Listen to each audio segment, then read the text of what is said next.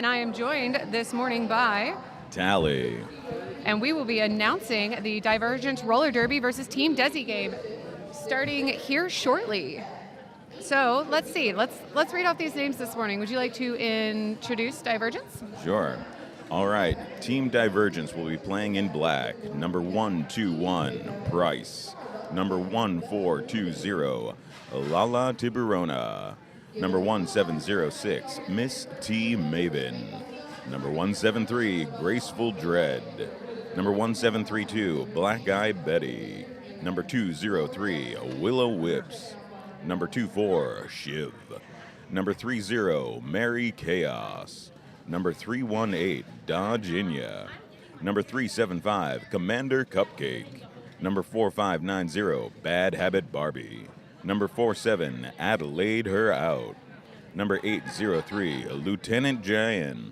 Number 616, Brute E-Licious. Number 66, Booty Fett.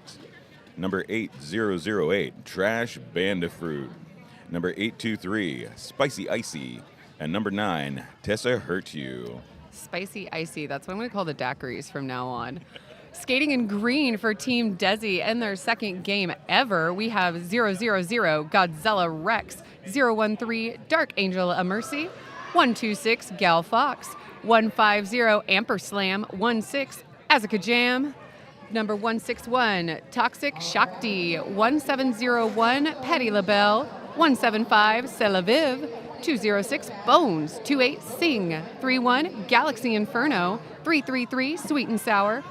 Their captain, 3404, Nikki Tricky Savi, 404, THZ, 424, Chu Blaka, 808, Yogi Nabasari, and number 826, Metallica Breath. That 5 seconds in the air does mean we're about to start off. Here goes the first jam. On the line here for, I think my sound might have just caught, for Team Desi, we have Sweet and Sour pushing out at the top of the pack, picking lead up for Team Desi.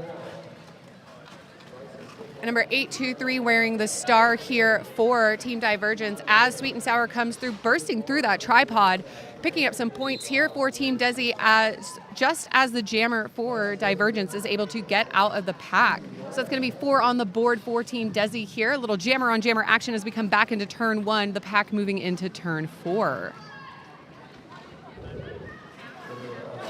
Both jammers coming around here. Sweet and Sour looking to grab some points, deciding to call it off to hold Divergence scoreless in this first jam, making our first jam a 4-0 jam in favor of Team Desi. And just a quick shout out to the officials while we come into Jam 2. We've got Flip, Wheeled, Assassin, French Thwarter. Well done. Mausoleum, Mortal Comcat, Ross Lambo, Fun Police, Identity Crisis, Misery Chop, Laddie, Zero Factorial, Bacon the Question, Arson Crafts, Pie Radical, Nopak Shakur, Sydney Vicious, and Luna Shovegood. On the line here for Team Divergence, we have Bad Habit Barbie pushing Team Desi out into past that pivot line just as the jammer for Team Desi is run back to that jam line. Looks like that's Azaka Jam wearing the star for Team Desi. Both jammers moving into turn 2. Almost out there at the top of turn 2, and we do have Bad Habit Barbie picking up lead jammer for Team Divergence.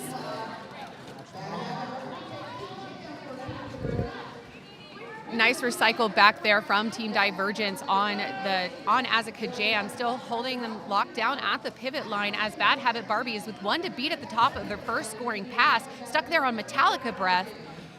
Metallica Breath doing some great chest-to-chest blocking here, bridging it out to the top, almost there, a few more feet to go, as we see Azaka Jam still working in this great tripod from Divergence.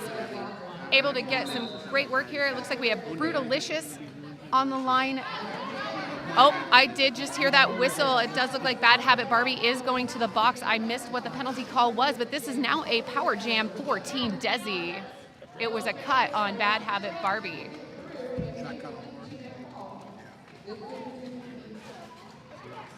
This defensive wall here from Divergence still doing some great work holding the jammer from Team Desi stuck in between this jam and pivot line. I don't think they've made it past the pivot line really yet this jam. Really showing some amazing tripod work here from Team Divergence.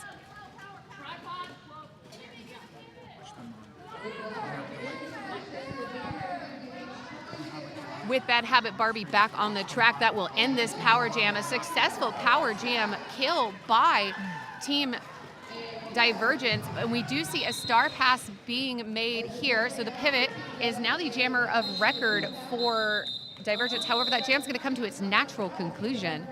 Let's see how many points Barbie was able to pick up there. Okay, so that's going to be 4 points for Divergence. So we have a tie game going in here, 4 points each jam for each team. Let's see what happens in this next one.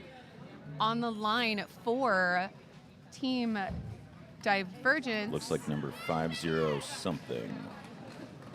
I think that's 173 for Divergence. So that's going to be Graceful Dread facing off against Amperslam from Team Desi.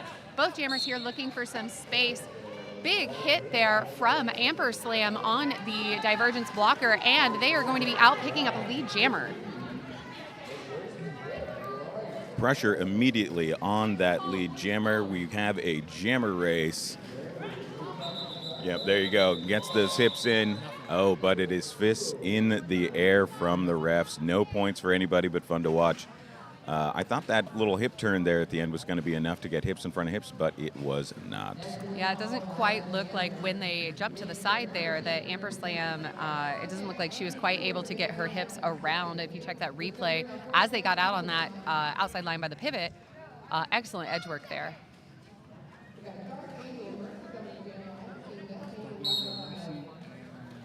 Jamming in black, Black Eye Betty versus Dark Angel of Mercy in green for Team Desi. Both jammers working here between that jammer and pivot line, with Black Eye Betty pushing up towards the top of the pivot, able to pick up lead jammer, but still swallowed up by the Team Desi defense here as we come into turn 1 to beat, and they are out. As we flash back here, we do see Dark Angel of Mercy looking for some space here, getting swallowed up by Team Divergence at that pivot line, just as some beautiful toe stop work there by Black Eyed Betty on the outside line at the pivot, picking up 4 points for Divergence. Team Desi getting a little distracted by playing offense there. Didn't quite take that jammer to the line, and that allowed that little toe stop run along that side there, dancing on by. As that blocker switched modes to go play O. The pack's starting to come together here, but we've got a little bit of a chaos situation here. All right.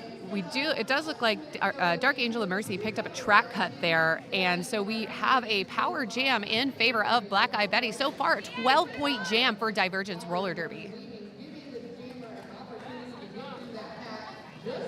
Team Divergence gets through with that scoring pass, keeps on going. This tripod is trying to keep it together as they wait for their skater to come back from the box. They are back now, but they are getting goaded back there and even getting pushed back a little bit.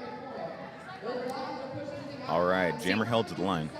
Seeing some great scrum-style defense here as we're coming into turn 3. The power jam has ended as Dark Angel of Mercy is back on the track. I do hear a whistle blow, and it looks like we're going to lose a blocker from Team Desi to the box, just as Black Eye Betty picks up 4 more points, making this a 20-point jam. This early in the morning, someone had their Wheaties. Yeah, I was saying on the way over, I'm glad I'm not doing full contact right now. Just all I'm doing is talking into a thing that I hold. I'm glad I'm not doing full contact this early this morning, but I do have the last 2 games this evening, so maybe I'll regret that. That is beast mode. I'm very impressed. Look at that beautiful dip there at the outside of turn 3 as that jam gets called off. Black Eye Betty picking up 4 more points, making that a 24-0 jam in favor of Divergence, bringing our score 28 for Divergence. Looks like a clean penalty box, so everyone gets their 4 skaters out there. Although I don't see... no, we do have one down from Team Desi for a directional block. Oh, big hit there from 1-2-1 on Divergence Roller Derby. That is Price taking Sweet and Sour back to the middle of the track here. Both jammers still looking for space, but Spicy Icy is out first, picking up lead for Divergence Roller Derby. And a huge run back there. Unfortunately, Team Desi kind of taking the bait and helping Divergence bridge back in that run back, and just increasing that distance for that jammer. Of course, that also gives that jammer an opportunity to kind of juke it out. So far, getting trapped to the inside. seeing a little bit of the adjustment to the floor this morning. From what I've heard from everybody who's been on the track, it's a little bit sticky. So I think everyone expected it to be slick, just because you see concrete and you think, oh no. But from what I've heard, it's roller derby. Looks like we have a timeout being called here by Team Desi. And this timeout is brought to you by Crash Course, Chrissy Crash. Life is short. Play a sport, I believe, is the tagline here, but you can sign up online for roller derby featured athletic training. New to roller derby, been in roller derby a while. Up your game. Sign up for Chrissy Crash sports training today. If you can't tell, your wonderful announcers are still looking for our readouts today, so let me give that to you again. So Crash Course helps busy roller derby athletes increase strength, conquer self-doubt, and create the habits of high performers to become all-stars and MVPs on the track and in life. Want to make 2-minute jams feel easy? Visit ChrissyCrash.com to learn more. Life is a contact sport. Win.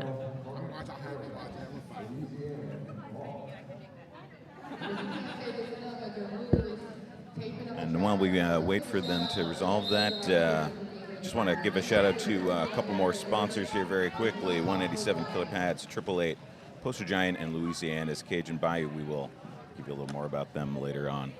So that whistle does mean we're about to see roller derby start again. I think we're about to see the 5 in the sky, as Bad Habit Barbie will be wearing the star for Divergence roller derby. I apologize, I can't see the number for the jammer of record for Team Desi at this time. Give me just a moment here, and it looks like that's Azaka Jam wearing the star. Both jammers pushing through. However, that's going to be Bad Habit Barbie out first, picking up lead jammer for Divergence roller derby. Beautiful outside toe stop work there from Azaka Jam. However, great defense from Divergence, able to swallow them up for just a moment, as she is now out and eligible to score points, as Bad Habit Barbie picks up 4 of her own. Bad Habit Barbie in an interesting situation here, just behind the not the lead jammer, and there it is. Yeah, calls it off before any points could be scored. Really smart call, even early in the game, to hold the team you're playing at as few points as possible, just in case you get a little tired in the second half.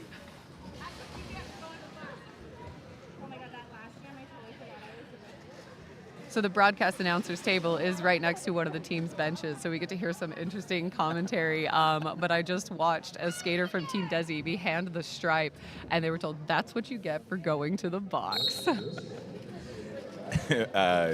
All right, Graceful Dread, jamming in black for Divergence Roller Derby versus Amperslam for Team Desi in green. Team Desi, lead jammer right away. This is an opportunity for Team Desi. Currently 48-4 in favor of Divergence. So Team Desi needs this lead jammer situation. Oh, unfortunately, gets a huge run back and forces a call off. And I see 2 fists in the air from the refs. No points scored. Yeah, Papaya on Fire yesterday got her nose ring pulled out. That's what happened. I saw the gushing, but I thought she had gotten hit in the mouth. But she began begging people to find it. They found a nose ring. They gave it to her, and she said, "This is someone else's nose ring." Oh my goodness! She goes to the bathroom, comes back with a tampon in her nose, and her team celebrates, like 1 inch from the announcer. I caught her as she was walking past the audience, and she's like, "I've always wanted to do this." So funny. On the line here for Team Desi, we do have Dark Angel and Mercy facing off against Black Eye Betty for Divergence. Black Eye Betty, I believe, has had lead every single time that she has been on the track, and we'll see it again. She's picking up lead here for Team Divergence Roller Derby. I keep looking at the track instead of the video feed that we have directly in front of us, but Dark Angel and Mercy looking for some space here at the top of turn 2, trying to get out, being held back by the Divergence Roller Derby wall, just 2 to beat, just as Black Eye Betty picks up 4 points. One of the things that's helping Divergence here is you can see them managing the track well. They just bridged very well to kind of keep that whole defense in play. They could have easily ended up in an out-of-play situation. It doesn't seem like a big deal, but that little bit of bridging really changed that whole pack there. Absolutely. It allowed for that last-minute run back, and it does look like that we see Dark Angel of Mercy picking up a forearm for Team Desi, making this a power jam for Black Eye Betty. Now, I believe Black Eye Betty was out on the track for the last power jam, and she was able to make quite a lot of use of it. So let's see if we see the same thing here.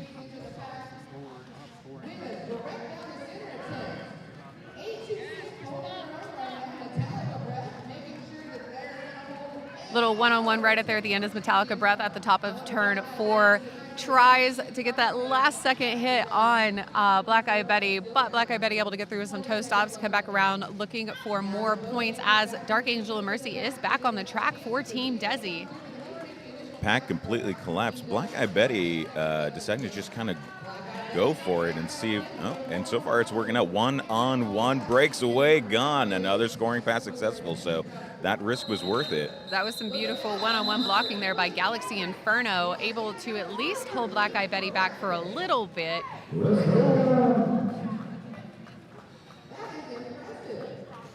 We are going to see another 20-point jam there from Divergence Roller Derby. So that's going to bring our score 68-4, Divergence Roller Derby.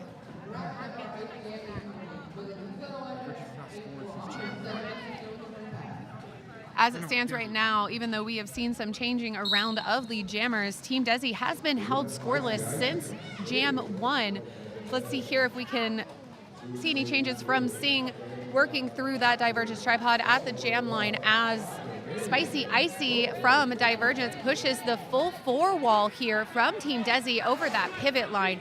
Just a few left to beat as they are going to find themselves shortly here out of play. We will see a high block assessed to Divergence Roller Derby, making this a power jam for Team Desi. Maybe they can break that scoreless streak. Huge power jam opportunity for Team Desi right now. That bridging also helped, by the way. So they're definitely playing a better jam right now.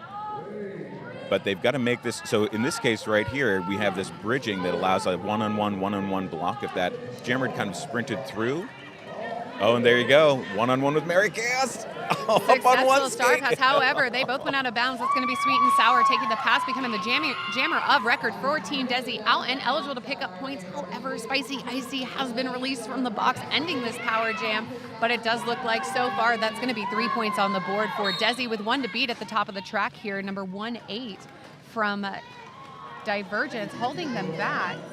This team even at the number change. Oh, that makes sense. I thought that skater looked familiar. Yeah, we have many corrections we're working our way through on this roster here.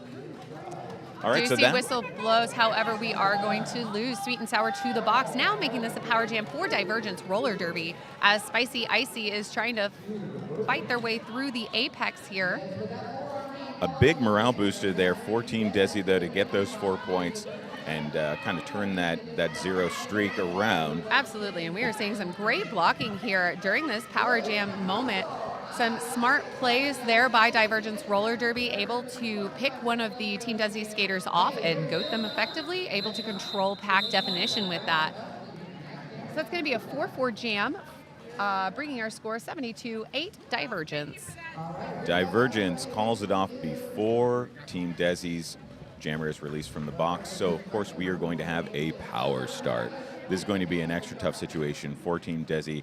If Divergence can go and grab that lead jammer in the maybe 5 seconds left in that penalty, that's going to hurt. But of course, Team Desi has an opportunity to shut this down, and if they do, they've got a lot of wind at their sails.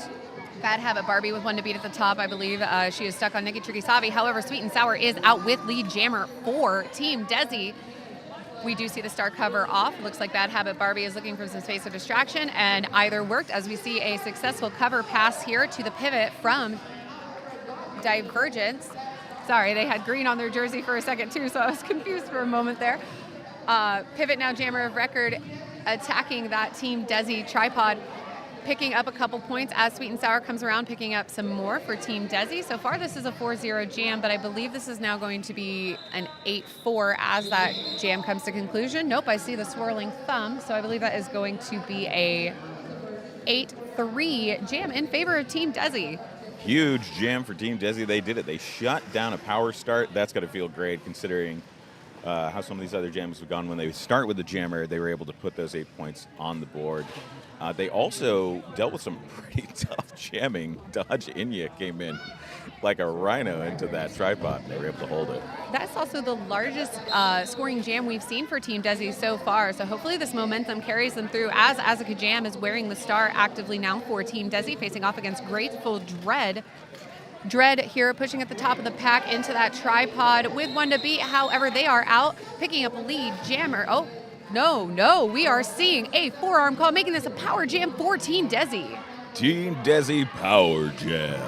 Huge opportunity to score right now. Their goal is to do lap after lap in these 30 seconds, or maybe call it off and steal a little power start for themselves. But so far, Divergence wants to play the best defense of their lives, and they are doing it. Look at that run back. Run backs are effective, but during a power jam, it's just pulling seconds out of the penalty clock. Metallica Breath giving some great offense there as Azaka Jam picks up lead jammer. Both teams now have blockers in the box, so no real pack advantage, but definitely a better situation for either jammer. And Divergence kind of overplays their hand there, runs that jammer all the way back, ends up creating that one-on-one situation. And this time, Team Desi was able to exploit it. Multiple times before, they kind of took the bait and ended up just guiding into the tripod. But this time, one-on-one. Good jammer can juke them all. Never get them a chance to bunch up. More points put on the board for Team Desi. They now have 20 points, 75-20. Seeing a bit of momentum gain here by Team Desi in these last 3 jams. Excited to see what they do with it moving forward. On the line for Team Desi, that is Amper Slam facing off against Black Eye Betty.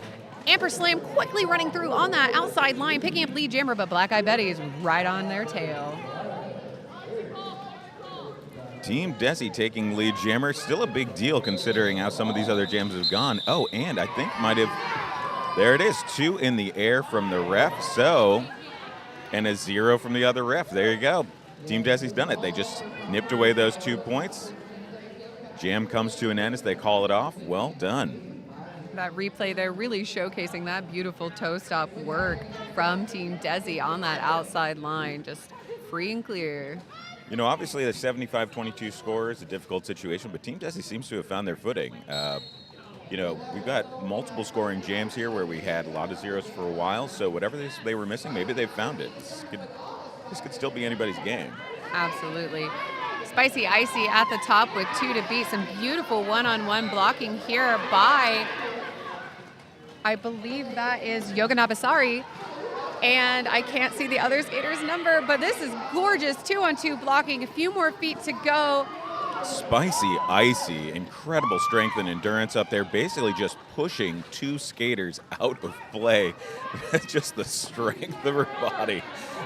Very impressive work there, and that gave her lead jammer. Star cover pass was completed to Yoganabasari.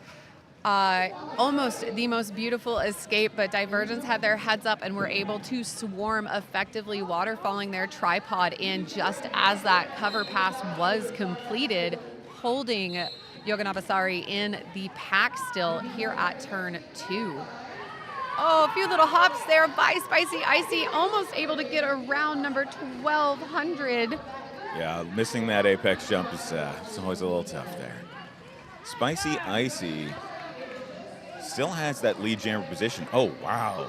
So, you know, gets trapped to the outside for a couple of seconds, but actually manages to create some chaos in the pack, exploit it, run to the inside, and gone. It is now 79 Divergence, 22 Desi. 4 points on the board so far for Spicy Icy. More points going up off the hands of the refs. Another clean pass right through that pack. In this case, unfortunately, Team Desi kind of fell for some offense there and split up the pack.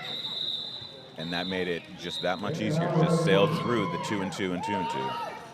That whistle does mean we are going into halftime, ending this first half with an 8-4 jam in favor of Divergence, but Team Desi still keeping points on the board, not giving it away to Divergence Roller Derby. Let's give some shout-outs to our sponsors as we head into halftime. Poster Giant, big thanks to Poster Giant. From wild posting and guerrilla marketing to digital campaigns, Poster Giant makes your message stand out. Need to get the word out for your next big event? Visit postergiant.net today and let them take your promotion to the next level.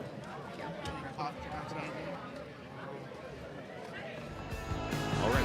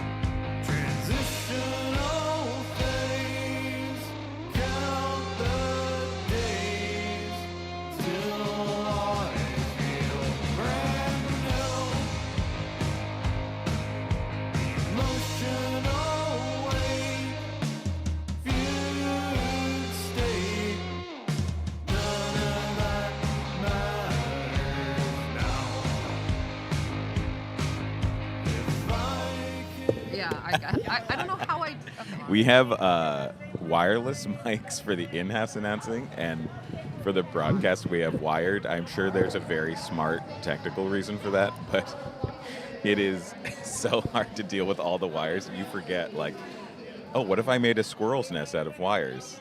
Let's try you that could now. just call me out, because somehow I managed to wrap my headphones around my microphone wire without taking my microphone out. It's talent at this point, honestly. We are back in Divergence Roller Derby, 83 points. Team Desi, 26 points. Halftime is over. No one really in a lot of penalty trouble after that first game. We actually had a pretty even split for lead jammers between both teams. However, those power jams are really why we're seeing such a differential in score. Team Divergence Roller Derby able to take advantage of those power jams. Speaking of Divergence, we have Bad Habit Barbie with the amazing blue pigtails. She told me I had to talk about them. Sweet and sour runs out. Little jammer on jammer action. Barbie going to go ahead and call that off before Team Desi can pick up any points. Beautiful defensive work by Sweet and Sour as the jammer, making sure that jam gets called off. Bad Habit Barbie making it look very cool. She asked us to talk about her hair. Very cool hair during that call off. It flows so beautifully, especially when you have that lead jammer designation behind you. Look, here we go. Look at the beautiful pigtails as they go through. However, that quick hit by Sweet and Sour forcing off that call off. On the line here, we have Azaka Jam wearing the star for Team Desi, facing off the lead jammer, Mary Chaos, wearing the star for the first time this game. Mary Chaos with that signature shoulder punch through that tripod like it was just a knife through butter. Classic Mary Chaos. Coming through, picking up her 4 points and calling off that jam, holding Team Desi scoreless.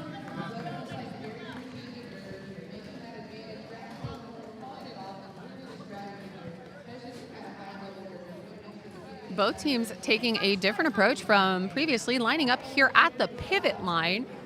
I bet we'll see a sync back once that 5 seconds gets called. But for now, everyone's kind of scrambling around for a little bit of space. And there we go at that 5 seconds. Both teams rolling back to that jam line. And that whistle is off. We will see Graceful Dread wearing the star for Divergence Roller Derby and Amperslam for Team Desi. However, Graceful Dread is out at the front. They are picking up lead jammer for Divergence. Team Desi kind of making a little bit of a mistake there, turning most of their team around to face the jammer, and kind of allowed Graceful Dread to just kind of smash their way through that pack rather than having to deal with risking a back block or to be a little more careful there, and that may have been what got Graceful. Lead jammer, and now a scoring pass with 91 points so far for Divergence in black. Team Desi still 26 in green.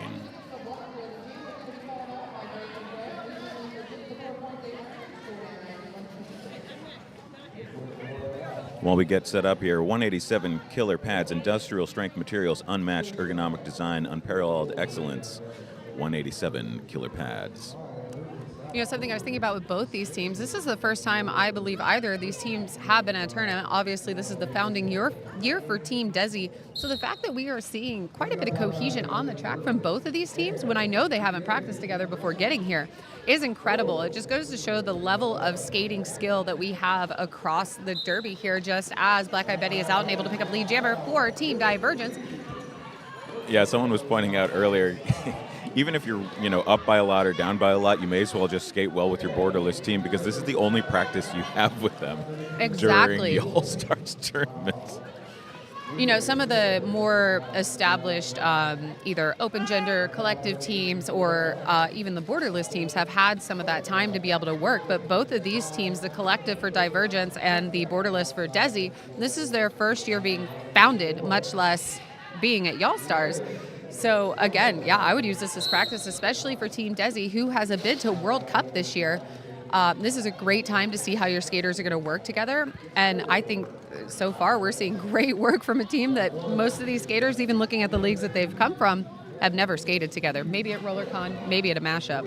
Dark Angel and Mercy kind of running out of gas a little bit here, trying to get that pass together, and I think Divergence can see it. So unfortunately, just kind of trying to push through that pack, but gets cleared to the outside, run back, and that pivot is pretty far away. So completely sunk into that tripod from Divergence, and that looks like that is, let's see, 18, so that's Miss Team Maven, and we have 375, which is Commander Cupcake, really pioneering the backside of that beautiful lead out there from Maven on Dark Angel and Mercy, running Angel back to that pivot line as they are reabsorbed into that tripod. Desi coming back, looking to do some offense, and instead we're going to see a star pass there to 161, which is Toxic Shakti. Now the jammer of record, however, getting caught by Lieutenant Jan at the top of the pack and being run back as Black Eyed Betty comes around picking up some more points. Yeah, Toxic Shakti was actually in the Hampton Inn and Suites penalty box, presumably enjoying their delightful pools and a continental breakfast. So unfortunately, that pass fake didn't really mean anything to Divergence. They knew they didn't have a pivot to pass to. And as soon as that pivot came in, unfortunately, Divergence went straight for him, knowing what comes next when the tire jammer's holding the star. So absolutely beautiful jam awareness there, track awareness, etc. On the line for Team Desi, we have Sing facing off against Spicy Icy from Divergence Roller Derby. Spicy Icy living up to her namesake here, giving Spicy a couple hits as they come around, picking up lead jammer. Oh, the star falls to the floor, forced to recover it. All right. Good situation there, trying to figure out where that star was. I'm glad it was recovered quickly. Spicy Icy continues to be lead jammer with 111 to 26. Meanwhile, we've got our producer here reminding us that we need to watch the screen in front of us instead of the Derby 15 feet in front of us. That way we're sitting here bobbing around like little groundhogs or prairie dogs peeking out and see what's going on. Very hard to be retrained to stop watching roller derby. Seeing here working against that tripod from Divergence, that looks like it is, I want to say Chublaka with that big hit there. Oh no, I'm sorry, that's Shiv. Shiv with that big hit on Sing, taking Sing back behind the pivot line just as Spicy Icy comes around. I'm having to put my hand around my face so I stop looking at the track. Coming around, re-engaging. It looks like that is Sweet and Sour, who has been a bit of a triple threat this game. Jamming, blocking, pivoting, doing a little bit of blocking while they're jamming. Risky run back there by Team Divergence, but it worked out. Really took it right to the out of play line and opened up an opportunity for a lot of one-on-one blocking. But so far, Team Divergence has made it work, and Spicy Icy is still just making lap after lap. 12 points so far. I see another 4 points coming off the hands of that ref. So tough situation for Team Desi right now as Divergence almost makes it feel like a power jam out there. As that Star Pass was completed to Sweet and Sour, we are going to see that jam come to an end, making that a 16-0 jam in favor of Divergence, bringing our score 127. Divergence Roller Derby, 26 points, Team Desi.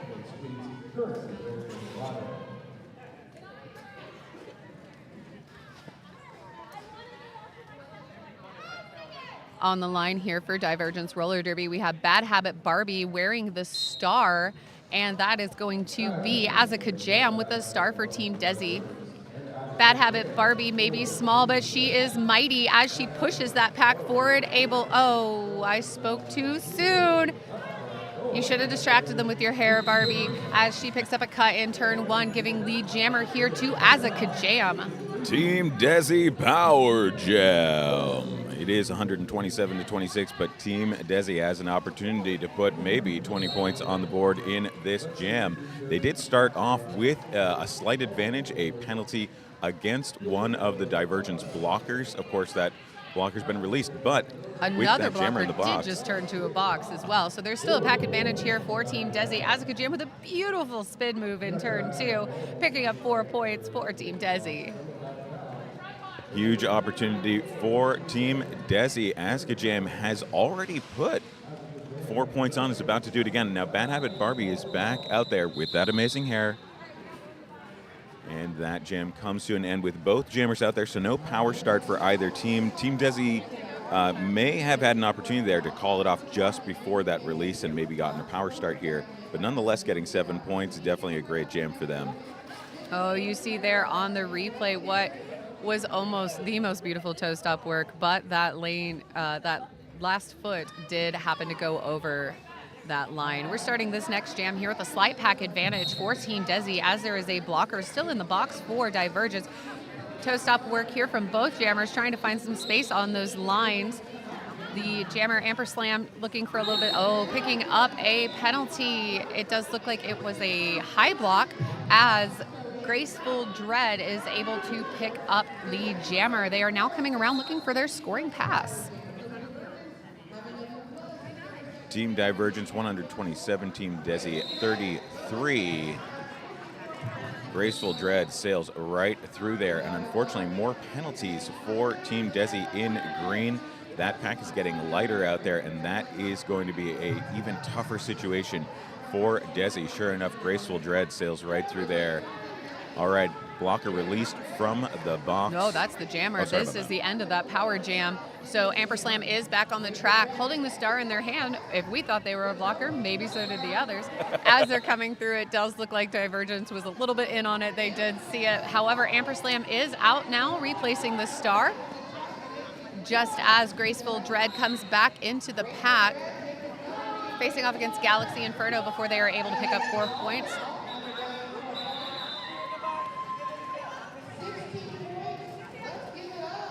And what we will see is at the end of that jam, Willow Whips picked up a penalty. So this is going to be a pretty good start for Team Desi, as Divergence has 2 blockers in the box, giving a very large pack advantage here. 3 blockers in the box. So our jammer from Team Desi only has 1 blocker to beat, and that's Lieutenant Jan on the track for Divergence. Doing some great one-on-one blocking, able to actually hit and run back the jammer, Lieutenant Jan. Taking that jammer all the way back, just as Misty Maven is also released from the box. We will see a power jam here for Dark Angel of Mercy for Team Desi as well. Beautiful one-on-one. They haven't really been able to get into a wall yet, blocking from Misty Maven and Lieutenant Jan. Another cut track, so unfortunately Team Divergence is down another skater. So this has ended up being kind of a battle between, Divergence picking up a lot of points here, but also a lot of penalties. We don't have all the tracking here, but I wonder if Divergence is starting to get close to fouling out some of their skaters. What I've seen so far is that there have been a lot of penalties, but it looks like they've been spread out pretty well throughout the team. So while they're going to the box, I don't think we have anybody quite in trouble yet. I say that as another Divergence roller derby member goes to the box. We did see a star pass to Shiv, and now the jammer of record for Divergence, just scooting by on the outside there, picking up 4 quick points for Divergence, as Sweet and Sour is also the jammer of record. That means we have had 2 star passes in this jam, so this is going to go for the full 2 minutes. 39 seconds left in Jam 8 here. Team Desi having a hard time establishing that tripod, and that allows Shiv to kind of start working their way through there, and sure enough finds it to the inside. Another 4 points on the board. Now going back to play offense, which breaks up that tripod.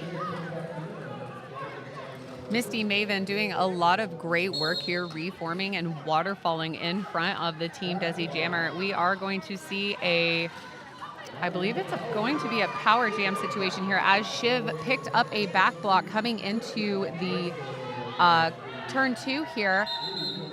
Sweet and Sour able to get out right at the end of that jam, completing the 4-point pass for Team Desi, as Divergence was able to pick up 10. That's going to bring our score 153, Divergence roller derby, and 40 points for Team Desi. Honestly, beautiful blocking work from both teams there. The exchange in the power jam, we also will have a power start here for Team Desi, as we see a timeout called for Divergence roller derby. This timeout will be brought to you by Crash. It's a Crash Course timeout. So that's going to be Chrissy Crash. Crash Course helps busy roller derby athletes increase strength, conquer self-doubt, and create the habits of high performers to become all-star MVPs on the track and in life. Want a custom training plan with derby-specific workouts, nutrition strategies, and athlete mindset development curated by our epic team of coaches so you can level up this year? Visit ChrissyCrash.com to learn more. Life is a contact sport. Win. And 888 elevating derby safety standards with cutting-edge technology. 888. They have the deep cover helmet, low profile, the best fit options, and the most certifications. 888, we've got you covered. Now, as far as team timeouts go, I think Divergence made the right call in making that timeout. Just kind of calm the blockers down a little bit. We saw a lot of penalties in that last jam. However, it also gave Team Desi time to strategize how they're going to handle this power jam coming in. So a little bit of a double-edged sword here, and hopefully Team Desi is going to be able to capitalize on taking that time to be able to discuss an offensive strategy.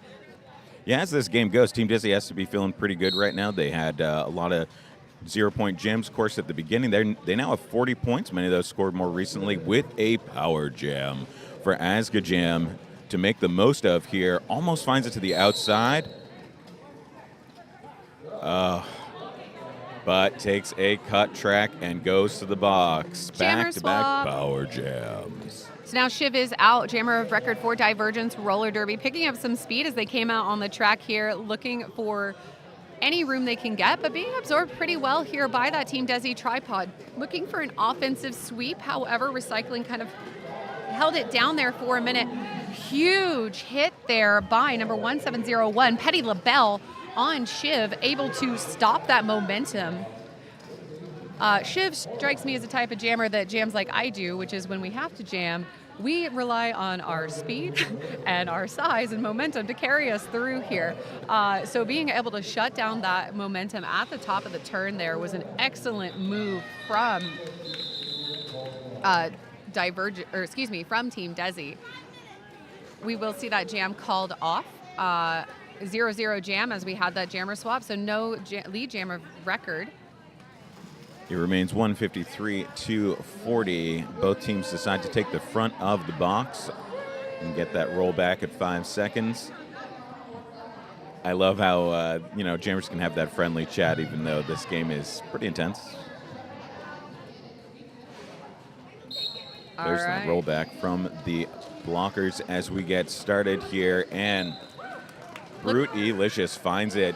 Jukes to the inside, jukes to the outside, gone. Lead jammer, Divergence roller derby. Also the first time Brute has worn the star and started behind the jammer line this game. It looked like Team Desi there tried to start in a bit of a 2-2 fashion. It didn't quite work out. I personally, that would not have been the jammer I would have utilized that on. But I love seeing new strategies being implemented when they're like, hey, let's change things up. Let's see what works, what doesn't for us. Team Desi has made that star pass. To Divergence is onto them.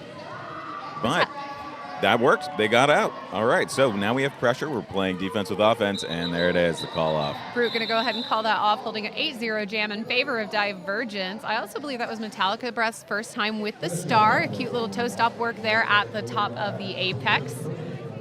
Metallica Breath, a skater for Team Texas and Texas Roller Girls. Love getting to see her out and about. Do have a slight advantage here for Divergence Roller Derby as Team Desi has a blocker in the box. However, both jammers are on the track. Desi doing an incredible job of awareness of that pack advantage, taking the top of the pack, but it's not going to stop Price as they get out and pick up lead jammer. Amperslam, the jammer of record for Team Desi here, getting knocked out at the pivot line. Coming back and around with beautiful recycling here by Willow Whips, Misty Maven, and I believe that is Lieutenant Jan for Divergence Roller Derby.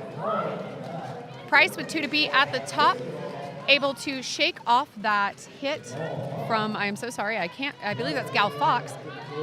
Yeah, I thought that Team Desi pass was pretty slick. Even I thought it was pretty sly there, but man, Divergence was on them right away. Gal Fox is taking that pass, but man, Divergence was on them right away, and there it is. That tripod is completely on top of Gal. Meanwhile, Price is taking lap after lap, as we've seen many times in this game. Divergence just putting 4 points, 4 points, 4 points. Oh, but Team Desi has caught this jammer. Oh, here comes some offense, and yep, breaks up that 2-wall. Team Desi recycles back to go and play some offense, see if they can get that jammer out.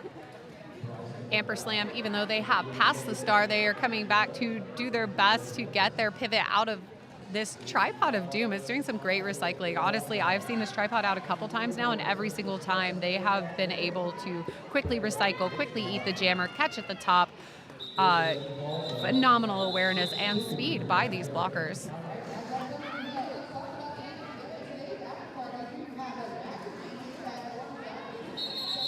We are going to see a timeout called here by Team Desi.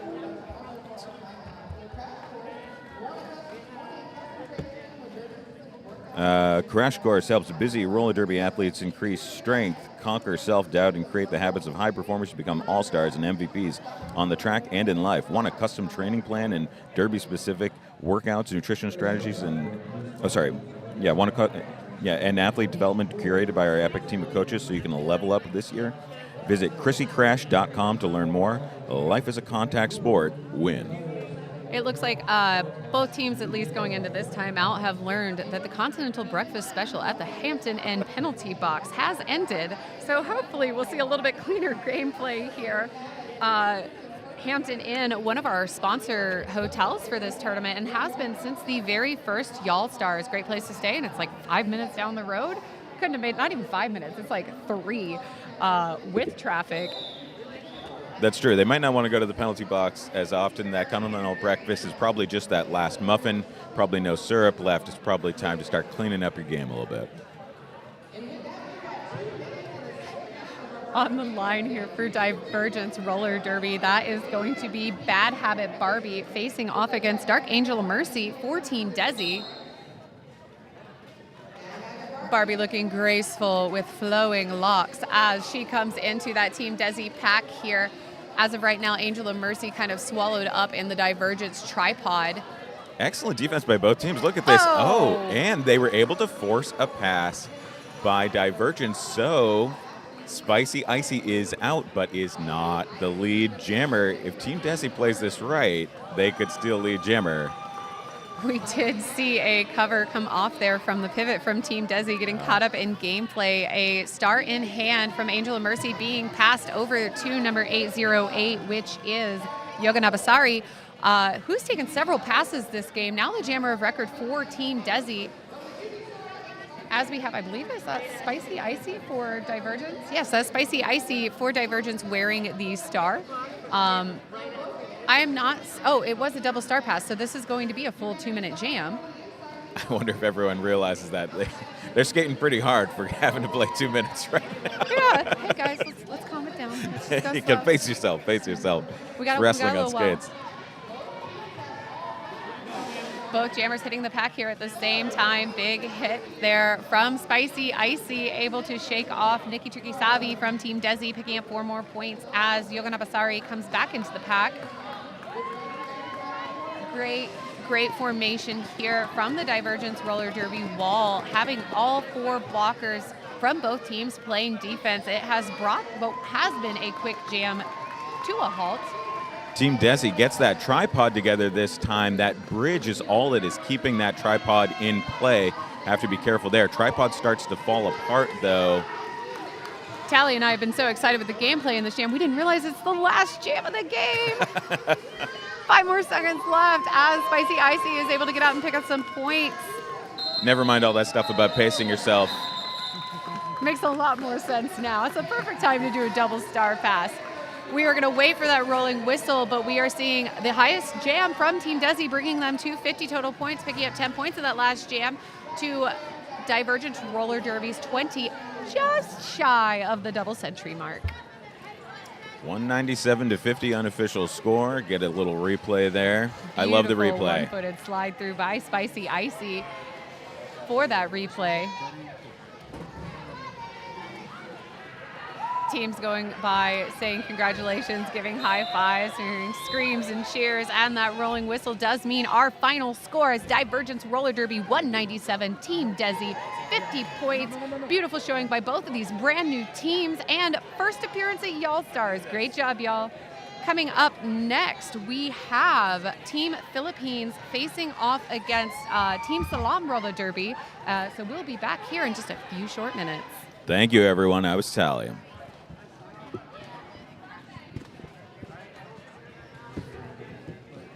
MVP options that they're picking. We pick the MVPs, by the way, too. Okay.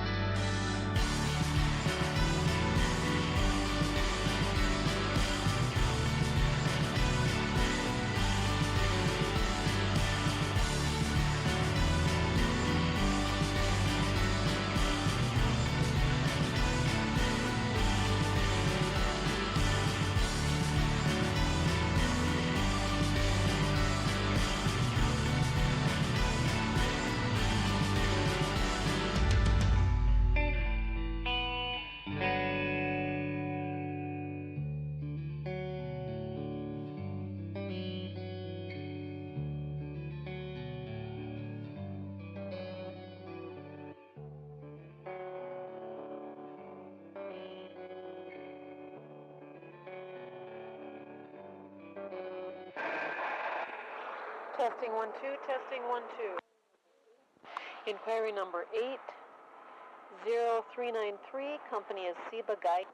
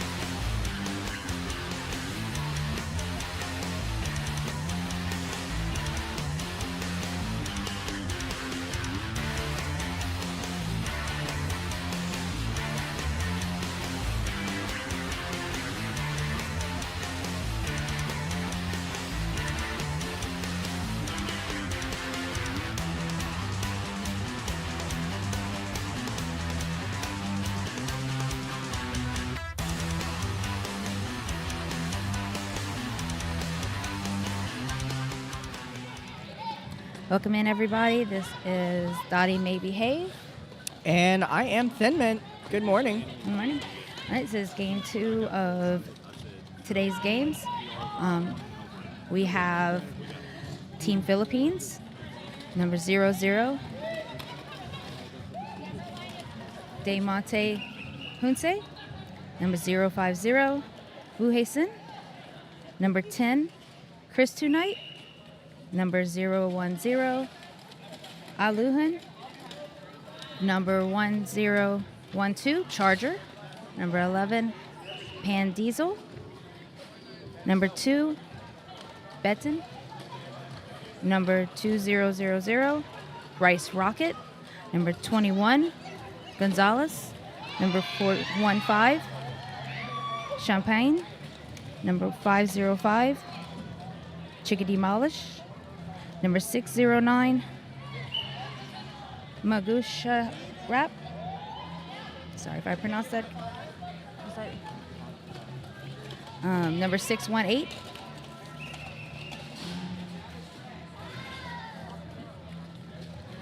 Quitting, number 718.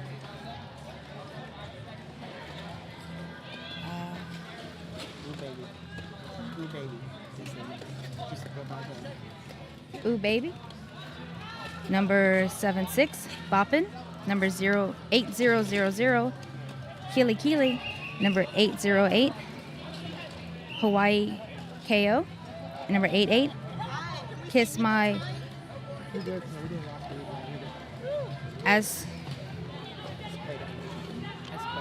Asqueda.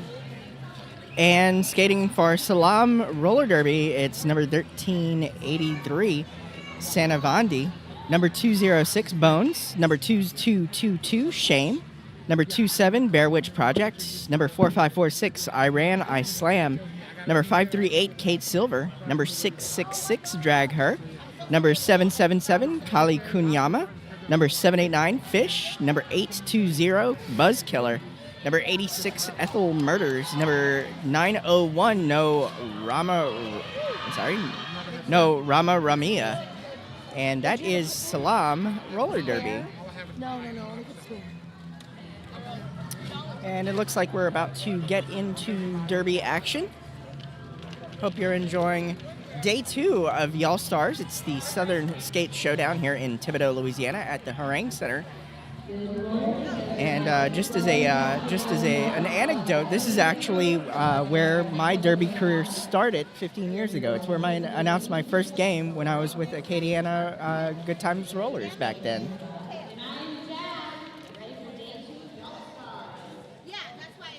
And of course, Dottie, my co-announcer with Acadiana Roller Derby currently.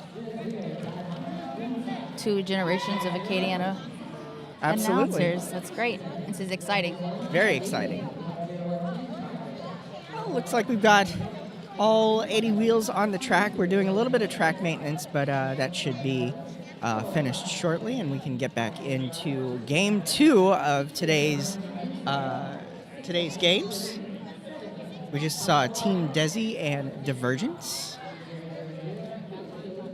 We've got some great games later today with Indigenous Rising Jewish Roller Derby. Team Louisiana plays again today. Team New York, Team Canada, who we saw put in a dominating performance yesterday, will be playing today at 1:45. Also, we've got Fuego, Latino, and Black Diaspora at 3 o'clock. Pennsylvania and Beastside sometime around 4:15.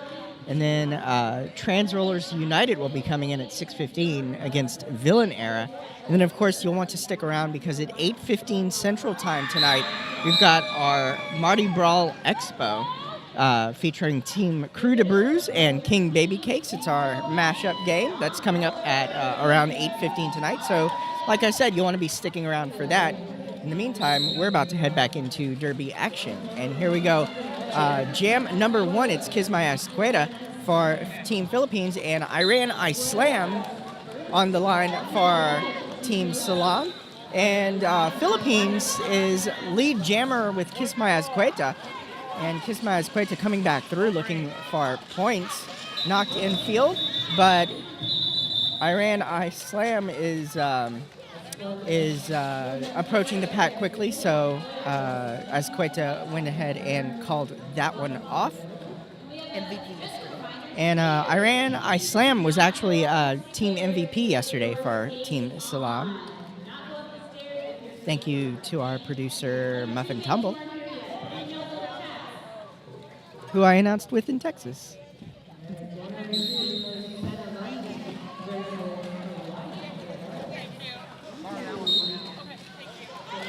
Jam line, we have Hawaii KO for Philippines. And they are our lead jammer. And that's Senavandi on Team Salaam.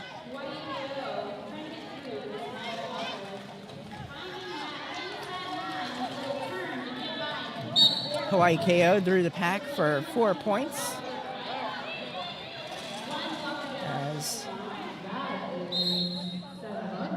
And with a little bit of fancy footwork, Hawaii KO is back through for Forrest. Senavandi, in the meantime, sent to the penalty box on a track cut. Pack rounding turn number 2 into the back straightaway. Hawaii KO re-engaging for points. Takes a little spill at the front of the pack. Now up against a wall of white to contend with. Fighting through. This wall of white is not letting up. Salaam is doing a fantastic job of penalty killing as Hawaii KO has re-entered the pack. I'm sorry, Senavandi has re-entered the pack.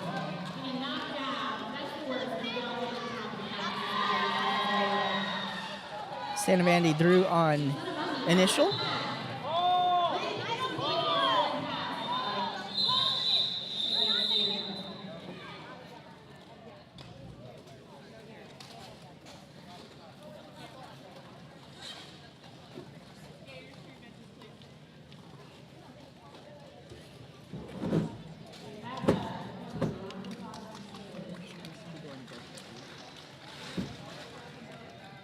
Oh, is it? Okay, thank you. I know, I looked, I'm like, wait, I didn't even see the folks. Narrate for a second, I've got to...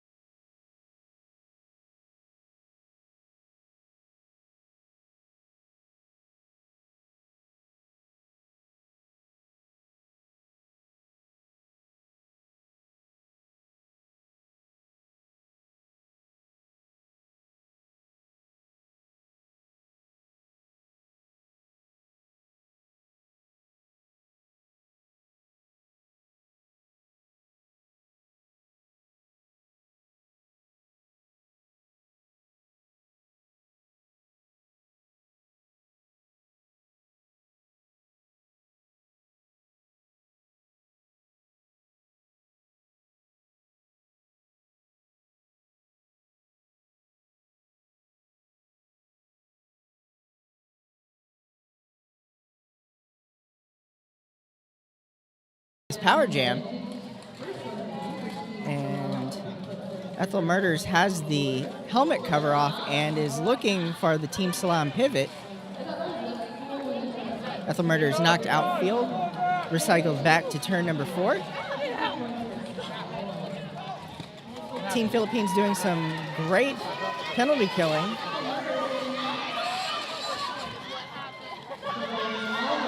Keeping Team Salaam from scoring. Meanwhile, Boppin is back on the track, stuck behind a tripod of white at the pivot line. Both walls not giving any mercy to these jammers. No, these are very solid walls on both teams. And so that's a 4-point jam for Team Philippines. Salaam held scoreless.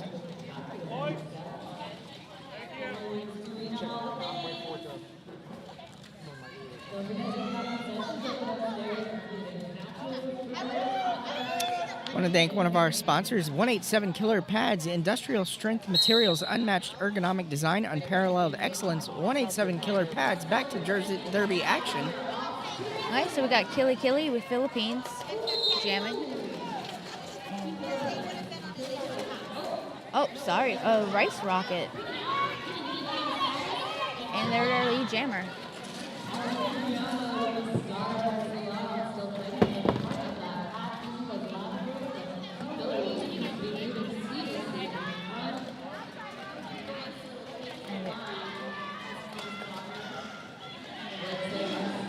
And Rice Rocket is lead, but is tied up in a wall of white. Rice Rocket is set free for 4 points.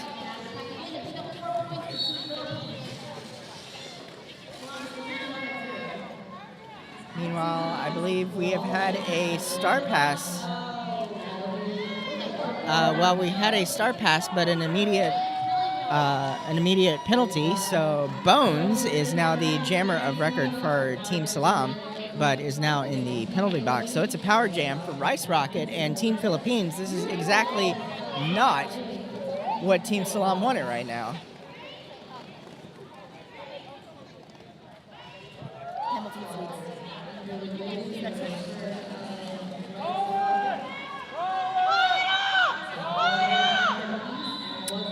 And Rice Rocket is going to call off the jam after a 12-point jam, locking Team Salaam in the Hampton Inn and Suites penalty box. Let's take a look at that. Bones is going to get an extended stay at the Hampton Inn. There you go. And a 15-point jam instead. And so it's a 15-point jam for Team Philippines, bringing the score to 37-0 in favor of Team Philippines.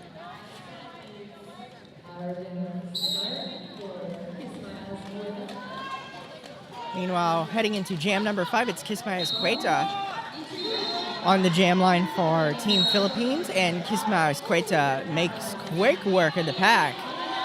Lead jammer Team Philippines, Bones back on the track as well, and out on initial. Kisma Escueta coming back around as the pack rounds turn number 1 into turn number 2. But Team Salaam is hot on their skates, so that forces a call off. Team Philippines picking up only 1 on this jam.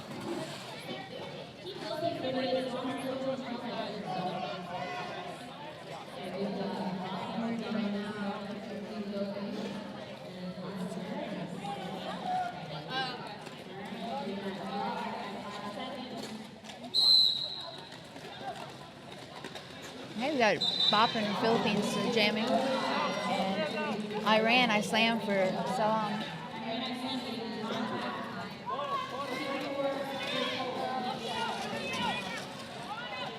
And Boppin making her way through that pack. Oh, okay. My apologies, they.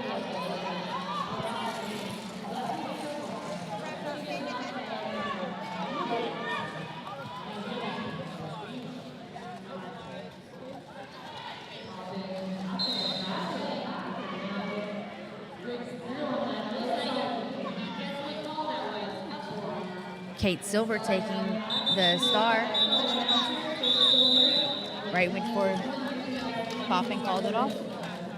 Kate Silver, also a familiar name if you've been keeping track of the streams this tournament. Kate Silver is also an announcer and will be joining us on stream sometime later today.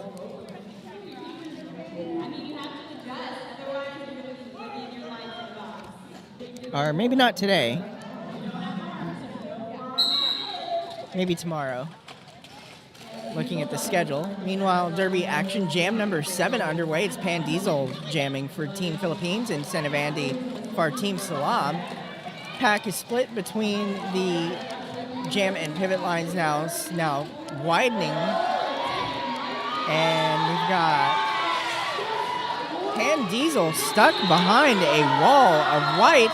And Santa Vandy is through lead jammer for Salaam, but unfortunately gets a penalty And unfortunately, the first lead for Team Salaam has been spoiled, as Santa Vandy has been sent to the penalty box. Pan Diesel, meanwhile, through on initial as the pack rounds turn number 2.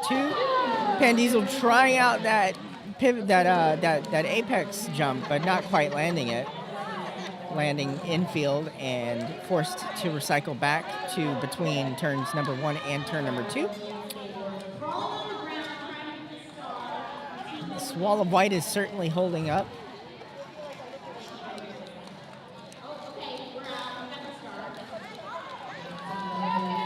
And that is, I believe, Quitting, who is giving Pan Diesel some... Pan Diesel actually was, so lead was not called for Santa Vandy. Instead, lead has been called for Pan Diesel. So the penalty happened before the lead jammer was called, and now Santa Vandy is going to be returning to the Hamilton Inn penalty box. So we're going to be starting this next jam as a power jam. After we roll this beautiful bean footage.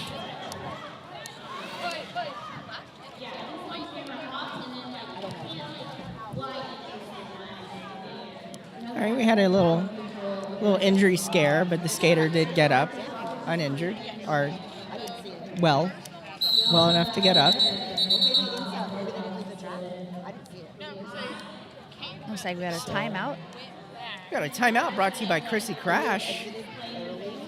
Crash Course helps busy roller derby athletes increase strength, conquer self-doubt, and create the habits of high performers to become all-stars and MVP, both on the track and in life. Want to make 2-minute jams feel easy? Visit ChrissyCrash.com. That's KRISSYKRASH.com. To learn more, life is a contact sport. Win.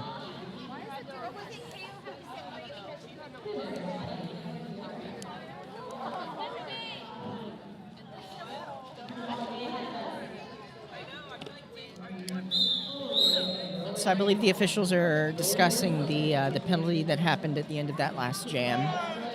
I don't know if decision. Nope. All right, and we are getting into jam number 8 with Azqueta, lead jammer. Before I could even finish saying the jammer's names, it's Kisma Azqueta, lead jammer, Team Philippines, Santa Vandy, iced in the penalty box. In the Hampton Inn and Suites penalty box for that continental breakfast as the pack rounds turn number 1 into turn number 2, but Kisma Azqueta makes generous work of that pack, picking up 4. We got a double checkout back onto the track. I saw that. Hope they left their towels on the floor. And that's going to force the call off. Who took that star?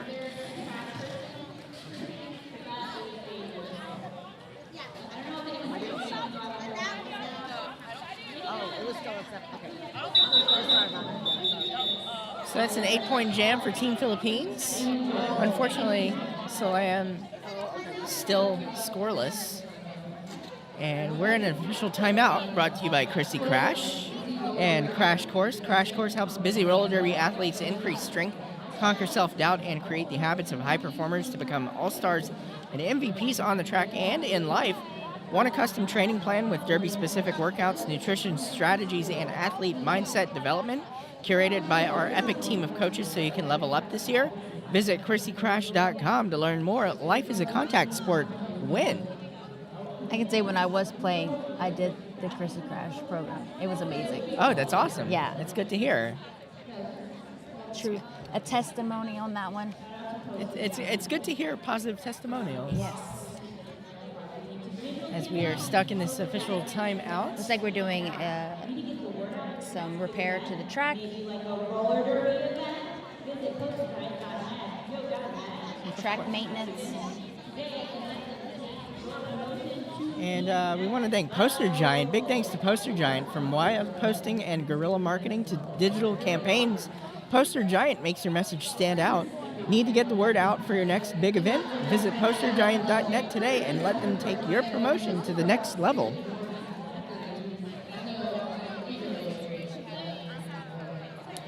Also want to thank our officials for this game: Atomic Annie, Dexter, Punisher, Fun Police, Block Nest Monster, Ivana Rage, Night Trotter, Wildside, Rocket Chop, also Mad Jack Churchkill, You'll Need a Rehab, General Helativity, Colonel Angus, Nomad, Kilobyte, Sven DeFore, and Shrimp and Roll.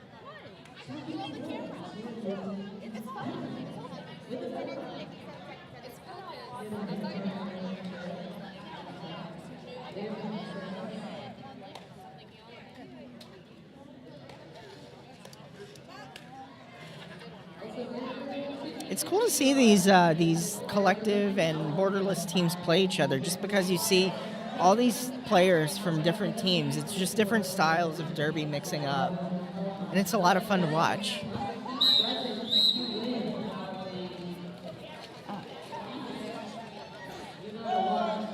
All right, that whistle means we're getting back into derby action. 5 seconds till whistle. There we go. Jam number 9 of the first period. Just under 7 minutes left to play. Boppin on the line for Philippines, and Ethel Murders jamming for Team Salaam.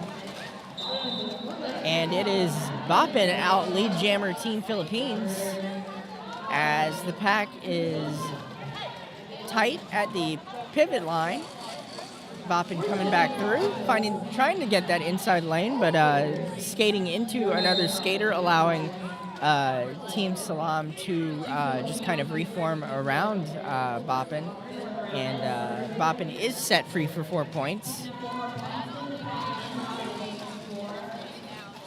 And Boppin coming back through, looking for more points, getting some assistance from a Team Philippines blocker, and sliding through for 70 points, or sliding through for 4 more points, bringing the score up to 70 for Team Philippines. And Ethel Murders still stuck at initial at the pivot line behind a wall of black, trying to get some assistance from the Salaam pivot, but nothing happening. That tripod holding steady as Boppin comes back around, skating into a couple of skaters for Team Salaam, but everyone getting back up and reforming quickly, holding Boppin back, but only slightly, as Boppin is through for 4 more points.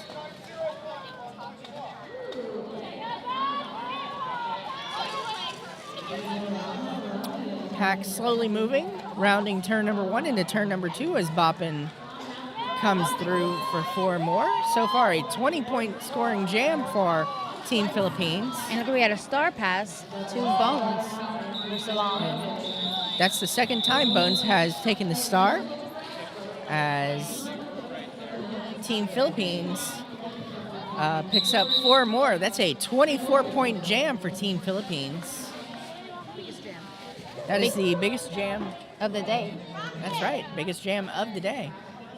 As we need a little bit of track repair, so another official timeout is called. And of course, these timeouts are brought to you by Crash Course. Ready to make 2-minute jams feel easy? Tired of second-guessing your training routine? Want to feel more confident when you step on the track? Then Crash Course is for you. We turn skaters into MVPs. If you start Crash Course today, in 4 weeks, you'd be less tired at the end of a 2-minute jam. In 8 weeks, your footwork will get you to the line faster. And in 12 weeks, you'll be the skater that everyone wants in their pack. Life is a contact sport. Win with Crash Course. Visit them at chrissycrash.com. With a K. With a K. With 2 Ks. 2 K. I'm looking at the sponsor read, and it's Chrissy Crash with 2 Ks for the domain name, but Crash Course still has that C, so interesting. It's early. I haven't had my coffee yet.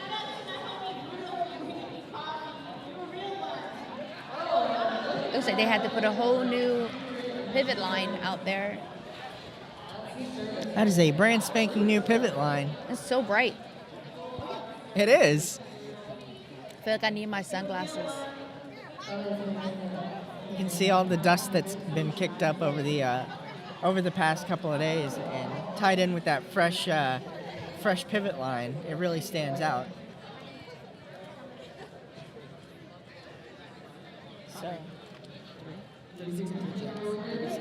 So Boppin has scored 36 points in 3 jams for Team Philippines. So 36 points of those 86. That's a good. Of those 50 points, or only 50 of Philippines points are not scored by Boppin. So that's pretty significant. Again, thanks to our top-notch producer, Muffin Tumble.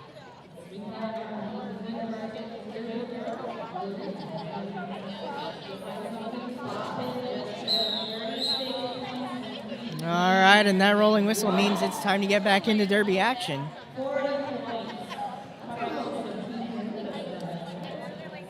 Next whistle starts the jam.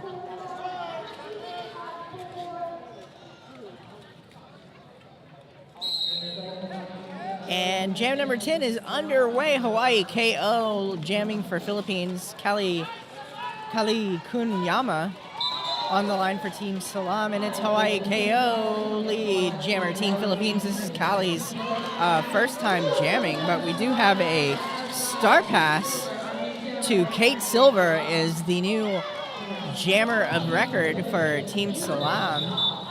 And Boppin's going to get those 4 points before Kate Silver can get back to the track, get back to the pack, rather. Hawaii KO. Hawaii KO, I'm sorry, Hawaii KO. Our other big score for That's right. Philippines. So before Hawaii KO could, before Kate Silver could get back to the pack, Hawaii KO goes ahead and calls that one off with 4 points on the jam, bringing Philippines up to 90.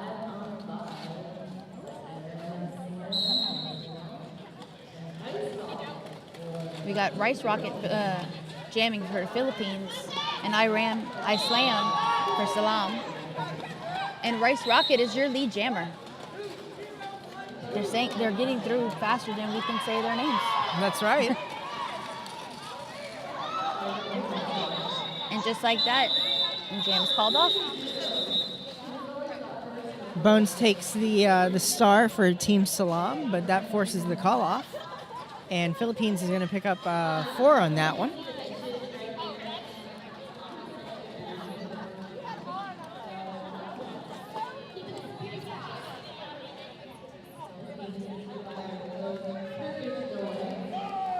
Can't say enough about the Philippines defense. Absolutely. They are just rocking it out there. Absolutely. Kismayas Cueta wearing the star for Team Philippines, and Sanavandi for Team Salaam.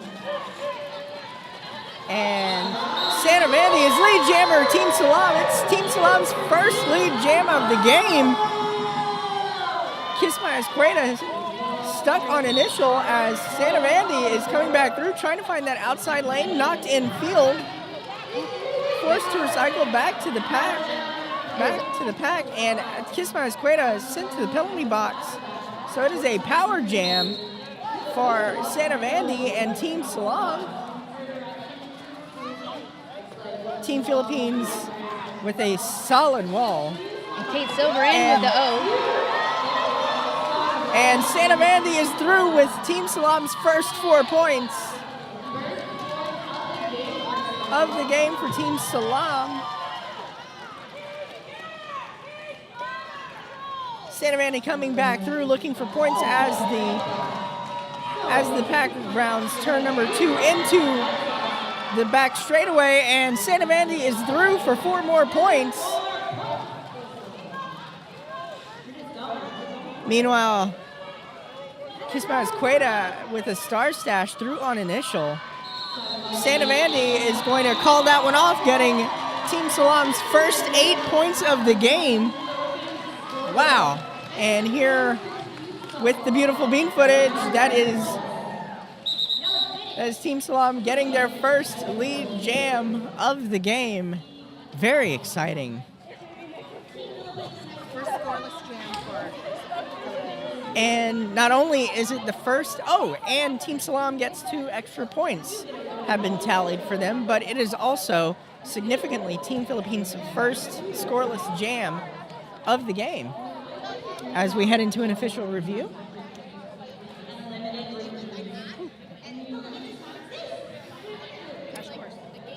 And we are in a Crash Course official review.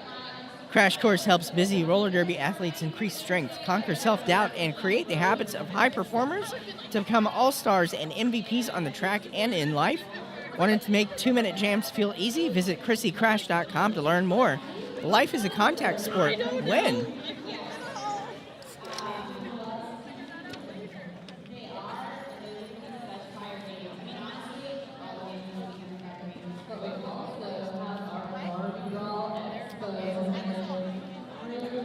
And we've just got under a minute and a half left in this period. We've got the Y'all Stars mascot, the Mardi Gras alligator, standing by at turn number 1, ready to entertain.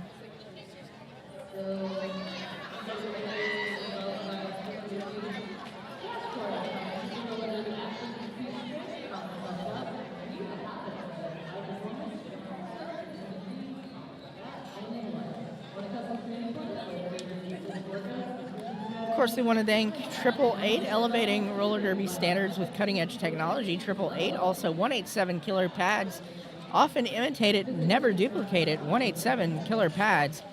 And, of course, Poster Giant. Need to make your event or brand stand out? Poster Giant has you covered with expert wild posting, media buying, and guerrilla marketing services. From creative design to bold installations, we'll make sure you're seen. Visit postergiant.net to learn more. Let's create something unforgettable with Poster Giant, and I've got a great update. The alligator's name is Alligator, and I see Alligator just kind of commiserating with a similarly dressed Johnny Pepper. Johnny is also ready to entertain. Always. Always. Looking for a track cut, they didn't get it, so it was denied. They lost the official review. Yes. So Team Philippines was looking for a track cut, but they didn't get it. And now they lose their official review. So Team Salaam stands with 10 points on that last jam. And we see the ref in the middle of the the track having a little trouble with microphone, but we were able to. Hello. Black issued an official review of challenging white jammer for dragging the toe on the outside boundary, thus resulting in a cut in turn 1. The jammer ref for white and the front OPR both confirmed that wheels never left the tape. As such, the no call will stand. Black issued an official review. Thank you. So just a clarification, the outside pack ref observed that there was no part of the skate was outside of the track. So the no call stands, and Salaam retains their 10 points. As we head into jam number 13, it's Pan Diesel against Ethel Murders. And pack is tight at the jam line. Pan Diesel bursting through, finding a seam, and getting lead jammer Team Philippines. And Pan Diesel attempting to go inside, knocked in field, but able to re-enter the pack in place and through on the outside for 4 points for Team Philippines. And we have a star pass. And once again, Bones takes the star for Salaam roller derby. Bones is a very popular star pass target for Team Salaam. I believe Bones has taken all 3 star passes? Yeah. 4 star passes for Team Salaam. One went to Kate. And 1 went to Kate. I'm sorry. But Pan Diesel coming back through, hitting a solid wall of white and knocked down, but quick to get back up. Pan Diesel juking off to the left and through for 4 more points. Pan Diesel looking back at the Team Philippines bench, looking for direction, and they're saying just keep going. So Pan Diesel obliges happily, getting 4 more points as the pack enters the back straightaway. Looks like Ethel merges. Looks like she just left. They left the penalty box, joining the rest of their team. Pan Diesel hungry for more. And we are now past the 100-point mark for Team Philippines. So go ahead and hydrate. That's a hydration moment. So Diesel goes ahead and calls off the jam, and that is a we'll see in a second. That is a 28-point jam for Team Philippines. And that is the highest jam of the game, probably of the day. But we see that... Yeah, we had the highest yesterday. I think it was 30. 30. So 30 is the number to beat for the tournament. I actually believe it's 40 because the last... Did I the miss- Team oh. Canada I was game. not here for that game. So 40. That's amazing. The last jam of the game, 40 points for Team Canada. Well, in the meantime, Johnny Pepper and Alligator are going to entertain the crowd. We'll be back in 4 minutes. We'll see you on the stream. Spot is here. We need everybody to...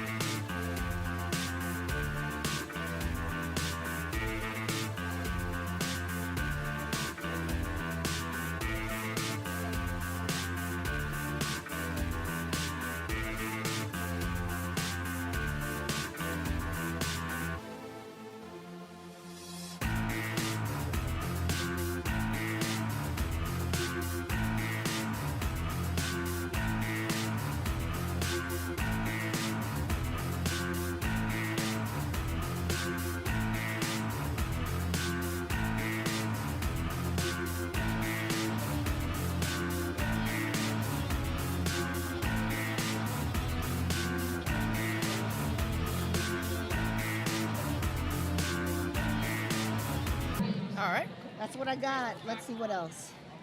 Oh, 2 power gems in favor of Salaam. 1, 2, 3, and 3 in favor of Philippines, if you care about that. Awesome. Thank you. All right, welcome back to Y'all Stars Southern Skate Showdown. We've got Team Philippines against Salaam Roller Derby, and we've got some stats here. All right, so for penalties, we have 15 penalties for Salaam and 7 for Philippines. And of those penalties, no one is really in any serious danger. We've got someone, let's see, we have Rama, who is on Team Salaam, who is kind of up against the threshold for penalties. They have 4 penalties. So, of course, we don't want to see anyone fouling out, but... And then our high scores, you see Pan Diesel and Boppin with 36 points. And then That's right, 36 points each for Team Philippines, and of course,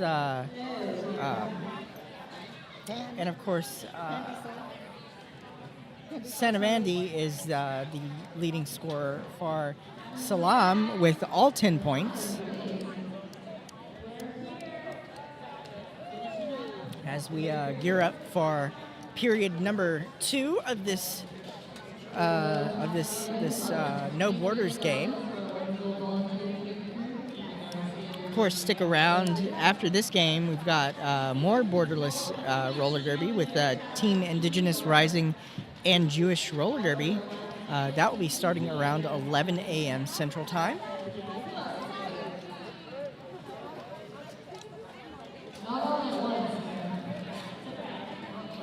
And if you happen to be in Melbourne, Australia, that is going to be at 5 o'clock a.m.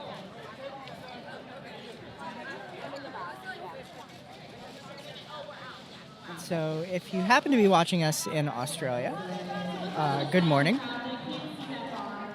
I know it's early. the best way to start your morning is with some derby. Absolutely.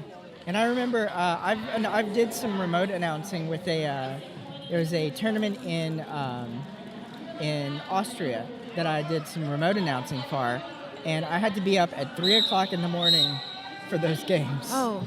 It was rough. I love derby, but that's really early. I too love derby, and I don't think I would get up at 3 o'clock a.m. for anything else. All right, that whistle's going to bring us into period number 2. Boppin on the line for Team Philippines, and it's Kelly Kunyama with lead jammer for Team Salaam. And this is now Team Salaam's second lead jam of the game. Boppin also out on initial pass. Kali is re-engaging the pack, but stuck behind a wall of black. And Boppin was coming back around for points, so Team Salaam is going to call that one off, but not before getting 1 point. And every point counts. Absolutely, every point counts, especially for these young teams like Team Salaam. And as we see this beautiful bean footage, we see Kali gaining lead jammer. Again, it's Team Salaam's second lead jam of the game. As we head into jam number 2 of the second period, Hawaii KO, one of Team Philippines' high scorers, up against Iran Ice Slam, and Hawaii KO, no pass, no penalty, even though they are out first, out of the pack first. 4 points for Team Philippines, and Hawaii KO, Iran Ice Slam is out of the pack lead jammer for Team Salaam, and Team Salaam is telling Iran Ice Slam to just run the jam. So Iran Ice Slam, even though Hawaii KO has 8 points on the jam, Iran Ice Slam is still going to run the points, and Iran Ice Slam picks up 4 on that pass as the pack is in the back straightaway. Hawaii KO also 4 points on that jam, and And the bench is going to yell out to call the jam. So I Slam is going to call that one off after getting 8 points on the jam. Philippines with Hawaii KO gets 12 on the jam. I don't know if you mentioned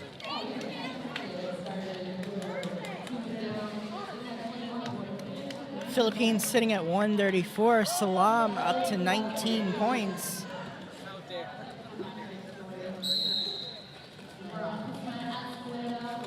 As Queta back on the line for Team Philippines, Sanavandi, of course, highest scoring jammer for Team Salaam, and Sanavandi is out-lead jammer Team Salaam.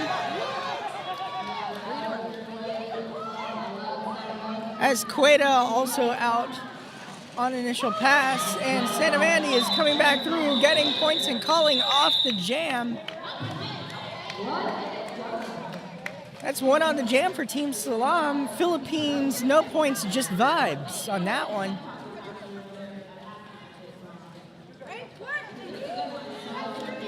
Of course, want to thank Currency Bank. Currency Bank's approach is simple. Provide an exceptional customer experience through personal attention, convenience, and the latest proven technology. High-tech, high-touch, Currency Bank.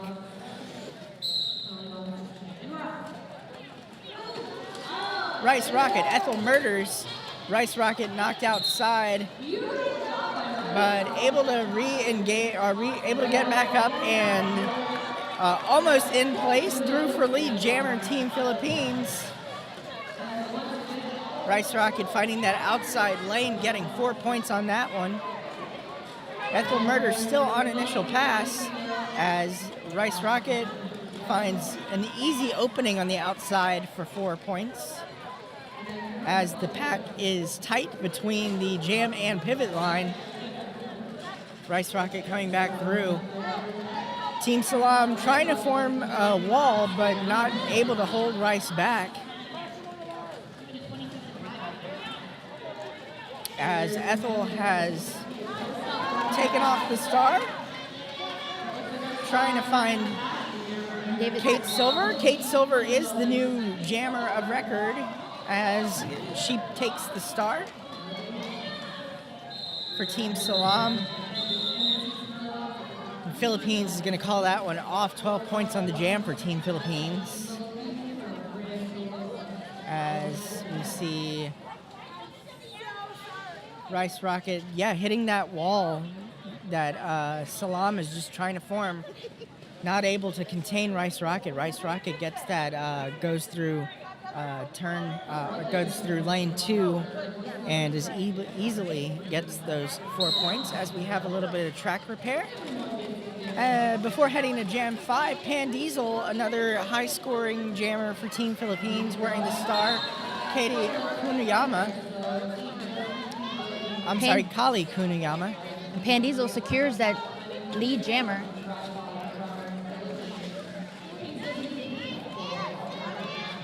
As we see a tripod holding tight, but unable to withstand the Team Philippines pivot, as Pan Diesel is set free for 4 points. Ooh, a little spill. But everyone gets back up, seemingly without trouble, as Pan Diesel adds 4 more to the total. Pack rounding turn number 1 into turn number 2 as Pan Diesel re-engaging, hitting a wall of white, 1 to beat. And Pan takes a little spill as white reforms around Pan. But have no fear, the Philippines pivot will come in and run some defense, allowing Pan to break through for 4 more points. Not before Pan does a little spin on their way out. Fancy footwork with Pan. And through for 4 more. As time expires on that one. And we see Team Salaam calling for a timeout. A Chrissy Crash timeout, of course. And Crash Course training. Crash Course helps busy Crash Course helps busy roller derby athletes increase strength, conquer self-doubt, and create the habits of high performers to become all-stars and MVPs on the track and in life. Want to make 2-minute jams feel easy? Visit ChrissyCrash.com to learn more. Life is a contact sport. Win. That is a 16-point jam for Team Philippines.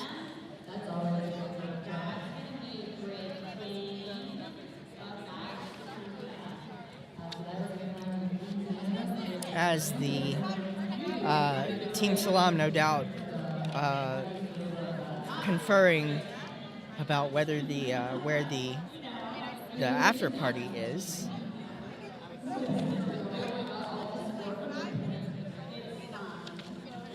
And if you happen to be in the Thibodaux area, feel free to come join us at the after party.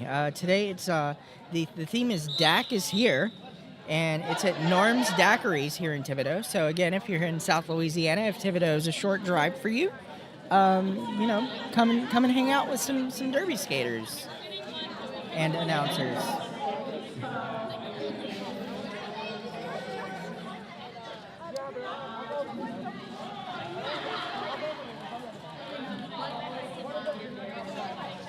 Everyone's getting lined back up. Jam number 6 is underway with Boppin wearing the Philippine star at the front of the pack, one to beat, and Boppin is set free lead jammer Team Philippines. I Slam is stashing the star for Team Salaam. Unfortunately, tied up in a wall of black. Boppin is coming back around. One to beat, and after a little spill, Boppin is set free for 4 points.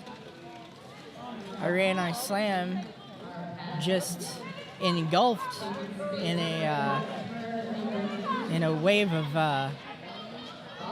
black jerseys. These tripods holding steady, but as I say that, the Salaam pack at the front of the pack just kind of takes a spill and sets Boppin free for 4 more points. Kate Silver came up and tried to give a little assist.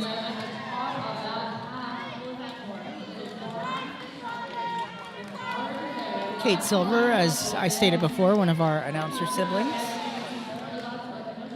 As I Slam is out on initial, and Boppin is going to see that Iran is running towards the pack, so Boppin's going to call that jam off. But not before getting 11 points. We've got some track repair going on, some cleanup.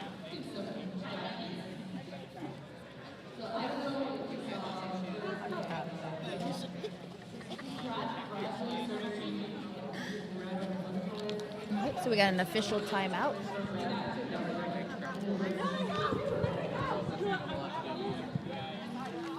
So I don't know whose waters are this. I'll replace one. I'll replace it. Okay. Sorry about that. I'll replace it.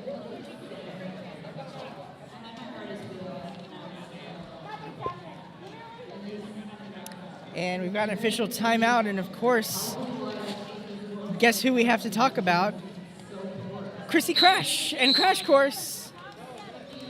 But only shortly. Chrissy Crash, visit ChrissyCrash.com, KRISSYKRASH.com to learn more about Crash Course training. Life is a contact sport. Win as we head back into derby action. Hawaii KO. Before I can even finish saying their name, lead jammer Team Philippines and Santa Vandy also out on initial pass. Hawaii KO coming back through looking for points at the pivot line. Tripod of white getting broken up by some Team Philippines blockers, and Santa Vandy is through for 4 points as Hawaii KO finding some trouble, and Hawaii KO does manage to eke out 4 points, but Salaam is quickly approaching the pack, so we're going to go ahead and call that one. And that is a 4-point jam for both teams.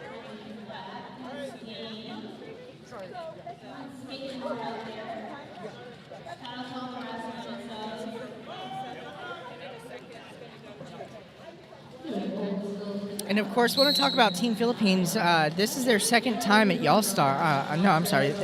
Their second tournament in the past year as Kismayas Queta is lead jammer for Team Philippines. I will go back to what I was talking about in a moment.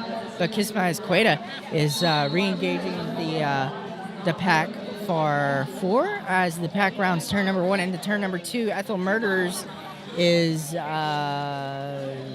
recycled inside and forced behind a tripod of black as Queta is through for 4 more points. Pack holding still at turn number 2. Ethel Murders is through.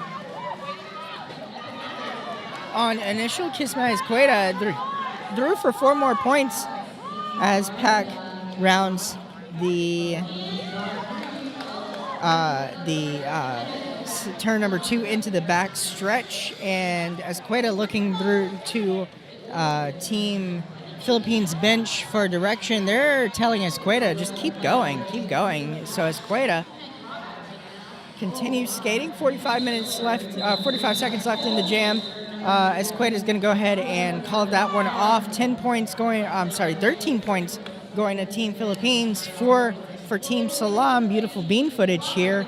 We've got Pack rolling through turn number 1 and turn number 2, and Hawaii KO just finding that middle seam, just making their way through, making a path, their own path, and getting 4 points. Jam number 9 underway. Bopin Kali Kunyama, and Bopin is out lead jammer. Kali Kunyama 2 to beat at the front of the pack, and we have a Team Salaam pivot coming through, looking to assist. Kali is trying to find that outside lane, nothing doing, riding the tape. Great track awareness on Kali's part. Kali taking off the star and very slyly slipping it to Bones. Bones takes the star. Philippines picks up 4, sees Bones approaching the pack. That's going to force the call off. 4 points going to Team Philippines.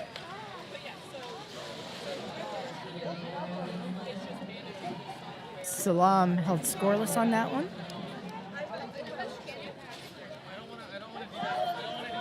A little over 7.5 minutes left in the second period. As I was saying before, great. I'm about to talk, and then the whistle blows. I should pay more attention to that. Rice Rocket on the line for Philippines. I Slam wearing the star for Team Salaam, and Rice Rocket is up against a tripod, and that is a Team Philippines blocker playing defense, allowing Rice Rocket to break through lead jammer. Lead jammer. Team Philippines. I Slam taking off the star, looking for the pivot. A wall of black separating I Slam from the pivot as Rice Rocket comes through for 4 on the outside. Pack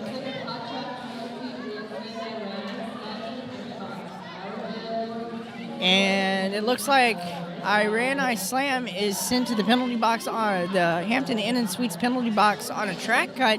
So it's a power jam for Rice Rocket. We'll see how Team Salaam can penalty kill here. And Rice Rocket up against a tripod at the front of the pack. They're set free for 4 points. That's going to be a 16-point jam for Team Philippines.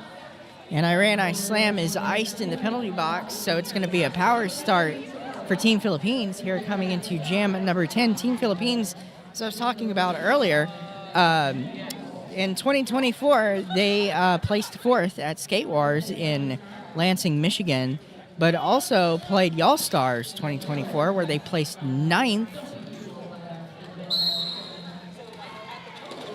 I Slam, again, iced in the penalty box. It's Pan Diesel on the line for Team Philippines. Pan Diesel up at the front of the pack, falling small behind this tripod. 2 to beat now for Pan Diesel. Pan Diesel trying to find that outside lane. Makes their way through the middle. Makes her way through the middle for lead jammer Team Philippines. Iran I Slam back on the track.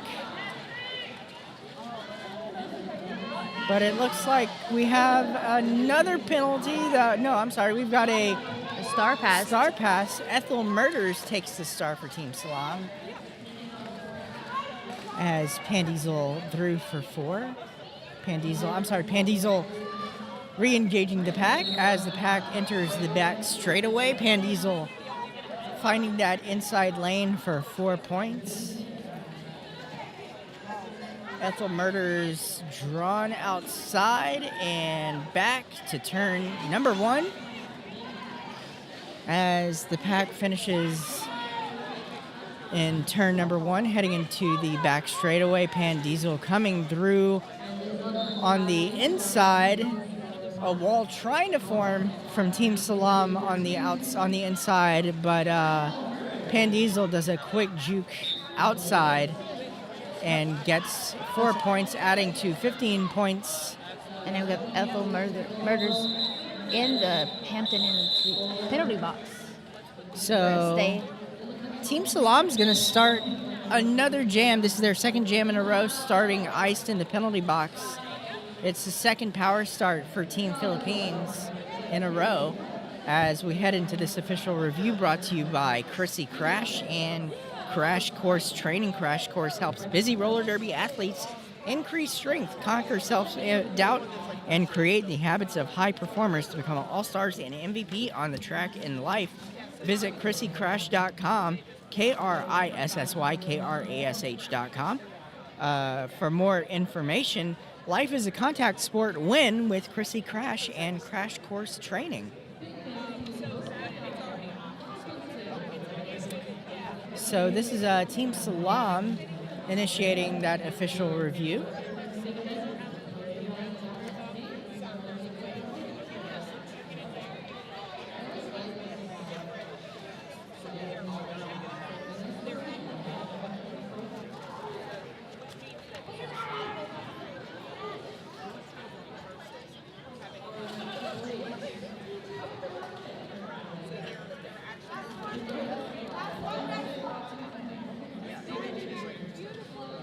So coming up next at 11 a.m., we've got Team Indigenous and Jewish Roller Derby, another borderless game as we head into game number 3 of day number 2 of Y'all Stars Southern Skate Showdown. And I don't know about you, but I have a short break coming up, so I am excited to get out for a moment and visit a local diner and have some red beans and rice, maybe a fully dressed po' boy and a bowl of gumbo. I'm excited. All the amazing Louisiana cuisines. Absolutely, I miss it so much. We have a couple of good options in Nashville for Cajun food. Especially there's a place called Gumbo Bros that's owned by a family out of Baton Rouge, and they're pretty good. But there's just so much of it down here in South Louisiana. You can't go it's like Cajun food is like Starbucks down here on every corner, and you can't go wrong. Like I don't think I've had a bad meal at a Cajun restaurant down here. Even our gas station food is. Absolutely. Gas station boudin, top tier. And if you don't know what boudin is, which it's probable that you don't, it's a sausage casing that's filled with meat, rice, and Cajun spices. And personally, so there's a place in Lafayette, outside of Lafayette, called Billy's. And every time I go back home to see family, I have to stop at Billy's for 5 pounds of boudin, bring it home, freeze it, air fry it later. Oh, yeah. I love it. Yeah, It's so hard to pick one, though. It is. It is. There's, like I said, there's just so many good places. You can't go wrong. Personally, if I'm having boudin, I'll have it on a piece of bread with some pepper jelly, and it's so good. Cannot recommend it enough. 5 stars. Now you're making me hungry. I'm sorry. It's almost lunchtime. Lunchtime somewhere. It's lunchtime somewhere. And you can have boudin for breakfast. You can. I don't care what anyone says. Cold boudin for breakfast is Breakfast of champions. it's cromulent. It's a cromulent meal. And now they do boudin king cake. I saw that. There's also a place in Best Lafayette. of 2 worlds.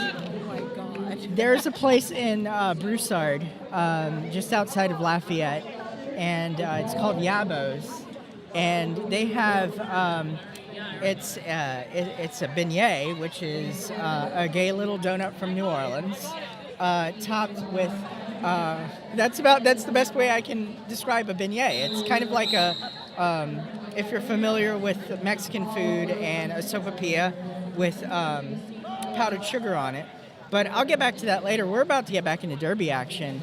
4 minutes left in the second period. Jam 12 underway. Kismayas Queta, before I can even say their name, lead jammer for Team Philippines.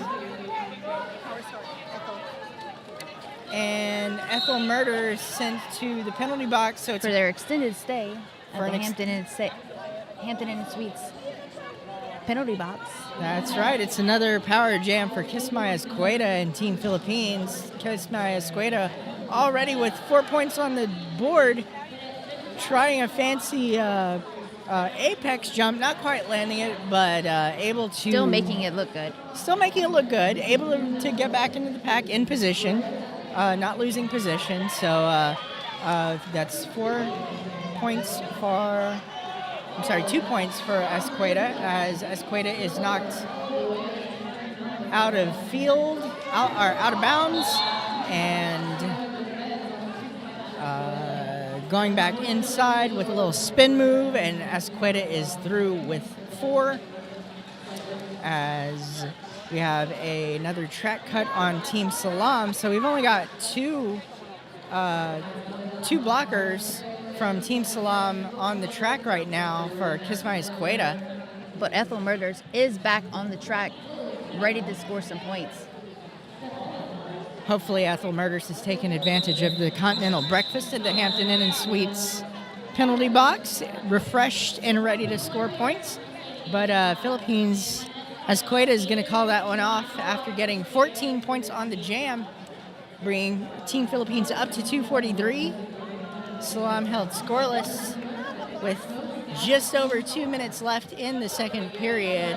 And in this game, beautiful bean footage here as we see Esqueda just easily within 15 seconds just finding that outside lane. And we've got Hawaii KO now, who before we can even come back from replay has gained lead jammer for Team Philippines. And Sanavandi out on initial pass for Team Salaam as Hawaii KO is...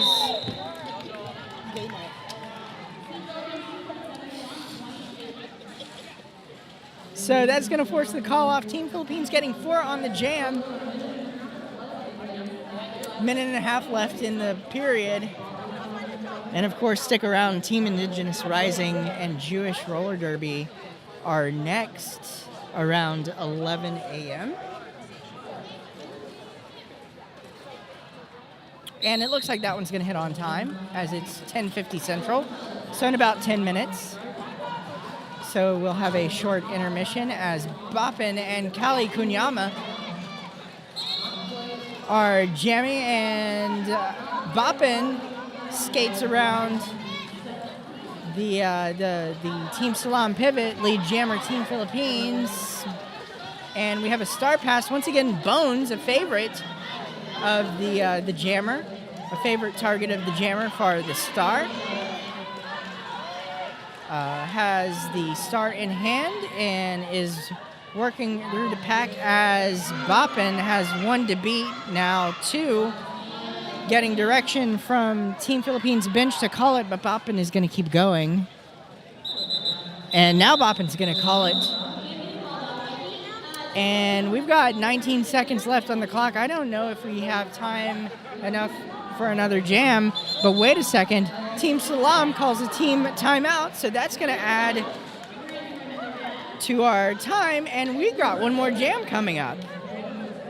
With 12 seconds left on the clock, Crash Course, of course, is the sponsor of our timeouts. Crash Course helps busy roller derby athletes, as my voice cracks, increase strength, conquer self-doubt, and create the habits of high performers to become all-stars and MVPs both on the track and in life. Visit ChrissyCrash.com, KRISSYKRASH.com, to learn more. Life is a contact sport. Win with Chrissy Crash and Crash Course.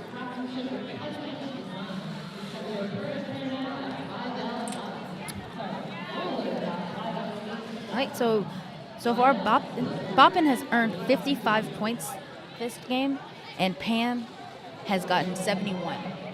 71 points of this 251 points from Team Philippines, put on by Pan Diesel. As next whistle starts the jam, starts our last jam of this game. Remember, we've got a full day, nay, a full weekend of roller derby on tap for you as Rice Rocket makes quick work of the pack, finding that inside lane. Lead jammer Team Philippines, I Slam, behind a tripod, trying to find either an opening or the pivot, and I Slam is out on initial pass. Rice Rocket sees I Slam approaching, quickly calling off, but not before picking up 2 points, and that is going to be the last jam of the game. We are waiting for final score, as that is some beautiful bean footage. As we see Team Salaam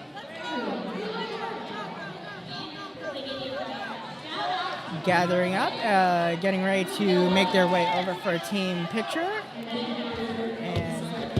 Still waiting, and that whistle means the score is final. Team Philippines with the win, 253 to Team Salaam's 28 points. Whew, what a hard-fought game for both teams. I'm tired watching it. I'm tired as well. Those were some heavy walls put on by Team Salaam. They are not to be reckoned with. Every point they earned was fought for hard. Absolutely. Well, that's the game. Indigenous Rising Team Jewish Roller Derby coming up in about 10 minutes.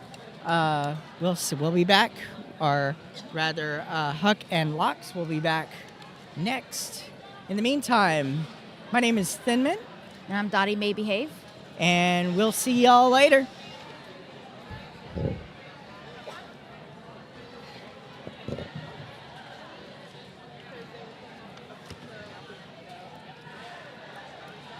Now I get to go take a break.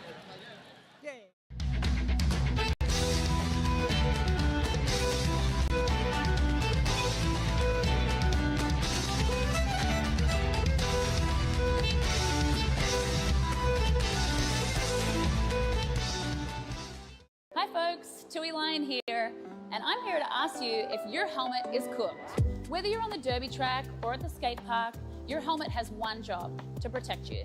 So let's check out your helmet together and find out if it's still doing its job. Look for the following signs to determine if the EPS foam in your helmet has deteriorated. 1. Physical cracks or deformations. 2. Soft spots. 3. Discoloration. 4. Separation from the shell. 5. Age. Helmets should be replaced every 3 years depending upon usage, even if they appear to be in good condition. 6. Unusual odors.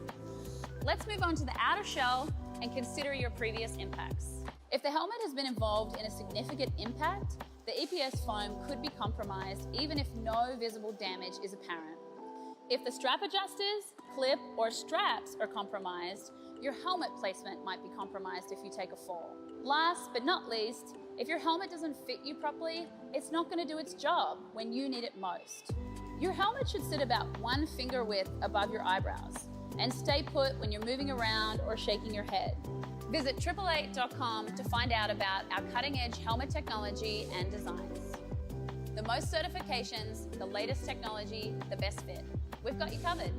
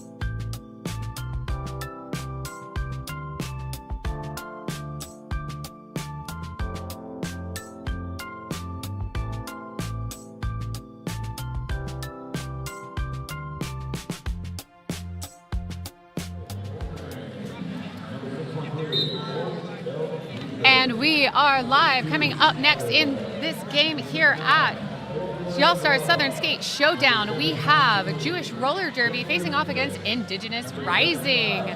I am Huckleberry Jen, and I am joined here with Squirrel Lock Holmes. Squirrel. You want to introduce Jewish Roller Derby? Absolutely. So for Jewish today, we have 018 Days. We have 1212 Dedeu. We have 14 Sonnet Boom. We have 167 Judith Smackabee. We have 22 Kevich. We have 23 Luckneck Munster. We have 27 Mazel Tov. We have 350 Meshuggah. 44 Lunatic Lovegood. 50 Coltrane. 613 Borscht Bruiser. We have 62 Spider Wham. 69 Labia Minora. 6713 Shrindler's Fist. 75 Singular Dehem. 88 Cosmos, 89 Labio Fantastico, and 999 Oive. And bringing to the coach bench, we have Chaos, Olive, and Stinger. In addition to that, we also have our Indigenous Rising team coming to the ring. And so I'll go ahead and sting it back over to you so you can go ahead and let us know who it is, who's coming to the track today, Huck, for Indigenous. All right, for Indigenous Rising, who will be wearing their beautiful teal jerseys today, we have Smackajawea, number 10100 Beast Mode, 120 Hawaiian Blaze, 1217 Dream Crusher, 142 Puppet Master, 1492 Mush It Real Good, number 17 Balaz, number 22 Scara to Death, number 25 Ruthless, number 28 Ramby Rhino, number 35 Buzzkill, 420 Ashtray, 44 Tornado Alley, number 47 Nikita, number 57 Skates in Circles, number 614 Karma, number 654 Goose, and number 757 Small Fry. Indigenous Rising is coached by Jess Gosen, Smack Mamba, and Mr. Fry. And then our wonderful officials who will be managing our gameplay today, we have Eggs, Geoknitter, Domination, Cinnamon, Ivana Rage, Sadie Masochist, Identity Crisis, Psylocke, Nick Tater, Laddie, Sydney Vicious, Piratical, Nopak Shakur, Arson Crafts, I just got that one, Bacon the Question, Zero Factorial, and Anus. Yes, and also I want to give a shout out to our royal sponsors, 187 Killer Pads, 888, Poster Giant, and Louisiana Cage Bayou. Thank you so much for your sponsorship and making sure this tournament's available for us this weekend. Looks like we're going to get started here in just a few moments. Yes. Hopefully we won't see anybody in that Hampton Inn special, I'm going to call it a specialty box right now because we don't say the other word until one happens or announcer curse gets us. We did notice in some earlier games, people seem to think the continental breakfast was still going on over there. I just hope they don't steal towels. You know, that's just something that we frown upon. We want to make sure we leave our areas the way that we brought ourselves into them specifically. But more importantly, we've already had 10 games of roller derby. So it has been a great, almost just not even a day and a half so far. And we have so much more to go. We've got a contest in sight. So if you're streaming live, pay attention. We got the Mardi Gras ball going later on. That's going to be our final event for today. There's going to be a costume contest. If you're not here, you need to be here next year. This is a great tournament to be to. So much to do. And I guess we're about to get the first jam underway. Perfect. It looks like we have teams lining up here. So that's going to be Jewish Roller Derby in the dark blue and Team Indigenous Rising in the teal. On the line here for Indigenous Rising, we have Mush It Real Good facing off against Anu for Jewish Roller Derby. See some whistles going, and we are going to see the first penalty of the game assessed, making this a power jam for Indigenous Rising. Lead jammer going to Mush It Real Good. Oh, it does look like that penalty was rescinded. And look at that dash out as Jewish comes running out of the pack. Deu comes out, and I thought they were going to pass the star, but they just definitely kept onto it. A good initial pass making paint. Both jammers into the pack. Looks like both of them grabbed 4 points before it was called off. Thank you. And that was Daeu definitely getting the jam called off within 2 minutes, or before the 2 minutes. Score right now is 4-4, and that wraps up our first jam for our 11th game underway of our All-Stars tournament. And that 5 seconds means we're about to see some more roller derby here. It does look like we have a slight pack advantage, or more than a slight pack advantage here for Jewish Roller Derby as Sonnet Boom is out picking up lead. And that was a boom as they took off the jam line, went right through the middle of the pack. Following right behind them is Goose. Loosey Goosey coming through the middle of the pack as well with a 360, and both jammers now have the initial pass. Sonic Boom out, going ahead, picking up those 4 points and calling off that jam, holding Indigenous Rising scoreless, bringing our score to 12 Jewish Roller Derby for Indigenous Rising. Absolutely. Strategy is the key today for every team that gets on the track. It's about getting those points and calling it off unless you know you have the other jammer tied up in the pack. Apologies, I misspoke. It is going to be 8 for Jewish Roller Derby. I thought they had 4 more coming out there. Still in a pack advantage situation here for Jewish Roller Derby. 2-2 setup here. Beautiful close there by Jewish Roller Derby, holding Nikita for Indigenous Rising at the back of the pack, while Days up at the front. Oh, nice hit out there. Teamwork by Scara to Death, and I can't quite see that other blocker's number. Letting the Indigenous jammer, or excuse me, Jewish Roller Derby jammer being recycled back to the pack. However, they are back up front, out and picking up lead jammer. Days was anything but dazed and confused as they finally made their way through the pack, grabbing the lead jam for Jewish on this one. And let me tell you, Nakia wasn't very far behind them. Both jammers now exiting the pack. They are now eligible to earn points. The pack is speeding up. It's a really good strategy as Indigenous Rising is making it hard for that jammer to get up in front of them before they're forced to call it off. Let's see how many points they earned. It looks like 1 point was earned on that round, which is great.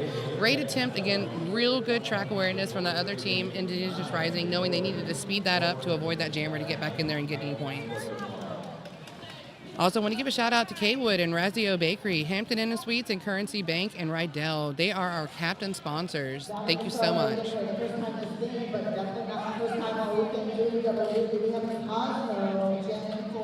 Looks like we have all blockers on the track here as we move in. Cosmo wearing the star for Jewish Roller Derby, Karma for Indigenous Rising.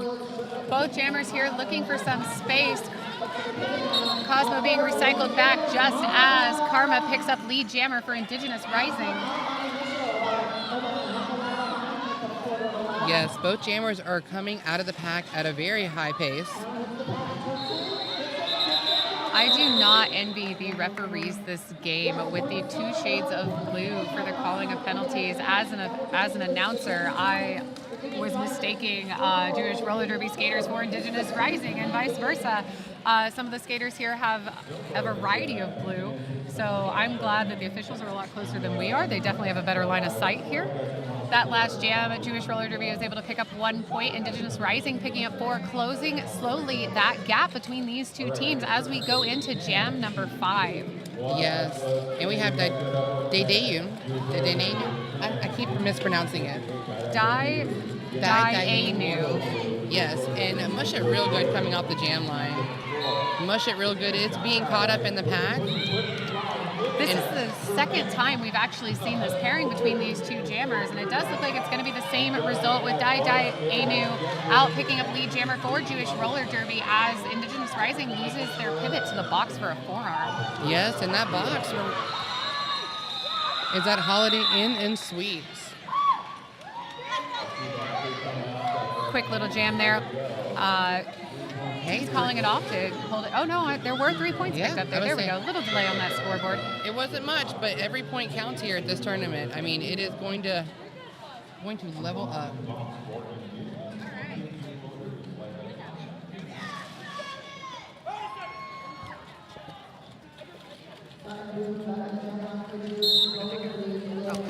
All right, and so we have the next jam underway. Sonnet Boom and Goose coming off the jam line.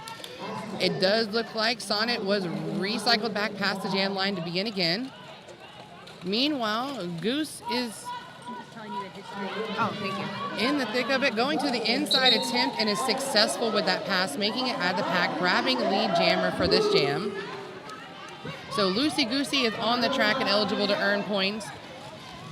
Meanwhile, we have Sonnet Boom. They're still trying to make it through the pack, and it is called off. And before the 2 minutes called, we do show it looks like Indigenous did come on the board with 1 point. Both teams actually scored now is 14-9. slow-moving roller derby here, but great offense and defense that we're seeing from both teams, keeping that score close. Even though it's only jam 6, we're seeing just little points here and there, no big jams running. Relatively clean game overall. We have had a couple penalties, but definitely nobody in trouble. As we're starting off here, we are going to have Nikita and Mazel Tov facing off on the jammer lines. Yes, those blockers are doing fantastic. Tornado Alley's out there. Nikita picking up lead jammer for Indigenous Rising as Mazel Tov still looking for some space here as they come into turn 2. We're going to see a cover off and pass. Successful pass to the pivot from Jewish Roller Derby. That is Schindler's Fist. I love the play on words there for that name. I'm just waiting for them to come into the pack, and I imagine they're going to be a hard hitter. That jam's going to get called off as Indigenous Rising picks up 4 points. 5 points, that's a tie game as we're going into jam number 7. Yes.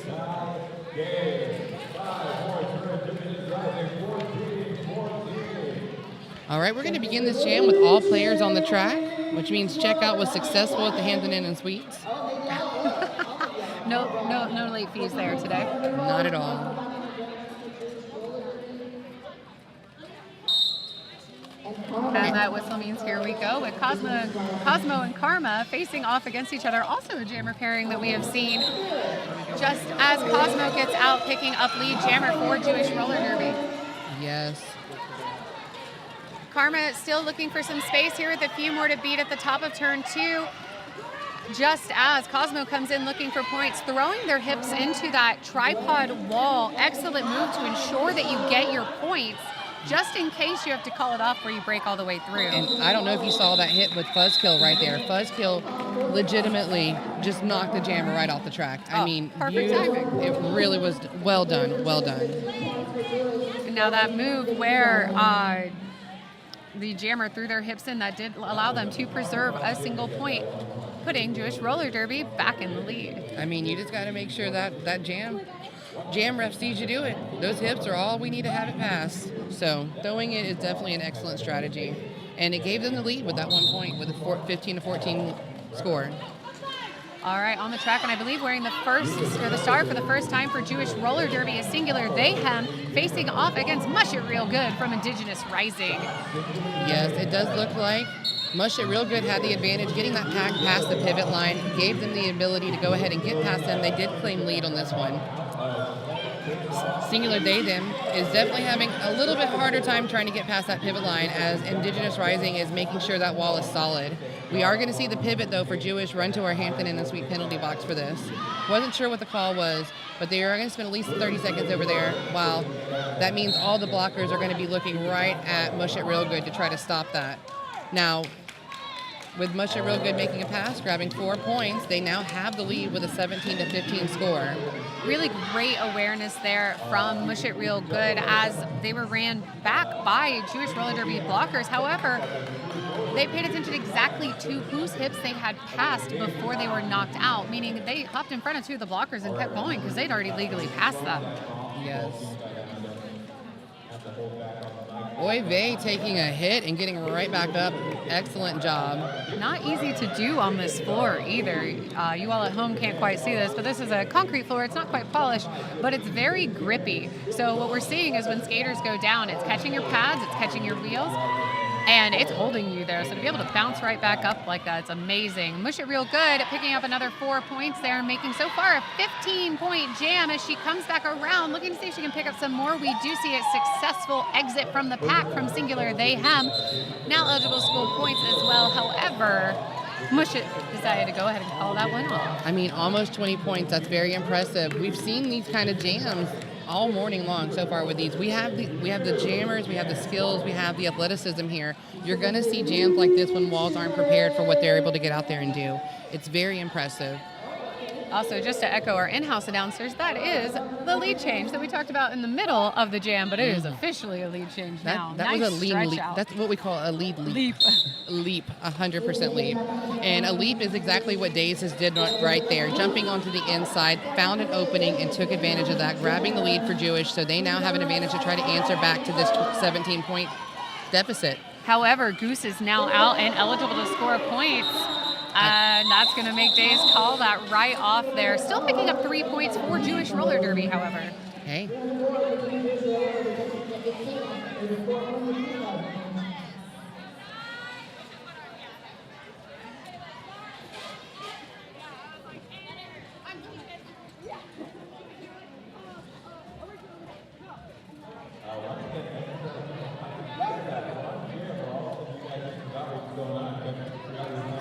All right, we're about to get the 11th jam underway. JDR is going to bring to the line a very impactful play by I'm going to get this right, and I apologize in advance because I understand this is a very important Passover line for Jewish roller derby, but it's A New wearing the star, picking up lead jammer for Jewish roller derby. Picking up 2 points, it looks like, as Indigenous Rising's jammer was also able to get out pretty quickly there. Excellent work by both teams in that last jam. Absolutely. Great strategy there. You may not be able to see it well at home, and as the announcers for the broadcast, we're watching the game on a screen, so we make sure we get the real time to you. But and Anu is very tall. I just happened to look over on the track, and I was like, oh my goodness. It's impressive. So JRD is going to come off the jam line with Sonic Boom. Karma's going to come off the line for Indigenous Rising. Both jammers are thick in the pack, but Karma makes the advantage there, grabs the lead jam for this one. Sonic Boom is just waiting for that moment to take off. Getting help from the pivot. They're going to go to the inside. They're pushed off the track, but re-enter very quickly. Meanwhile, an apex attempt is made by Karma. They are pushed off the track by number 69, Leba Menorah. Love the name. Play off that wonderful JRD blocking there. Getting them back on the track. They're still trying to get them off, which is excellent. They're keeping that track awareness. Wonderfully done right now. Both jammers really caught up in a scrum here of defensive line work from both these teams. Karma able to sneak out there as they came out of turn 4. Looks like she'll be picking up 4 more points for Indigenous roller derby. Yes, I saw Sonic Boom take a leap out of the pack.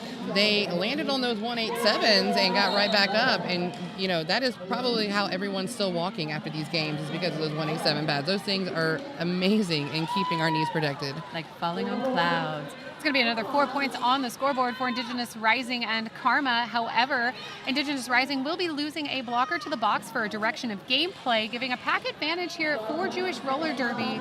And we will see a star pass to Coltrane. Yes, they're checking out that Hampton Inn and Suites penalty box, trying to see if there's a continental breakfast, I'm assuming, because now we have a power jam, as Coltrane is now, with the star pass, the jammer for our JRD team. So they have a chance to come back a little bit. A true pivot's worst nightmare. I say that as a pivot. Yes. I see that, and it happens every time. You know, you take the pass, and then it's going to be a 2-minute jam. However, there's only about 10 seconds left in this jam, so I think we're doing okay. Absolutely. But Indigenous Rising, their blockers were very aware. Look at the recycle back. They're trying to go back as far as possible, and they were successful because they got the jammer off the track. And with that, we're going to wrap up that 12th jam, and we're going to take a timeout. And with that timeout, we're going to go ahead and give a shout-out to Crash Course. Crash Course helps roller derby athletes increase strength, conquer self-doubt, and create habits of high performance to become all-stars, MVPs on the track and in life. We want to take your 2-minute jam and make it feel easy. Visit ChrissyCrash.com and learn more. Life is a contact sport. Win. Speaking of contact, we do have that skater up and skating of their own power after that last hit at the end of that last jam. If I had to hazard a guess, because of how hard this floor is, it seems like the wind just got knocked out of them. Everything seems great, and we love to see that. Huge shout out to our medics here in the building, making sure everyone is safe. Even when we just take a little bonk, they still pull us aside and make sure that we are okay. Absolutely. And I want to give a shout out to Poster Giant. From wild posting and guerrilla marketing and digital campaigns, Poster Giant makes your message stand out. If you need to get your word out on your next big event, visit postergiant.net today and let them take your promotions to the next level. And as we were talking about, those 187 killer pads, they're often imitated but never duplicated, and they are used throughout the week. And we even have vendors here on site selling it. And I love that about this tournament, because these skaters are playing on a level that they're breaking things out here. I watched at least 2 skate malfunctions yesterday. And so having vendors in the building for your tournament, just unsolicited advice for anyone hosting a tournament, makes a huge difference when pieces of gear go awry. And like what we're seeing here again with that grippy floor, it's grabbing pads. So folks are probably going to take great use of that. Yes, and our NSOs have been working time and a half, because even in between games, they're retaping these tracks, they're sweeping this off. We're doing everything to make this as safe as possible. But you know what? We're just here to play derby, and then whatever happens, I guess. And we're doing a great job. But the facility's been wonderful. The atmosphere has been great, and we're about to get started again. 13th jam on our first half. Yeah, so I looked away for a second and the score changed on us. However, Indigenous Rising still is in the lead with 43 points to Jewish Roller Derby's 22. Quick power jam opportunity here for Jewish Roller Derby as Cosmos on the track at the top, able to pick up lead just as Karma comes back from the penalty box for Indigenous Rising, working her way through the top of the pack here, also out and now eligible to score. Yes, both jammers are out. It looks like Cosmos is going to be the first one to get back into the pack, running right into the 4-wall. They get back up. Cosmos was pushed out, forced to call it off. Great hustle by Indigenous Rising getting back to that pack and forcing that call off. You don't want to get that jammer back on the track and give them any more time than they have. Absolutely, and a great check-in from that jammer to look back and see exactly how much time. Is it worth it to run back? Should I just call it now? You know what? I'll take my 2 points and I'll call it here. That's going to bring Jewish Roller Derby to 24 points and Indigenous Rising being held scoreless in the last jam, but still in the lead with 43 points. Yes. On the line and lead jammer is Days from Jewish Roller Derby with Goose from Indigenous Rising. I mean, I don't think Skate and Circles or anyone else on Indigenous Rising saw Days come off the jam line as they sprinted to the inside. However, we are going to see Goose report to the box for a back block. And Jewish Roller Derby going ahead and calling it off, picking up their 4 points, preserving a power start here. Now, you always have 2 choices when you're in a power jam situation, right? Run it out or wait. This almost guarantees, I don't want to jinx anything or put favors on anyone. They've got the best jammer on the jam line right now. They for this put their advantage, this jammer. right here is what strategy is. This is why we love our bench coaches, right? Our bench coaches are looking at who's on the bench, who's not playing this last jam when we get this power start, and they put in what could be the MVP of the game right here. Picking yes. up lead jammer. Yes. Just this shaking is what off that we hit like see. it was nothing. This is 30 seconds of, you know what, we're going to come back. We're going to show you JRD style roller derby, and you're not going to have this deficit. Look at this, going to the outside, moving that entire pack. Beautiful pack work here from Indigenous Roller Derby. However, pack still being maintained at the top as they are slowly working through for Dai Anu. Yes. Able to get out, shutting down that power jam. Goose is out and on the loose. We are about to see it. We've got both jammers back on the track now. We've got blockers. They're having to be aware of what's coming in front and behind them as both jammers are now actively engaged into the pack. Beautiful spin there from Goose at the top of turn 3. A little 360 to get through that pack and force the call off. Yes. And an incredible bit of information that we just received for our producer. This is Dai's second year skating. Dai's second year? I mean, I'm dying right now. I'm dying. I'm literally dying. I am fangirling so hard right now. If I was able to get on skates and do this, then I would probably take up roller derby. I wouldn't be in the announcer. I wouldn't be doing it if I could do that. I'm a double dipper, but my second year skating didn't look anything like that. I love it. So Mazel Tov is going to come off with Nikita. I think I said that right. Correct this time. I apologize about before, but yes, these jammers, I don't know where I don't know what they're drinking on the sidelines. This water must come from a glacier because they're coming back hydrated, well energized, and look at that. A 360 out of the pack, grabbing lead jam. Beautiful spin there around the hips of Schindler's Fist at the top of the pack to pick up that lead. Mazel Tov still looking for some. They are out and forcing that call off. However, Indigenous Rising was able to pick up 4 points in that jam, still preserving their lead and stretching it just a little bit further. Yeah, so at one point we were almost at a 20-point deficit. Now we're at a 15-point game. And as you see, we've had jammers come in here and make 15 points in 2 minutes. So really, this is anyone's jam. We have a little over a minute left in our first half.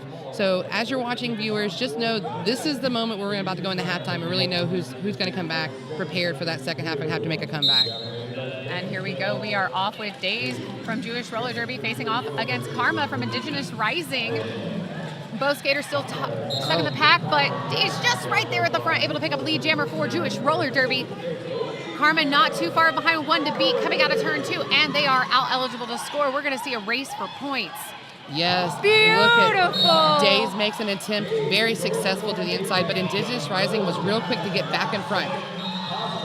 That was good. They called it off, forcing it. We're going to have one more jam. We had 38 seconds at the whistle call, so we're going to be at one more at least. One more at least, and we're going to see a pack advantage here for Jewish Roller Derby, as at the end of that jam, one of the blockers from Indigenous Rising went down, and when they went down, their skate just caught, I believe it was Days' skate, and so they picked up the low block. So this is an excellent last jam for Jewish Roller Derby to have in this half to try and make up some of those few more points going into the second half. Yes, I mean, all they need is 14 and counting, so let's see if we can make it happen. Cosmos is going to come off the drum line, and that's what we want to see right here. Jewish Roller Derby, they brought the jammer on the line, they got out of the pack quick, they got lead jam, and they're forcing a star pass right here. They're trying to make a star pass. They're not successful with it, though. Stash there, and I'll be real, I wouldn't have want that star to go to, I think that's Skara out there. I mean, I can't see her. Mushed it real good, mushed it back in the hand and said, I'm going to continue this path myself, and made the initial pass for Indigenous Rising. Meanwhile, Cosmos grabs a couple points, calls it off. I don't think Indigenous Rising had any points. And they claim 2. So we have a 3-2 claim right at the very end. 36-49 is our score going into halftime. Thank you, viewers out there. We're going to be coming back with some more roller derby, right, Hook? Absolutely. We'll be back just shortly, and we'll have some stats for you when we come back.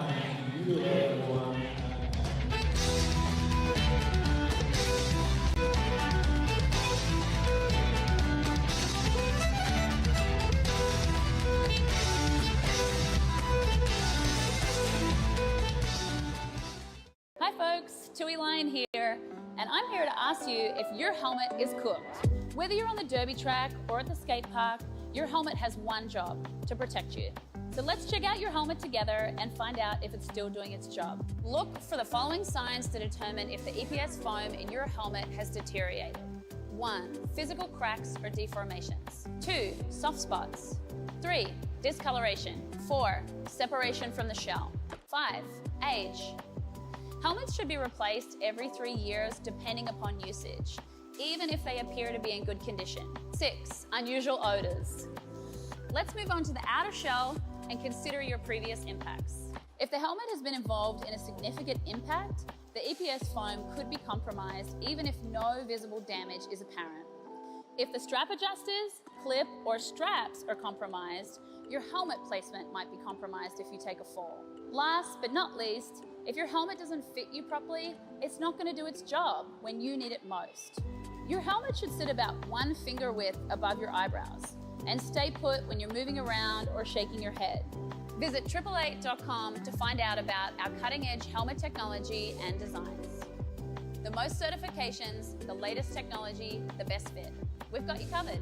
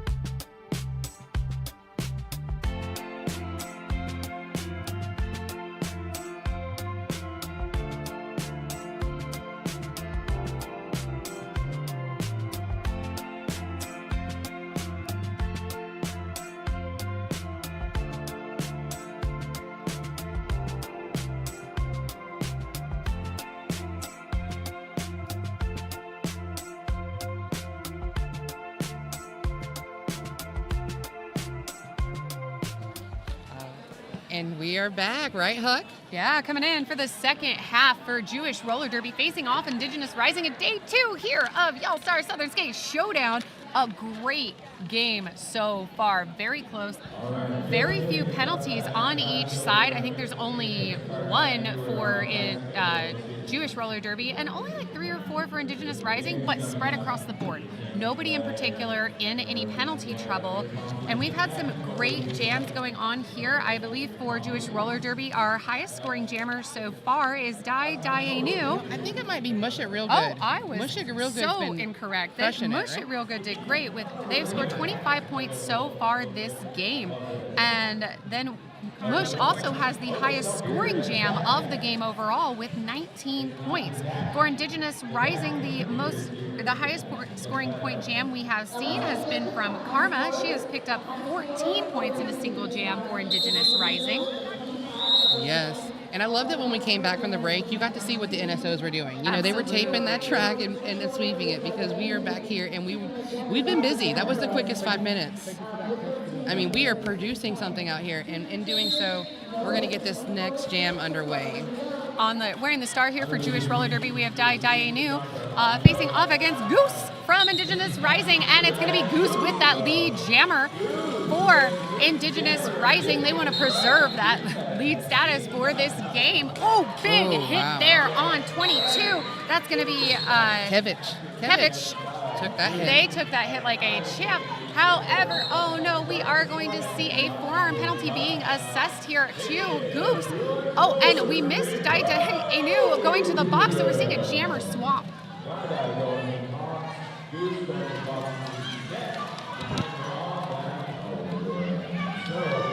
All right, and we do have both jammers on the track right now. Goose goes through, grabs 4 points for Indigenous Rising. It looks like Di's back on the track, makes an inside pass, makes the initial pass now for Jewish Roller Derby. Both jammers now eligible to make points. Goose is going to the outside, and blockers are trying to get him off the track. Goose is signaling to call it off. Unfortunately, they're going to be playing this entire jam. Big hit there, and we are going to see a low block assessed to Diaspora as they head to the box for a low block for that pileup that happened as we went into turn 3. So we are now at a power jam right now. Goose is loose, and let's see what happens. If we're gonna fly right into that pack grab 4, if we're gonna get tied up with a little bit of low winds. Nice little hip flip there and some running. However, they did not go out of bounds as Goose is up, picking up 4 more points there for Indigenous Rising. I'm absolutely in love with this name. We have a Goose at home, and I mean, if this is any preface of what we're going to see by this jamming ability, I'm excited. Goose is making another lap. Let's bring it up to 16. We're going to end that jam on a high note. 16-0, Indigenous Rising comes up with a 65-37. Oh, Jewish Roller Derby did get 1 point. Great way to end the first jam of our second half. Absolutely. Indigenous Rising really stretching out this point zone. Really keeping that lead, holding it down. Hopefully they're able to maintain that going throughout the rest of the second half as we hear the 5 seconds in the air. Looks like that's going to be Mazel Tov for Jewish Roller Derby facing off of Nikita for Indigenous Rising. Yes, that's going to be a good run back past the jam line. Wonderful bridge job there. Small pack advantage, it looks like, for Indigenous Rising here as we have a Jewish Roller Derby blocker in the box. And that is going to be Nikita out with lead jammer. All right, I guess Hampton Inn and Suites is going to be doing a special in the second half with these deals getting him over to the penalty box. But with that, you know... Beautiful star pass there by Mazel Tov, able to get out of the pack. Yes, Mazel Tov made the initial pass, is able to re-engage, but that jam is going to be called off before an opportunity presents itself. And so that's going to wrap up our second jam so far of our second half with only 1 point that time. So we're at 66-37. Let's give a shout out to again, our royal sponsors, 187 Killer Pads, AAA, Poster Giant, Louisiana, Cajun Bayou. Great job. Thank you so much for making these events and many more like this possible. Also, while we wait to start, let's give a shout out to Kate Wood and Radazzo Baker, Hampton Inn and Suites and Currency Bank, as well as Rydell, as they are showing our captain sponsors. On the line, wearing the star for the first time for Indigenous Rising is Fuzzkill, as they are still fighting their way through the pack, just as Days for Jewish Roller Derby picks up lead jammer status. However, Fuzz is quick on their heels. I'm assuming that the Days comes because that's where they leave the blockers in the current state of when they go through the pack. Every time she has been on the track so far, the blockers have, it's dazed and confused. I mean, I literally feel dazed because I feel that by the time we say they're off the jam, before I can even say jam line, they are completely, they're well past it. They're almost grabbing 4 points. They're that quick. So, great attempt by Days there for Jewish Roller Derby. They're going to get 1 point on the board. We're going to get our 4th jam underway in just a couple seconds, but never mind. I spoke too soon. We're going to do a timeout. So with that timeout, let's go ahead and give a shout out to Crash Course. If you're ready to make your 2-minute jam feel easy and you're tired of second guessing your training routine and you want to feel more confident when you step on the track, you need to check out Crash Course. They turn skaters into MVPs. If you start Crash Course today, in 4 weeks you'll be less tired by the end of your 2-minute jam. But in 8 weeks, your footwork will be faster on the line that you start with. And then within 12 weeks, guess what? You're going to be the person we want to see on the screen. You're going to be the person that I want to announce for because you're going to be on that track because Crash Course helps you out. They believe life is a contact sport, so you better win.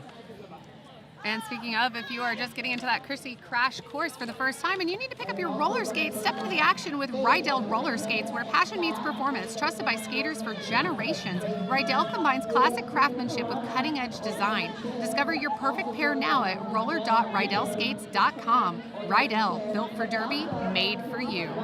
Also, don't forget, at Currency Bank, we create meaningful partnerships with our clients, and they build a strong personal relationship. Their core values with the right combination of the latest proven technology and personalized service. It's not just for good business, it's who they are. So make sure you check out Currency Bank.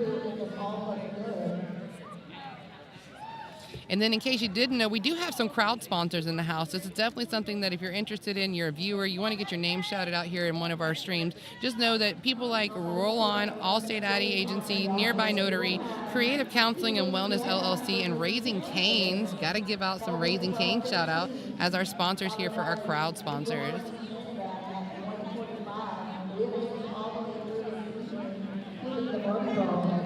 I see it's an official timeout, Huck, but I'll be honest with you.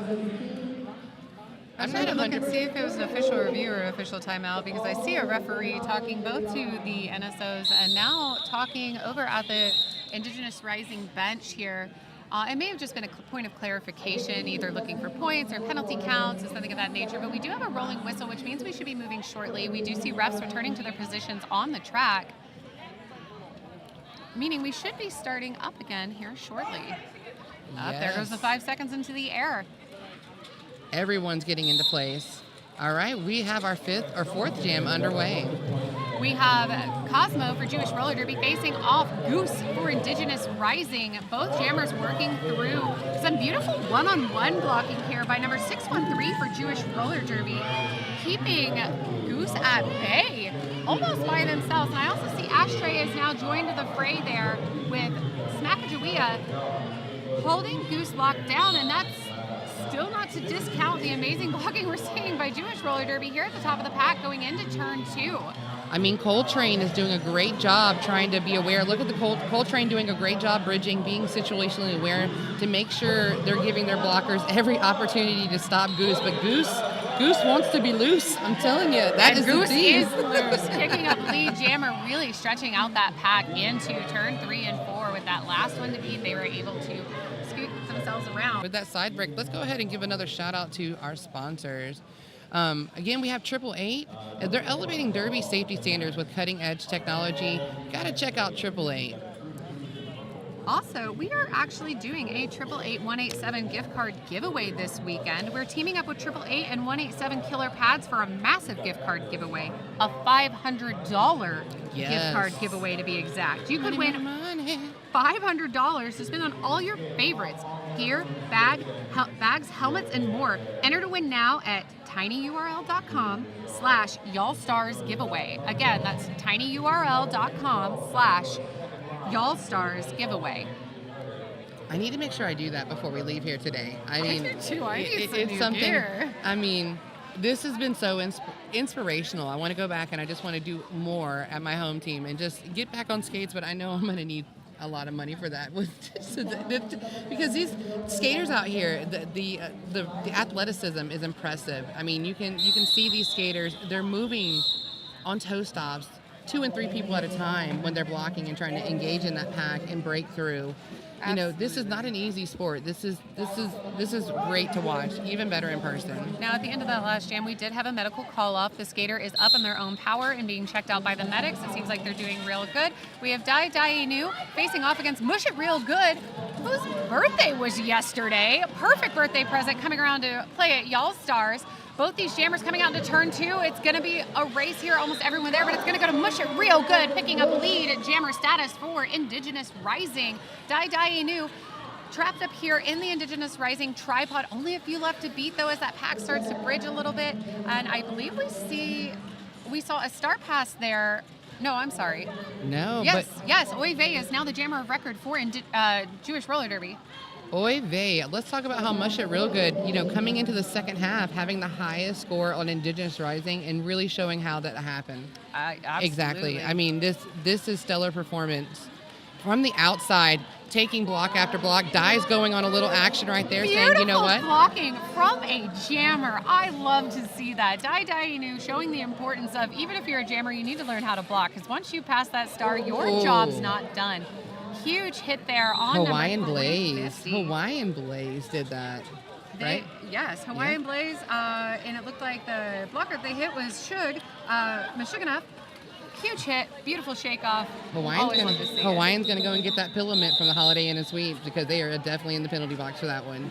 So with that, we're gonna do an early call off on that jam. That's jam 5, y'all, of our second half. 4 points earned by Indigenous Rising. It's still really anyone's game. We've got a little over 12 minutes left. We are going to start this particular jam with the advantage to Jewish roller derby, as they're going to have all the blockers and their jammer on the track. Missing one blocker from Indigenous Rising in the box.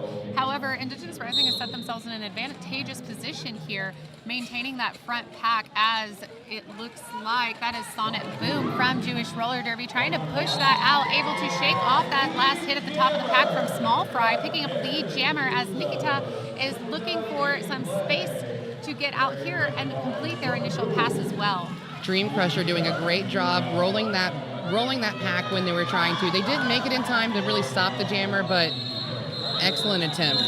Beautiful run through there at the top of turn 2 from Sonnet Boom, picking up 4 points for Jewish Roller Derby. Excellent work. We heard the boom all the way from here as they got 4 points on the board.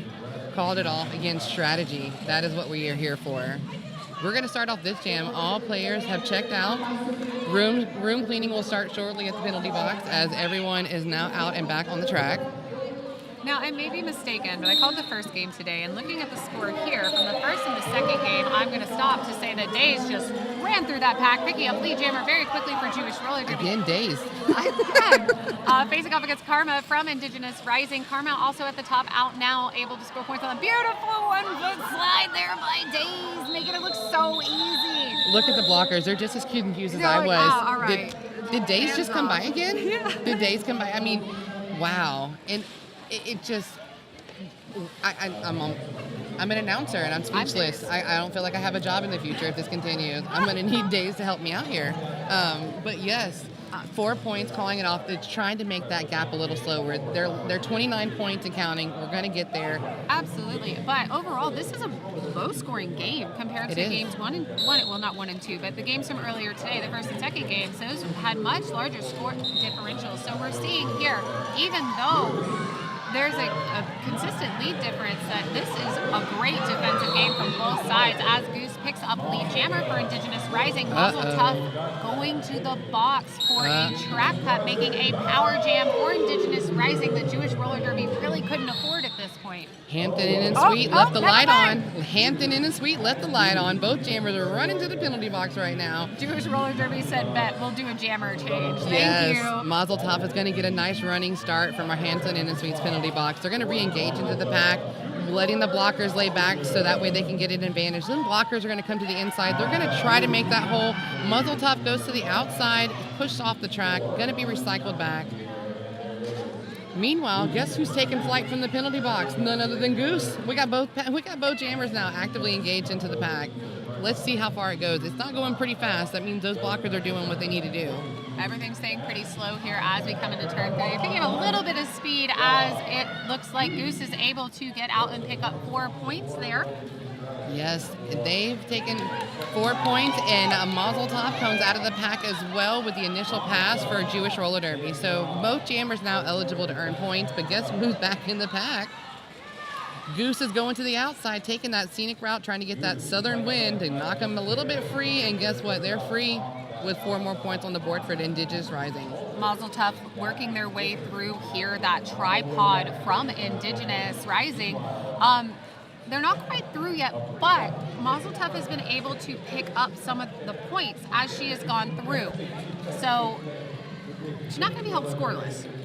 Yes. Goose able to go through, picking up another 4 points, bringing this to a 12-point jam for Indigenous Rising at this time. Coltrane is in the back of that pack, just giving hits wherever they can find them right now. I mean, I'm enjoying this. This is awesome. Absolutely. 12 points earned there by Indigenous Rising, 4 by Jewish roller derby. And there was that full four from Mazel Tov. She was playing it very smart. She knew she was stuck, and instead she made sure her hips passed each of those other skaters and picked them. You could tell. She was watching and looking. I haven't passed you. Let me get my hips around. All right, I'm going to take my 4 points. It's impressive. So we're going to get the 9th jam underway. We got Dye and Mush It Real Good. Really, I mean, I'm going to feel like the MVPs right now for both teams for jammers. I mean, both of these jammers have done great and phenomenal. Excellent work here. Indigenous Rising really slowing down all of Dye's momentum here going into turn 1. An excellent defensive strategy. One of the blockers from Jewish Roller Derby trying to provide any bit of space for Dye so that they'll be able to get out. However, instead, we're going to see a star pass with a great recycle there from Indigenous Rising to recycle that pivot to the back of the pack. They were almost there. They were almost out. Schindler's Fist has the star now, though. So that is going to be Jewish Roller Derby's attempt. They've now made their initial pass. Mush It Real Good's going to go back into the pack to the outside. They did grab, points were earned. Let's see how many. 2 points earned on that last call, but they did force the call off. So that was an excellent strategy to hand it off to Schindler's Fist, getting that star out of the pack. Absolutely. I mean, you know, if you don't have the lead, you want to get your star out of the pack. You know, be on the way to get to find the other one. Find the lead jammer, please. So we have a little over 6 minutes left. A little over 6 minutes left in this 40-minute game, and neither team has crossed the century mark at this time. Huge stopping power there from Indigenous Rising's blocking contingent on Sonnet Boom. Nikita facing off against the tripod of her own here as these skaters are kind of smashing together. Sonnet Boom able to stretch out the pack at the top with just 2 to beat. Quick footwork there to stay in there, come back in bounds after taking that initial hit out. Beautiful relay off there, but stuck on Scara to death. It's your worst nightmare.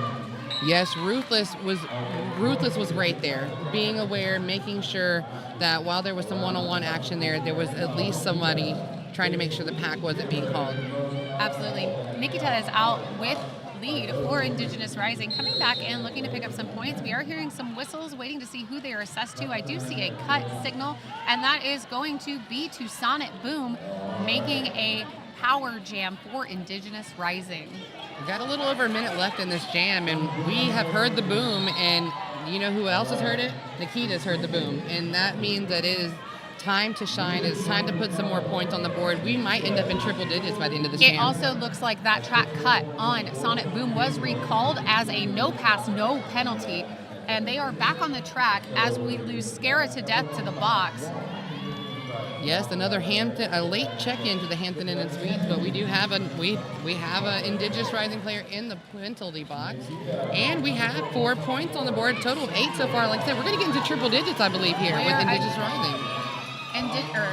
Announcer's blessing / curse, I guess, because I just said that we hadn't had anything go above.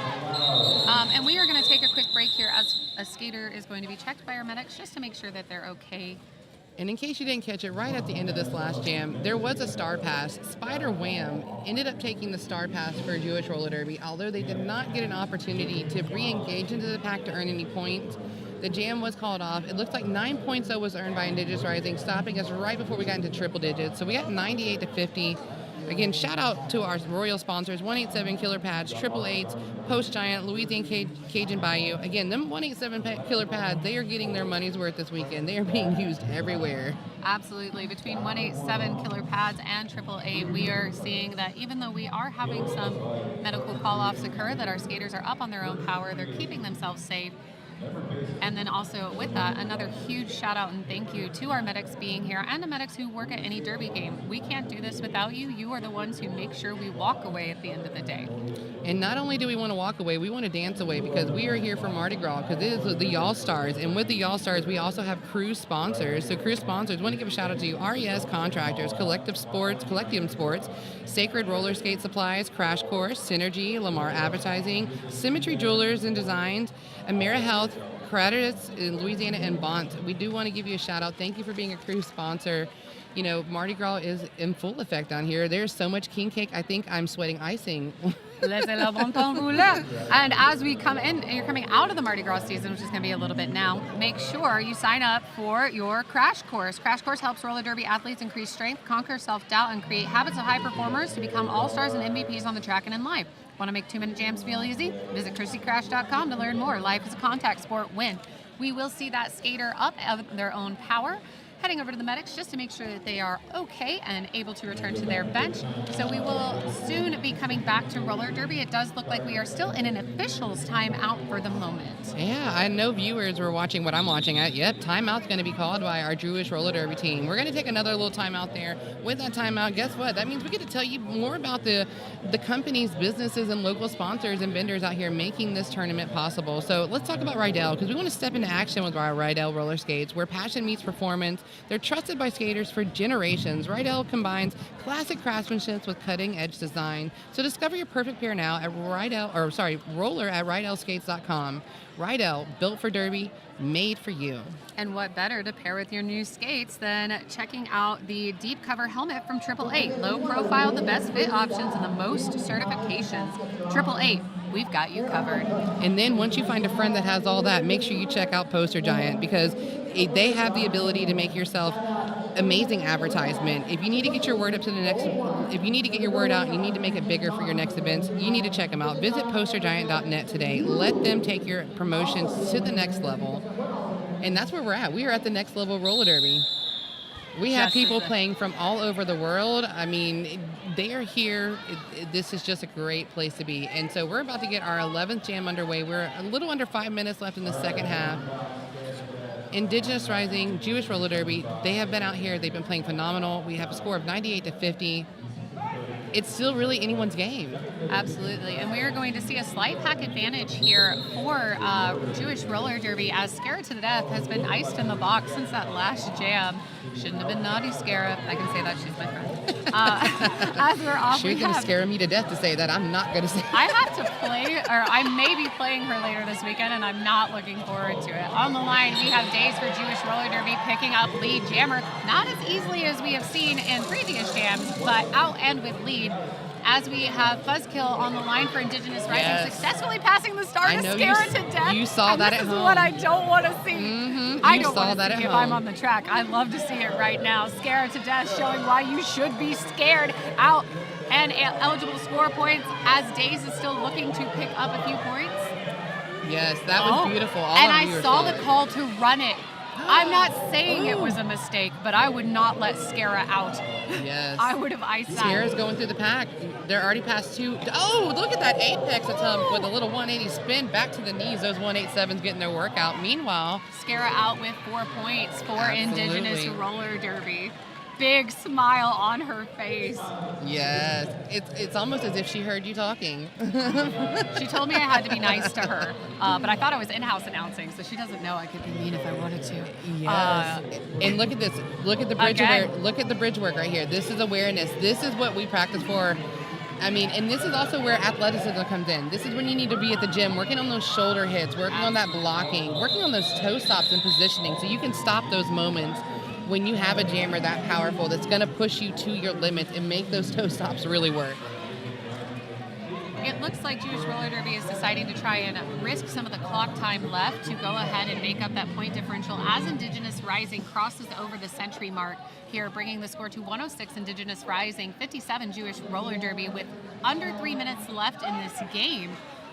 And even though there's about a 50-point differential, I can guarantee you the skaters here are going to tell you it didn't feel like that. I know at least 2 jammers on Jewish Roller Derby that can make that point advantage in that amount of time right now. I mean, yeah. Yes. Goose is out with lead jammer for Indigenous Rising. Spider Wham.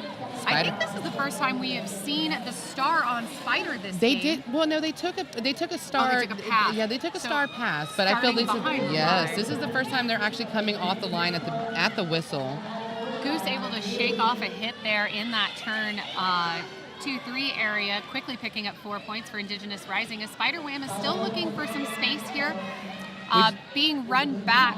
Would you say that was shaking a tail feather? Is that too much? You can't see this at home, but my forehead is firmly planted on the table right now. So Goose again. We're going. This is what the scenario we just had this last jam. I mean, Jewish Roller Derby, they're great with the bridge work, but again, I don't know what's stopping that last blocker. But Goose has figured it out. Absolutely. Just Goose as has. we see a pass from Jewish Roller Derby to Schindler's Fist, out eligible to go get some points for Jewish Roller Derby here. As Goose comes through, I believe they are only needing one more point to make this another 4-point pass. They may actually have it at this point. Deciding to go ahead and run it, see if they can get a couple more points here. Honestly, a great move. When you're this far in the lead and there's only a few minutes left in the game, and your jammers aren't tired, go ahead and run it. Run that clock down if you're in the lead. That's what you need to do. And I want to say that Dream Crusher, I have a crush on Dream Crusher. The blocking that is being done. Absolutely. I mean, it's just, wow. It's crushing the dreams of jammers. It's crushing the dreams and making the dreams of us watchers. So we're about to go ahead. This is going to be Lucky 13th Jam. This could be our final jam of this game. And we're going to get started with Mazel Tov and Mush It Real Good. Again, Mush It Real Good came into the second half, high scorer for a jam, and we see why. And out with We lead. see why. Mush It Real Good, celebrating their birthday absolutely correctly as they had their age turning event yesterday. That Yes. is how I'm now referring to birthdays, as age turning events. I like that. Mazel Tov here, still looking for some space, caught up on the blockers from Indigenous Rising. Some beautiful tripod work. They're getting some offense from one of their Mazel- friends. That's Bush Belt Bruiser. And Smackajawea. Smackajawea is not going to make that easy. Absolutely. Nice recycling there as Mush It Real Good comes around looking for some more points. We got 10 seconds in the game, and as you hear, the crowd is up. The crowd is loud. On the track side here that you can't see, we have both teams standing and cheering and screaming and holding This is arms what gives and me shoulders. goosebumps. This gives me goosebumps. I mean, this is what roller derby's about. That last jam is going to have ended with 8 points for Indigenous Rising, 2 for Jewish Roller Derby, bringing our unofficial score 126 Indigenous Rising, 62 Jewish Roller Derby. We're going to wait for that swooping whistle to make it official. Excellent, excellent athleticism from all of the skaters here. Yes, and also, keep in mind, we want to give a shout out. Skaters, coaches, referees, NSOs, announcers, videographers, photographers, medics, volunteers, vendors, entertainers, sponsors, after party hosts, and event organizers. It's not possible without people like you. So thank you so much for your time this weekend. And that roll does mean this is an official score. Our winners for this game will be Indigenous Rising with 126 points up against Jewish Roller Derby 62. Wonderful game. It's been a pleasure, Huck. This is Squirrellock Homes, y'all. I have had a pleasure of streaming, watching this from the television, kind of talking to you in your ear. I appreciate you viewers out there letting me do this. We got another game coming up for you. Looks Who like do we're we going to have? have Team Louisiana facing off against Who lost with the last Kansas? game? The last game yesterday. Who was that? Yeah, so it's going to be Kansas. So Kansas played Black Diaspora last night, I believe, that's and they right. did end up losing. So it's going to be Louisiana versus Team Kansas. Kansas being a great showing here. I've watched Kansas for several years I played against them. I used to be a Team Louisiana skater before I moved to Texas, and I will say this is the strongest I've ever seen Team Kansas. I'm excited to see what they do with this. Louisiana-Kansas is a tried and true, like, not grudge match because we love them, but it's usually always a great game with this face-off. I'm excited. So this is my first time seeing Team Kansas, and I've been thoroughly impressed the entire time. Every game, but I honestly can probably say that about every team I've watched so far. And even the one that's on the bottom of the bracket, I'm all like, yes, you play on a level that I've just never seen. So it's just been great. It's been great. And again, thank you so much, Huck. It's been fantastic. Thank you. Coming up next, you guys will be serenaded with the voices of PR Mageddon and Johnny. So be ready for that and enjoy that. Have a great day, folks. Dinah and Skara is MVP.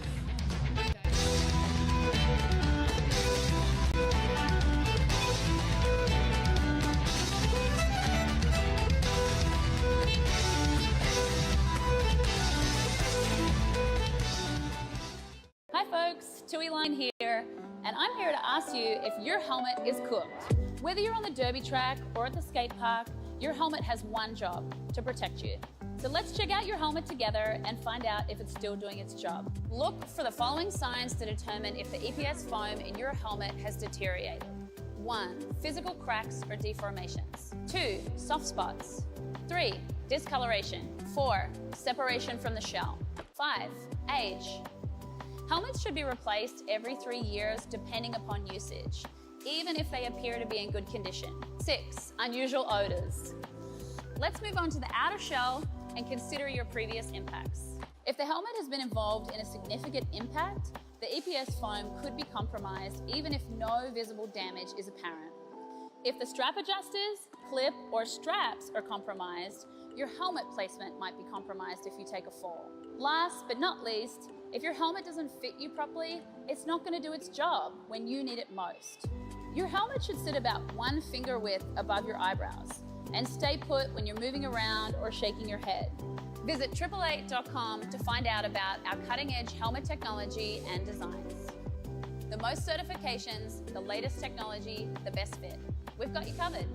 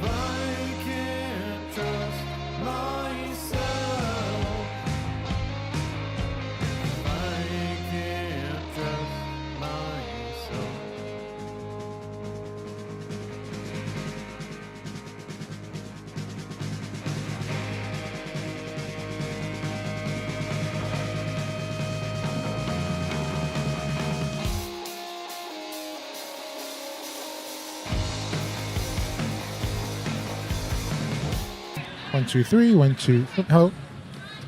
Oh, we're going hot? Hi. How y'all doing, everybody? We are back with you here at 2025 Y'all Stars here from Thibodaux, Louisiana in the Warren Harain Jr. Municipal Auditorium. And we are coming up on game number 12 between Team Louisiana and Team Kansas. I am P. Armageddon. I'm Johnny Pepper. Why don't you tell us who's skating for Team Louisiana there? I will do that. For Team Louisiana, we have number 0, that is Daddy-O Longlegs. 020 Mississippi Blues. 0429 Carmina Pirana. Number 10 is the Antichrist. 13 is your Captain Bose. 14 is Sachet. 187 is Kindly Kills. 1898 Papaya on Fire. 206 is Skella. 228 is Comet Kazi. 29 I'm a Pusher. 343 Twinkle Toes. 414 Violent Film. 49 is Bree Aggressive. Number 5 I Shove Lucy. 689 is Metamorphosis. 77 is Smash Ketchum, and 8 is Rest in Pieces. Who are they coached by there? They are coached by Reaper and Blasian. Cool. And for Team Kansas, we got 0 Zombina, 00 Goose Shot, 01 Kill Shot, 13 Gortisha Adams, number 14 Eva Knievel, number 15 Mini Me, number 187 Sweet Assassin, number 22 Harm Assist, number 41 Myers, number 424 Steel, number 45 Serial Killer, number 47 Baby Doll, number 5 Dizzy Aster, number 55 BB Bombshell, number 678 that's Triple B, number 78 that's Bandit, 969 Helixer, 999 Abella Virus. They're coached by Dr. Mamejuice, Aneurysm, and Bricks Hit House. That is Team Kansas. Team Kansas will be wearing the white shirts today. Team Louisiana going to be in the blue shirts. This is game 12, like PR told you, the Y'all Stars 2025 tournament here in beautiful Thibodaux, Louisiana. Want to give some official love out there to Eggs, Geo Knitter, Domination, Cinnamon, Tornado Alley, Sadie Masochist, Identity Crisis, Psylocke, Nick Tater, and your skating officials. And our skating officials are going to be led by Mad Jack Churchkill, Sven DeFore, General Relativity, You'll Need a Rehab, Nomad, Colonel Langus, Little Kilobyte, and Rough Draft. I want to thank the Red Stick Roller Derby Juniors and Louisiana Roller Derby for hosting such a wonderful tournament. I want to thank my THA PR Armageddon for being such an awesome boss. I want to thank Johnny for being an awesome announcer. Yes, thank you for scheduling a game with me because I feel special now. I feel special just being in your presence, Johnny. You know that. Also want to give a thank you to all our medics, all our volunteers, all our photographers and videographers. Yes. So many people go into making a derby game and a derby tournament go, and we thank everybody for all of their hard work this weekend. Each and every one of y'all. Really do appreciate that. And of course, we have the awesome Hazenberg back here producing. We do have Hazenberg producing. Yes. Oh my God, Derby royalties in the house, man. I'm just glad to be hanging out with the royalty. I'm not the royalty. This is pretty cool. I'm digging it hard. We want to thank the Hampton Inn and Suites for sponsoring our penalty box. We promise to say that at least 50 times this game. We also want to thank everybody for tuning in to us live on our live stream here on YouTube. We're going to be watching the chat and maybe calling out some cool commentary y'all give us. So, we'll give a shout-out. You want to give some shout-outs out there before we get started? There's not a ton yet because people are still kind of tuning in right now. What about your baby girl? We will get in. I'll shout out to my little baby girl back home in New Orleans and my wife. They may be watching. They may not be watching. I'm not sure. But if they are, I hope they're doing good. I love y'all and I miss y'all. Absolutely. And we all know Harley Grace is watching at home in Houston, Texas. The Grand Pepper. The Pepper Sprout. Here we go with your first jam underway. Twinkle Toes, jamming for Louisiana, and that is Steel with the star for Kansas. Both jammers up on their toe stops, trying to get through that pack as we go into turn 2. And it looks like Steel's going to grab lead jammer status. Take it away, PR. We are in the pack here in turn number 1. Twinkle Toes trying to go to the inside. Oh, just hops over and makes the initial pass. Meanwhile, here comes Steel, come looking for a scoring pass, spins around, gets the points, hands to hips. We're going to see about how many points Steel skates away with. I pulled my thing out too hard and my earphones went away. That's why I had to fix it. Mine came on a little better for a second when you did that. Well, maybe because I plugged it in better. Here we go. 3-point pat jam there for Kansas. They take the first lead of the game, 3-0. That's our boss, Mina, on the line right now. That is. Mina is one of our tournament heads and does an awesome job. This whole tournament here is a brainchild from Carmina Piranha, so I'm grateful to be working with Carmina for my 3rd straight year here for Yellow Stars, and an amazing creator, an amazing skater, jammer here for Team Louisiana, going up against Killshot for Kansas. And Killshot going to have to skate back. Was that a penalty? It is a penalty. It's going to be a power That's jam. That's a power here jam for Mina. That is. Carmina Piranha on a power jam. Kill shot off to the Hampton Inn and Suites penalty box for an infraction that we didn't really see. We could probably look it up and tell you. We'll let you know later on. Yeah, well, maybe not. Yeah, we'll try. Mina is sledding against that front setup wall there for Kansas, that brace 2 wall. Trying to stretch it out to get past that engagement zone. Now tries to go to the outside. Does make it through. Does earn lead jammer. So both teams now trading off lead jammer stat-eye in these first 2 jams. Kansas doing an awesome job of building that bridge there and holding it out. Yes, very good job by Kansas. Mina now on a scoring pass. Killshot back in as well. Killshot trying to go immediately to the front and dodges to the inside to complete the initial pass. And a whistle in the pack. A penalty assessed. Let's see who. That's a low block assessed to someone. I'm not sure who, but regardless, jam was called off. 4-point jam for Louisiana, and we have a lead change. We do have a lead change. Here's our replay here. We can check out our replay. Carmina Piranha with an awesome spin move to the outside to complete that pass. That's what got those 4 points. Exactly. And that's why we have a 4-3 lead in favor of Louisiana. Jam 2 in the books. Still got 17 and a half minutes left to go in the first half. I know I see Papaya on fire wearing the fleur-de-lis as the jammer for Team Louisiana. I love it when these team-centric, or even a lot of these other teams who aren't like Pacific Derby teams, absolutely, they wear the different types of jammer stars or jammer notifications. Yes. I love that. Team Indigenous Rising with the turtle. Yes, I love exactly. So through the pack, Papaya on fire gets knocked to the infield, gonna have to reset. Meanwhile, Zombina is through. Zombina is gonna be lead for Kansas. And Papaya is through as well, so both jammers now free and scoring eligible. I hate to correct you, boss, but I think that's goose shot. 14 Kansas. I'm it's sorry, wrong up there. It's wrong on the scoreboard. I was reading our screen. Apologies, I was reading our screen. Well, you know. Stuff happens. It happens. It's okay. But that was goose shot. That was goose shot. There we go. So the jam was called off quickly. 2 points picked up by Louisiana. Now doubling their differential, 3-6 now, heading into jam number 4. Wow, this is going fast. It is going fast. 16:32 left on the game clock till halftime. At halftime, I know in the venue, they're going to be talking about one of our great sponsors here and our great friends, NOLA Bulls, who put on the Running of the Bulls event in New Orleans every year. That's going to be you talking about that. I will because talk about they can't show up. Exactly. And this timeout is brought to you by Crash Course. They help busy roller derby athletes increase strength, conquer self-doubt, and create the habits of high performers to become all-stars and MVPs on the track and in life. If you want to make 2-minute jams feel easy, visit ChrissyCrash.com to learn more. Life is a contact sport. Win. That's what you want to do. Thanks to Chrissy Crash for sponsoring our Love Chrissy timeouts. Cash. That is Chrissy Cash with a K. It is with a K, yes. And also our penalty box, sponsored by our friends down at Hampton Inn and Suites, where I am staying this weekend. Not in the penalty box, but the actual Hampton Inn and Suites. The actual Hampton Inn and Suites. I was going to bring a cot and just sleep in the penalty box in the venue every night, but they told me I couldn't do that. Well, you know, we need to turn that sign over so when you see it on TV, you read it. This is right. Off we go to our next jam. Sachet wearing the fleur-de-lis for Louisiana. He is up in the front of that pack trying to find a way around to the inside, not to the outside. Meanwhile, Steele with the star for Kansas. Penalty in the pack. I see it's like a penalty against Bose for Team Louisiana. Meanwhile, through the pack, lead jammer is going to go to Steele. And another block of the box for Louisiana. That is going to be Skella. That's the pivot now. So pivot in the box for Louisiana. Meanwhile, on the track, Steele is through for a scoring pass. 4 points. Virtually untouched on the inside for Steele. Oh, and now it'll be a power jam, Johnny, as Sachet heads to the Hampton Inn and Suites penalty box as well. So there's no vacancies at the moment for Louisiana in the Hampton Inn and Suites penalty box. Although Bose will be leaving shortly. Steele with 8 points in the pocket, looking to get some more. Coming up on another scoring pass as we speak. Still 56 seconds left in the jam. Or as long as Steele wants it to go. As long as Steele wants it to go, because that lead jammer status gives you control. Absolutely.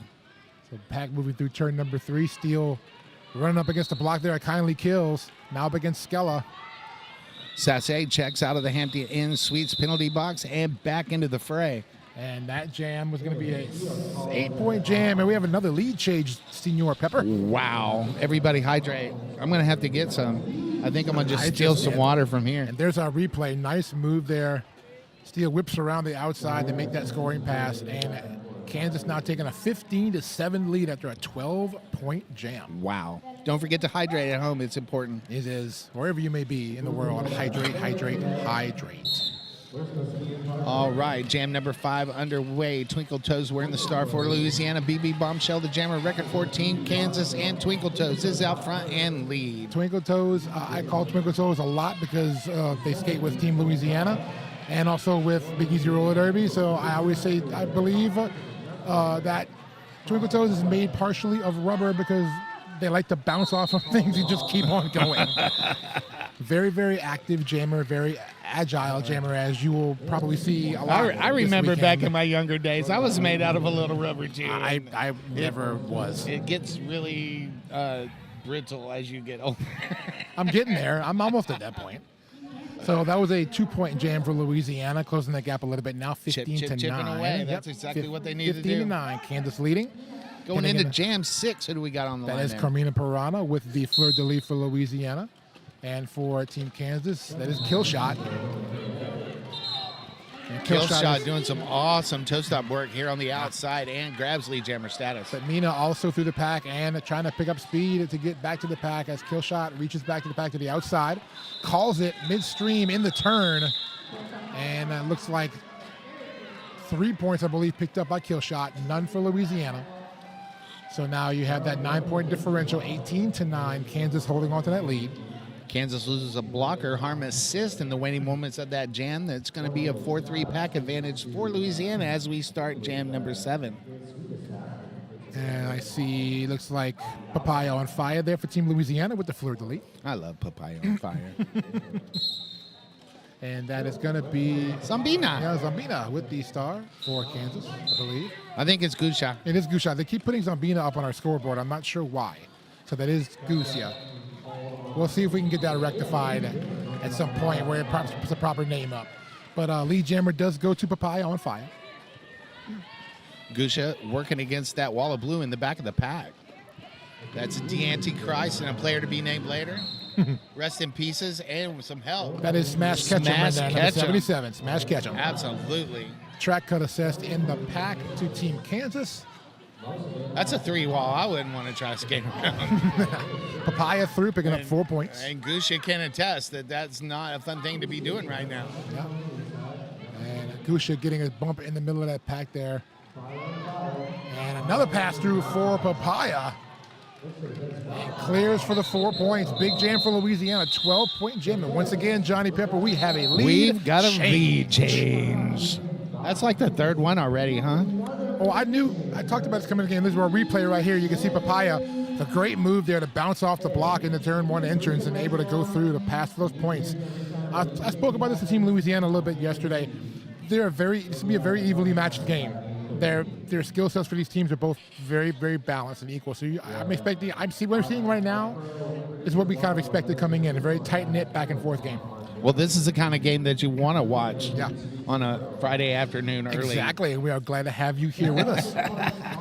So we're in a crash course team timeout. I'm going to go ahead and check out our chat here and see what's going on. I see a couple of people cheering for Papaya on fire. Yeah, and we got, Desi with the cut. Okay, people calling out for stuff. Somebody asking, what is the jam timer's name? I believe that is Domination. Domination with that awesome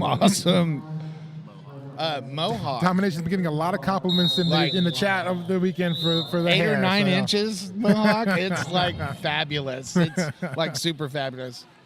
I want to give a shout out to 187 Killer Pads, 888 Poster Giant, and Louisiana's Cajun Bio while I got the time. Another quick thing in the chat. Ariel Thurman says Bandit on Team Kansas has only been skating a little over a year.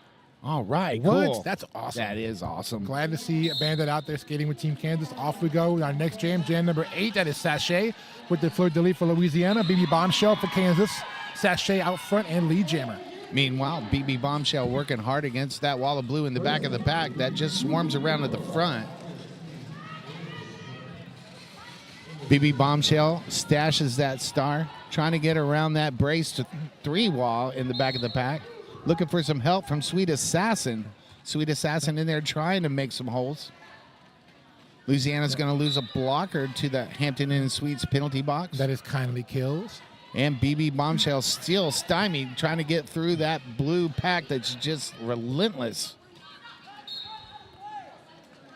And another whistle in the pack. Skella takes another penalty at the direction of gameplay penalty assessed, so Skella will sit as the pivot in that Hampton Inn and Suites penalty box. Sachet put it against that wall in the front. That is Team Kansas, a little two-wall. A head block penalty assessed in the pack against Team Louisiana. That's going to go against the jammer, Sachet. We're going to have a star pass. And a power jam for That's Kansas. Serial Killer, the new jammer record for Team Kansas, and a power jam. That's right. Serial Killer working through now on the pass and the power jam. Completes the pass for 4 points. This is going to last another 43 seconds as the Hampton Inn and Suites penalty box has a no vacancy sign right now. As we skate right now, Kansas retakes the lead, and now a little more to that. An 8-point jam as we go for Serial Killer. Serial Killer taking a break from that awesome defense to wear the star for a moment. Track cut penalty assessed to Skella for Louisiana. Pivot once again to that Hampton Inn and Suites penalty box. Pack moving through back to the pivot line. And Sachet back into the action for Louisiana, working that front braced wall set up by Kansas. I thought they had a fire drill because everybody left the Hampton Inn and Suites penalty box about the same time. They were testing the fire equipment at the Hampton Inn and Suites Oh, penalty box. my. Jam is over. Big jam for Team Kansas. They pick up 11 points. 11 points. And like we said, Johnny Pepper, yet another lead change. Another lead change. Kansas back I'm out glad in we're front. drinking water instead of Captain Morgan or something. I'm going to be extremely hydrated by the end of this half, let alone the game. No. As you see on camera, our Crash Course Timeout, Louisiana bringing it in, breathing. Coach Reaper telling them to calm down. Calm down. Don't let the last jam get to you. Just center yourselves and get back into it. Coach Pam with that flower. Love it. Let's talk about Chrissy Crash real quick. Go for it. Ready to make 2-minute jams feel easy? Tired of second guessing your training routine? You want to feel more confident when you step out on the track? Then Crash Course is for you. We turn skaters into MVPs. If you started Crash Course today, in 4 weeks, you'll be less tired at the end of a 2-minute jam. In 8 weeks, your footwork will get you to the line faster. And in 12 weeks, you'll be the skater that everybody wants in their pack. Life is a contact sport. Win. And I also want to thank our friends at 888, the deep cover helmet from 888, low profile, the best fit options, and the most certifications. 888, we've got you covered. Cool. Also, shout out to RES Contractors, Collectivum Sports, Sacred Roller Skate Supply, Synergy Bank, Lamar Advertising, and Amerita Health, Caritas, Louisiana. And off we go with jammer number 9. That is Twinkle Toes with the for the lead for Louisiana. Steele with the star and out fronted lead jammer for Kansas. Pack in turn number 1 as Steele tries to go around the outside and now dodges to the inside. Great move by Steele ducking into the inside of turn number 2 to pick up those 4 points. I think there was a plan getting through that pack like that. It just didn't happen. No, it wasn't just random. That was thought out. that was a nice play. That was a nice plan that came to fruition. And the jam will be called. And looks like again an additional pass there for Kansas. 8-point jam that gives them 37. Louisiana still at 25. Still got 8:55 left to go in this first half. Coming up on jam number 10. And that was Louisiana's first star pass of the game so far. Thank you to our awesome producer, the one and only Hazenberg. And we line back up here for jam number 10 here of our first half. I see Carmina Pirana once again with the fleur-de-lis for Louisiana, and that is Killshot for Kansas wearing the star. Killshot's got some explosive speed, picking up lead jammer status. That rolling was excellent, going right on that inside line, straight through by Killshot for lead jammer. Rolling across turn 1 as your lead jammer. And Mina working around with star cover off, does get through for the initial. Meanwhile, Killshot working the back Louisiana walls. There are whistle blows. A track cut going to be assessed to someone. Kill shots, grabbing lead jammer status and calls her. And points, yeah. That track up was on Kansas. That's going to be on number 0, Zombina. So after that jam, 4 points for Kansas, now 41-25. They hold on to that lead. We are under 8 minutes to go here till halftime. Going into jam number 11, we're going to have Papaya on fire. I see one Kansas blocker in the Hampton Inn and Swigs penalty box. I think that is it right now. So there are some vacancies. Not saying that we want to send anybody to the box, but there are vacancies. 4-3 pack advantage. Zombina, the jammer, record foot. No, that's Gusha. That is goose shot. It keeps showing Zombina on the scoreboard, but we promise you it's goose shot. Papaya on fire on the inside. Keeps it in bounds. Good job, lead jammer there for Louisiana. Meanwhile, goose shot getting stuck behind that braced wall on the back. Tries to pass the star and does so. Multiplayer block going to be assessed to rest in pieces. Meanwhile, the star has been passed by Kansas to Triple B. Triple B takes a derby kiss to the outfield. Recycles all the way back to the pivot line. Pack moving through to turn number 2 now. Triple B. Takes a spill, getting stuck between Smash Ketchum and Mississippi Blues and the Antichrist for Team Louisiana. Meanwhile, up front, the Louisiana Papaya on fire is shoving that blocktopus. Papaya is just trying to mash the blocktopus forward, trying to roll off the edges. But great job by Kansas sealing the edges off and keeping Papaya as long as they could. But Papaya able to break through, picking up the 4 points. Once that blocktopus turned into a 3-while, it wasn't going to stop Papaya. That's it. 4 points picked up for Louisiana. Thank you, Rich Mahogany. If you're watching, Rich, we miss you, buddy. We love you. Yes, love you, man. And the initial pass was made by Triple B. Meanwhile, Papaya trying to complete the pass for 4. One more blocker to get around. Instead, just calls it. Does get the 4 points, though. So it wasn't a completed 4-point pass. A dozen points in that jam. A dozen points in that jam. And that closes that gap down to 4 points. It does close that gap. Kansas 41, Louisiana 37. Here's our replay. Check out Papaya on the inside. Ooh, bouncing, gets the foot back, but quickly gets back in, avoids the track cut penalty, gets forward, and completes the pass. That's some awesome track awareness right there. Yes, it is. Awesome footwork, too, by Papaya on fire. Absolutely. Going into jam number 12 with 5:40 left to go in this first half. We got Sachet wearing the star for Team Louisiana. BB Bombshell, the jammer record for Kansas. And Sachet up to the front, working against that brace 2 wall by Kansas. Kansas trying to bridge the pack a little bit, but now everybody comes back together a little bit. Sachet knocked to the infield, going to reset. And BB Bombshell just trying to find a way around Bose on the outside there. But Bose a very, very versatile blocker. Pivots a lot too and can take the star. And you see up there, Bose is not going to reel in easily, but eventually did have to let BB Bombshell go for the no pass, no penalty. You can only spread that pack out so far. That's right. So lead jammer is still at bay for Sachet if he can get through.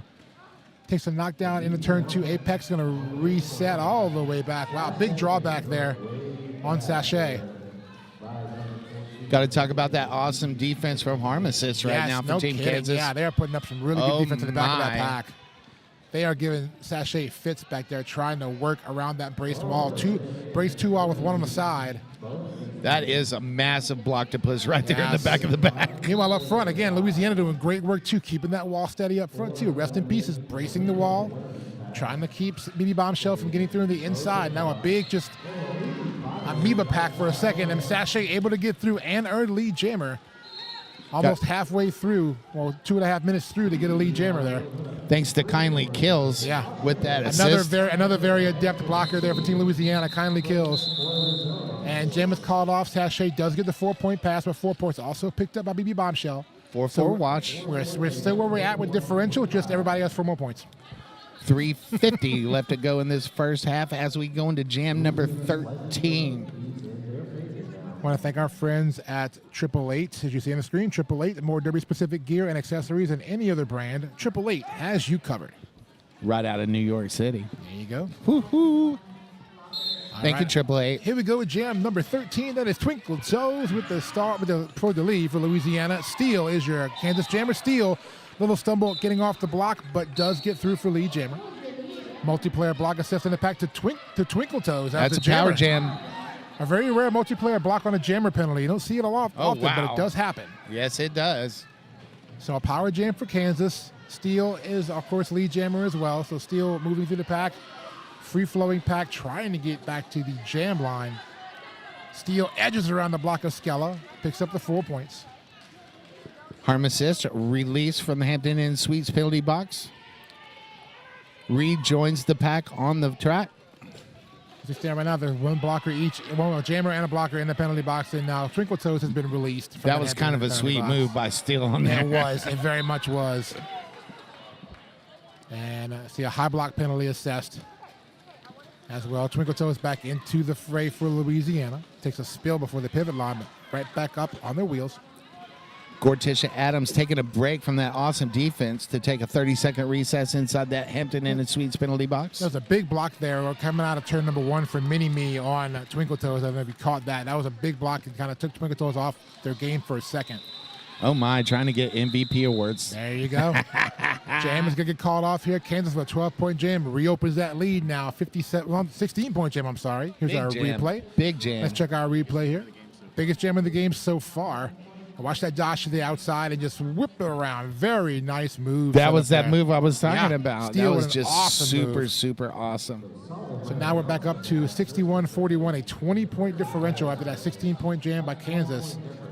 Going into jam 14, who do we have on the line there, PR? That's Carmina Pirana with the fleur-de-lis. Kill shot with the start for Kansas. And kill shot out front picks up lead jammer. Killshot's got some explosive speed. Yes. Taking off in between the jammer line and the pivot line to grab that lead jammer status. And kill shot. Meaning with one to beat does. Yeah. Tries to go around the outside. And decides to call it off from the inside. And let's see about points. Nothing for Louisiana. I believe they're going to confer a little bit for Kansas points. We're going to wait on that. I see 4 put up by the jam ref. So 4-point pickup for Kansas. It'll show up on the scoreboard in a second. I believe I don't think it's red. There we go. 65-41 is your score now. Kansas out front. We are under a minute to go, so it might be our last jam of the first half here, Johnny Pepper. In what could be the last jam of the first half. I put an asterisk on could. I never say it is. I always say it could. We got Zombina going up against Papaya on fire. It's Gusha. Gusha. We got caught again. I'm going to go talk to our scoreboard ops at halftime and see if we can get that fixed. Well, they can say we were wrong a lot. Exactly. Papaya on fire, wearing the fleur-de-lis for Louisiana. Papaya edges into the pack to the outside. Now shovels to the inside. And Papaya breaks on through, picking up the 4 points. Papaya is just really, really quick on that footwork. Yes. Kansas is swarming on that defense, but just not enough to hold Papaya out. Not quick enough to catch Papaya in that moment when she can just take off right there. Penalty assessed. That's going to be on the pivot turn jammer for Kansas, and we're going to have a power jam for Team Louisiana. Period clock has expired. We're running on jam time. And now Papaya also has lead jammer status, so this jam's going to go as long as it times out or until Papaya says we're done here. So Papaya's going to run it for a minute and one. That was Eva Knievel taking the star for Kansas, and now seated in the Hampton Inn and Suites penalty box as the new jammer for Kansas. And Papaya's going to go ahead and tried to call it, but not quite. Going to pick up the penalty. Track cut. So we're going to have a jammer swap. And it's going to go the whole 2 minutes. It will, because if you look at it, Eva was already standing in the box, so it's going to be a little bit longer. So we're going to run this clock out probably. Or at least maybe with a couple of seconds left, Papaya might get released. Initial pass picked up by Eva Knievel. Eva playing some awesome defense when indeed. not wearing the star as well. Yeah, but now as a jammer, also very adept jammer as well. Looking through that pack. It's good to have that dual ability. Big hit in the back there. Oh, wow. Back of the pack. Papaya on fire, standing in the Hampton Inn Suites penalty box. Does get released. What about 6 seconds to go in the jam and the half? So Papaya trying to get a few more points there. Gets to the inside. Nice. Gets the pass. Good job of Papaya on fire. Gets the pass, and it looks like we are going to be at halftime. 12 points for Louisiana on that jam. Here's the replay here. Check out Papaya on the inside. Now shuffles, takes the bump, and then goes around the outside. Beautifully done by Papaya on fire. And now we're going to be at halftime. Your halftime score here in this game, Team Kansas 71, Team Louisiana 53. Super quick halftime. Don't go very far. We'll see y'all in about 4 minutes. I am Johnny Pepper. I'm P. Armageddon. Back in a Peace, little bit, love, y'all. and roller derby. Back in a minute.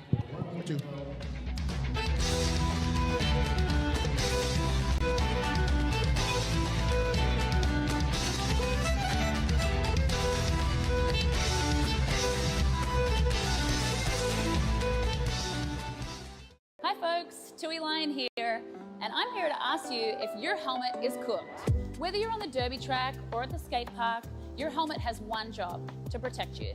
So let's check out your helmet together and find out if it's still doing its job. Look for the following signs to determine if the EPS foam in your helmet has deteriorated. 1. Physical cracks or deformations. 2. Soft spots. 3.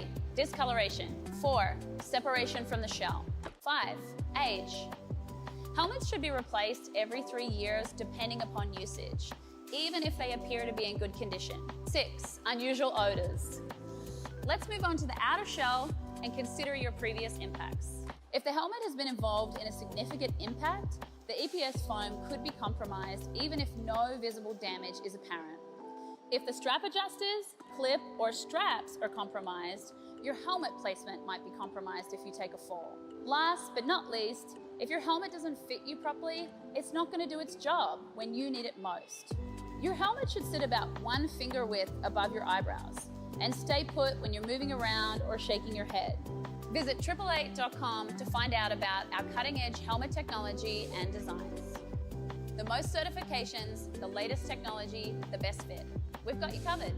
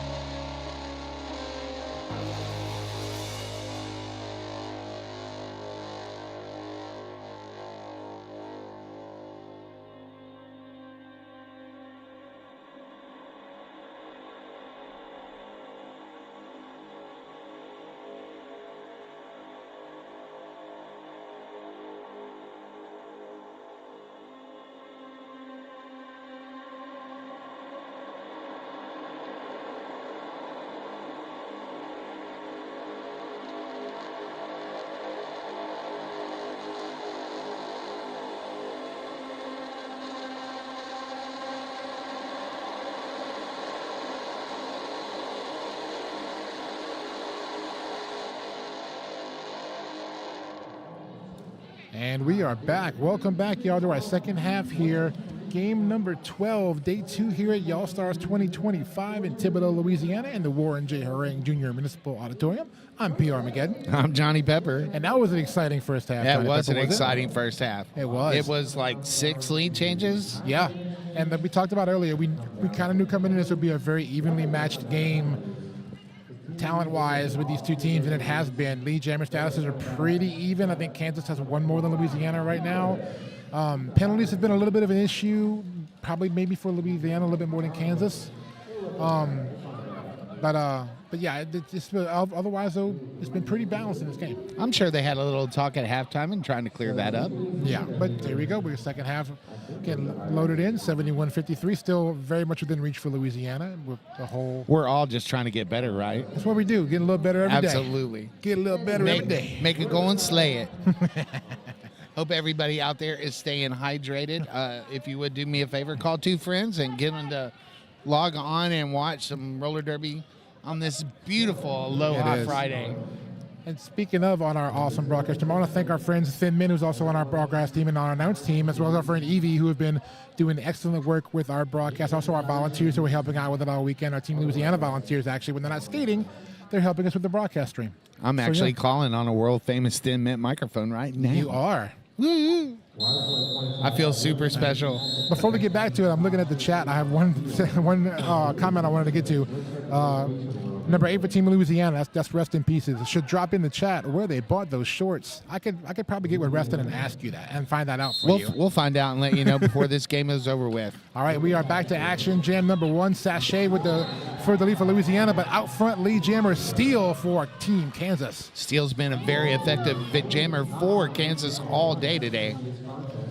And Steele now looking for some points, coming up to the back of that pack in turn number 2. Edges around the block of kindly kills, completes that pass, used every inch of track right there to do it, and got the 4 points. Meanwhile, Sachet's still trying to get through that wall of white that's in the front of the pack. Sachet looking for a little help to get through. Does pass the star. We have a star pass for Team Louisiana.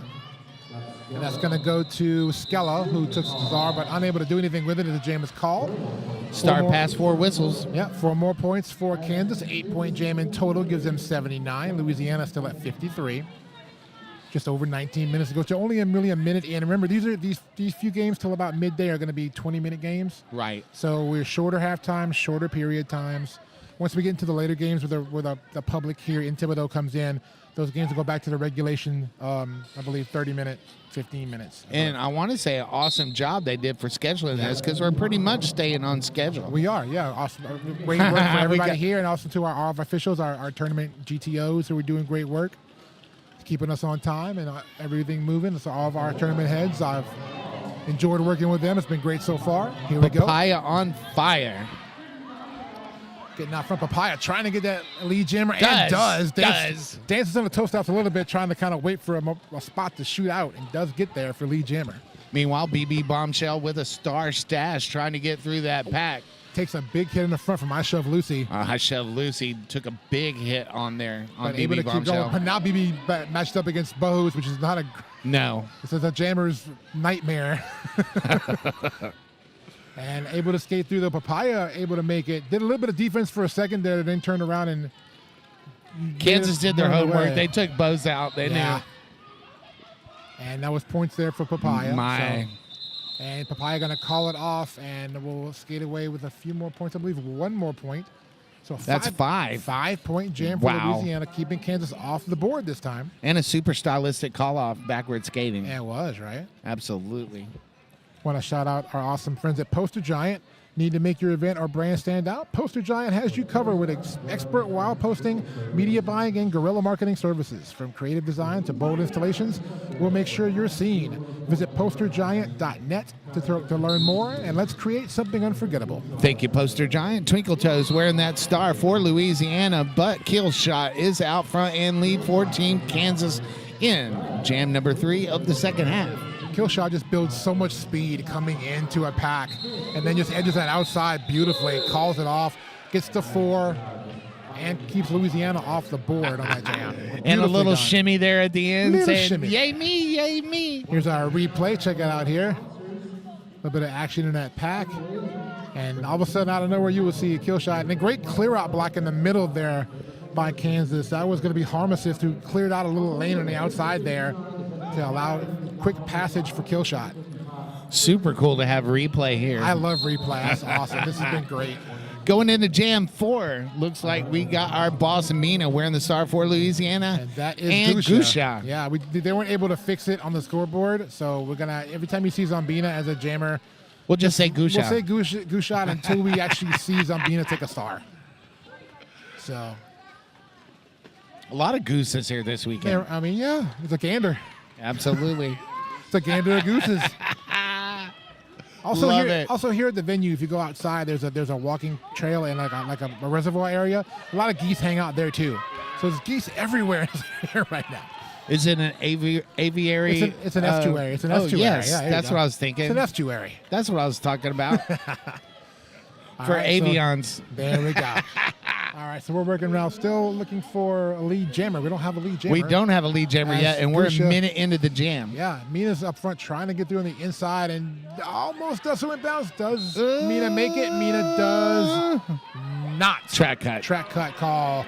Power jam for Team Kansas. Gusha in the back trying still to get around the Louisiana defense. And that's not an easy task. No, it is not. But Gusha, again, a very, very, very skilled jammer. But Louisiana, that defense can be very locked down when they want to be. And Gusha trying to work the outside, trying to edge off a block there in the back of the pack. Kansas is trying to send help through that pack. And going to have to reset back behind Skella. Way back behind Skella. Skella with a big drawback here on Gusha. It is. It is. Mina standing in the Hampton Inn and Suites penalty box, about to join the fray. Our producer said that defense is thick as Louisiana gumbo. If you got a really good roux with that, it's absolutely. Thick. Oh, yeah. If you've ever had real Louisiana gumbo. Real good Louisiana gumbo, yeah. If you're here this weekend, shout out to Trigger. That jam's going to get called off. And let's look at the points picked up here. Looks like Louisiana, nothing on that pass. As a nothing, it is because the jammer did go to the box. So it's our first scoreless jam in a little bit that I can remember.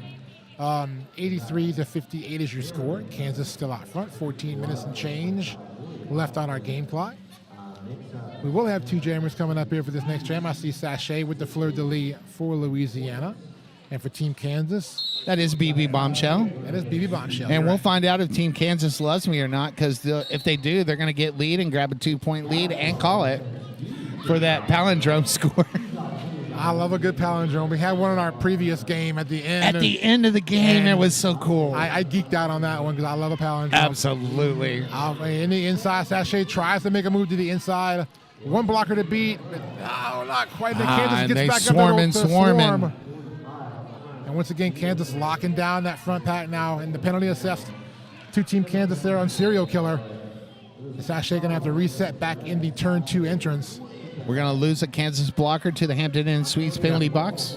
And another one as well, so we'll have almost full. BB Bombshell does get out of the Hampton Inn Suites penalty box and hits the back of the pack. The Sachet did skate out to get lead for Louisiana, so he is now the lead jammer. Another track cut on BB Bombshell. 2 penalties in one jam. Louisiana to take advantage of this. No pass, no penalty can get picked up there for Sachet. Only 3 points on the pass.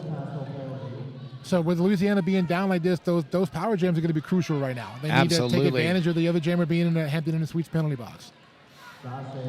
Sachet on another scoring pass takes a derby kiss from 47. And Sachet going to go ahead and call it off after getting up from said derby kiss. That was Baby Doll for Team Kansas on that jammer takeout. And looks like 3 points picked up by Louisiana, 61 for them. Kansas scoreless, 83. If you're Louisiana, that's kind of what you want to see. Keep that 0 on the Kansas side to close the differential up. We do have a timeout called, a team timeout, a crash course team timeout. Thank you, Crash Course, for sponsoring our timeouts. It's called by Louisiana. If you want to make 2-minute jams feel easy, tired of second guessing your training routine, if you want to feel more confident when you step on the track, then Crisscross is the course for you. You want a custom training plan with Derby-specific workouts, nutrition strategies, and athlete mindset development? Curated by our epic team of coaches so you can level up this year. Visit ChrissyCrash.com to learn more. Life is a contact sport. Win. Also want to thank our friends at Currency Bank. At Currency Bank, we create meaningful partnerships with our clients built on strong personal relationships, our core values, and the right combination of the latest proven technology and personalized service. It's not just good for business, it's who we are. Also want to give a shout out to 888, upgrade your safety with Derby-driven innovation. Elevating Derby safety standards with cutting-edge technology. That is 888. And Johnny, you got your first shout out on the YouTube chat. Pinky, don't you dare. Oh, I love Pinky. And also, that reminds me, go to concussionrollerderby.com. Men's Champs is going to be in Oregon this year. It will be, yes. You might see Johnny Pepper and Pinky, don't you dare. Just saying, we might. And we are now in an official review, apparently, so we will... Love you, Pinky. We will see what's going to go on here. Mad Jack Churchkill, our head referee, will give us the deets as soon as we can get them. Also want to give a shout out to Poster Giant. If you need to make your event or brand stand out, Poster Giant has you covered with expert wall posting, media buying, and guerrilla marketing services. From creative design to bold installations, well, make sure you're seen. Visit postergiant.net to learn more. Let's create something unforgettable. Also, do you know we're teaming up with 888 and 187 Killer Pads for a massive gift card giveaway? Yep, we are. A $500 giveaway to be exact. Tell them about it, PR. You can win up to $500 to spend on all your favorites, gear, bags, helmets, and so much more. You can enter online to win now. Go to tinyurl.com/y'allstarsgiveaway. One more time, tinyurl.com/y'allstarsgiveaway and get in on that raffle. You too could be a $500 winner. And what's a better way to spend a Friday afternoon than watching roller derby and winning money? Exactly. I mean, like it's win-win all around. It's crazy. Win, cool. win. Absolutely. Oh. Did you see my game last halftime? That was pretty cool. It was awesome. We got it done under the 5 minute too. I didn't think we were going to be able to. I had every ounce of confidence in you that you could do that. I was very, very worried, and I don't get worried very often, but that was a hard deadline. So we see head ref Matt Jack Churchkill telling the teams about the review. The review was called by Louisiana, so we're going to try to get the results of that review either from Mad Jack Churchkill or from the alt ref as soon as we can. Why don't we wildly speculate as to what we think it is about? I would do that, but I think maybe just be talking about where we're going to go for the after party tonight. But I know where it is here in town. It's where right is the after party tonight? If you're in town and you want to go to the after party, it's right across the street from us, our friends at Norm's Daiquiris. Come on down. But if you're not here and you want to come down to Thibodeau, you can still come down and hang out with us.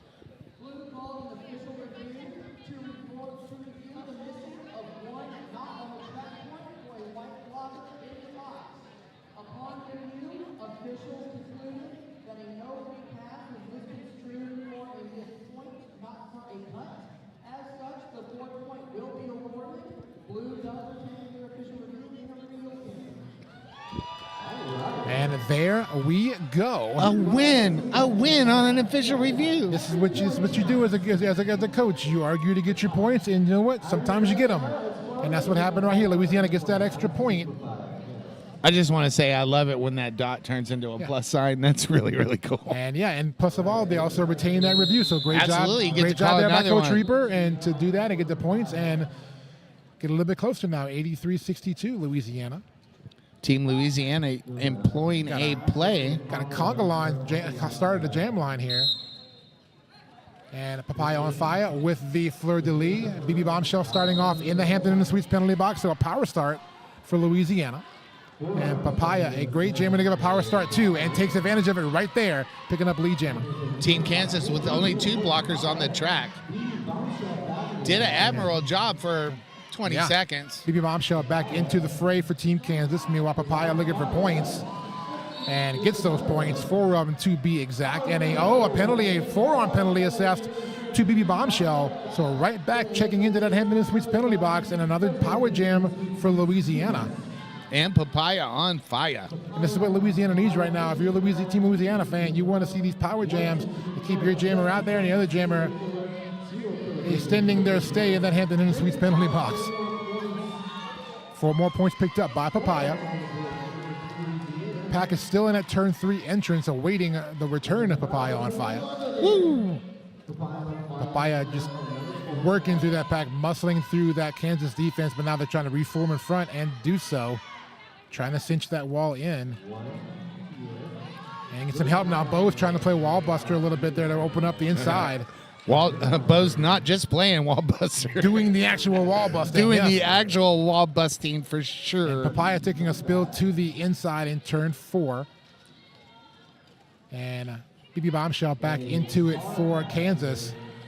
Looks like we got a star pass. We do. That's going to go. Triple B. Yes, Triple B taking over as a jammer, but Papaya is through, picking up the 4 points. 8-point jam as we escape for Louisiana. 12, I'm sorry. There we go. He showed up on the scoreboard.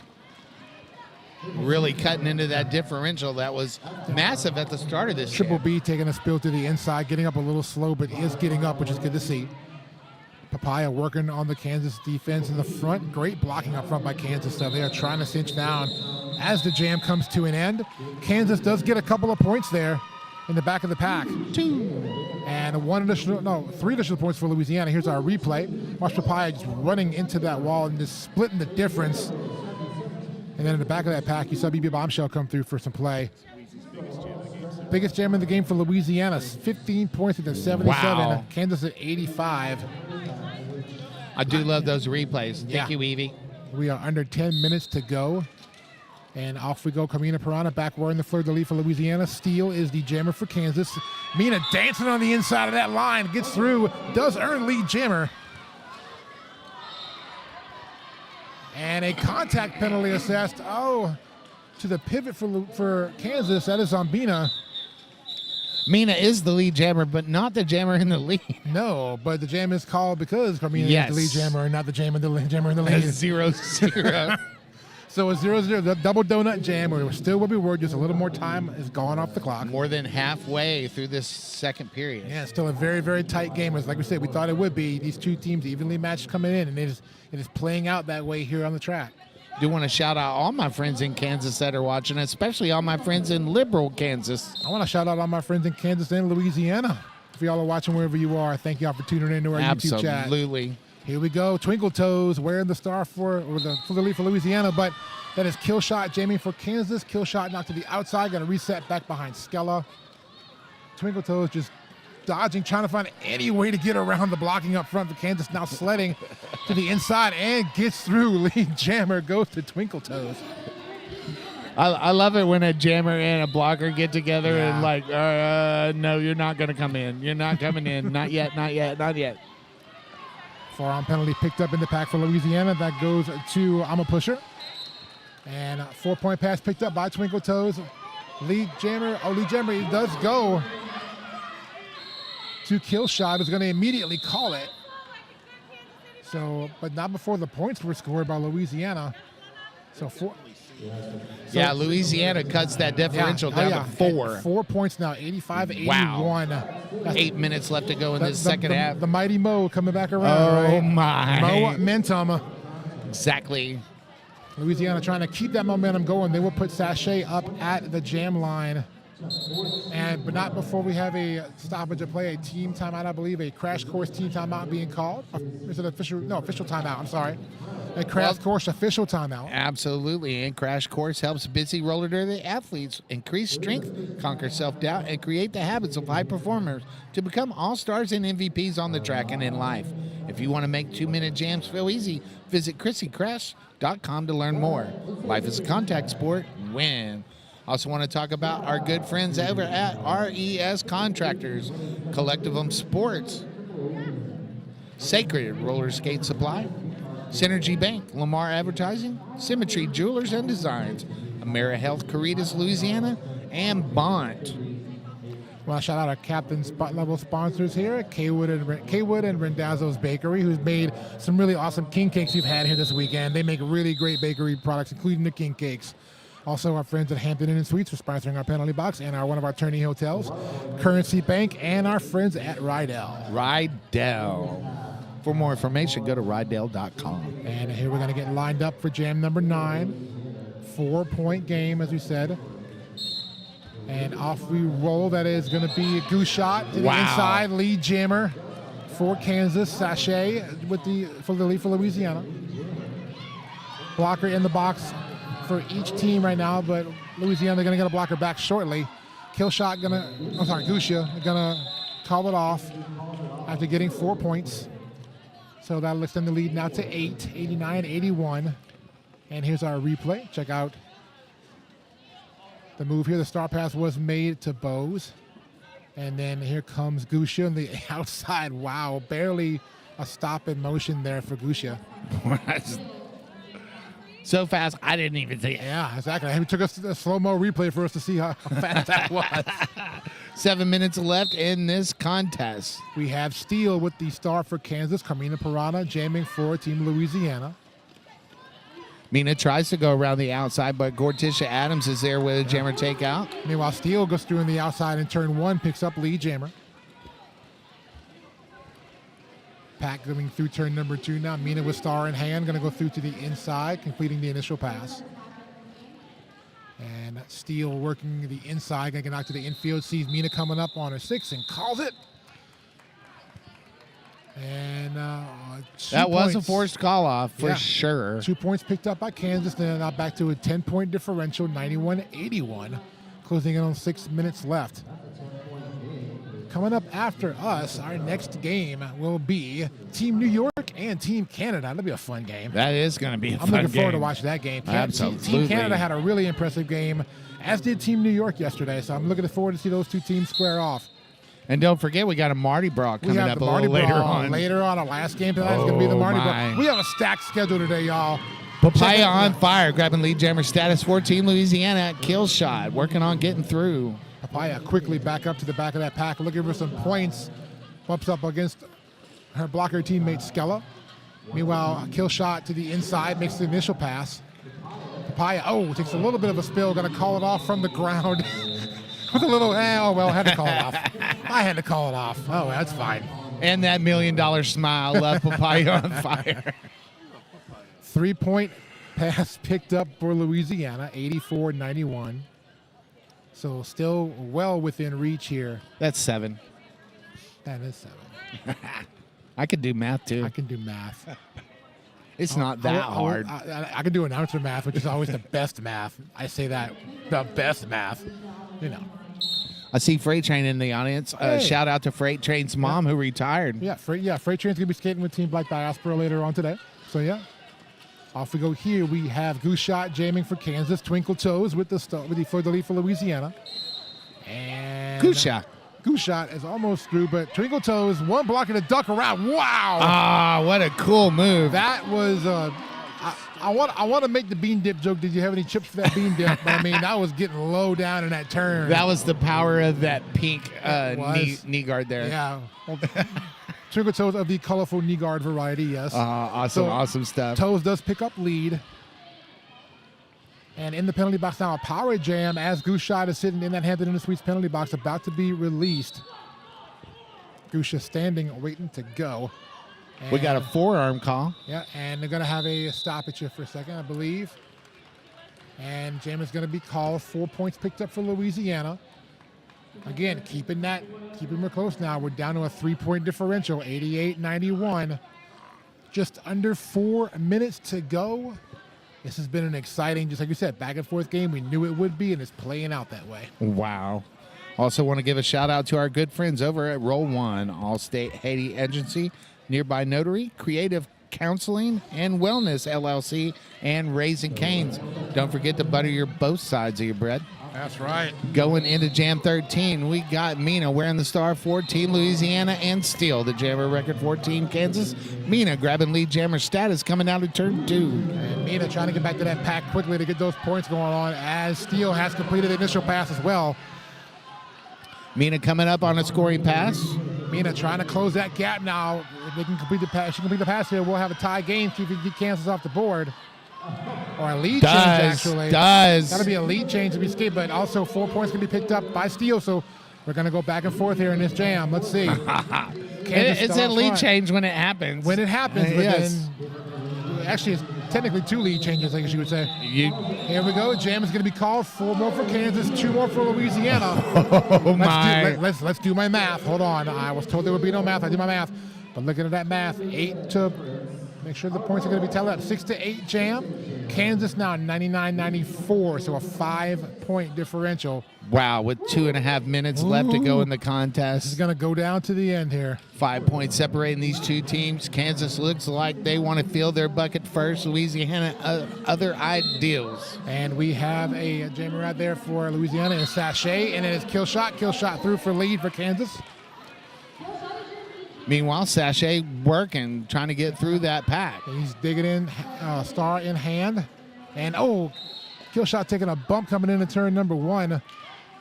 It's going to be a no pass, no penalty. Only 3 points picked up there for kill shot. I think we call that a no earned pass now. No earned pass. Well, no complete earned pass. Yes. So there's a full pass picked up by kill shot. 4 points in the air. Sachet working in the back corner there in turn number 3. It does break through, picks up 4 points as well for Louisiana. That pack was too spread out. They had to let go. And a swing and a miss there at the end. That hit by the Antichrist. And Killshot goes ahead and calls it after another 4-point pass, I believe. So that might be waiting for the points to total up here.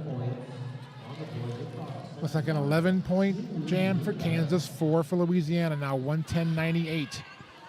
Almost to that minute mark, Johnny Pepper. Ooh, we get tight now, down to the last minute. We're at that point now where we can say that the C word could be the last jam. What could be the last jam of the game? Off we go here. Papaya on fire is the Louisiana jammer, and that is Gusha for Kansas. That Louisiana 3 wall is right there at the jammer line and Papaya locked is down. Through and lead for Louisiana.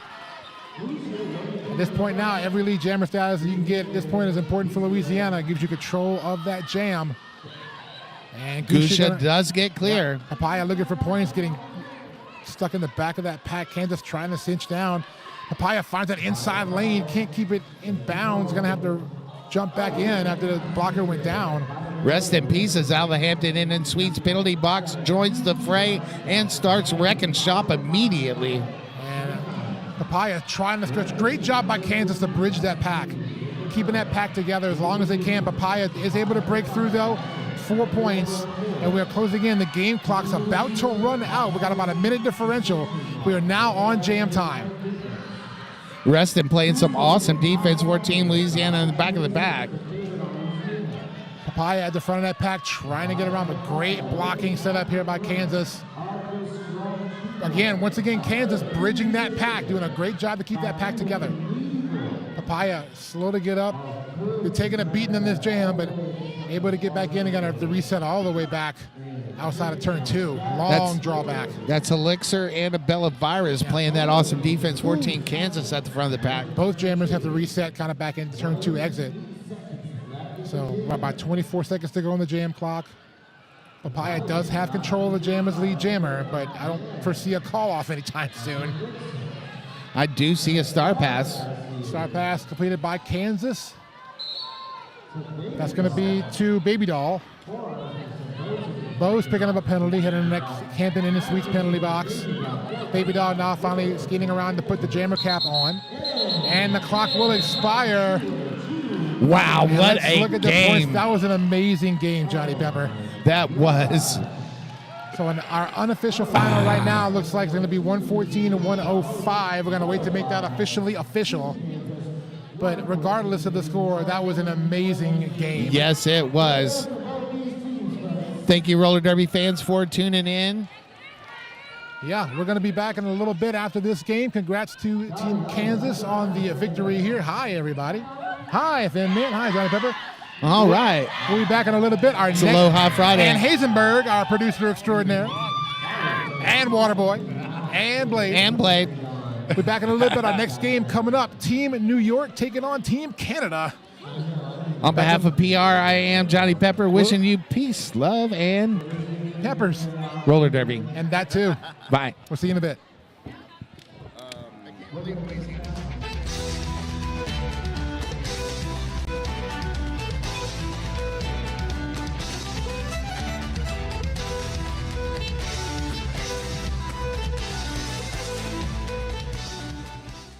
Hi folks, Tui Lion here, and I'm here to ask you if your helmet is cooked. Whether you're on the derby track or at the skate park, your helmet has one job: to protect you. So let's check out your helmet together and find out if it's still doing its job. Look for the following signs to determine if the EPS foam in your helmet has deteriorated. 1. Physical cracks or deformations. 2. Soft spots. 3. Discoloration. 4. Separation from the shell. 5. Age. Helmets should be replaced every 3 years depending upon usage, even if they appear to be in good condition. 6. Unusual odors. Let's move on to the outer shell and consider your previous impacts. If the helmet has been involved in a significant impact, the EPS foam could be compromised even if no visible damage is apparent. If the strap adjusters, clip, or straps are compromised, Your helmet placement might be compromised if you take a fall. Last but not least, if your helmet doesn't fit you properly, it's not going to do its job when you need it most. Your helmet should sit about 1 finger width above your eyebrows and stay put when you're moving around or shaking your head. Visit 888.com to find out about our cutting-edge helmet technology and designs. The most certifications, the latest technology, the best fit. We've got you covered.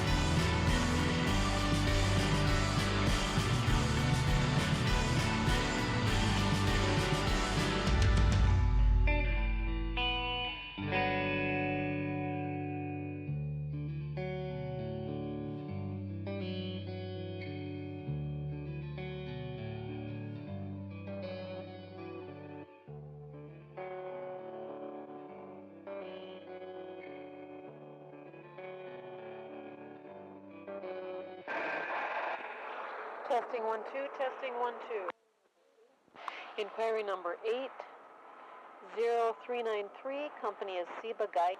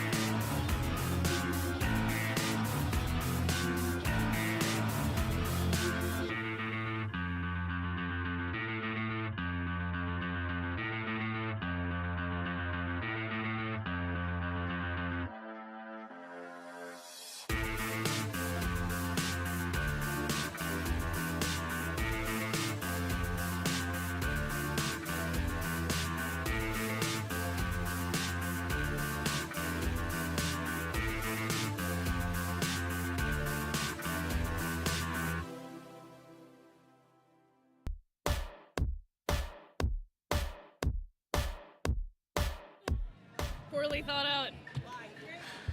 Welcome, welcome, everybody, to Game 13, Team Canada versus Team New York. What's up, Canada? It's Blade! And I'm joined by... What's up, New York? It's Bex. We're both rooting for both these teams, but also repping our homes of Canada and New York. Yeah, it's like they planned that out or something. Who's this guy PR? He seems like he knows what he's doing. Yeah, I think he's like Toad's profesh. All right, let's read out some rosters for you guys. Skating in black for Team Canada, 00, Are You Ready? 004, Projectile. 008, Lowrider. 03, Cam Grayson. 11, Artuzo. 1349, Razor. 16, Booby. 1969, Nad. 213, Sleep. 241, Dump Truck. 2931, Taz. 31, Bruiseberry Pie. 33, R2. 39, Cracker Jack. 444, Shira Shakes. 934, Cooper. 999, KT Kaboom. And 9999, Mange Cool. And your Team New York rosters, 02, Pinky Swears. 63, She Devil. Number 8, Aaron Watershow. 9, Street Meat. 111, Cherry Napalm. 1213, Brutal. 137, Big Banger. 16, Sweets. 1717, Just Chaos. 18, The Hammer. 19, Kraken. 44, Steve Nash. 49, Nightmare. 501, Synaptic Blasticity. 7, Rocky Bonobo. 709, Horatio. 817, Jag. Shout out to announcer team. And 913, Stephinity and Beyond. Also joining Team Canada on the bench are coaches Schemo, D-Ray, Bradas, and Grenade.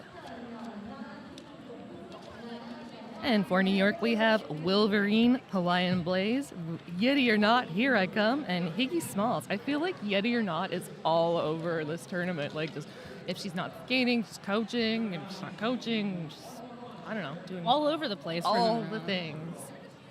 All the teams.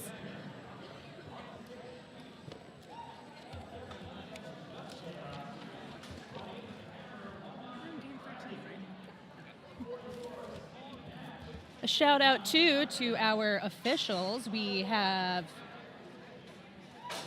head ref for this game, Red Pool, joined by Random Dude, Shrimp and Roll, Bionic, Thrillum Defoe, Hannibal Reffer, Luna Shovegood, and Bacon the Question.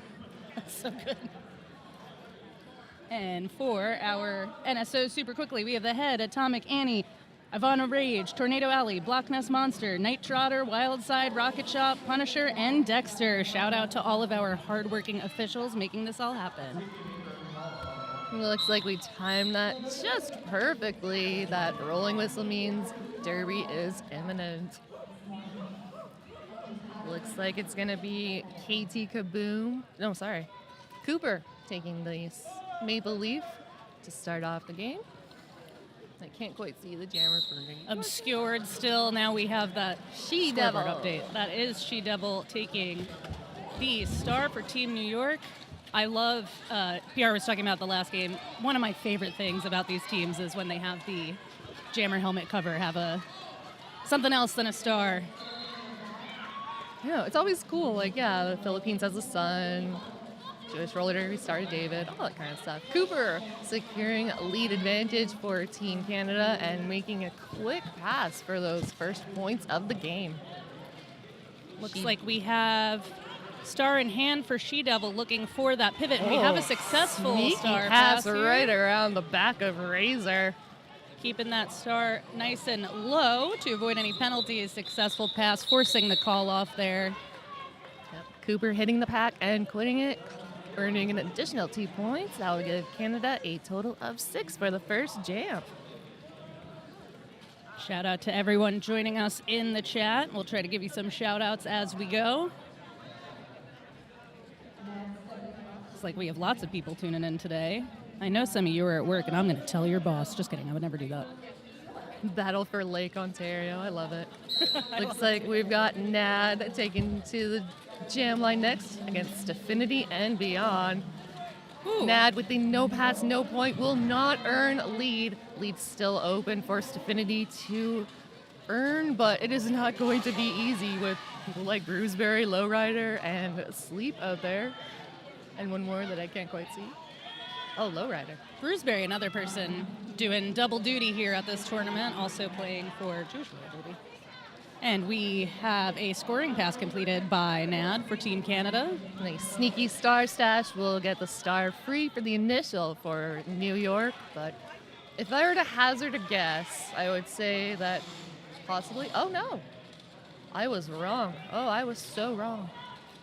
That's 4 more up for Nad. That'll be first points on the board for Team New York.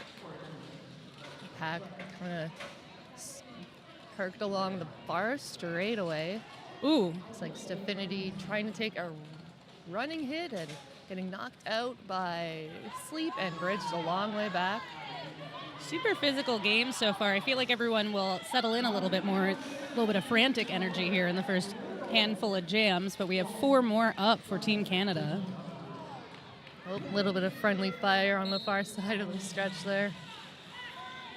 Ooh, but that's going to be a forearm penalty assessed to somebody. No? It looked like Bruiseberry for a moment, but maybe the officials rescinded. They said never mind. We're going to keep all of the vacancies in the Hampton and Suites penalty box. Yes. We all know Bruiseberry can be a little heavy on the penalty side, so it's kind of nice when one gets rescinded. And we've been penalty free. I shouldn't say the thing I was about to say. I'm going to keep that thought to myself. We don't want to jinx that. No. That's an inside thought. Nad going in for another scoring pass, and it looks like the natural 2 minutes have elapsed. 16-point jam for Team Canada. I can see here on the replay. There's Bruiseberry moving in for the assist. A little bit of accidental friendly fire, and that looks like the official possibly signaling a forearm, but other refs on the outside conferring that no penalty was acquired. Those are the first 4 points on the board for Team New York, but a 19-point jam for Canada there. And we're off again with our Tuso wearing the maple leaf for Team Canada and just Chaos jamming for New York All-Stars. Blade getting some shout-outs here in the chat. What's up, President Wavo? All the way from Edmonton, Canada. We have lead here for our Tuso. And, ooh, little spin move there. Was it clean? A spin, but enough time for Team Canada to make a nice, solid formation in the front. I knew that whistle was coming. That was a block in the down skater. And then on that tricky apex, too, it's like you might think you're coming in legally, but it's perspective. Honestly, it comes down to perspective. The apex is a tricky spot, so R2 taking a hit to the outside and calling it off before Team New York can do any damage that time. With that jam ending, that means that Cracker Jack taking a late checkout there from the Hampton Inn and Suites penalty box, so New York All-Stars will have the pack advantage headed into this next jam.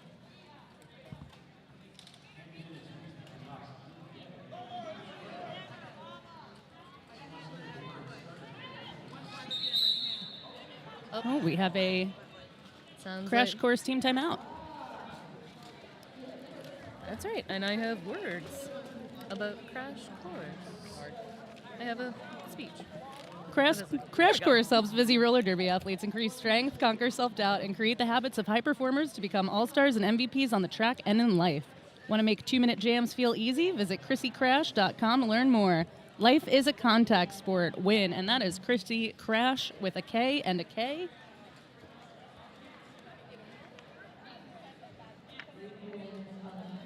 So that was our Nad having the highest scoring jam so far, a large 19 points. But yesterday, Team Canada's highest scoring jam was 40 points. That is so we'll a lot. See if they can do a repeat of that. In that highest scoring jam there, Nad's 19-point jam, that was also the only jam so far that New York has put up there, 4 points. So heading back into gameplay in a moment.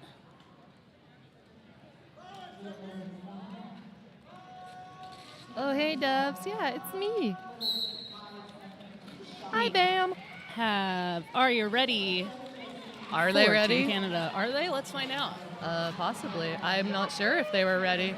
Ooh, Synaptic Plasticity doing some really impressive Single toe stop balance there to stay in bounds on the first turn. No lead, but ooh.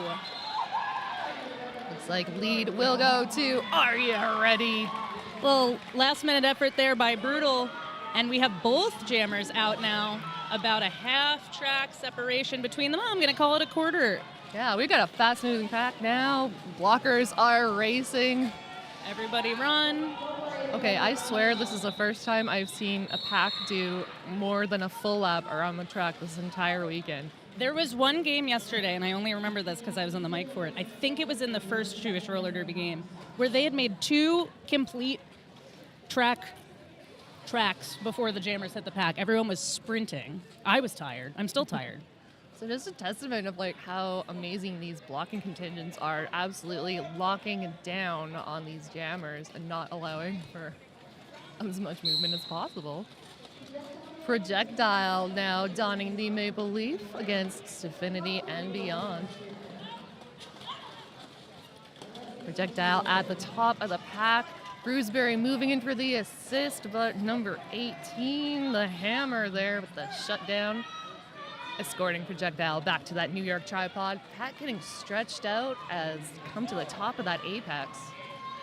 After that little bit of sprinting we did last jam, very defensive heavy jam here. Ooh! Canada absolutely locking down on Staffinity and Beyond, and Bruiseberry Pie making sure that no blocker comes back to mess with that formation. Big hit there, but it took about 40 seconds to even get a lead jammer called here, and that is for Projectile from Team Canada, who is picking up 4 points here. That looked like Bruiseberry was giving Aaron Watershow a hug. Hugs are okay sometimes, just don't use too much forearm. And get consent. Looks like a star pass has occurred for Team New York. Sweets will be our new jammer of record. And Projectile getting the instructions to call it off from the bench, bringing their total up to 31. See the replay here. There's Bruiseberry moving in to disrupt that formation. And then just moving back to, block that jammer. No big deal, just all over the place. A little shout out here in the chat from Johnny Pepper. Love to hear encouragement from one of the greats. Hard act to follow on that last game, too. That's a great announcer pair. We are back in action as She-Ra Shakes wearing the maple leaf and She-Devil. Oh, I love that. What a great jammer mashup, starting with She Dash. I bet she's going to get lead. I think you're probably right. We do have, I think that's Booby in the Hampton Inn and Suites penalty box, but She-Ra, she did in fact get lead. That is Shakes for Team Canada, your lead jammer. Forearm being assessed to Team Canada, whose blocker side of the Hampton Inns and Suites penalty box is gradually filling up. No vacancies. Not yet. Looks One is about to check out. Booby has reached their checkout time.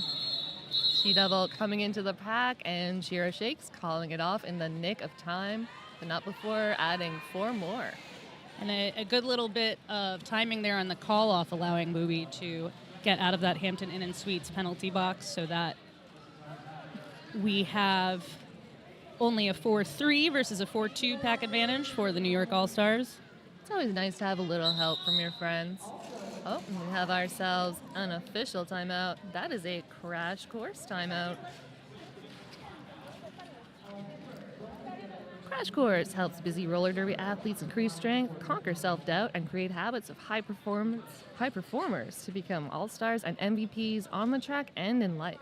If you want a custom training plan with derby-specific workouts, nutrition strategies, and athletic mindset development curated by our epic team of coaches so you can level up this year, visit ChrissyCrash.com to learn more. Chrissy Crash, Chrissy with a K, Crash with a K. Life is a contact sport. Win. And give another shout out to another one of our sponsors. That's 888, elevating derby safety standards with cutting edge technology. That's 888. They are one of our royal sponsors for this weekend, along with 187 Killer Pads, Poster Giant, and Louisiana's Cajun Bayou. Before we had our mics on, before I was talking about how fun it is to have Canada here. If you didn't know this, Cajun is derivative from Acadian. Same folks from our very, very far away from here, neighbors to the north. Also, speaking of neighbors to the north, I like the part of the top of New York where it just kisses Canada. Just a little kiss. Just a little peck on the cheek. Just a little graze. Looks like Cooper with the maple leaf against Just Chaos. Cooper quick to get to the front of that pack, but New York able to put up a formation before lead acquired. Just Chaos at the back of the pack against a formidable three wall of Grayson, Razor, and Taz. Razor and Taz are like terrifying on their own, so adding another person in there is just like I would not want to be jamming right now. I don't even want to jam against them in practice. We have a blocker apiece here in the Hampton Inn and Suites penalty box, and we have Just Chaos able to get out of that pack, forcing the call off. I think I saw, 4 up there for Team Canada, bringing our score to 47-4. Seeing Alicia Bigley in the chat. Everyone is really, really cool. Yeah, they are really, really good at skating. They're like really good at roller derby or something. It's like they're a national team. And we're back. Jam 8, Synaptic Plasticity back out, and NAD for Team Canada still have a blocker apiece in that Hampton Inn Suites penalty box, but it looks like Jag is being released. Cracker Jack standing, almost back to... Oh. See, I gotta stop talking about penalties. I love when the penalties assess and the blocker, like, all they can do is just put their hands in the air, like, not me, not touching. And everyone's just kind of maneuvering around them. And yes, my apologies, Grayson is also an absolute beast to contend with. I've not had the pleasure of skating against him, but I can only imagine. Ooh, Synaptic Plasticity able to sprint up that inside line here on the closer straightaway to get through. Our pack picking up speed. Looks like a no pass, no point as Nad was going back through the pack. Seeing our lovely replay here. Nad getting recycled to that outside and sprint up that inside line. Beautifully done. I love when people are trying to stay in. They're on one toe stop, and you just see that other leg flying around, holding balance, like a cat's tail. I know. Sometimes, I swear, these jammers just, like, defy the laws of physics. Another lead jam going to New York for She-Devil. I think this is probably our first pair of leads in a row here for New York. Definitely. If I were to hazard a guess. Looks like Mange at the top of the pack, joined by Dump Truck. Artuso headed to the Hampton Inn Suites penalty box, so this will be our first power jam of this game, giving She-Devil an opportunity to put up those 4 points. You can hear the crowd cheering. Yep, She-Devil now in full control of this jam with lead, has the option to freeze the jammer in our lovely penalty box, but since one of the New York blockers is heading to the box also, it could be a toss-up between freezing a jammer and freeing your buddy. Looks like they'll opt for the latter. Artuso is now set free with fresh legs, ready to get back into the action. Team Canada ready and waiting. Turn number 3. Artuso getting knocked out, not bridged too far back because have to keep that pack definition. Oh, beautiful star pass. That'll be Maj Marcoul, our new jammer of record for Team Canada. Nice, good timing there for the New York All-Stars. That was definitely their highest scoring jam of this game so far. 12 points up, and I do like that decision to wait for the call off when you have a jammer with momentum who's able to complete these scoring passes, especially in a game where you are disadvantaged score-wise. I think you just keep trying to get those points. Yeah, sometimes the vibe is just right, even if the other team is scored. Hey, it didn't happen that time, but sometimes you're just feeling it and you just want to keep going. An official crash course timeout.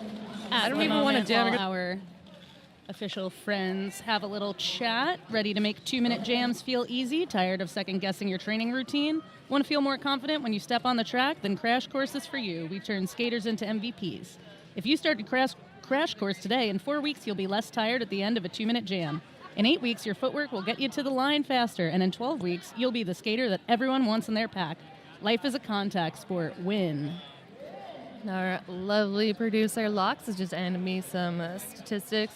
That would be the first scoreless jam for Team Canada in this game.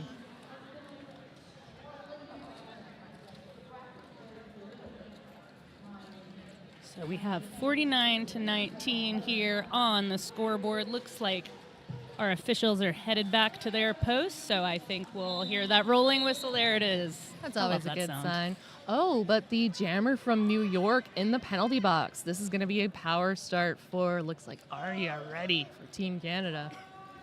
Didn't quite catch what the penalty was, but we will hopefully get that when the overlay comes up. Oh, a cut track penalty. I did think I saw that there on turn 3. Quick lead there for Are You Ready? Some effective offense being played by this strong Canada pack. We do have I think that was a cut track being assessed to Cherry Napalm.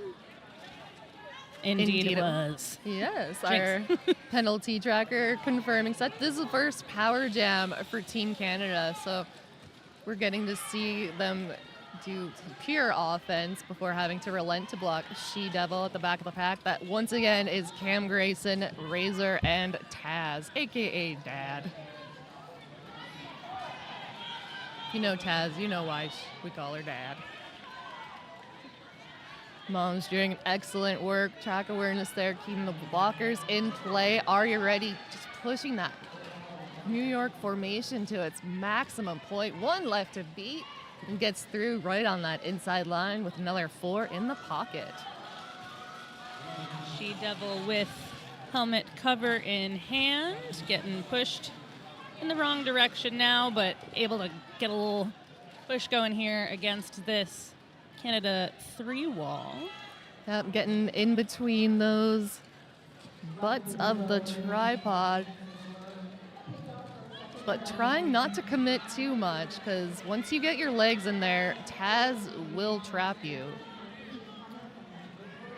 It's like, But for strategy, Are You Ready? Still pushing on that far straightaway. 2 left to beat as the pack gets stretched even further. oh, She-Devil there. Trying so hard to just keep that one hand out. It worked. And but now everybody falling to the inside there. Infield with a couple skaters.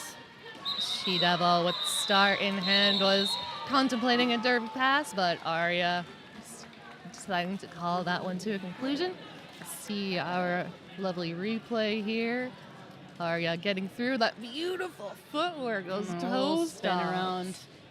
It's hard enough to jump the apex. It always impresses me when people can complete it with the spin, keep their momentum. Never gets old. Projectile donning the maple leaf against Just Chaos. Projectile quick to get out as lead jammer, and Chaos immediately removing that star cover. Sweets the pivot, moving back, trying to get in the middle of that formation. But oh yes, we do have our star pass. Sweets will be new jammer record for New York, but Projectile's just going to call that one off after earning 4 points. Quick hit it and quit it. New York having some really effective star passes so far this game, able to do it quickly and get those pivots out to limit the damage when Team Canada has lead jammer status.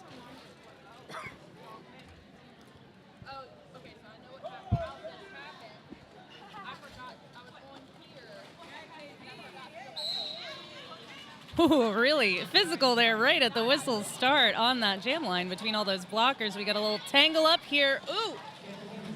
That is Stephinity and Beyond trying to take advantage of a little gap there, but that Team Canada pack just recycling quickly. Both of these jammers still stuck. Oh my goodness, this is quite a scrum here on turn 2. Yeah, just a jumble of bodies making up this pack, and it does look like Stephinity oh my goodness. is lead jammer, but still trying to get their bearings. Oh, man. Able to stay in on that first try, but Able to getting stay pushed in, in. but did allow Team Canada blockers to reform up front, and it was just enough to make them second guess and say, you know what, I don't like this scenario. Let's just start all over again. Hampton Inn and Suites penalty box currently sitting completely vacant, so it'll be full 5-on-5 for our next jam. Jammer high five. I love Jammer high five.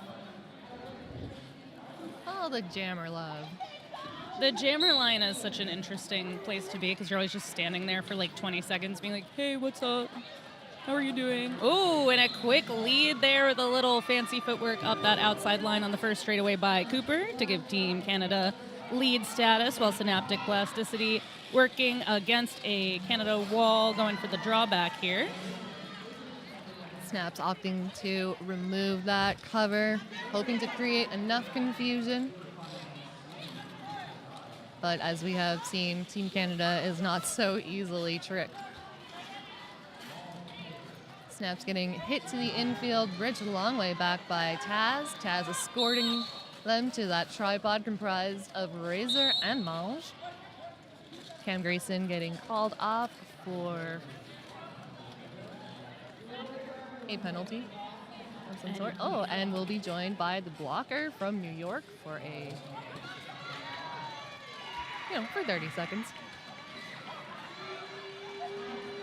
Jammers now neck in neck. Synaptic Plasticity trying to put that star back on as they do the little tango with Cooper. Pack starting to pick up speed. Grayson now released from the penalty box, and one standing for Team New York. That'll be 10 seconds or less for Big Banger. That is the pivot for New York. That was a 12-0 jam in favor of Team Canada, bringing our score to 79-19. We have period clock running out. Might have one more jam unless someone's gonna call it. Nope. I think everybody is about ready for a break. I don't blame them.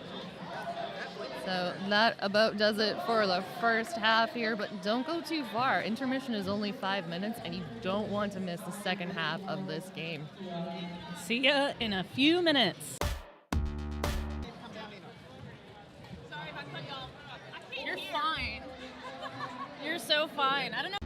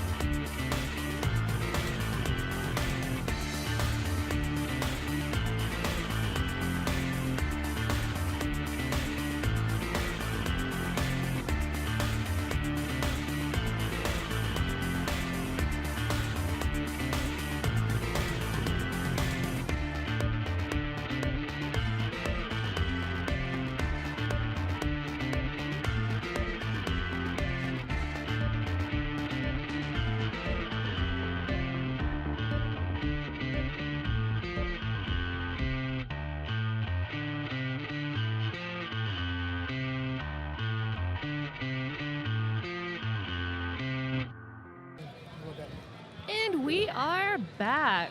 Just checking our chat feed here. Hi, Chris, my ass.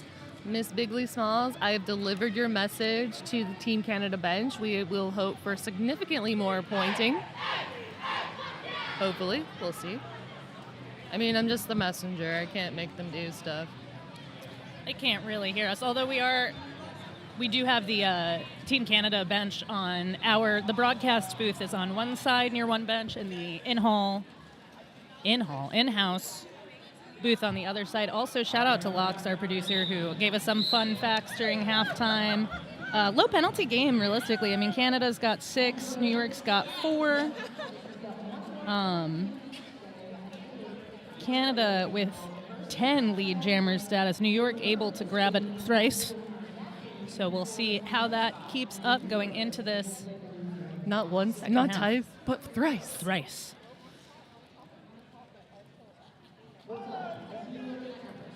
Five seconds called here. We do have that New York pivot standing in the Hampton Inn Suites penalty box. And of course, as you announced it, she is released. Now that pivot moving in to give some assistance to She-Devil. Nad at the top of the pack, securing lead advantage as New York lives his nightmare to our Hampton Inn and Suites penalty box.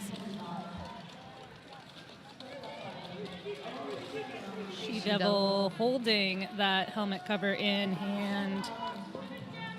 Passes it off. That was, man, these star passes have been immaculate by New York All-Stars. You can barely see them happening, and they're right in front of us. Absolutely. Pack holding down the fort at the top of that apex there. Lowrider moving in to try and split apart those New York blockers. Nad still having some trouble at the back of the pack, but signals to Bruiseberry, hey, this one's giving me trouble. And Bruiseberry's like, I'm on it. I know that because I have had that happen before. I've had Bruiseberry blocking for me as a jammer. I pray that I never experience Bruiseberry's offense. I don't want to be on the receiving end of that. I've been watching it all weekend. I watched it last All-Stars, and every time I go, I'm so glad that's not me. I feel that with a few lineups, especially like these blockers are just fearsome. There is a lot of tall blockers this year. Yeah. Which I'm not mad about because I myself am a tall person.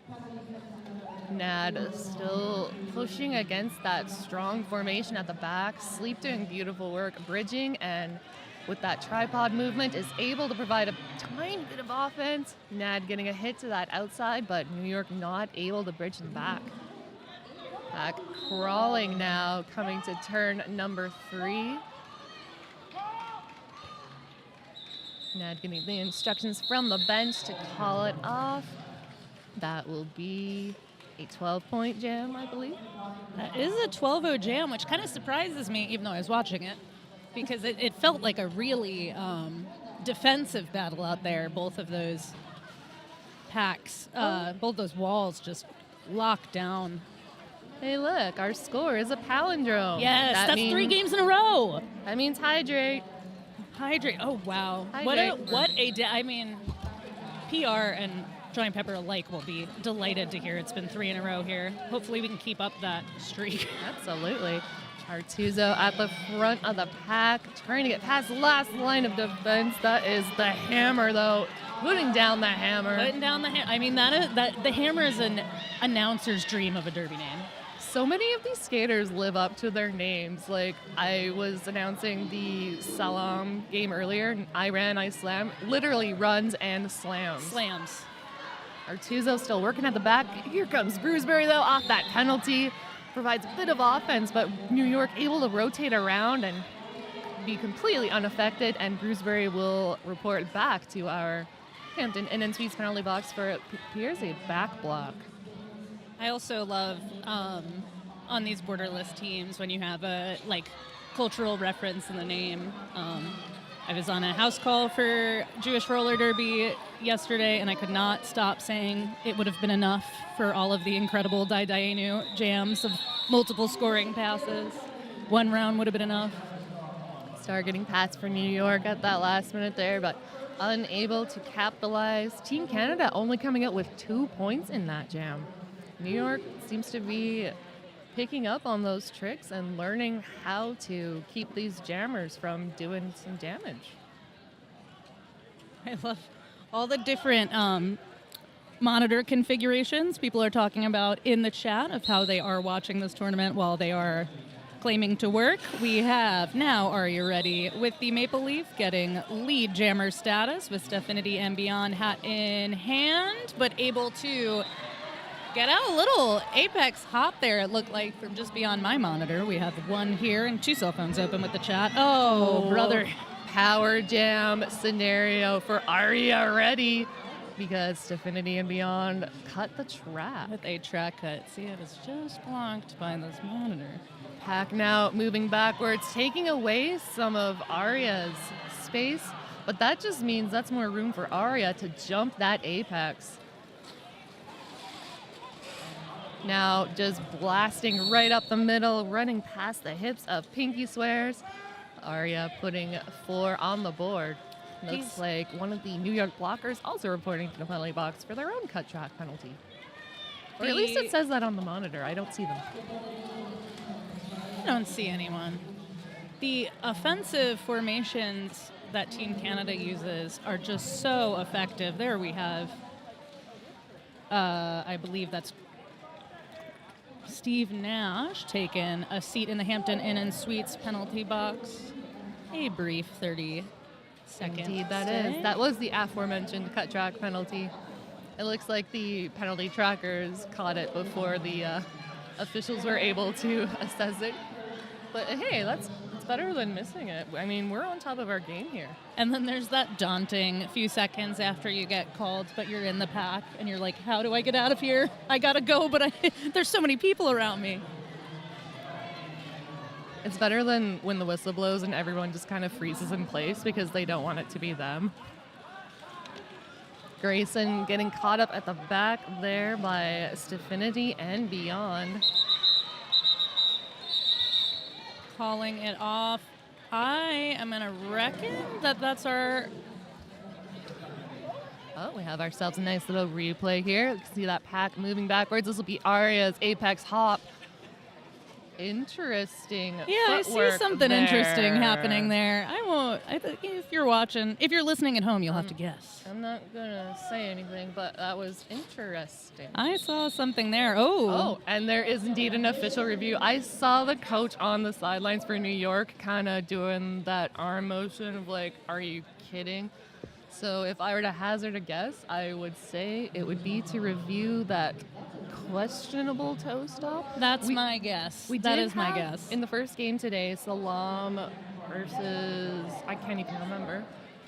Sorry, Salaam versus Philippines. I believe it was Iran, Islam, or one of the jammers got 2 penalties. Or no, they were trying to get one assessed, and the toe stop was on the tape, but it hadn't crossed the line. So you're allowed to touch the tape, but once you go over that little cord that is taped down, that means you're out of bounds. So that's possibly what could have happened here. You're allowed to drag your toe stops along the tape so long as it is on the correct side of the track. And of course it is... We don't have a lot of official reviews that are successful because there has to be enough of a consensus to overturn the original call. It can't just be a little so-so. You know, I used to joke that, like, oh, we should have instant replays like, you know, they have in football and stuff. But as I've learned, I'm not bitter or anything. Instant replays don't really do much anyway. You can see more at home than the refs do. I'm just getting the details of the official review right now.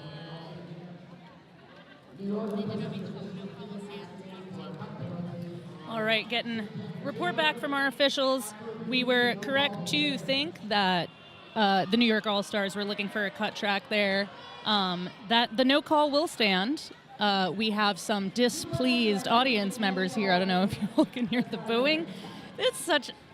I'm a big sports fan, all sports. I love watching all sports. And I have to say, I love our officials. They're amazing. But in any sport, it's always kind of fun to hear fan reactions to the response to a review. We are not on video replay yet for officiating, but since it's been so excellent here on this stream, I don't know if that'll come. Honestly, in professional sports, it doesn't even do that much. So No, I it mean, might not if even be anyone's worth been it. watching football, Oh my God. you know it doesn't get you very far. I will say, I was starting to say at the end, or right before that official review was called, that I suspected that it was our largest jam with 27 points. Our amazing producer Locks did come and confirm that for us. Largest scoring jam of this game. And don't forget, they had a 40-point jam yesterday, one of the Team Canada jammers. I think that's going to be the one to beat. And to juxtapose that, we have 2 points up on that last jam. And I do think that that Team Canada game yesterday had 10 jams apiece in those halves, which is very unusual. So some really long jams there. We now have Just Chaos jamming for New York All-Stars and She-Ra Shakes. For Team Canada, we have our 4th New York blocker.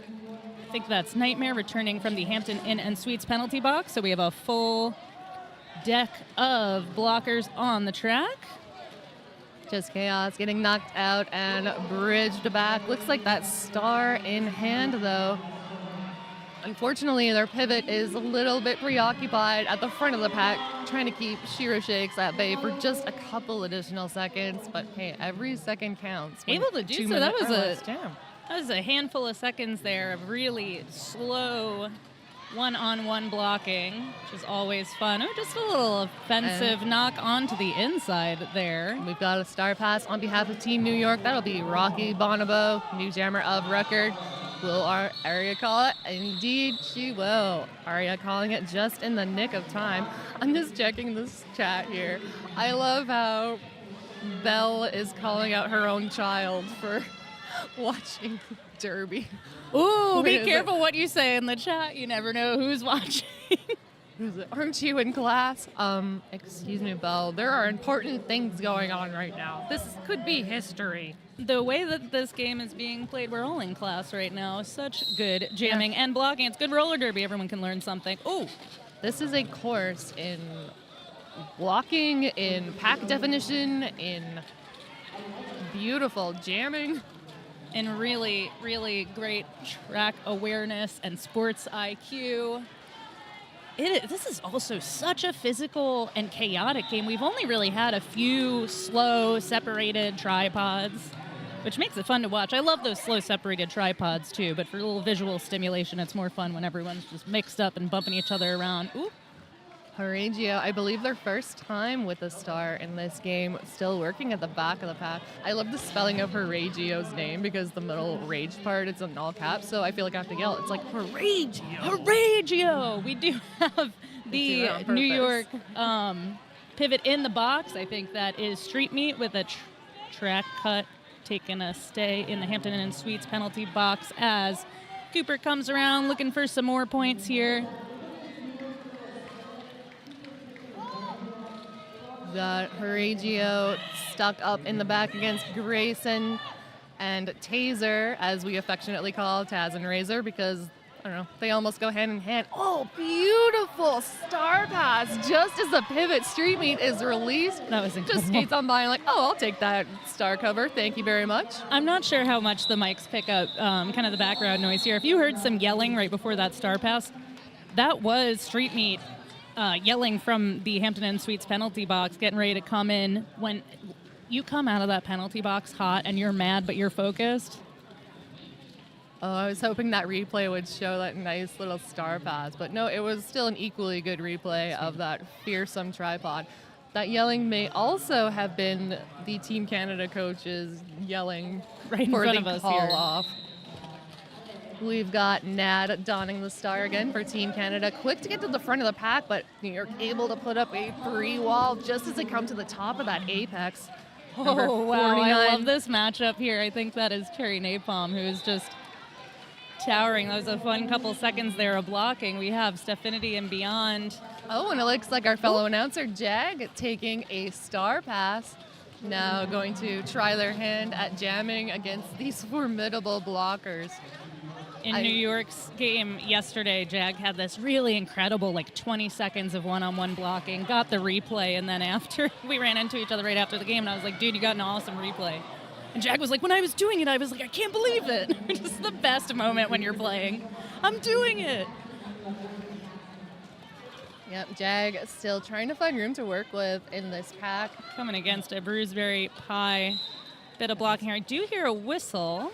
Whistle and penalty being assessed too. Even the refs are having a difficult time seeing the numbers, it appears. Oh, that will be lowrider. Being called for a forearm penalty. Jag still trying to find room to work with at this pack. Looks like KT Kaboom with the lockdown, assisted by Sleep and Bruiseberry Pie. Nad taking a hit to the infield. Ooh, we've had a lot of helmet cover slip-offs this weekend. That one manages to stay on. Indeed. If anyone was watching the last game last night, Yeti accidentally putting the helmet cover on inside out, which is just another argument to be made for double-sided helmet covers are our friends. Because you know what? When you're taking a star pass and you're jamming, the last thing you need to think about is which way your helmet cover is. I have to say, there's so many challenging things about roller derby. Few of them stress me out more than frantically putting on a helmet cover. I am not known for my fine motor skills. So it really keeps me up at night, just thinking about trying to pull that on while I'm skating around. Also, here, down the bayou in Louisiana, it is humid. The floor is always slippery here. Everything's wet all the time, especially late winter like this. Like at Big Easy, our warehouse that we practice in, we have to cancel practices all the time this time of year because everything's just wet. Doesn't matter if it rained. Call it swamp track. You have swamp track season in the winter, swamp ass season in the summer. We have lead status for our TUSO for Team Canada.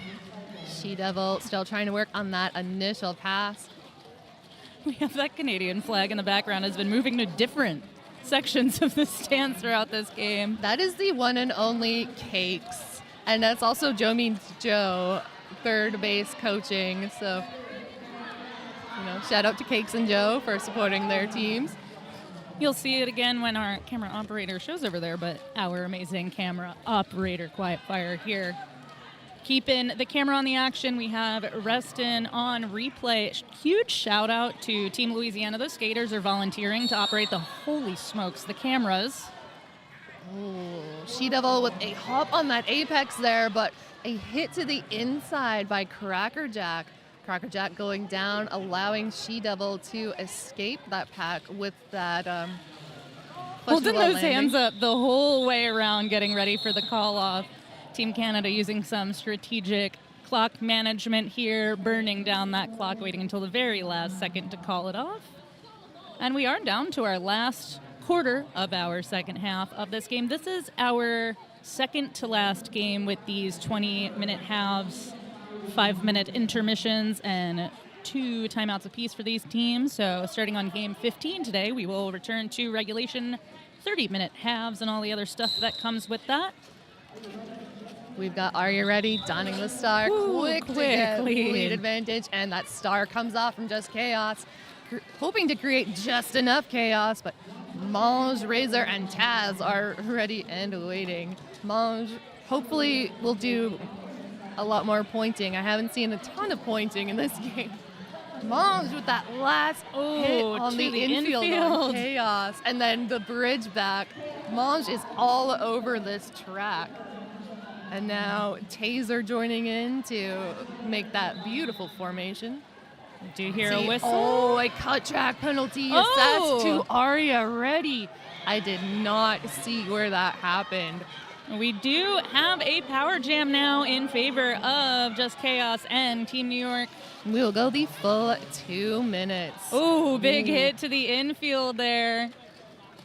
Just Chaos managing to do a little matrix backwards bend there, getting bridged back by Crackerjack. Taz and Razor. Mange holding down the fort at the front of the pack, that last line of defense.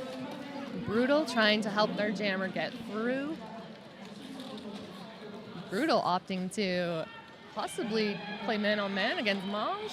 We'll see. Ooh. No, Brutal Are was you ready ready and back waiting. in and Are coming you ready? in hot. Brutal was ready. Absolutely. Brutal was like, oh, were you trying to walk here? There's actually a wall, and it's me. Good luck.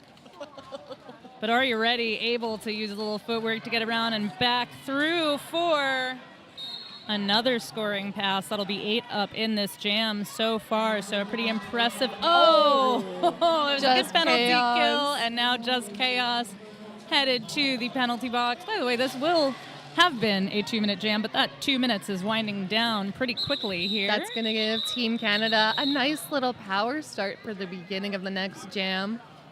Just Chaos still sitting in that penalty box because they have just arrived, so less than 30 seconds. That'll give slight pack advantage to Team Canada. And they're sending out Projectile with the beautiful maple leaf. Checking out this. Oh, and there's additional Canada fans, as you can see on the screen. Oh, and they turned away. Over higher up in the stands with the Canada flag. Oh, look at all that. Near Cakes is Easy Break Oven and Willow Whips. And some other members from Team Canada that I can't recognize because they don't have their jerseys on.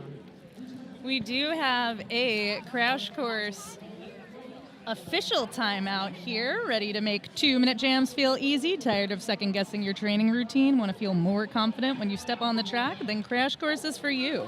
We turn skaters into MVPs. If you started Crash Course today, in 4 weeks you'll be less tired at the end of a 2-minute jam. In 8 weeks, your footwork will get you to the line faster, and in 12 weeks, you'll be the skater that everyone wants in their pack. Life is a contact sport. Win. And coming up after this game, we will have Fuego Latino versus Black Diaspora, followed by our open division. Pennsylvania will be taking on Beast Side. Trans Rollers United will be taking on Villain Era, and we will be finishing off tonight with the Expo game, Krewe to Bruise versus King Babycakes. Always a fun match to watch. Definitely want to check out that Mardi Brawl. Okay. We're going to watch that Mardi Brawl stream, because if I know anything about Carnival in Louisiana this time of year, if you give people an excuse to dress up, they are going to dress up. I stupidly wore a very cute little headband with king cake babies on it, and then went to put my headset on, was like, these are not congruous. So now I have headband off. I am wearing wings, though, so just picture me. She has wings and golden sparkles on her shirt and golden beads and just all the sparkles. And what you will not be what you haven't seen, I should say, on the stream, is that Lox, who is doing an incredible job producing this game, has had, I think, a different costume on for every single of the 13 games that we've had so far this weekend. So I'm giving Announcer Crew MVP to Lox when it comes to costume wearing. It has been a sight to see. Absolutely. And it's not subtle costumes either. Like right now, she's just like a hot sauce packet. I think on Lox's first call yesterday, Is that a it was a whoopee cushion. Okay, I was wondering, I'm like, I can't tell what that is. Is that a hot dog or I don't know. All of them Anyway. have been fantastic. Here we have Just Chaos starting in the Hampton Inn and Suites penalty box. Projectile already out with lead and scoring, I believe, but a very solid full slate of blockers here for New York All-Stars. On the first straightaway, Bruise keeping that pack together so we don't have, we get a little bit of pack separation here. Just the tiniest bit, and we hear. Is that a high? Yes, Bruiseberry Pie getting called up for a high block penalty that will force number 49, a Nightmare from New York, to relent and a bridge to keep those skaters in play. Projectile still using those beautiful laterals to try and get inch to work with. New York now. This is a fantastic tripod. They are just shutting Projectile down, inching Projectile. They are compressing this pack right now. Of course, as I say that, Projectile pushes them up a little bit. Cherry Napalm dough just locking it down. We are getting some separation here. I hear a whistle. Bruiseberry back into the cause fray. some trouble. Oh, that penalty does go to Just Chaos for a cut track. That gives Projectile a projectile power jam. Just as they escape that locked down New York tripod. So, Looking a little exhausted. I do not blame Projectile at all. a little bit. And with our period or jam clock winding down, it looks like it'll be a power start for Team Canada once again. But only they're giving the call, so briefly. are they going to use the... No, they wanted to freeze just chaos in that penalty box for just a moment. We will out if they're going to use the timeout to keep this game going. On the replay here, we do have Projectile finally escaping. We have... I think that's going to be our game here. I thought they were doing the call off to have the use a timeout. No, I believe it was to freeze just chaos in the box. That gives Shira just in time. I can't do math, y'all. Very brief power start, getting quick to the top of that pack, getting some assistance from R2.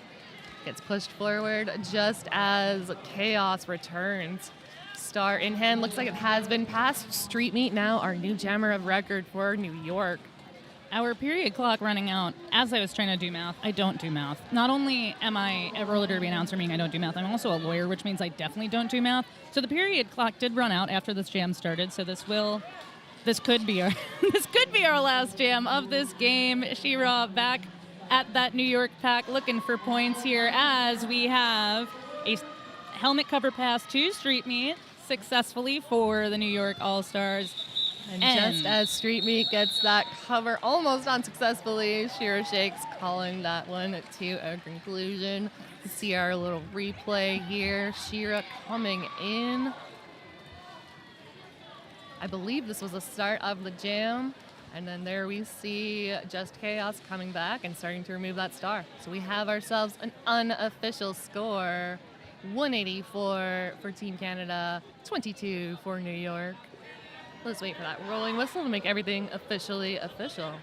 Thanks for joining us. We have at 3 p.m. coming up next. That is 3 p.m. Central Time, Fuego Latino versus Black Diaspora. I am extremely excited to check that out. It's going to be fantastic. I do hear that rolling whistle. I'm going to... Still says... There we go. That's our final score, 184-22. I have been Bex. Thank you so much for joining us. And I have been Blade. See you soon. Hang on, we're going to get our shot in. Hi. Hi. Hi, friends. Anyway, we're still here. That'll do it for us.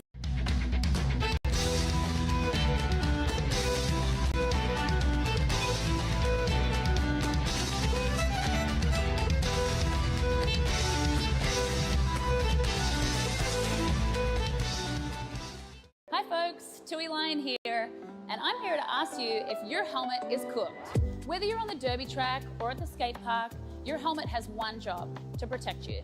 So let's check out your helmet together and find out if it's still doing its job. Look for the following signs to determine if the EPS foam in your helmet has deteriorated.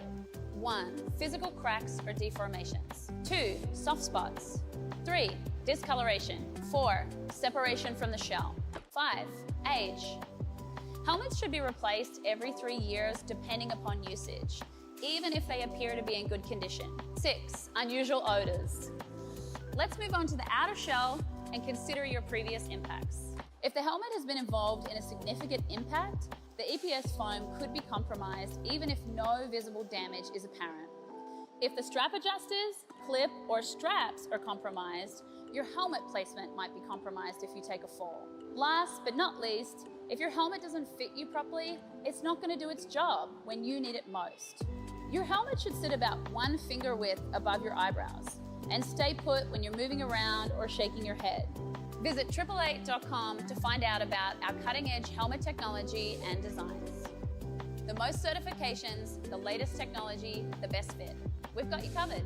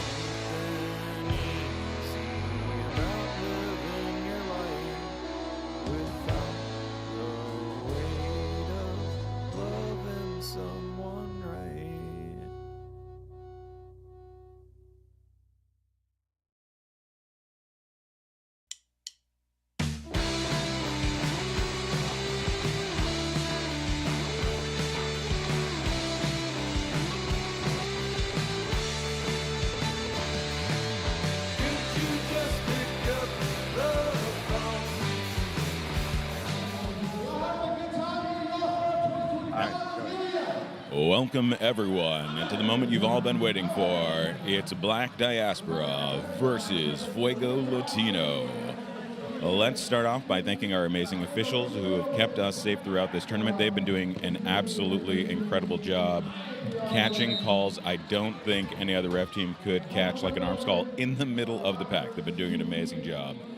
Flip, Wheeled Assassin, French Thwarter, Mausoleum, Mortal Comcat, Ross Lambo, Fun Police, Identity Crisis, Misery Chop, Fighting Girlfriend, Rough Draft, Anus, Jekyll and Sides, Alaska Blastia, Effin' Ref, Destruction, and Colonel Angus.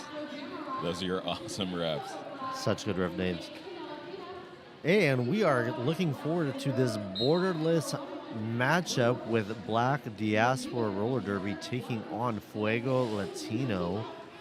Announcing, skating in white today, skating for Black Diaspora, 007 Poison Violet, 10 Swift Justice, 1620 Orville Reckon Blocker, 18 Thumper, 202 Freight Train, 207 Butler, 221 Yeti the Captain, 23 Afro Jamurai, 26 Coco Fry, 28 Canela Fina, 301 Blacksel Rose, 5011 Peanut Brutal, 6 Devious Diva, 7 Diamond, 76 Queen Luzia Tifa, 777 Perfect, 856 Iggy Impalia. They are aided on the bench by Oreo and Candy Pain Chaos. And for Fuego Latino, number 027, Karma Electrag. Number 03, Olivia Shootin' John. 08, Reflux. 100, Dominican Dynamite. 1031, Whiskey Von Sweets. 12, Mistake. Number 1325, Velocity Raptor. Number 1491, Moniki. 1521, Mimi Mahler. 237, Blue Jay. 29, Darko. 30, Miss Defiant. 511, Machu Picchu. 55, Haas, the Boss. 594, No Mames. 7, Evil X. 99, Don't Blink. And their captain, number 27, Peace War. So exciting for this today. So remember Black Diaspora last night coming off a huge win. Playing... Who did they play again? I need a reminder. One was against New York and one was against Team Canada, because I know that that's how the bracket then panned out from there. I think it may have been New York for Fuego. Yeah, I think so. I'm not sure. I'm going to check this and do It would be amazing if we had it written down somewhere. That's a... Oh, here we go. We found data.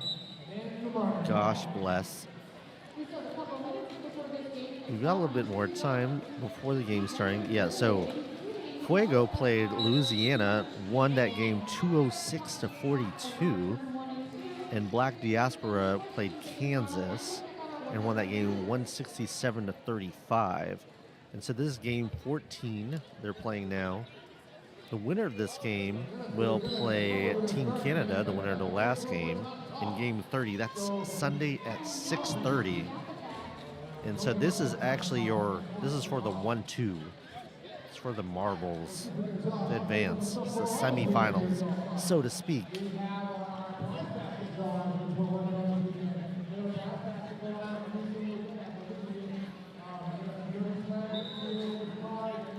Black Diaspora warming up there on the track as we get ready here. We've reset our time to Derby to 2 minutes and 40 seconds. While we get ready, let's just mention some of the sponsors that make this all possible.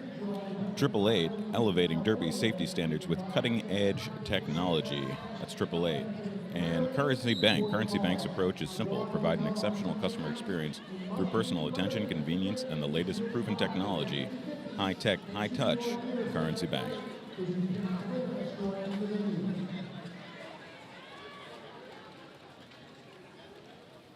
Our penalty box sponsor, which you'll be hearing about quite a bit, is Hampton Inn and Suites. We'll be having the skaters check in for their excellent continental breakfast.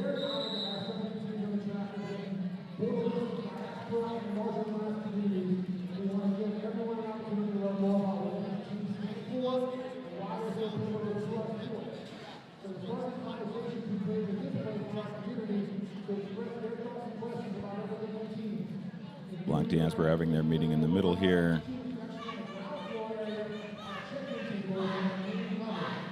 Fuego Latino looking very ready. They are in the zone, dude.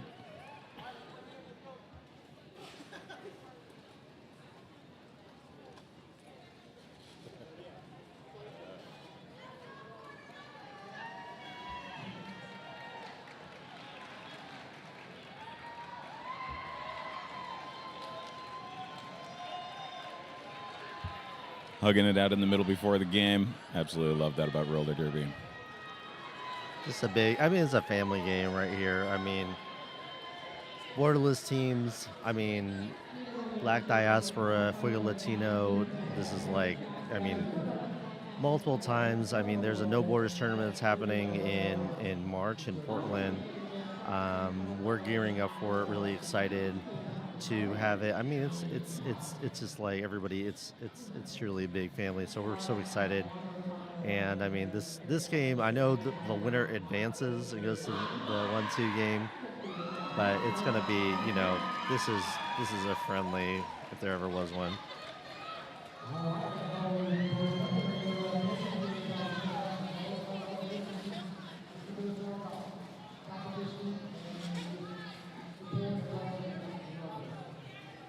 All right, all right. Sure.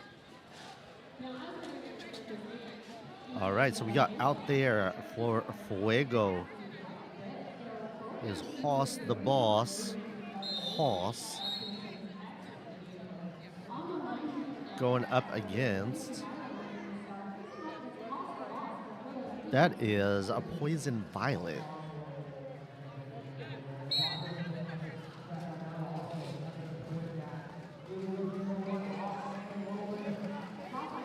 Hoss working at that front, trying to get some aid there from Whiskey's Von Sweets. Penalty going to send Darko to the Hampton Inn in Sweets penalty box. And Hoss the Boss on a toe stop lead jammer for Fuego. Star hat is off now. Star pass. That's to Canela Fina.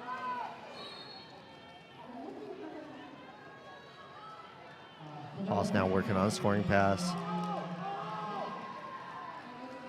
As Fina's out of the pack, Hoss gets hit to the inside, calls it off, able to put up, let's see how many points, 3 on the board for Fuego.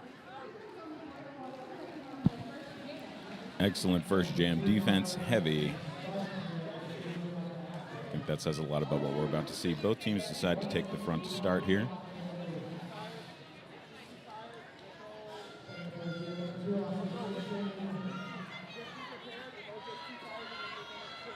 Currently 3 Fuego Latino, 0 Black Diaspora, and false start there. Looks like a little, yes. You need a hat. Almost started without a jammer out there for Black Diaspora. Whoopsies. We're going to take an official timeout on that, which means it's a crash course timeout. Crash Course helps busy roller derby athletes increase strength, conquer self-doubt, and create the habits of high performers to become all-stars and MVPs on the track and in life. Want to make 2-minute jams feel easy? Visit chrissycrash.com to learn more. Life is a contact sport. Win. 5-second warning, and they back up on each other. Evil X in purple for Fuego Latino.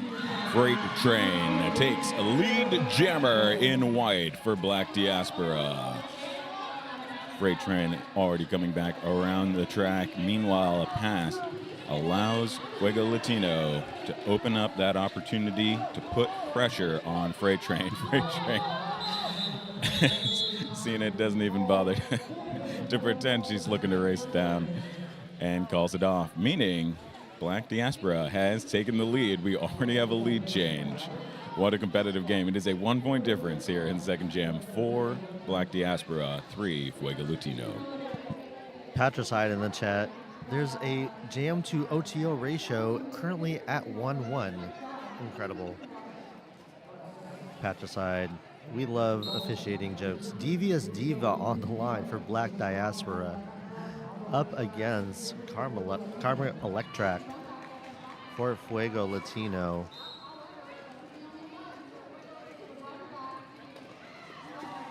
Oh, Diva trying to find that inside line, gets bumped to the end. Lead Jammer going to Karma.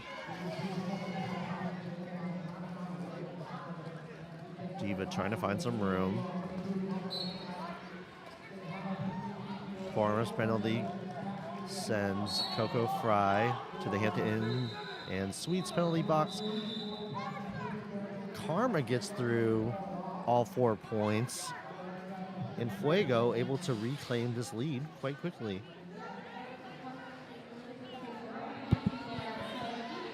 Still an incredibly tight game. 7 points, Fuego Latino. 4 points, Black Diaspora.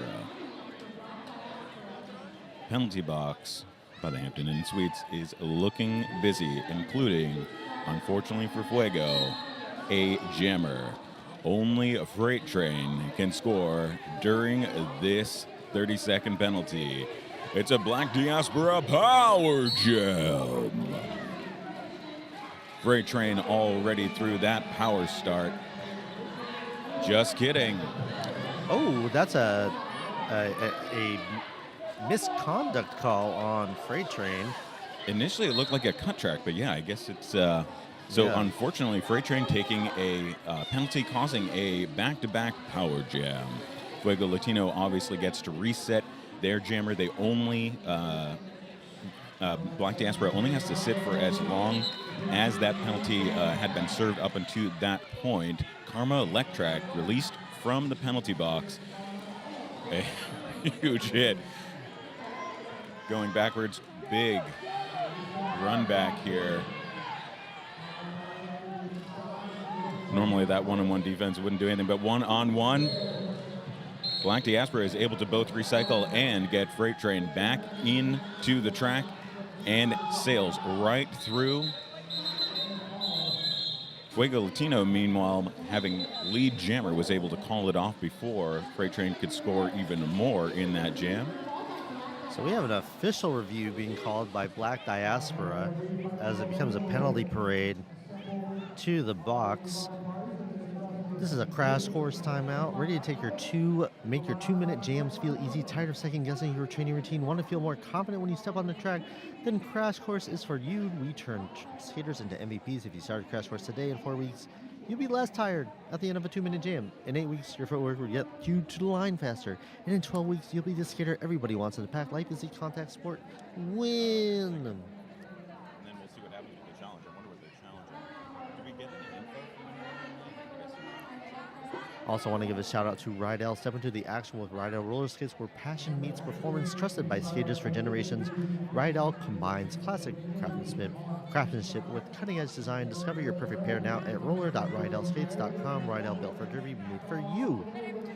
Not sure what the misconduct was. It looked like I couldn't tell on the outside. Yeah, I'm not going to speculate, but the officials are discussing right now. I'm assuming they want that call on Freight Train overturned. I didn't see what the action was, and I'm not going to speculate. And I just want to correct something earlier. I said that Freight Train was coming around to score even more points. She actually had just established the ability to score, which is why Fuego called it off when they did. So Freight Train had not scored yet. It is currently 11-4, but depending on the outcome of this review, maybe something will change there.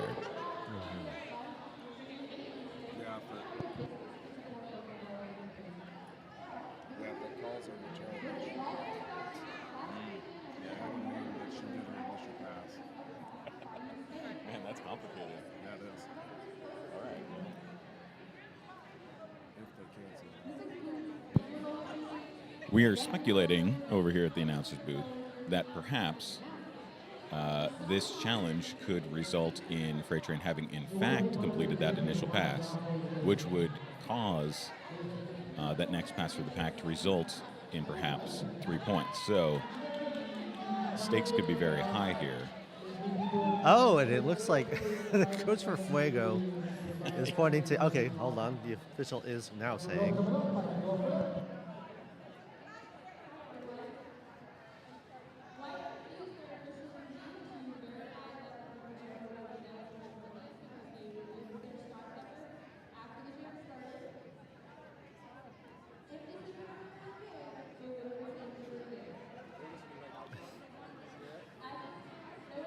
We're not linked to.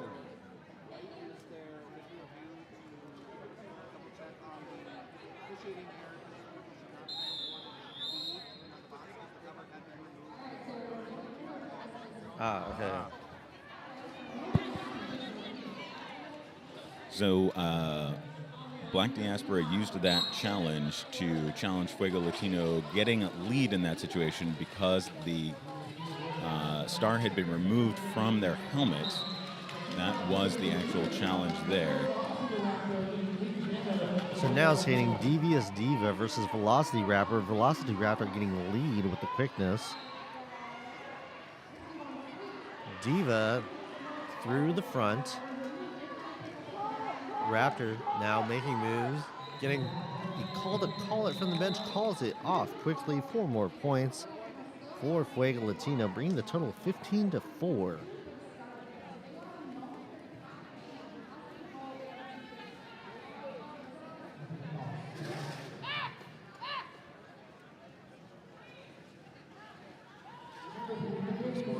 So Black Diaspora hasn't scored since Jam 2. Of course, looking to change that. On the line, we got Poison Violet up against Evil X. 2 members of Black Diaspora were in the box, reset, and get to join this jam. Evil X in purple, trying to push through there. And Poison Violet, one-on-one, just barely breaks away. And that finger is in the sky. A lead jammer, Black Diaspora, currently down 15-4. That is about to change if Poison Violet has anything to say about it. Oh, Peace War at the top, catching Poison Violet on 1 foot. I apologize, that isn't Evil X, that's Hoss the Boss. The heads-up display says Evil X, but it is indeed the boss of the Hosses. Coco Fry back to the Hampton Inn in the Sweets penalty box. Oof, I feel like that's her 3rd so far in the contest. 3 points up for Black Diaspora. No, they were saying die. They were saying die. No.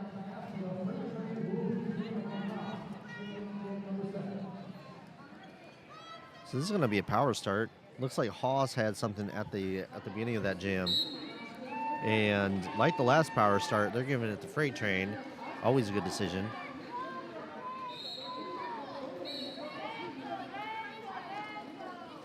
Peace War heading to the Hamilton in Sweets penalty box. And lead going to Peace War. Or it's not Peace War, Freight Train. Oh my gosh.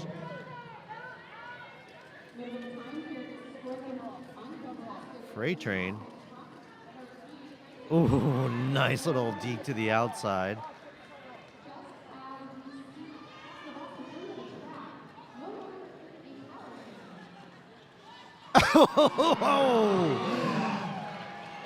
And Freight Train with the hybrid straightaway apex jump. Oh my gosh, you love to see it, folks. Freight Train just makes nothing of this Fuego wall. Already 12 points on the jam. Hat is off. It has gone to Peace War now. Oh, Hoss hits Freight Train, bounces right off, and that's a 16-point jam, folks. Highest scoring jam of the contest thus far. And we have a lead change. Incredible. And that replay, that little apex straightaway hop. So glad we got to see that again. 23, Black Diaspora. 15, Fuego Latino. Just like that. Fuego had been up for 3 or 4 jams there. Maybe started to look like they were going to run away with it. That is certainly off the table now.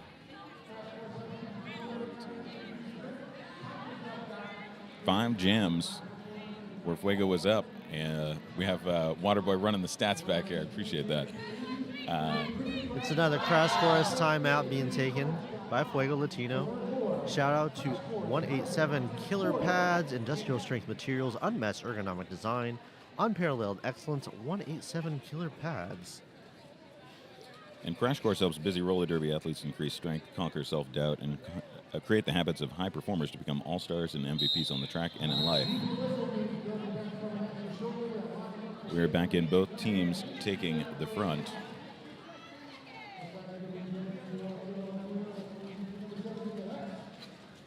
Hampton Inn and Suites penalty box looking empty to me, so everyone gets their skaters at least to start here. Excellent defense by Fuego up front there, but Diamond so far has the opportunity to push those skaters out of play. So far, Fuego has done an incredible job of absolutely just locking up front there. Oh, a run back. Diamond takes a penalty. Evil X now has a Fuego Latino power gem. Huge opportunity for Fuego, who is currently down 23-15, but Evil X has already put 4 points on during this power jam. Well, Diamond has to sit it out for 30 seconds in the Hampton Inn and Suites penalty box. Evil X looking for an opportunity to the outside, tries to just gently tiptoe by that. It's not on the table with this amazing team. I love how Evil X put a little footy over, you know, like when you put your toe in to see if the tub is warm enough or too hot. Yeah. Yeah. When the cat is like, if I put my paw on the cheese, is it my cheese? I know. It is not your cheese. No, it's not your cheese. It's not your line. Apologies. But cutting the distance, 23-21, Butler on the line. Up against Carmen Electrac.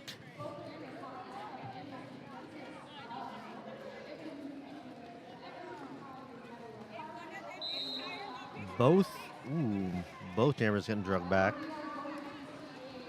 Oh no, a penalty, a back block on Karma. So this will be a power jam for Black Diaspora and Butler.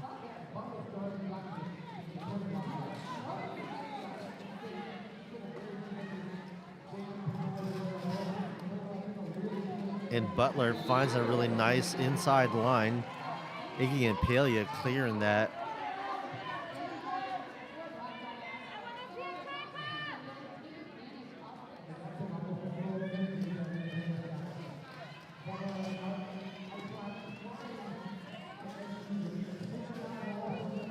Hats off for Karma.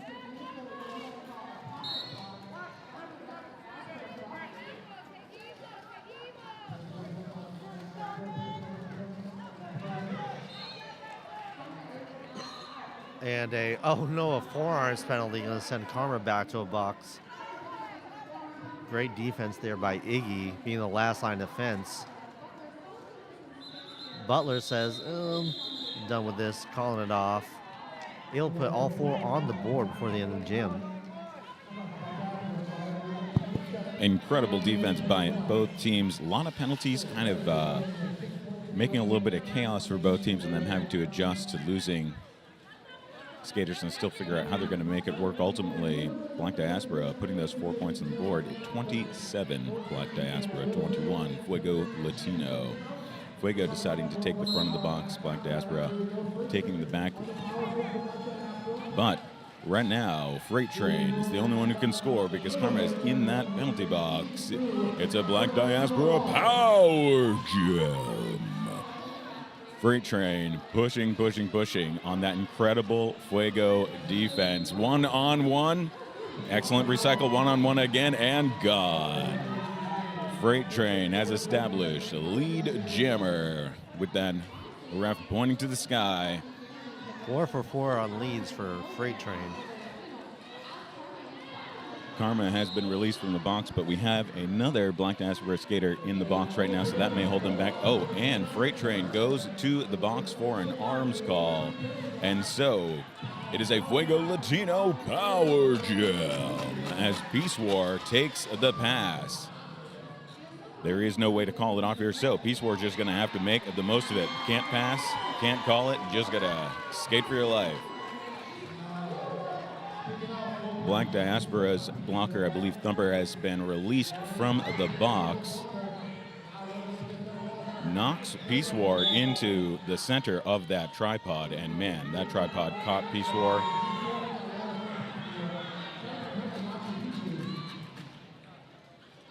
Peace War looking around trying to figure out, all right, what is the plan here? Do I play fifth defender? Freight Train released from the box, comes straight through, barrels through the inside of the turn there, and gone. Already back around 2-on-1. Tripod recycles, gone. Another scoring pass for Freight Train. 35-25 currently. Both teams scoring. Freight Train trying to set this up. Tripod just barely. I could hear the rubber wearing down on the toe stop there, just trying to take on the awesome force that is Freight Train with that Fuego Latino defense. I am impressed. 35 Black Diaspora, 31 Fuego Latino. 11 points scored by Black Diaspora, 10 by Fuego Latino. What an intense jam. Looks like we're going to take a Chrissy Crash timeout. Woo. Huge jam there. I'm sweating.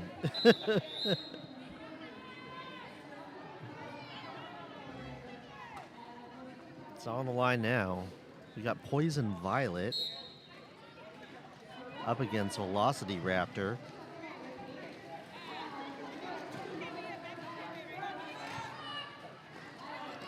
Violet at the front of this super stretched out pack. The ref like that's not really a pack. Very, very, very stretched out pack. You don't know it's a amorphous pack object. Two of these just incredibly strong defenses. The pack gets a little more cohesive. Ooh! Oh, Poison Violet almost doing 1-on-1. Yeti somehow teleports to the front of the pack. And lead jammer by Fuego Latino. First lead jam from Fuego in 4 jams. Star pass now goes to Yeti. Velocity Raptor looks towards the box, calls it off. 4 quick points for Fuego. And here's a replay of getting around Yeti. Nice little footwork there by Velocity Raptor. Big smile from Velocity Raptor as she skates back to Fuego Latino's bench. Gets some much earned, much needed rest. Yeah. This is such an intense game. I think I would need a nap after Jam 1. It is currently 38 Black Diaspora, 35 Fuego Latino. Haas the boss, jamming in purple for Fuego Latino, but Devious Diva in white. Lead jammer Black Diaspora almost immediately fires out of that pack. Already coming around to face off against that Fuego Latino tripod. Juking. Tripod falls apart as it tries to find its way around Black Diaspora's tripod, and that allows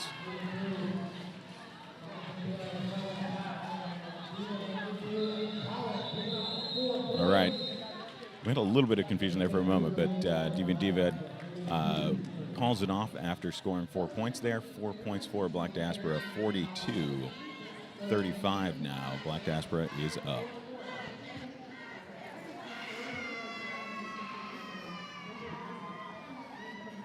The energy in this auditorium is really electric. Everyone's losing it. It's friggin' fantastic. On the line, we got Swift Justice. I believe is a new jammer for Black Diaspora up against Evil X.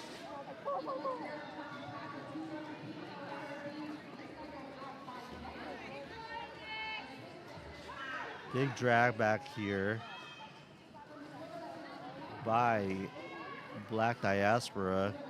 That line anchored by Yeti, Iggy, and Perfect. And Swift Justice free. Lead jammer for Black Diaspora. Evil X has to start off trying to play a little defense. Ooh, gets bumped to the outside by Yeti. Swift Justice wants to be in Peace War. Peace War knocking Justice to the outside.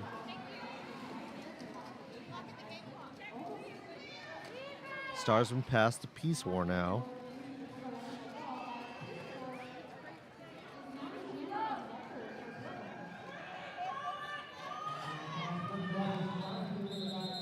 Swift just getting the call for the men's. Got all four in the pocket. 46 to 35. Here's that initial jam as Justice runs to the outside. Really great offense there offered by the pivot there. That's Afro Jamurai. Miss Defiant standing in that box after that incredibly tough block. I think that was a directional that she had to take there in exchange for stopping Swift Justice. That's the risk you take, I guess. That was an incredibly hard hit by both sides there. Black Diaspora currently 46, Fuego Latino 35. Reflux jamming in purple for Fuego Latino. Poison Violet jamming in white for Black Diaspora. Both teams have these jammers locked up, but Black Diaspora has managed to run back, skating Reflux all the way back to the starting line. Gets caught with that tripod, getting pushed to that inside line. Almost gets pushed out, but is able to push through. Meanwhile, Poison Violet is actually getting pushed backwards by Fuego Latino back towards the Black Diaspora defense. Excellent offense comes in here. Black Soul Rose throwing in some great offense there to try to get. Oh, this is Reflux's first jam in this game. Being past that note there. Again, both teams incredible defense here. This time, it's Black Diaspora getting skated all the way back. Poison Violet having to reset, but Poison Violet makes the most of it. Kind of ends up in a one-on-one block situation for a moment there. Then as the pack comes together, it becomes a little bit chaotic, and that allowed Poison Violet to exploit that moment of chaos to just barely get through there. Lead jammer, Black Diaspora, and now it is really coming together for Black Diaspora. We have so many skaters in the box. Oh, devastating there, hit there by Queen. Poison Violet now trapped by that Fuego Latino defense, that lap after lap, score after score. Oh, I think we've got a penalty there. Yeah, we got a power jam. Poison Violet losing that lead. Only a Reflux. Oh, I'm sorry. It has been a pass to Olivia Shootin' Only Olivia Shootin' can score in this power jam. Comes to an end, and that is going to open up a very rare power start for Fuego Latino with the Black Diaspora jammer sitting, not standing, in that Hampton Inn and Suites penalty box. That is going to present a major opportunity for Fuego. They are all standing, they are all strategizing right now about how this offensive play is going to work. I bet we're about to see something amazing.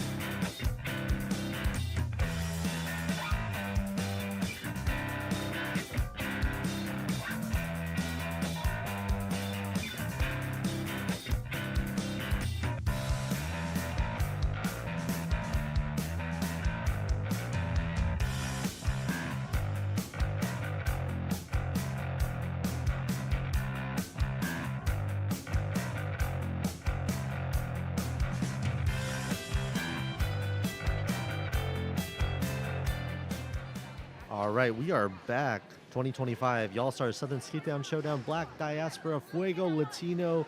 You got a nail-biter here. 52-35, Black Diaspora in the lead. A little bit of penalty trouble. We got Thumper and Coco Fry sitting on 3 for Black Diaspora, and Carmen Electra sitting on 3. Otherwise, folks are on 2 and under. In these shortened games, you only have 5 penalties to give. When we last left our heroes, Fuego Latino was about to start a power start. A rare, or maybe, have we seen any power starts yet in this game? Yeah. Just We've had a few, and I think this might be the only power start that Black Diaspora has given, though. So this is going to be the first power start for Fuego to take advantage of. With that jammer sitting as well, so a lot of opportunity here for Fuego. Fuego's going to give this one a hoss the boss. All-out brawl up there. It becomes a one-on-one situation for about 1 second. 2-on-1 recycle.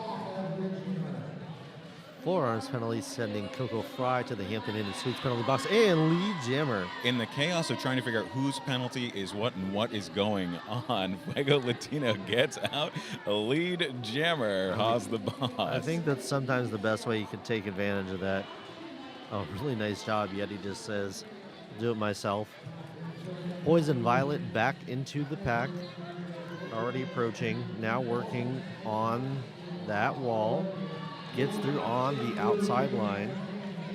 Poison Violet goes to the inside, gets knocked down, dances along the outside, and is able to challenge that lead jammer situation for Fuego Latino. Fuego Latino nonetheless able to score and bring that jam to an end.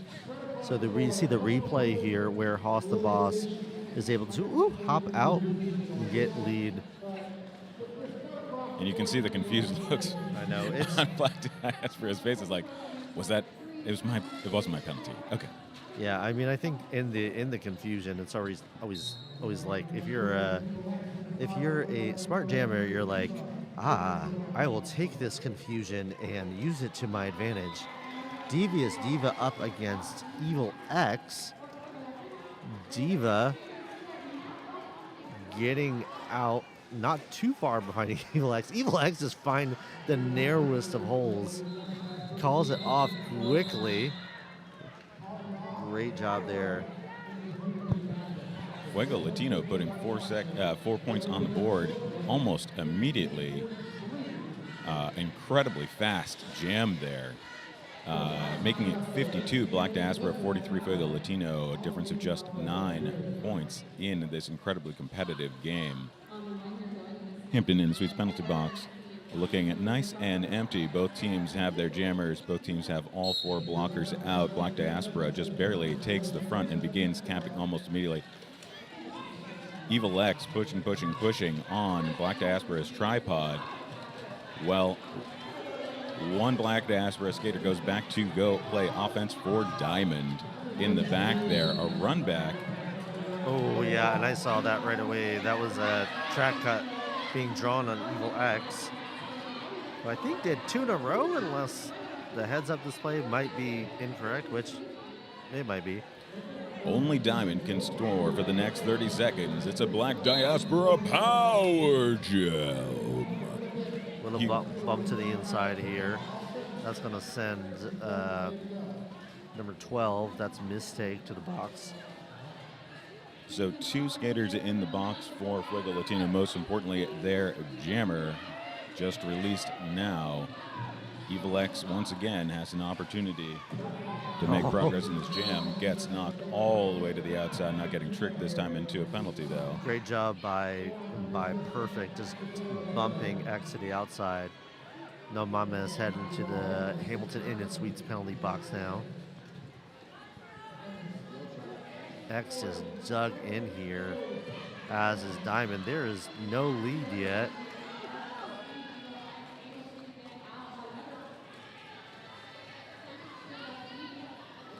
X coming back around.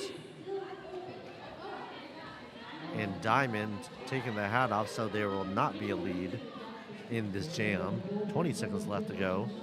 Evil X kind of stands there a moment like, maybe I'm not going to do anything. Just kidding. I'm going to just see if I can push through here. So far, not working. Oh, sees opportunity, though. Oh.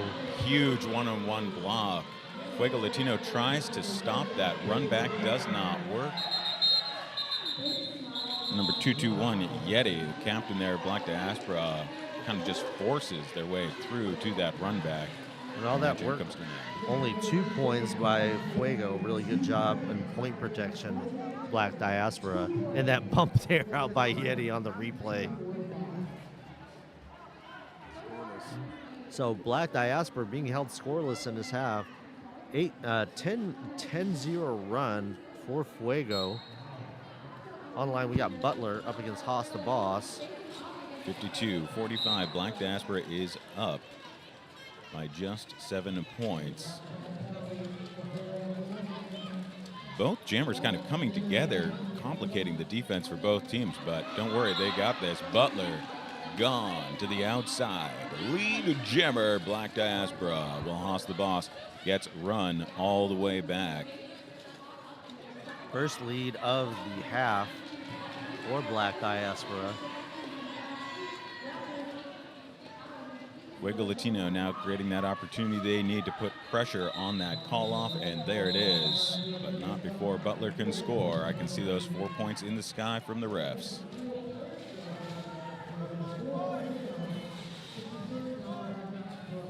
Black Diaspora had been held back from scoring in this half. That has changed. 4 points right there. 56, Black Diaspora 45, Fuego Latino. Freight Train out there up against Evil X. Evil X is doing the yeoman's work here for Fuego Latino. 3 of 5 jams. That's no joke there, folks. And Freight Train dodges a hit there by Whiskey Von Sweets. Quick star pass here to Peace War. Has to just be Yeti. Peace War does what Peace War does, just slamming through that defense. Oh no, just running out there like a bat out of hell. Black Diaspora up by 3 on this. So yeah, this game has been a game of 4s and 3s. It has not been a game of blowout jams. There's been a handful of those. A quick jam, but also a gentle jam. No one in the penalty box. Everyone gets their skaters back. Good news for you guys. Haas the Boss jamming once again in purple for Fuego Latino. Devious Diva jamming once again in white for Black Diaspora. Devious Diva pushing on that front pack. Good chance of pushing these skaters out of play. Oh, but gets pushed out just barely. Shoots back just in time to stop that run back from going all the way past the pack, and that is it. Devious Diva, by throwing off that run back, made a mess of that Fuego defense and is gone. A lead jammer, Black Diaspora. All right, and just like that, they have taken lead jammer for the past 3 jams. Really nice work there by Diva. Just gets through there on turn 3. Calls off super quick. And I think we're seeing that replay of the lead just following through the pivot there. That's Afro Jamurai getting that lead super quick. Incredibly quick jams in some cases here, but Black Diaspora is starting to consistently take that lead, maybe starting to take control of this game. We will see. Swift Justice back out there jamming for Black Diaspora versus Fuego Latino's Velocity Raptor. Velocity goes to the bench. Only Swift Justice can score for the next 30 seconds, making it a Black Diaspora power jam. Huge opportunity for Swift Justice, who already is a major threat just by being a jammer at all. We saw some incredible jamming already from Swift Justice. Oh, wow. Fuego just barely pushes Swift Justice out to the inside, forced to run back once again. Excellent run back defense there by Black Diaspora, and draws, I think, a directional there off of that run back defense. Oh, rescinded. All right. But in the meantime, Swift Justice has established that opportunity to score. Excellent tripod by Fuego Latino. A lot of offense comes running in here from Black Diaspora. The entire team comes running back. A recycle by Fuego Latino, one-on-one. That is some bravery there.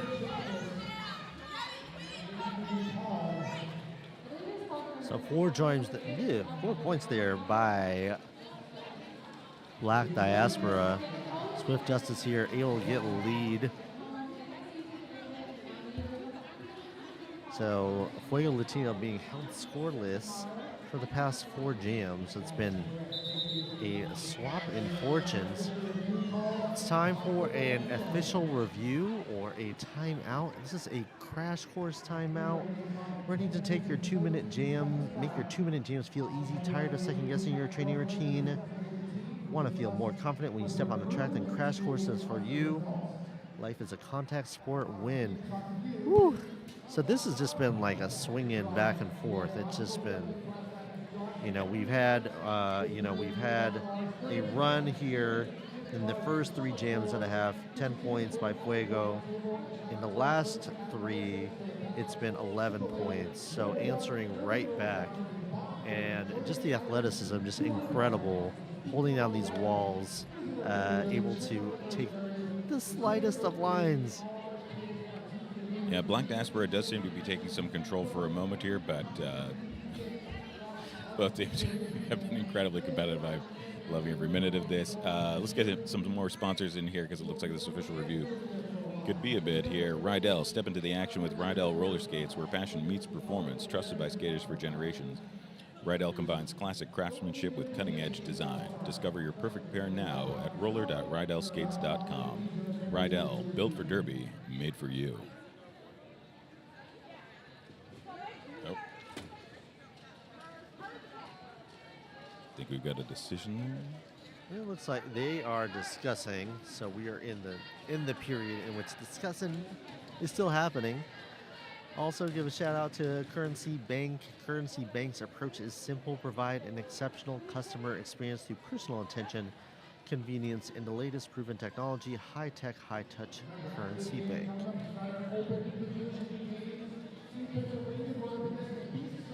Need to make your event or brand stand out? Poster Giant has you covered with expert wild posting, media buying, and guerrilla marketing services. From creative design to bold installations, we'll make sure you're seen.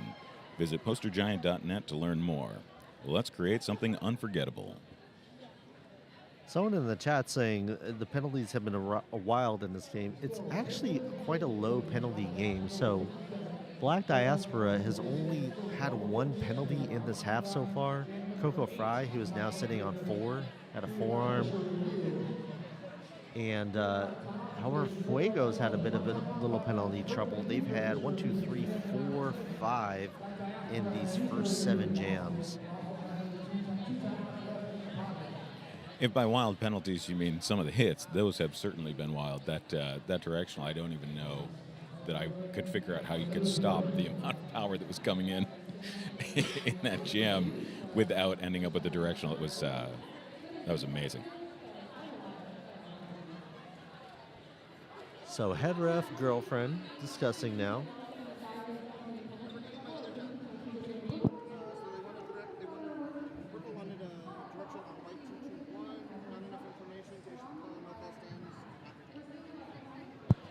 Fuego Latino was asking for a directional penalty there. The refs felt as though there was not enough evidence presented to justify that call, and so that challenge did not work out.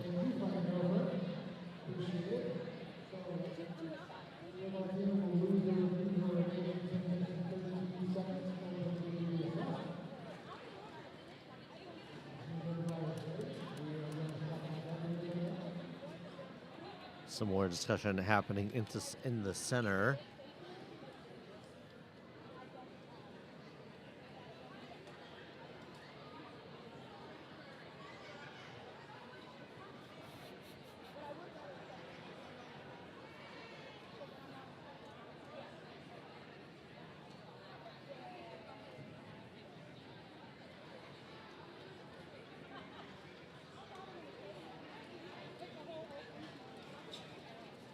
It looks like we're getting a thumbs up here from the head ref. Looking friendly. Sometimes I worry when a challenge gets a hard no from the refs that there's going to be upset. It's nice to see smiles coming out of there. 67 Black Diaspora, 46 Fuego Latino. Freight Train versus Evil X. Freight Train goes one-on-one. Doesn't even bother. Puts her arms behind her back, just shoulders her way through that one-on-one defense. Already back around up against Mimi Mahler. Mimi Mahler takes Freight Train to the outside, takes her all the way back until she finds some run-back defense there. Fuego Latino puts their tripod back together as Freight Train has to re-enter all the way in the back. Oh, Evil X trying to find that jump on the inside, but nothing doing. Freight Train through for 4 more. Hat already off for Evil X. Apex jump just barely didn't work, honestly. That a little bit of an Apex skip there. Apex jaunt by Freight Train.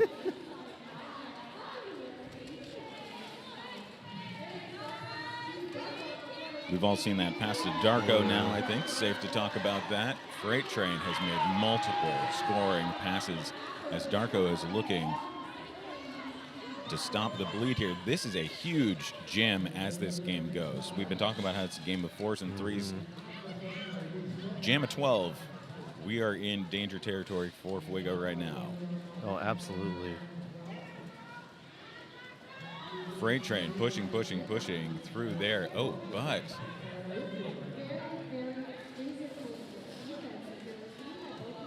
Darko trying to find some room, but absolutely nothing here on the back of Queen and Thumper. Freight Train just barely avoiding a cut track, it looks like there. Very smartly correcting herself at the last possible second, comes back around looking for a way through there. Freight tries to find some room on the outside. It's not to the out. Jam comes to its natural conclusion. Freight's able to pick up 3 more. 15 points on the jam. Second highest scoring jam of the game. I love how calm Freight Train looks after scoring 15 points in possibly one of the most difficult games of roller derby. Yeah, I mean, just Freight Train things, very chill. 82 Black Diaspora, 46 Fuego Latino. So we got Poison Violet on the line up against Hoss the Boss. And Hoss getting out. Lead jammer. Hoss, second lead in this half by Hoss.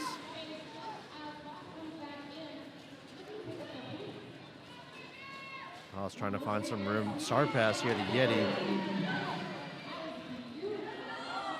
Hoss bumped to the inside there by Iggy. And only 2 points there by Fuego. Really nice point prevention. First time Fuego has scored any points since Jam 3 in this half. Huge jam for both teams. Fuego breaking that that streak of being unable to score, but also by Black Diaspora stopping at 2 points there.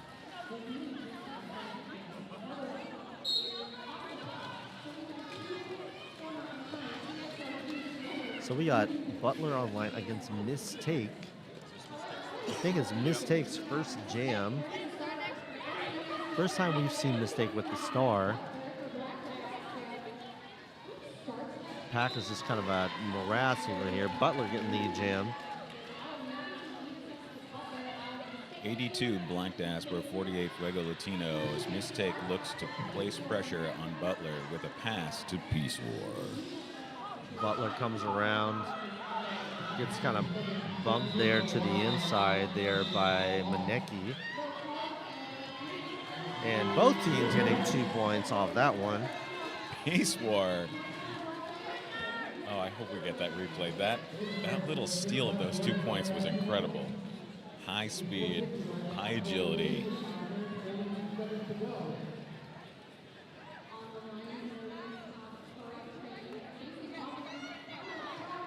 '84 Black Diaspora, 50 Fuego Latino going into this next jam. Less than 6 minutes left in the game.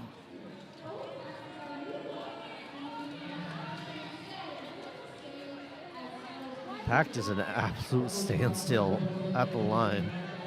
You'd think the whistle hadn't even blown. It's just Coco Fry throwing it back at the line.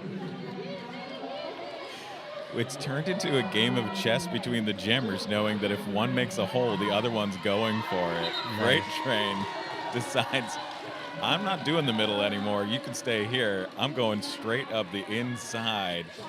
Power, speed, and agility right along that inside line gets Freight Train lead jammer in this jam. Carmo Electrac still looking for a way to get out and open up that opportunity to score. Oh, jeez. And someone's truck just fell out. Oh my gosh. Danilo Fina's truck just fell off mid-jam. Oh gosh. This just gives you a sense of just how intense this game is. And basically just walks off like it didn't happen. It's like, oh, okay, that's fine. That's my 7th truck. It's fine. Snaps off all the time. An official timeout being taken.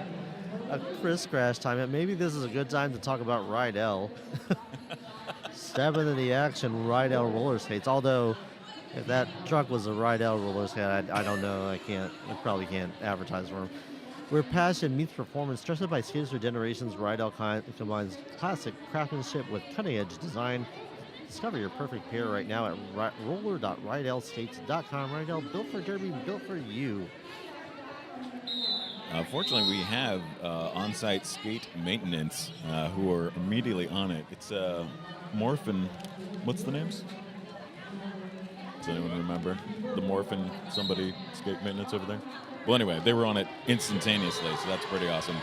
Velocity Raptor, lead jammer, currently 86 Black Diaspora, but Fuego Latino with 50 points as a lead jammer, Devious Diva, fighting to place pressure on that lead jammer situation. Velocity Raptor actually stops a moment to turn and check what's happening over there. And bad news for Devious Diva, great news for Velocity Raptor. The answer is a penalty. So only Velocity Raptor can score for the next 30 seconds. It's a Fuego Latino power jam.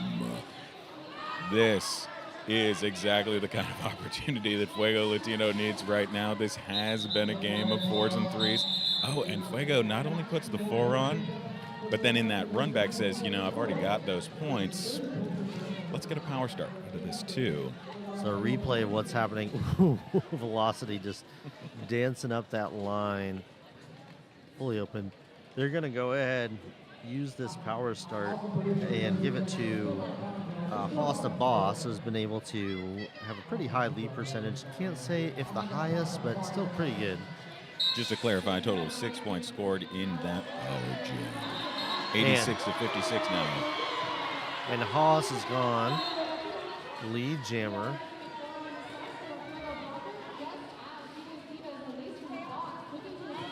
And Devious Diva getting through. Now Hoss the Boss now working on scoring. Hoss the Boss still has lead jammer. Bump to the inside there by Yeti. Calls it off. Able to pick up 3 points on the jam. Holding Black Diaspora 2-0. So Fuego Latino was down, but they are definitely turning their fate around right now. Will it be enough? We have less than 3 minutes left in the entire game. Team timeout. This team timeout brought to you by Crash Course. Also, big thanks to one of our sponsors, Big to Poster Giant. From wild posting to guerrilla marketing and digital campaigns, Poster Giant makes your message sound out. Need to get the word out for your next big event?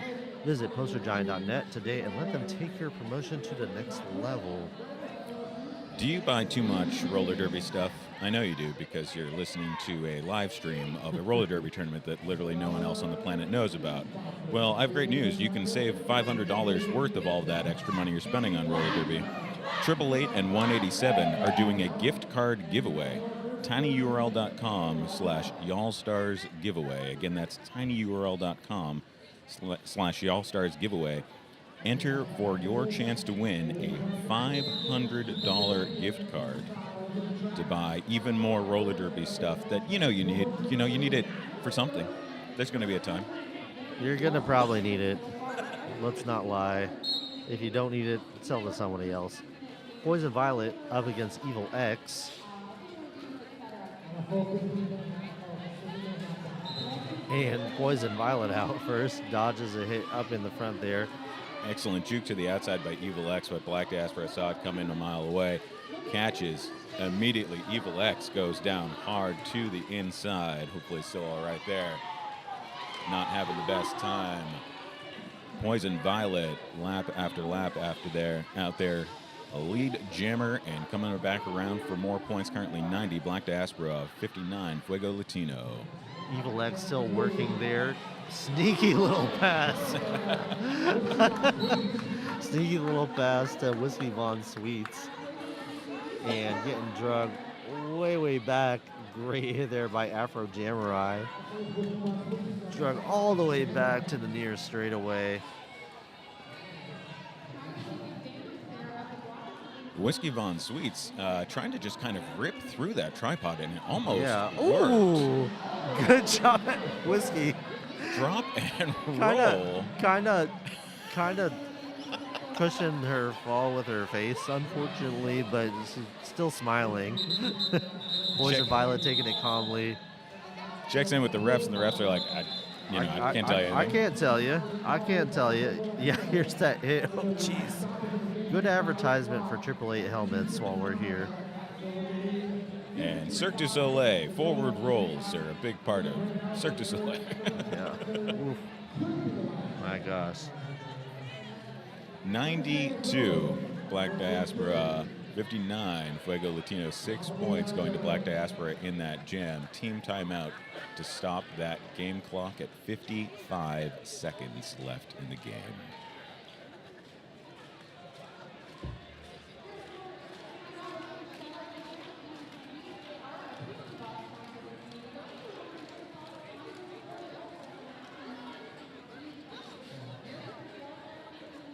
As always, when we have a timeout, it is a crash course. Timeout Crash Course helps busy roller derby athletes increase strength, conquer self-doubt, and create the habits of high performers to become all-stars and MVPs on the track and in life.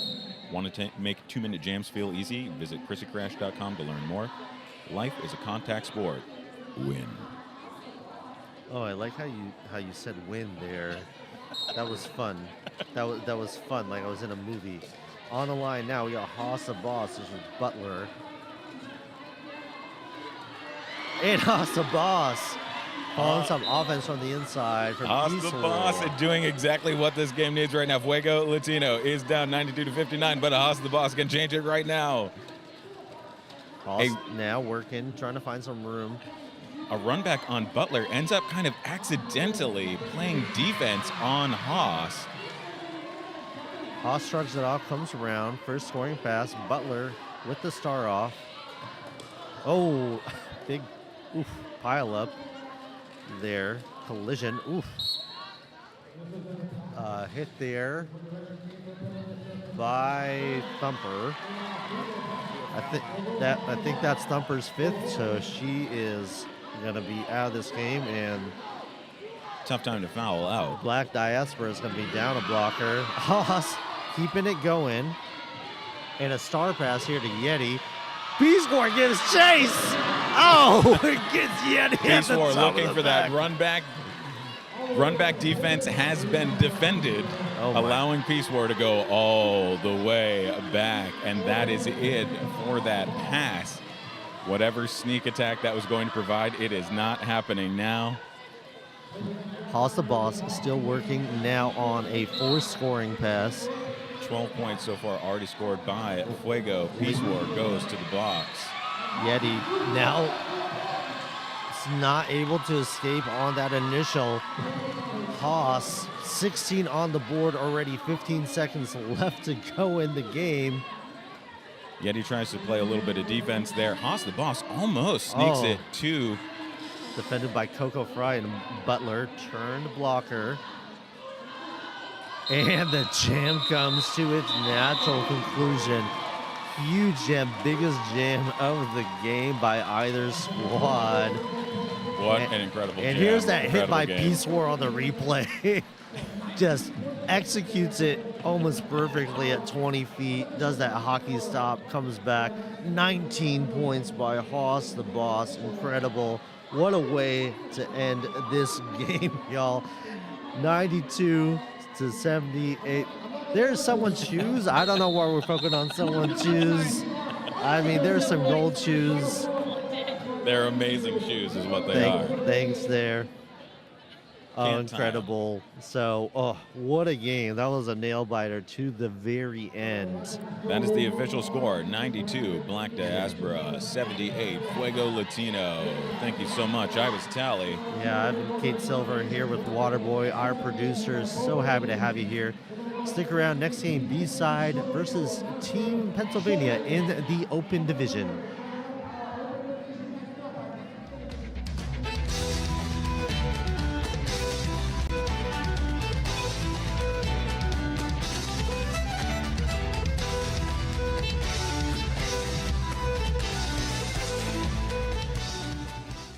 Hi folks, Tui Lion here, and I'm here to ask you if your helmet is cooked. Whether you're on the derby track or at the skate park, your helmet has one job: to protect you. So let's check out your helmet together and find out if it's still doing its job. Look for the following signs to determine if the EPS foam in your helmet has deteriorated. 1. Physical cracks or deformations. 2. Soft spots. 3. Discoloration. 4. Separation from the shell. 5. Age. Helmets should be replaced every 3 years depending upon usage, even if they appear to be in good condition. 6. Unusual odors. Let's move on to the outer shell and consider your previous impacts. If the helmet has been involved in a significant impact, the EPS foam could be compromised even if no visible damage is apparent. If the strap adjusters, clip, or straps are compromised, your helmet placement might be compromised if you take a fall. Last but not least, if your helmet doesn't fit you properly, it's not going to do its job when you need it most. Your helmet should sit about 1 finger width above your eyebrows and stay put when you're moving around or shaking your head. Visit 888.com to find out about our cutting-edge helmet technology and designs. The most certifications, the latest technology, the best fit. We've got you covered.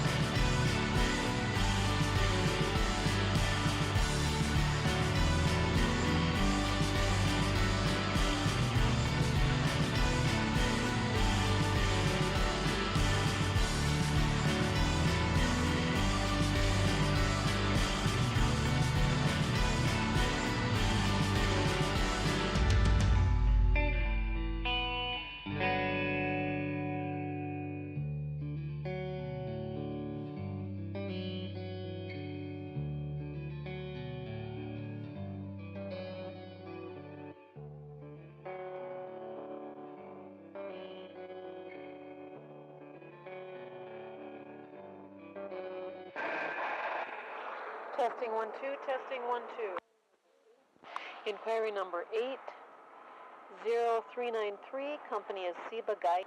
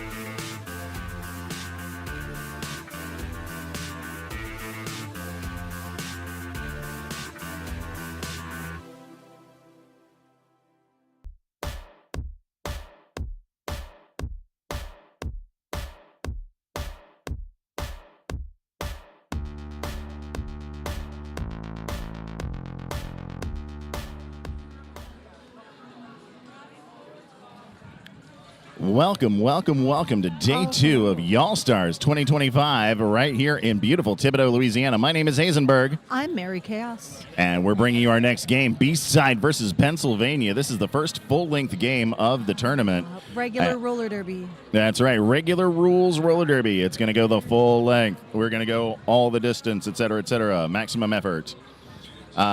So I'm going to go ahead and give you all the rosters for Beastside. That's 07 Jackie Daniels, 12 Razor, 18 Miss T Maven, 22 Scare It to Death, 221 Yeti or Not, 333 True Blocka, 34 Grimace, 35 Sharknado, 55 Blint, 57 Monster Jam, 70 Doc Flatliner, 725 Sparkles Fantastic, 81 Reaper, 832 Harmstrong, and 83 Grin and Barrett. Team Pennsylvania, we've got 101 Tree, 12 Zora, 172 Jackson, 1760 Biohazard, 273 Uller, 282 Dash Ketchum, 30 Omwrecker, 352 Olive, 47 Mike Concho, 5 Hurricane Heather, 55 Nemesis, 666 Lollyrot, 82 Starstruck, 84 Phoenix, and 9 Pit Bulldozer. And while we're waiting for all the action to begin, we want to give a huge thank you to Rydell Roller Skates. Step into action with the Rydell Roller Skates, where passion meets performance.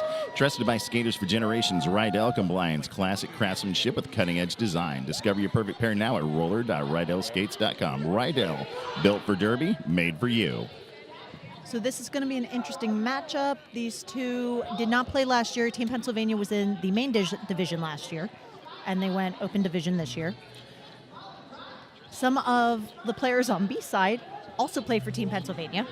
Yes, they do. Yes, they do. They're quite a mixed bag, and their very own 725 Sparkles Fantastic is actually a member of Red Stick Roller Derby, which is one of our local Louisiana leagues out here. And we've got a lot of dual rostered on B side as well. Razor, Misty Maven, Yeti or Not. Who else? I feel like there was someone else. Maybe not. Maybe that was it. Genuinely legendary skaters as well, like Jackie Daniels. And like you said, Misty Maven. Yeah, I was trying to... Misty is so humble. I was trying to tell her earlier how there were members of the Divergence team, because she's skating with us this weekend as well, who were just so hyped that she was able to join us last minute. And she's like, no, but why? I'm like, buddy, you're legend at this point. All right, we're getting ready to start it off. That is number 12, Razor, on the jam line for Beast side. I believe that's Zora taking the stand. I can tell by the pigtail ponies, the braids going on over there. Zora hailing from Pittsburgh. That is indeed Zora. And they are off. The whistle is blown. Off they go. Both teams fighting to get front. But Zora gets out first and is your lead jammer.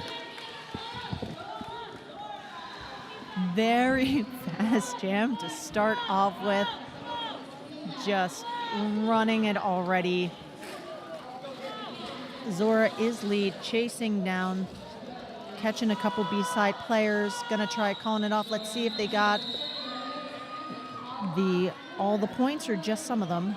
Looks like a full handful of points for Pennsylvania. I wasn't sure if she had passed Harmstrong at the top there. Harm very good at protecting points.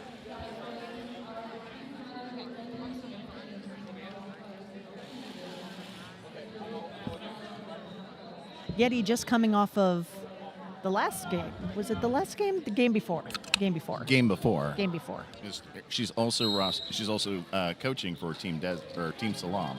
I knew that I saw her somewhere else too. All right, we've already got B-side out for lead. Olive stuck in the pack, using the hips to try and rotate around. Blint blasts out and gets 4 points up on the board. Getting recycled back from B-side. I believe that's Misty. Yep, Misty Maven. Wearing a shorter number on B-side than we're used to. And Blint getting pulled all the way back. All the way back to the jam line. Wow, what a drawback. B-side doesn't mess around with their drawbacks. That is for sure. B-side putting up another 4 points. 8-4 is the score at the moment. Still mid-jam, so of course it's going to change. Misty Maven going to the penalty box, the Hampton Inn and Suites penalty box for a forearm. 8 points up for B-side on that one. Oh, we're getting the replay. We're going to watch that. We're going to watch Blint blast through one more time. This game, I think, is going to develop a lot. These teams haven't played together yet at this tournament. It's been a minute since either one of them have played a game, so we'll be seeing these packs gel a lot. Oh, they're playing the pivot game. Yep, up on the line for B-side. Yeah. That's 725. Sparkles fantastic. And jamming for Pennsylvania, that's Ohm Wrecker, number 30. Omi almost at the top, out for a lead. And we had a quick star pass to Dr. Flatliner. Team PA racing up to attack that tripod, try and break them up and move them around. Pack very fast. Let's see how many Omi got. 0-0. Yes, chat, we are perpetually on derby time out here. Yes. And it was the end of that jam. No points for anybody. Number 5, Hurricane Heather with the star for Team Pennsylvania. And I cannot see the armband of our B-side jammer. We'll figure it out. B-side in red, if you haven't figured that out yet at home. Looks like that is 8-1 Reaper with the star for B-side. Yes, not Jackie Daniels, which is what the screen is telling you right now. And Reaper is your lead jammer. What up, Pinky? I see you. 57. Oh, my goodness. Monster Jam. Monster Jam. Big hit putting the jammer out of bounds. Uller is... Yeah, Uller has been past the star on Pennsylvania. Yeah, it's now 47, Mike Concho.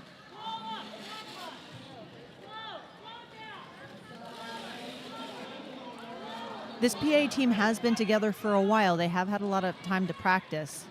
They were set last season, haven't had a new tryout, so they're running with the same crew. So their tripod work isn't bad. Just a lot of movement right now. Trying to get set. Mike trying to navigate through these B-side players. Some of which are already pretty warmed up from the rest of the time that they've had here. Oh, it has been a long and busy day of derby, that is for sure. Reaper at the top, gets around the last Team Pennsylvania blocker. 4 points up in the air. B-side dominating this jam, 8 points to nothing, 16-4 on the scoreboard is the total. Hurricane Heather released from the box. Mike Concho was just kind of chilling out, waiting for an opportunity, but Heather did not get a chance to come up and help him out. 9 on that jam for B-side. Pennsylvania sitting at 4. Number 1-2 Razor on the jam line for B-side. And I believe that is Zora with the star for Team PA. I see the gray armband. That is very difficult to read from back here. And Razor attacking the tripod, trying to get around Dash Ketchum the front. Dash losing footing on this floor. We've got a forearm penalty, though, sending Razor to the Hampton Inn and Suites penalty box, giving us our first power jam of this game. Zora zipping around, attacking that tripod. B-side kind of turning into a line, and now Zora's able to just sort of clink right past each one. We're seeing some very interesting positional play in this tournament. I think teams are starting to kind of rethink how they approach the lines of the actual track itself. Yeah. And we've got Team Pennsylvania right in front of us, including their coach, Tot, who is also from Pittsburgh Undead. And I just hear her being very passionate about the offense that the team should be playing for their people. All right, number 1-2 Razor once again up to the line for Beast side. That is Olive, 352 for Team Pennsylvania. Olive immediately getting backed up onto by the B-side blockers, making it past a few before getting knocked out. Meanwhile, Razor contending with 3 Pennsylvania at the top. They recycle back. Razor quick back onto the straightaway. Would you say that Olive has been pitted against some very tough defense? Oh my gosh.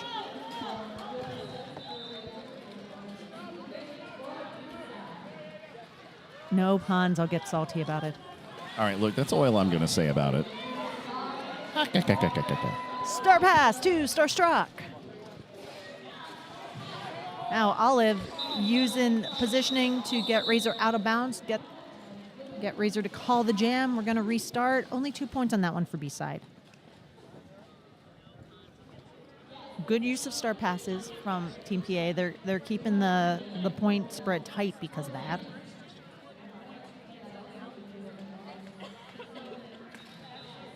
Five Blint with the star for Beast side.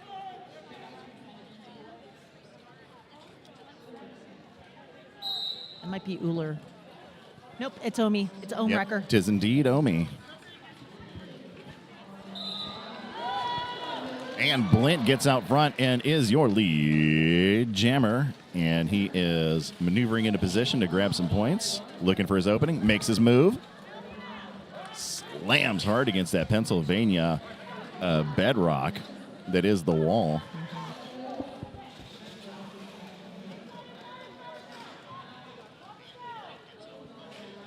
Tripod work, solidifying a lot more for PA now.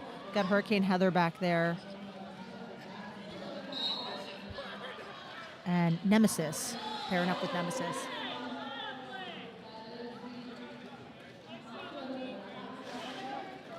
We've got a confused Team Pennsylvania blocker headed to the Hampton Inn and Suites penalty box. Lynn able to make it through on turn 3 and call it off. Oh, we got the instant replay. We're going to watch Blint go through again. And there he goes. Oh, beautiful toe stop work on the part of number 5-5. This floor is not friendly to toe stops. The folks that are making it work, amazing. Just maximum effort. 725 Sparkles Fantastic on the jam line for Beast side. Looks like 273 Uller with the star for Team Pennsylvania. And we're going to have a crash course timeout.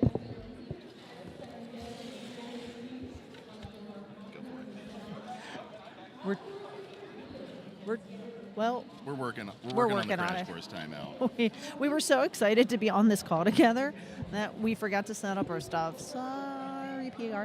Crash Course helps busy roller derby athletes increase strength, conquer self-doubt, and create habits of high performers to become all-stars and MVPs on the track and in life. Want to make 2-minute jams feel easy? Visit ChrissyCrash.com to learn more.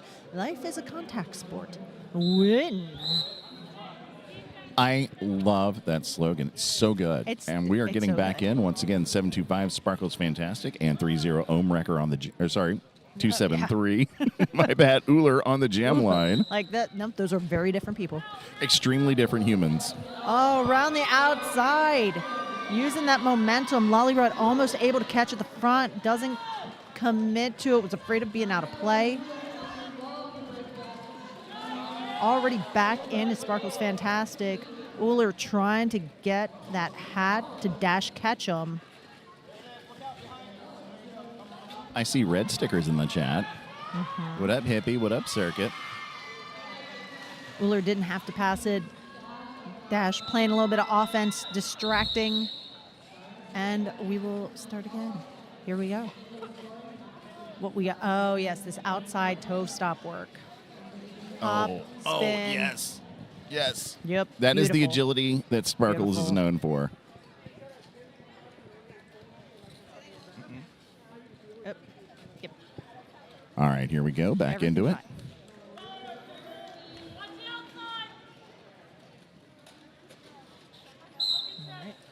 Little rearranging at the 5-second mark. Starstruck. Now their turn Oh, to. beautiful. Yeah.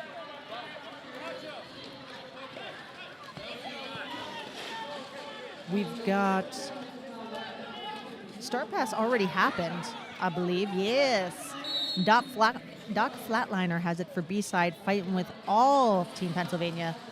Just a massive blue. In the chat, Marilia Reba Andrade says, I'm playing against Uller in a scrim next month. R.I.P. Very fast pack. Starstruck trying to use the speed to their advantage. Harmstrung not happy that no penalty was called. Everyone has a lot of feelings about the penalties that are or are not called. It's okay. Everything's fine. What have we got here? Oh, we're going to watch Starstruck get that lead again. Oh, with the toe stops. And right on the middle. Right on that line, man. Just a perfect pass, honestly. Number 1-2 Razor on the line for Beast side. And that is going to be 1-2 Zora, also on the line for Team Pennsylvania. Hey, same derby numbers. Everybody grab your beverage and hydrate. Zora trying to use the outside line since it's been successful for everyone else. Gets pushed back. So far, Zora has had 100% lead jammer status. I know that Razor just disrupted that, so no longer. So Razor getting designated lead and then getting absorbed back in right away. Able to break through at the top of turn 3.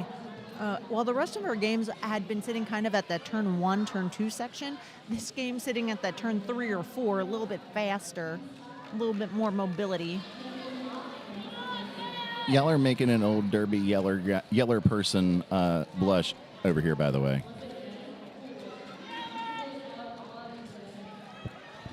Hurricane Heather thought they had Razor out. Razor able to survive. Pitbull Dozer. Just right on the edge. Yeah. Yeah. The thing about this floor is that it does help stabilize you. When you fall, you don't go anywhere, so it's a lot easier to control your slide. To just be able to pop back up in the right direction.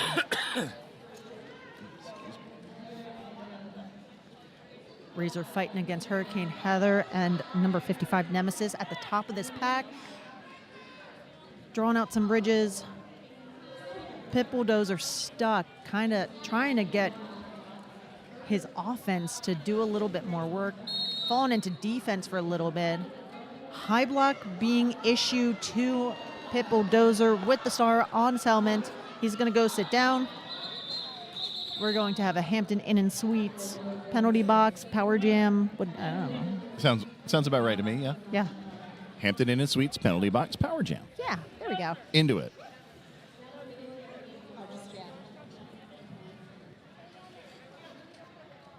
I got a private message from Madhouse Mexi singing the praises of Dozer and what a good dude he is. So all the Team Pennsylvania folks, that's my part of the world. So Blint with the star for Beast side, number 55, as he claws his way through the opposition and grabs that lead. Doc Flatliner clearing a nice inside line, just moving Lollyrod and 82 Starstruck out of the way. Starstruck, nice recycle back on Blint.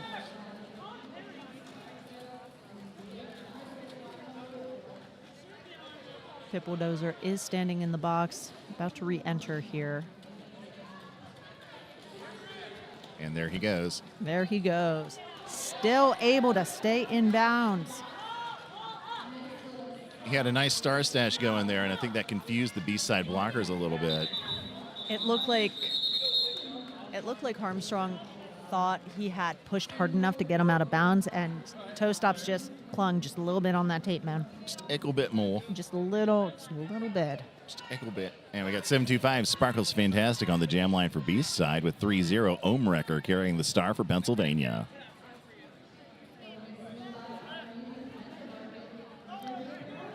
Oh, hi, Lynn. How you doing? Here we go. Packs are starting to solidify a little bit more. We're starting to see some more solid shapes happening. And Sparkle's fantastic is your lead.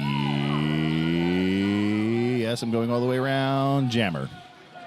Olive already having taken a star pass, took a hard hit by Yeti, knocking her out of bounds and recycling all the way back. Sparkles is just grinding against all this Pennsylvania steel. But nevertheless, she persists and gets those 4 points high in the sky. Scara and Jackie Daniels thought they had Olive out. They did, but there was a no-earned pass being signaled, so Olive was not called on a penalty, was able to escape without lead jammer. Thank you to our royal sponsors, 187 Killer Pads, 888, Poster Giant, and Louisiana's Cajun Bayou. That's the tourism board for right here in Thibodaux. Oh, I was wondering what that was. Yeah, they helped us host this whole tournament. We couldn't do this without the help of the Louisiana's Cajun Bayou. Oh, we have got an official review. Ooh, a little OR action. That gives us a chance to go into a crash course timeout. Ready to make 2-minute jams feel easy? Yeah. Tired of second-guessing your training routine? Always. Want to feel more confident when you step on the track? Then Crash Course is for you. We turn skaters into MVPs. If you start a Crash Course today, in 4 weeks, you'd be less tired at the end of a 2-minute jam. In 8 weeks, your footwork would get you to the line faster. And in 12 weeks, you'll be the skater that everyone wants in their pack. I would love to not be tired after a 2-minute jam. Life is a contact sport. I mean, to be fair, I'm not skating, so... Oh, no, we have our... I messed up our penalty tracking things. I don't know iPad. So I'm handing this off to our illustrious producer, so that way we can continue to track penalties. But anyway, so hi, Hayes. What's up? Hey, look, Chaos, you're just living up to your name, that's all. I know. And you're giggling, so you're living up to your whole name.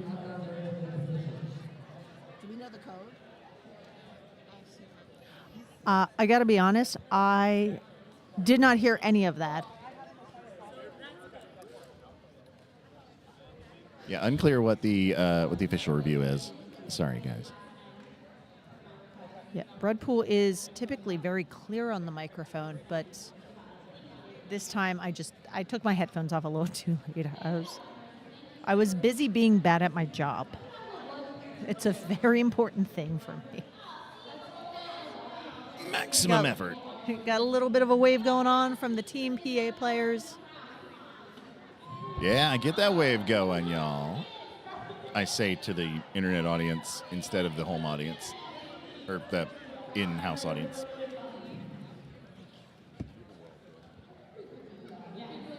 So the winner of this game will play the winner of the next game, which is Trans Rollers United versus Villain Era. This is Villain Era's debut. We've had a lot of teams debut here at the All-Stars Skate Showdown. All right, looks like we are close to getting lined up again here. Yes, Crash, I know what your real name is. I know All right. I shouldn't, but Facebook is a thing. Head ref is briefing the coaches and captains. B-side has already exited. Breadpool is getting a little bit extra from the B-side A.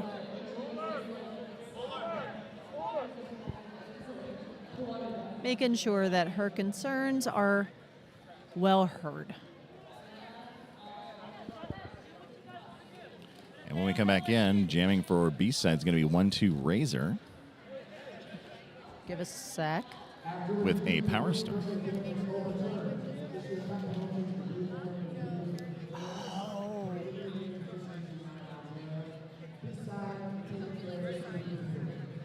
Okay, so they are getting a cut call on Olive.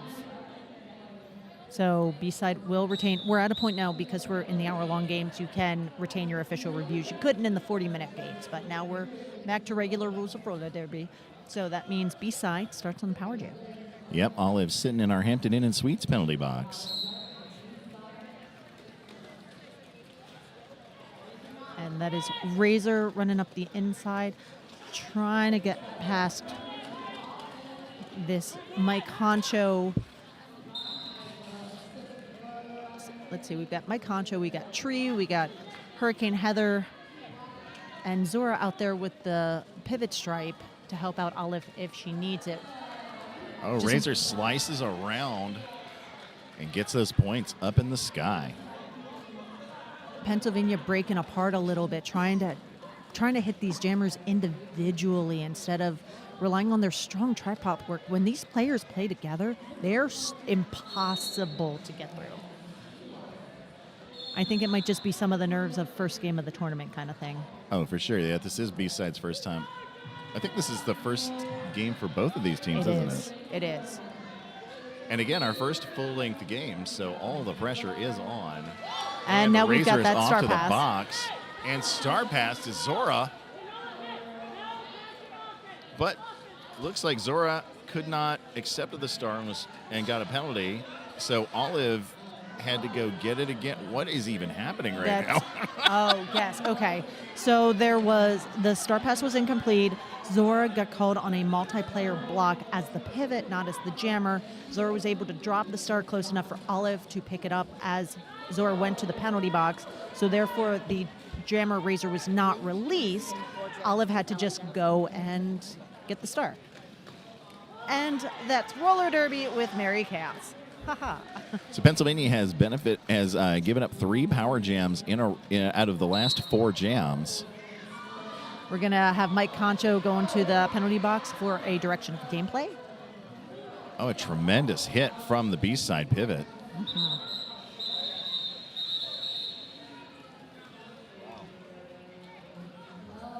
Okay. All right, 8-2 star strike going up to the line for Pennsylvania. And that's 5-5 Blint with the star for Beast side.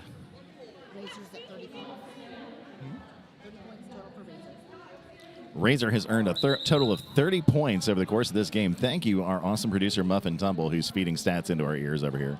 And we got another crash course timeout. Yes, we've got another official review from B-Side. They're using that retain review. Crash Course helps busy roller derby athletes increase strength, conquer self-doubt, and create habits of high performers to become all-stars and MVPs on the track and in life. Want a custom training plan with derby-specific workouts, nutrition strategies, and athlete mindset development curated by our epic team of coaches so you can level up this year? Visit ChrissyCrash.com to learn more. It's Chrissy Crash with 2 Ks. Life is a contact sport. Win.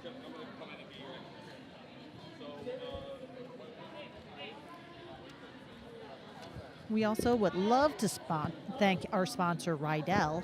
Step into action with Rydell roller skates, where passion meets performance. Trusted by skaters for generations, Rydell combines classic craftsmanship with cutting-edge design. Discover your perfect pair now at roller.rydellskates.com.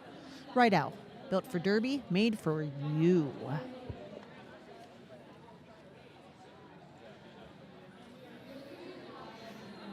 Okay, Yes. It looks like we are briefing the coaches and captains now. Yes, so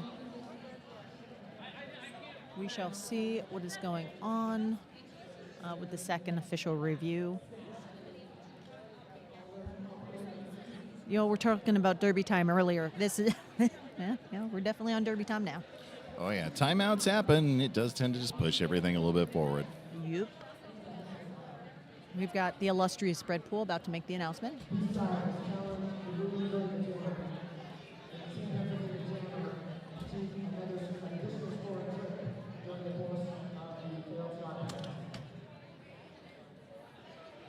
So they're questioning the scoring trip.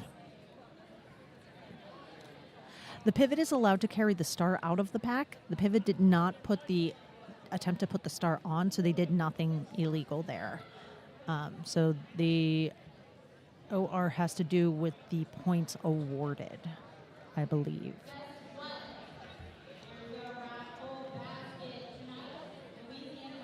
All right, and we are going to get that result as soon as they're done. The officials done getting their heads together and figuring out what everybody saw.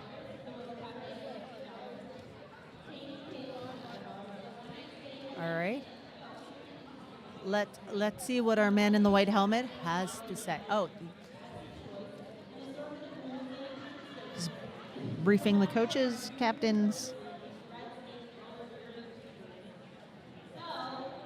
We have 2 more games today after this. We have another open division game. Trans Rollers United versus Villain Era. And then the game after that is... Mardi Brawl, the main event for the day. I thought there was another game in between. There's not?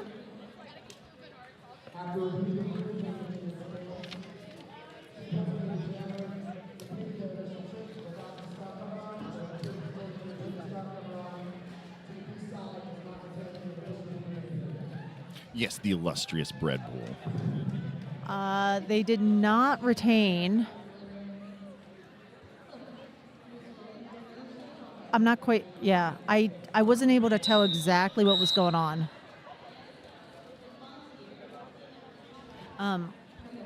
If they came off of the track at a point to recover the star, they are allowed to re-enter the track at the point that they did. They don't have to re-enter behind everyone as the jammer. That just might affect the points, but that's going to be one that I'm going to ask Brett about after the fact. Oh, absolutely. And we are back into it. 5-5 Blint on the jam line for Beast side. 8-3 Starstruck with the star for Pennsylvania. And Blint blasts out front to grab lead jammer. I love the little hip flip side. Yeah, like being able to maneuver your legs 2 different ways at 2 different ways. Flip your hips. Use the momentum of other blockers to your advantage as the jammer. Just chef's kiss. Run on the line. Starstruck right on the outside, wide open in that lane as everybody was concentrating on either trying to stop or help Blint. And Blint gets through, calls it off before Starstruck can take advantage of that. 4 points picked up by Beast side on that pass. You're going to see that hop over the outside, I think. Maybe. Yes, hop, boop. Hop, hop. That Yeti was looking. Yeti had eye on the prize. 725 Sparkles Fantastic up to the jam line for Beast side. That's Euler for Team Pennsylvania. Yep. And Sparkles fighting against the Pennsylvania wall, and nevertheless she persists and is your lead jammer. Hat has been passed. It has not been reflected yet, but Dash Ketchum is now your jammer on Team Pennsylvania. I think they were waiting. I think they were decided to wait until they were good and sure this time. And Sparky busts through. 4 points high in the sky. Dash maneuvering through. Dash, a regular jammer at home. I'm not sure if she is jamming for Black Rose. I know that when she was at Dutchland, they relied heavily on her as a jammer. Sparky through. Let's see if we get 4 more points. 8 points picked up by Beast side. 4 points picked up by Pennsylvania on that pass. There is absolutely so much leg between these two teams. And it's because a lot of the teams that I've been hanging out with from the main division, we're all like 5'4" and under. Right? We're all tiny mighty. And then this team, it's just like, they're all Dash size. Just legs that start at their neck. And we've got Reaper and Ohmwrecker on the line. 8-1 Reaper, 3-0 Ohmwrecker. Reaper in the red, Ohmwrecker in the blue. Both of them just battling against their respective defenses. Oh, and getting pulled. Reaper getting pulled way back by 1760. That is Biohazard. Yeti and Monster Jam at the top, keeping Ohmwrecker. Oh, the offense turned against Ohmwrecker on that one. We got a forearm sending Blue 8-4 to the Hampton Inn and Suites penalty box. Ohmwrecker shrugging off those chest hits. And he gets that lead. It seemed for a second he wasn't sure if he was going to cut the track or not, but he managed to keep all his wheels inside the tape. I think he was questioning it too. There's just some amazing agility on display in this game. And Omi's through for 4. Monster Jam now has the star cover.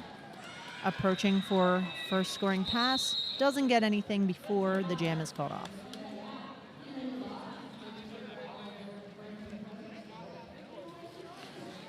One, two Razor up to the line for Beast side.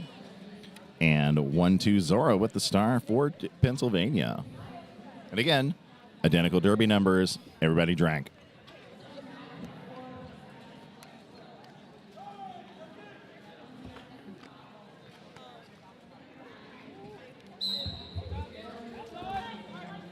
Everyone hanging out at the pivot line this time. Letting those jammers get a bit of a run up. Razor able to take advantage. Lollyrot, last one to beat, able to get through right before turn 3. Zora trying to get a little bit of momentum. Gets recycled back. Going at it again. This time it's Olive taking back Razor. Zora trying to find a little bit of space on that inside line. We got a cut track sending Dash Ketchum to the Hampton Inn and Suites penalty box.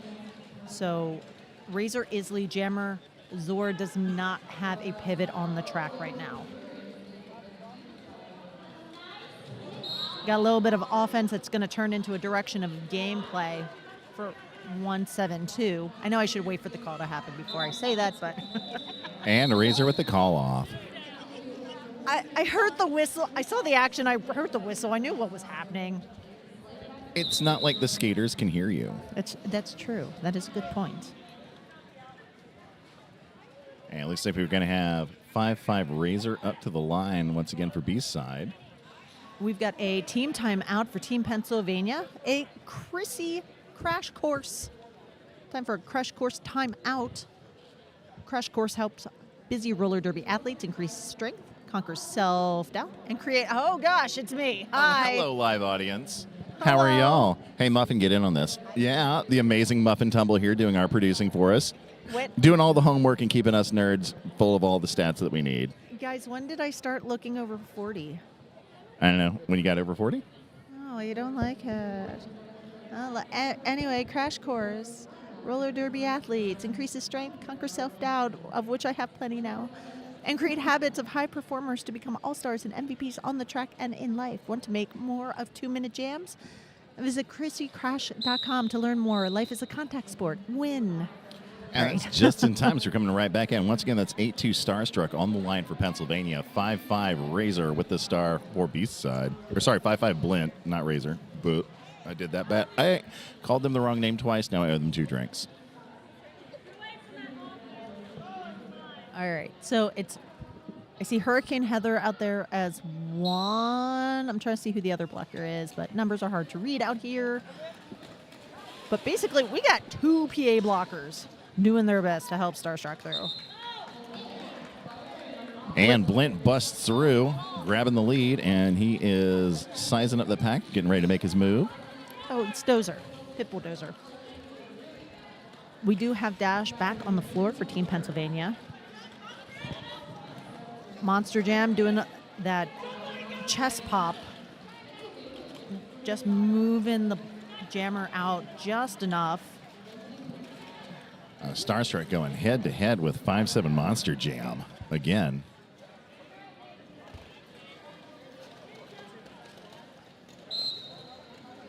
Got a penalty being issued. Issued-ish? No, issued for sure. Yeah, Hurricane Heather reporting to the Hampton Inn and Suites for a cut track. I keep wanting to say the Hamilton Inn. Yes, Rita, we are having a tough time making them out from here. Thankfully, KS is very familiar with these skaters, so it's easier for her. Yes. She can tell them she knows them on site. There are a lot of these players from both teams that I have played with or around, but I'm used to seeing them in a pack or running at me as opposed to from afar.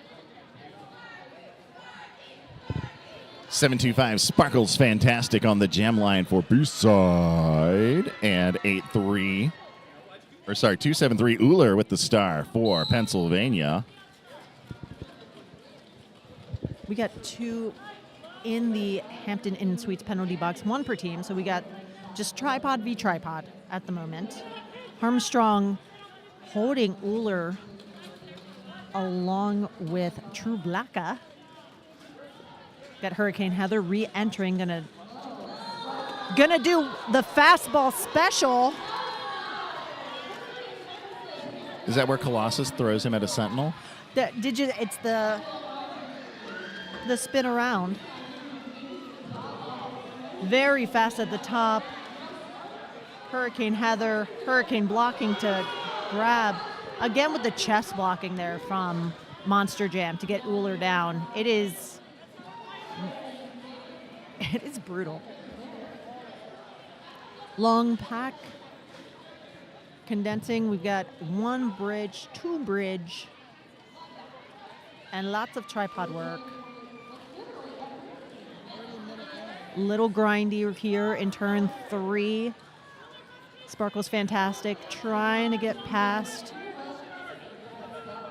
Got knocked out, takes a little bit of a run out. Meanwhile, Uller is just trying to push the sled that is Just zero. beside. You're right. Just zero forward motion happening right now. Like, this is the least forward moving derby I've seen in a while. They're just ground down. They've all kind of settled in a little bit at this point.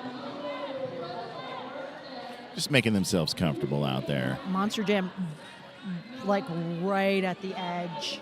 Oh, Uller just trying to get his move, to get his opening. And Shrimp and Roll keeping an eye on that distance, making sure no one's going out of play.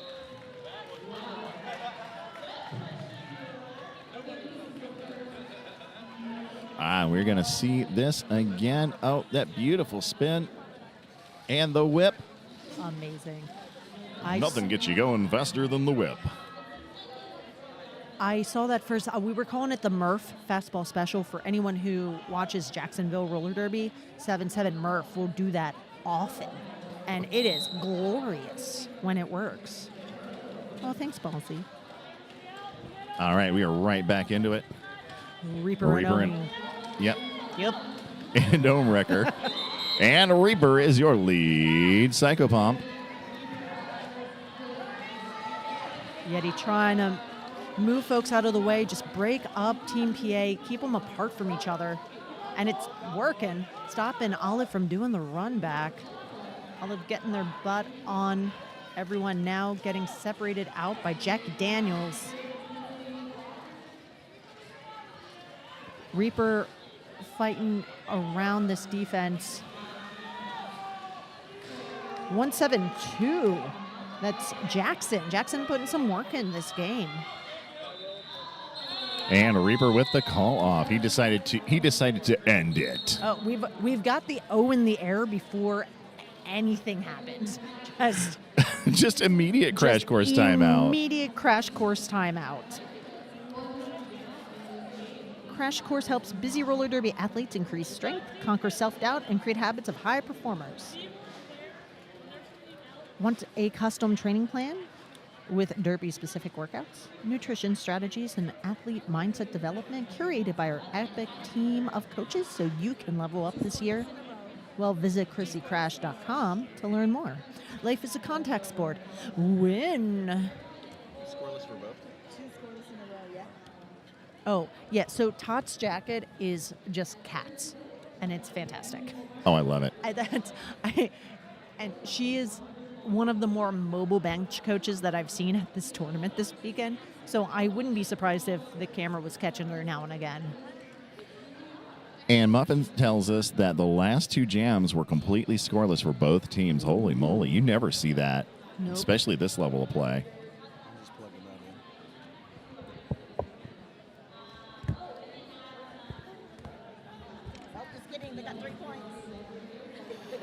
Oh, no, sorry. Beastside pulled out 3 points on that one. I guess that's what the OR was about. And we're going to find out in a moment. Or we talked right over it. Or we won't. Okay, Dash and Lolly are in front of us having a good time, giving me the thumbs up. These are my people from my part of the world. 1-2 Razor on the line for B-side. 1-2 Zora with the star for Razor. Again, identical jammer numbers. Everybody grab your beverage and hydrate. Tree up there helping with offense, trying to get Zora past. Biohazard also part of this group, circling around B-side and keeping Razor absorbed for a while. Razor able to get out and get lead, though. Zora so close to the top, only 1 or 2 to beat, but bumped out, recycled. Got to start all over. Razor coming back up. We're in the far straightaway at this point, approaching turn 3. Pennsylvania settling into to the forward blocking. Biohazard and Treehorn, teammates on Black Rose, working well together. Trust Pinky. I'm a crazy cat dad. It's all good. Right meow, right here. 1-2 Razor throwing up 4 points on his way through. True Blocka, Grimace, Armstrong, all just bodying Pit Bulldozer right now. But we've got a high block, going to send one of them off. It is a big beefy wall happening right there. It is. That was True Blocka beefiest. going off for a high block on that one.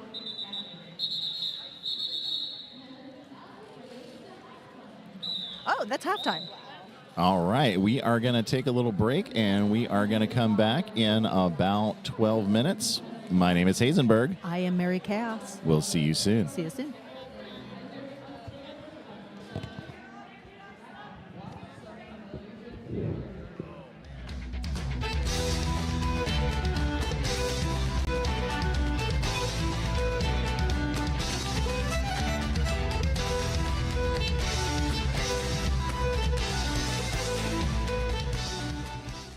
Hi folks, Tui Lion here, and I'm here to ask you if your helmet is cooked. Whether you're on the derby track or at the skate park, your helmet has one job: to protect you.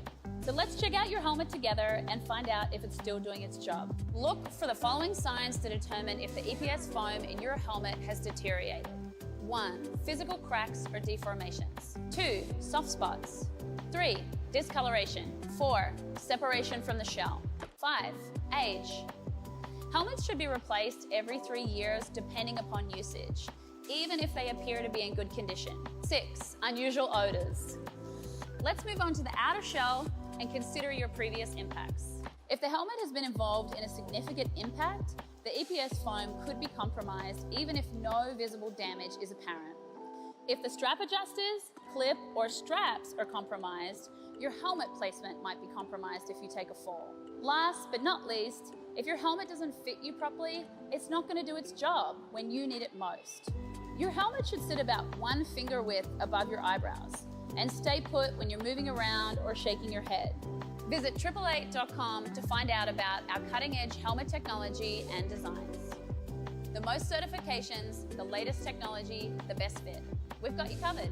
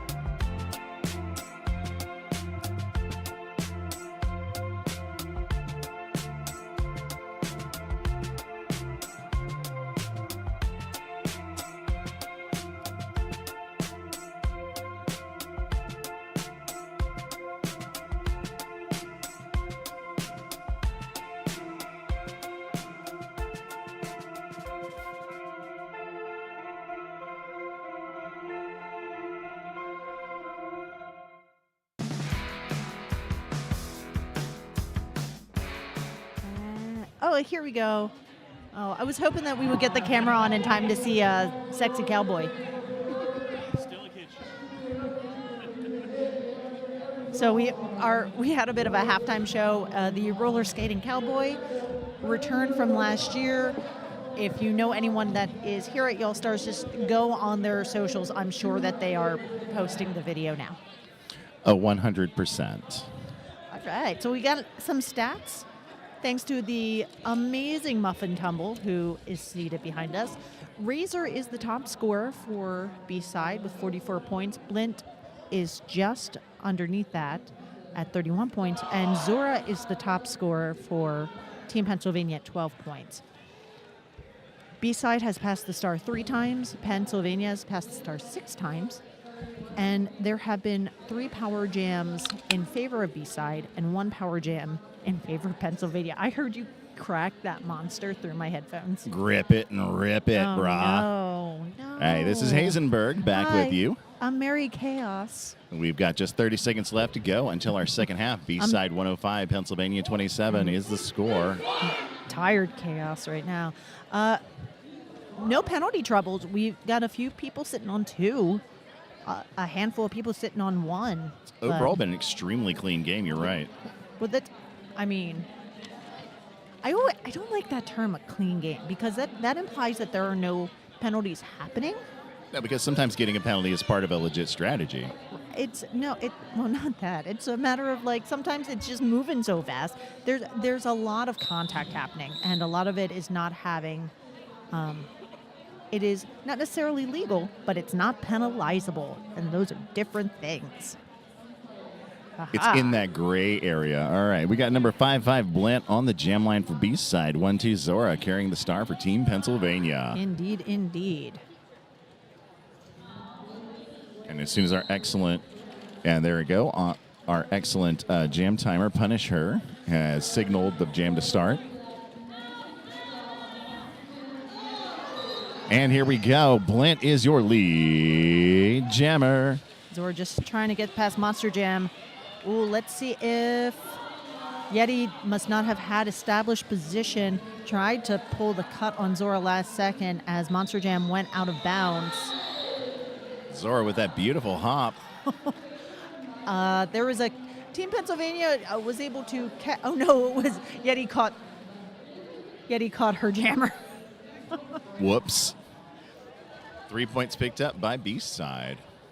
Let's see. Oh, let's watch that. Let's watch Blint get through again. Again, the little hip turn, shuffle step. Blint is so good at manipulating his own center of gravity. And I think that really separates the really agile skaters from the others. Speaking of agile skaters, 725 Sparkle's fantastic, and 82 Starstruck are jamming on this one. And Sparky is fighting against the Pennsylvania steel wall. Yeah, we got Biohazard, Tree. That looks like 4-7, Mike Honcho, and also Jackson out there.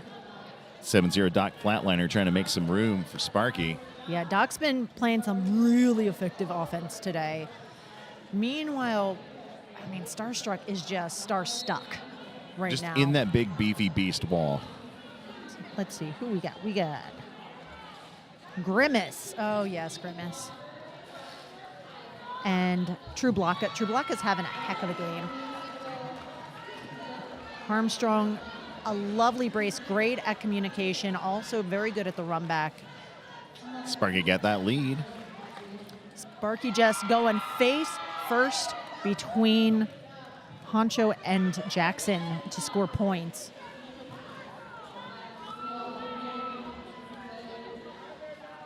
Sparky putting up 4. And takes a huge hit from Starstruck. You had a little jammer offense happening. And Sparky looks like Sparky was thinking about calling it off. But nope, here she goes. Maximum effort. Yep. Biohazard going to go sit down in the Hampton and Sweet penalty box for a high block. It's been a popular penalty today. I don't like that. And another 4 picked up by B-side. Sparky looking to make another score attempt here, figuring out her opening, takes her move. Starstruck playing a little bit of defense, trying to distract the B-side blockers. Grim has not fallen for it. It was on him the whole time.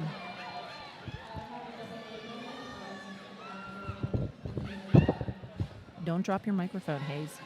It's not my microphone, it's Thin Mint's, but also don't want to drop it because it's fabulous. I was wondering whose spiky microphone that was. It makes me feel bad I didn't bring my mic from home, although my mic is just a regular Shure. It's not punk rock like Thinny's. We have an official timeout for folks to talk about things.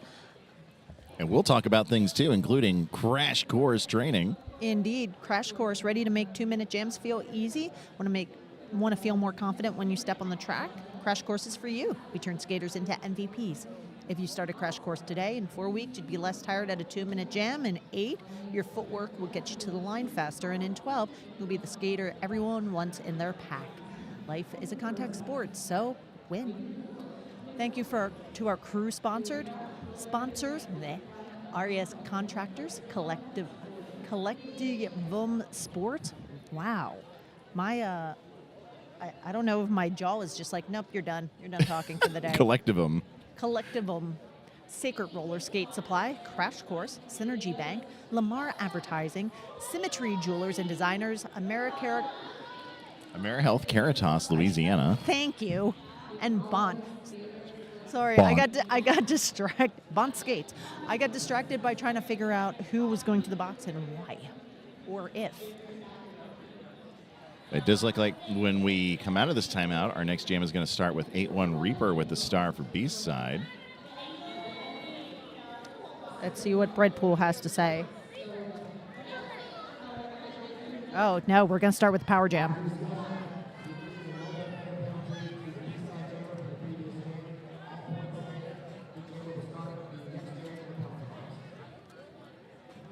Okay.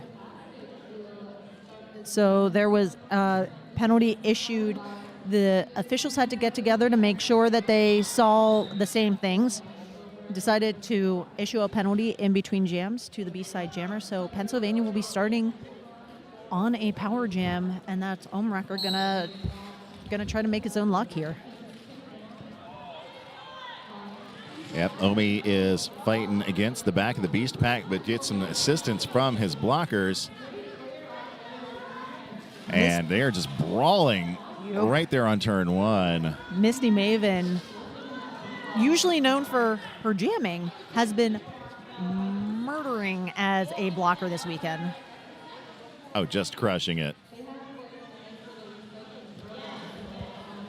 Sparkle's fantastic, getting released from the box. I guess if you're going to have to send a jammer to the box, Sparky's the one, because here she comes and is your lead jammer. Beautiful run back by Maven after hitting out Omi and then taking advantage of positioning in order to get Sparkle's fantastic throw on that last pass. Sparkle's back in a turn 3, knocked out real quick there. Star pass on Pennsylvania to 273 Euler. Euler able to make quick work of that pack. I don't know if they were expecting him to come back around quite so quickly. And we're going to take a moment. Let's see. Everyone's up. Everyone good? Okay, cool. It doesn't look like anybody's hurt, but we are going to have an official timeout being called. And we're going to go ahead and look at our replay here. Just shifts weight to the outside line, cuts into those edges, able to get through, use the momentum Just to their incredible. advantage. And this is going to be our crash course timeout. Visit ChrissyCrash.com, and we're going to get you all trained up and ready to rock and or roll throughout the year. Indeed. If you're ready to step up your game to the next level, go to ChrissyCrash.com. Life is a contact sport. Win it. We got the go time signal from Breadpool, so we're getting the swoopy whistle, so that way we can continue on. And 1-2 Zora on the jam line for Pennsylvania with 8-1 Reaper, looks like, for Beast side.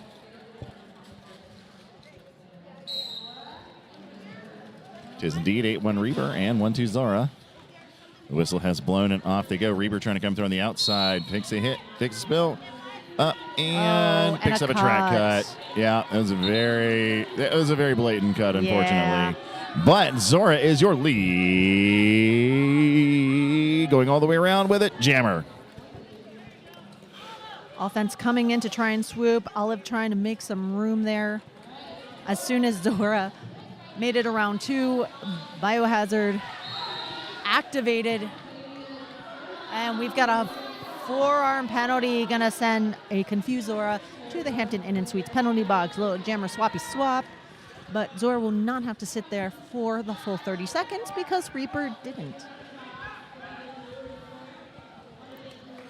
Got a little bit of a goat situation in the back with the Team Pennsylvania pivot. That's Phoenix. Reaper coming around for a score pass just as Zora is released from our Hampton Inn and Suites penalty box. Phoenix turning her trapped situation into an offense situation for Zora.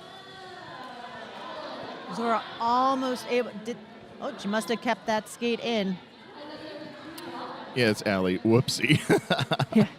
True Blocka able to pause her for a second, but then out of play. Zora puts up the 4 points. Reaper going to take a run up, trying to get through. As Zora is now stuck in that tripod.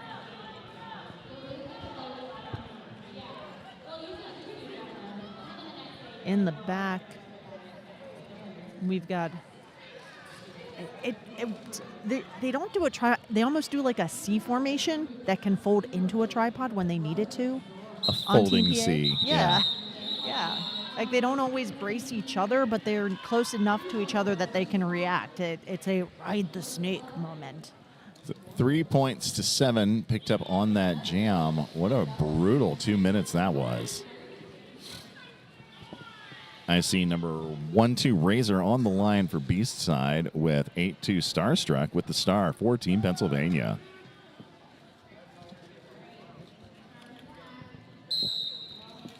All right. And both jam. The whistle has blown and off they're going. Trying to slug through these slow-moving pieces now. Just some very solid and lockdown defense all through this game. And when Team PA keeps it really slow and can cut into their edges and not move, that's when they have success. They start spreading out when they get pushed forward and then don't suck backwards. Oh, you're totally correct. And then suddenly they're up further. Nice knockout by Lolly Rot there, being backed up by Hurricane Heather. And a little face-to-face action there with Pit Bulldozer and Razor. B-side defense is so busy just trying to hold Starstruck back. There's not anybody available to help Razor, but he stretches out the pack and is lead jammer. It's that wall of butts of, it was Jackie Daniels, Misty Maven, and Yeti or Not. Had his pass to Dash catch him, and Dash is going to try and catch him. And 4 points up in the sky for Beast side. Wow, Dash just pouring on that speed, living up to the name. I mean, she takes 4 steps and she's around the track. And 4 more points for Beast side picked up at the end of there. And we're going to watch that. We're going to watch that play one more time here. God, look at Misty Maven just locking it down. Just all edge work. Just trusting teammates, doing things. It's fun. She told me that her nickname is Hit or Miss T-Maven. I love that. All right, here we go. Back into it. Ohm record number 3-0 on the line for Pennsylvania. 5-5 Blint with the star for Beast side. Blint getting pushed out by 1-7-2. That is Jackson. A lot of smushy derby going on. Ohm record almost finding some air on the outside line, getting pushed off. Armstrong and True Blocka at the top. Oh, Blint gets through, and he is your lead jammer. Star pass to Phoenix. Is it Phoenix? Yes. Yes. 84, Phoenix. Yes. Little skateboard push from Blint. Blint pushing through for 4. Yep, you were right. Oh, Phoenix just waiting around and just Blint slamming into her. And then 3-3-3 True Block throwing another hit at Blint to pull her back to the pivot line. Yeah. And a track cut picked up by Blint. So this is now a power jam for Pennsylvania with less than a minute left in the jam. Got a direction of gameplay on Ohmwrecker. He nods his head going, yeah, I was on the corner. That was not great. Wasn't good. Nope.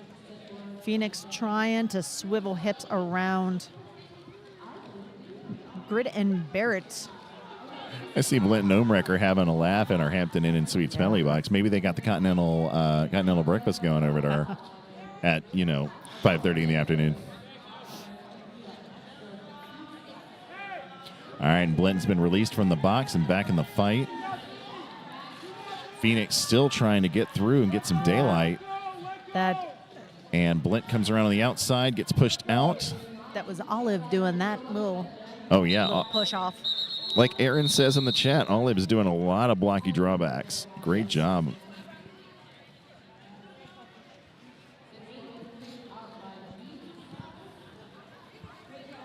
Thank you to our captain sponsors, Kaywood and Randazzo's Bakery, Hampton Inn and Suites, Currency Bank, and Rydell.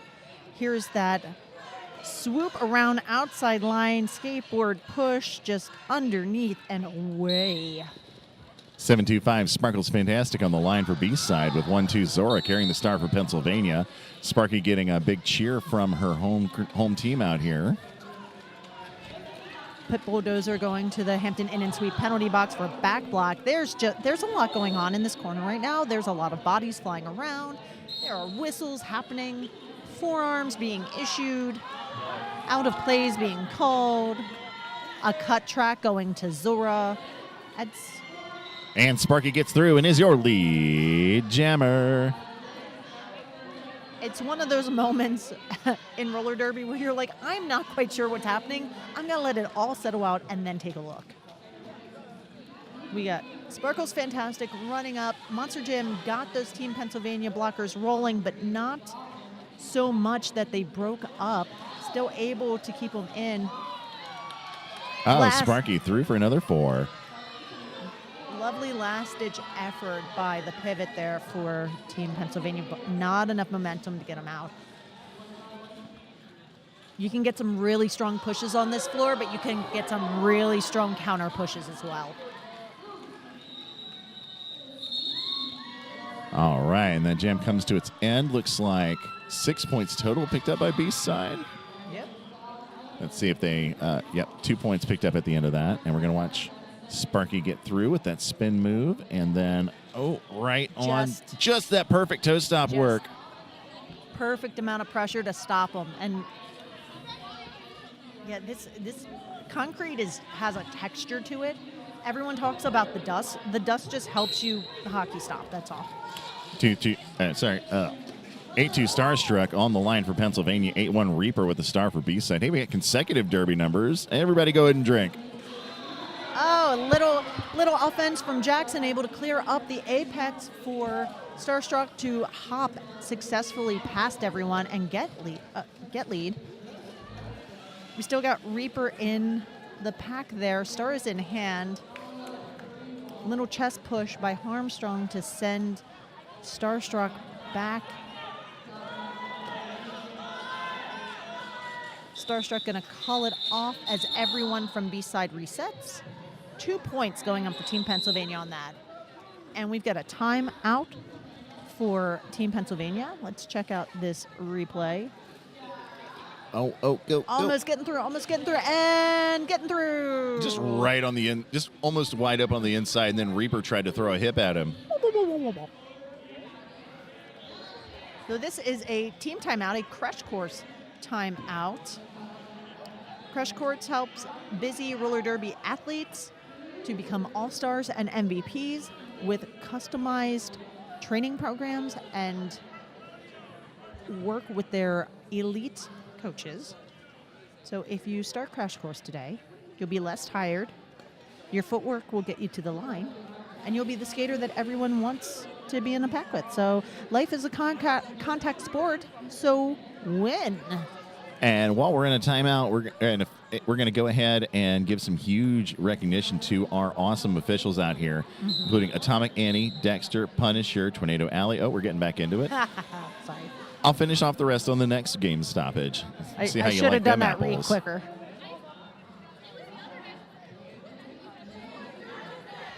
And I see 1-2 Razor on the jam line for Beast side.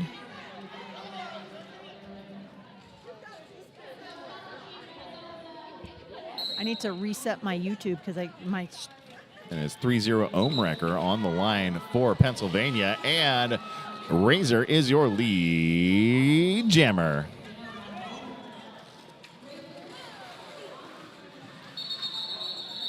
Oh, and we are going to take a second. Okay, yeah. Omi took a pretty hard hit there, but he's going to be... Yep, looks like he's going to be all right. We're he's going to give the already- medics a little time to get their stuff together Yep. and get them checked out.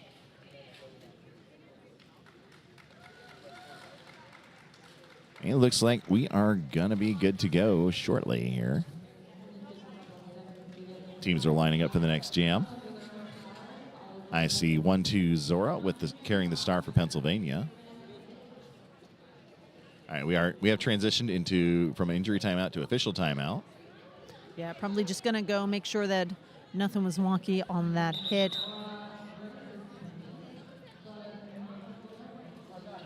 So we got a crash course timeout real quick. You wanna say something about crash course? It looks like we're about to be out of our crash course Okay. timeout, but if you want to make 2-minute jams feel easy, crash course is for you. Life is a contact sport. Win. And we got 5-5 Blint on the jam line for Beast side with 1-2 Zora with the star for Pennsylvania, like we said earlier. Crew's dispersing. Breadpool is releasing everyone back into the wild, so the zebras may roam free.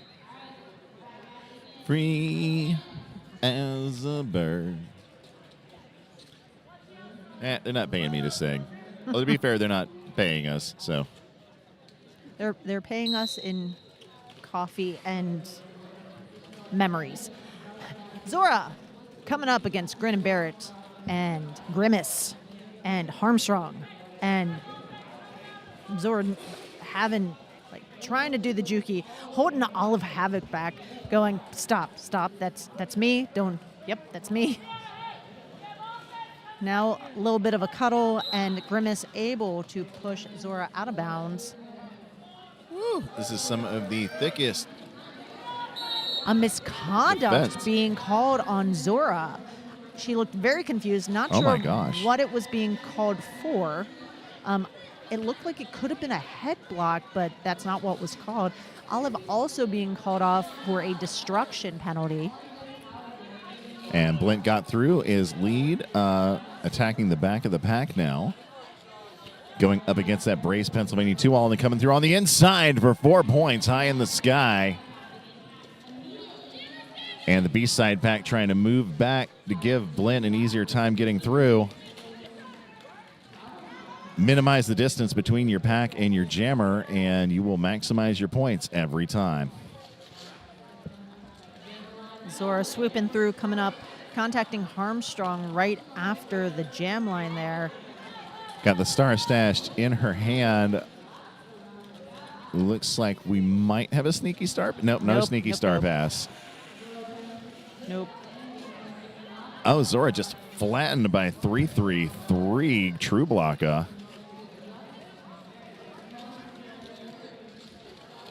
Moving everyone back. Monster Jam doing the little calm down everyone, we're cool, calm down. Blint gonna call it off. Not thrilled about something that happened, but it's A-okay. We're gonna reset and start again. You're right, Baked. Olive blocking is amazing. Speaking of amazing, 725 Sparkles Fantastic up to the jam line with 8-2 Starstruck. So these two may be the strongest and most agile jammers in this game right now. Yeah, That's tough to say because there is a lot of agility between all of them. Oh, yeah. This is an extremely quick and nimble game.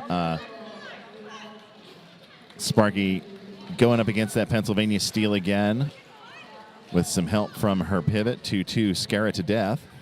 Nemesis going to sit down in the Hampton Inn and Suites penalty box for a forearm penalty. It's just such a comfy penalty box. It is. Just that hotel quality penalty box seating.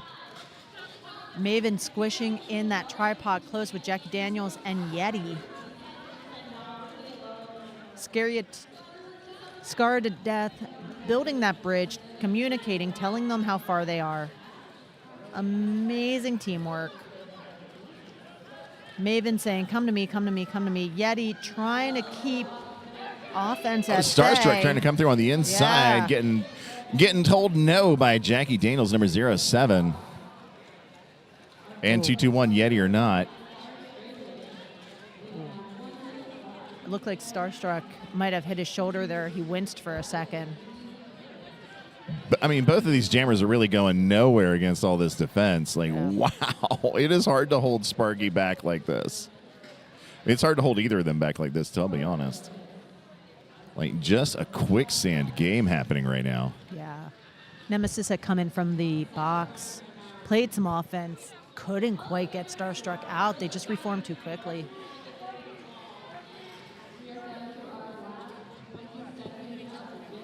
Sparky getting a little bit of space now. Just Nemesis and Hurricane Heather to beat.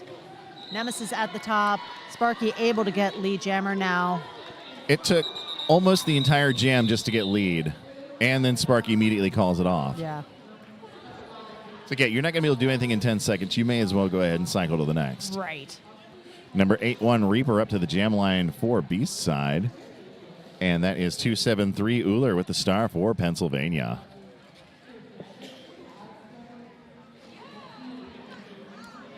This is definitely an endurance test.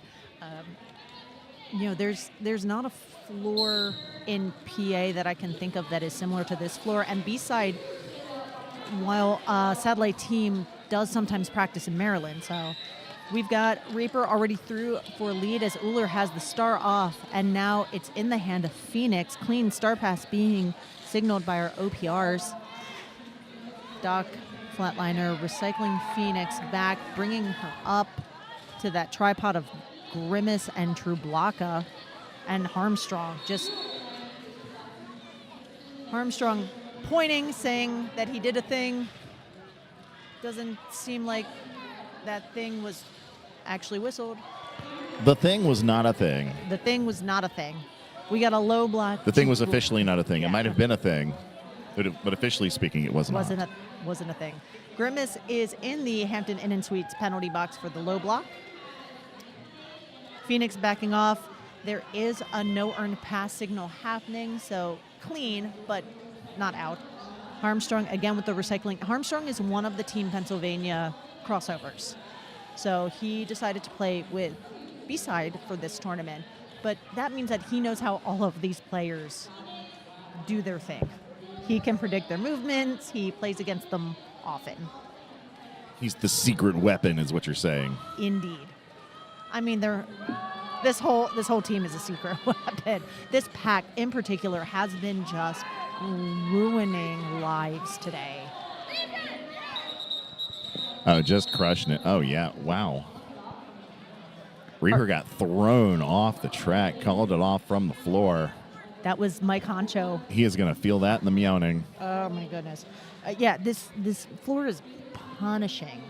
Just scrapes and bruises, and you land and you stick. You don't slide.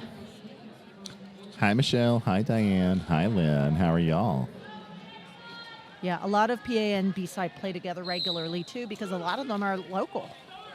We got Razor and Ohmwrecker on the jam line now. Razor 1-2 jamming for Beast side. 3-0 Ohmwrecker jamming for Pennsylvania. And once again, we've got another quicksand pack here right at the pivot line. This is that Yeti or not, and Maven and Jackie Daniels. Just lockdown. Just experience and... Razor gets out, grabs that lead. Oh, and Dash Ketchum now is the one with the star in hand. We've got another star pass. Monster Jam says no. Recycling all the way back. Unnecessary spin. And off we go back. 4 points up in the air for a Razor and B-side. Yes, Omi does play for B-side sometimes too, from what I understand. Including at Red Stick Roller Derby's 7 Deadly Skates tournament last year. Oh, okay. Razor just has Pitbull Dozer to get past. Dozer holds on as long as possible, has to let him go. Dash still in the back. And Razor taking a big spill, but does not quit. Everyone's getting drawn all the way back to turn 2. Everyone's going backwards. Lolly and Dash pairing up for a second. Dash just abandoning the idea of jamming for a second since the jammer's right there. Just playing fifth blocker. Looks like 10 points total picked up by B-side on that jam. 6.5 minutes left in our game.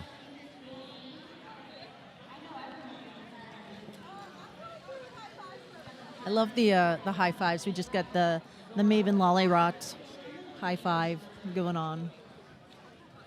And it looks like we are going to have 5-5 Blint on the line for B-side with 1-2 Zora carrying the star for Pennsylvania. Zora gonna try her luck on this one. It's not luck, it's all skill. These teams are so powerful. And again, and Zora, Blint gets through. Lead jammer. Zora able to balance backwards on her toe stops and lean forward, cuts to the inside of the track. No, she doesn't go out, just has one to beat up there. I think it might be True Blocka. Yep, it's True Blocka. True Blocka now out of play as B-side retracts into the pack a little bit. And a call off before any points can be scored for Team PA. Zora is fast and can grab points before people realize it, so that's a good tactic if they don't want them to score. Sparkle's fantastic heading up to the jam line with 8-2 Starstruck. These two have gone head-to-head over and over again today. Looks like they're as excited about this as we are. And Sparky getting another cheer from her Team Louisiana and Red Stick friends. Team PA getting fast again, breaking up early, but able to take folks down and out. Sparky takes a big spill, gets recycled all the way back to the jam line. You never see that happen. Woof. Yeah, that was Pitbull Dozer making that happen. And nevertheless, she persists and is your lead jammer.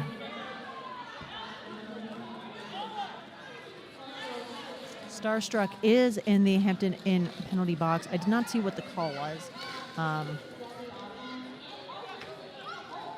Sparky fighting once again against his blue Pennsylvania steel wall and gets through for 4. Starstruck is also through.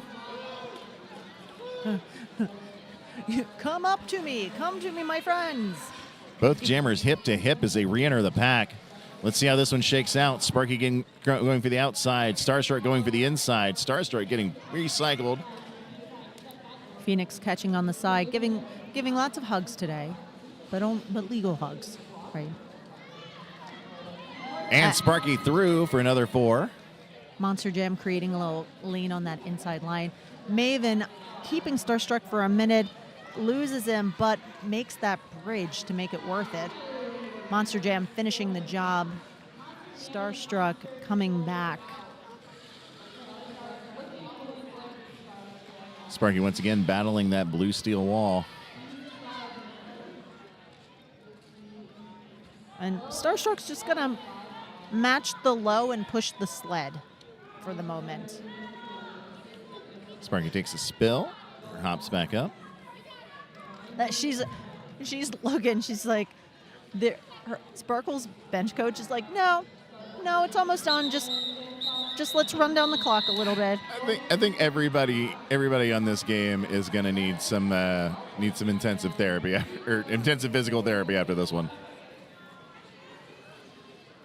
Oh, and we're going to watch Sparky get through again. Oh, with that beautiful inside spin, and off she goes. We've got a timeout. Team timeout for Blue. Oh, hi. Hello. Well, hello, everyone at home. How are you? Hello, America, and all the ships at sea. I'm Hazenberg. I'm Chaos. And we're happy to call this game with you. And we've got the lovely Muffin Tumble right behind us doing production. We're here, day 2 of Y'all Stars, just chilling, straight chilling. I'm having so much fun at this tournament, Chaos. I got to tell you, it is so good to be back. Is this your third year, first year? This is my first travel tournament since the pandemic, actually. Oh, okay. Yeah, so my first year at Y'all Stars, 100%. And we are in a Crash Course timeout. If you want to learn all about Crash Course and how it can help you up your game, go to crashcourse.com. Life is a contact sport. Win. I mean, you really should, yeah. You really should. And we're coming back in out of our timeout. Looks like 8-1 Reaper and 3-0 Ohmwrecker on the jam line for, or no, actually, I think that is... it's Ohmwrecker and Reaper. Yeah, it is you indeed were right. Omi. You were right. Yeah. Oh, yeah, go me. I recognize the face. I was going to say the beard. And then I almost didn't. Yeah, I mean, yeah. As a person with a beard, we all look alike. I was going to say there are a lot of beards on that track right now, so I understand. It is smushy. And there's a lot of hair, a lot of face hair. Jackson and Mike Honcho in there with Biohazard. Omi coming through on the outside. Oh, and takes a spill out. Gets forced to recycle. True Blocka just took all of Omi's momentum and put it somewhere else. Just said, you shall not pass. Yeah. You shall not pass. Now setting up, True Blocka is setting up next to Bio, trying to clear a couple at a time, just bonk and then bonk. Tree keeping that middle. Bio trying to keep True Blocka at bay. It's like, don't hurt my friends. True Blocka's a wrecking ball. Yeah. He went in and he just tore up that Pennsylvania steel back. Like you, and then you, and then you, and then Pennsylvania did a... Just systematically broke them apart. But Pennsylvania beautiful. was doing an excellent job of going, okay, and I'm out, but you're in, and now I'm out, but you're in. Just managing the entire herd of cats. Oh, beautiful jump from Mike Honcho as he receives the star. His legs are so long, and he made it look like he was going to like take off into space, and it was just a slow just very small, but very let's watch that effective. one. Let's watch that again. All right, Reaper approaching the pack. And do. Right from where no one saw it coming. What a So great good. jump. 725 Sparkles fantastic up to the jam line for Beast side with 1-2 Zora jamming for Pennsylvania. It's two very long, very fast, very agile jammers. Sparky takes a huge hit to the face. You can see her pain, but nevertheless she persists and is your lead jammer. Oh wait, no, I'm sorry. It's Maven. It is Misty Misty Maven. Maven. You are correct. Wow. I owe Maven a drink. Yep. Maven just getting knocked out of bounds. Yeah, and getting pulled back by 5-5 Nemesis. Mm-hmm. I don't know if she was talking to her team or to herself or to the ref of that was the one that hit me out. I need to go behind him. Hurricane Heather and Dash Ketchum in there also with Pit Bulldozer helping Nemesis try and keep Maven back, but Maven gonna Maven. Yeah, nevertheless, she persisted. A giant smile on her face. Just having the most fun. She loves that she's been able to block this tournament. She was telling me that earlier. She's like, I've gotten to block the whole time, and it's been awesome. It wasn't that long ago where she was afraid she might never skate again. I know. And here she is competing at just the maximum level here at Y'all Stars. Maven just slices right through another 4 up in the sky. There is a late called penalty. Maven doesn't know what it's for either. But this is going to be a power jam for Pennsylvania now. Yeah. So a little box switch from Zora being in the Hampton Inn and Suites penalty box.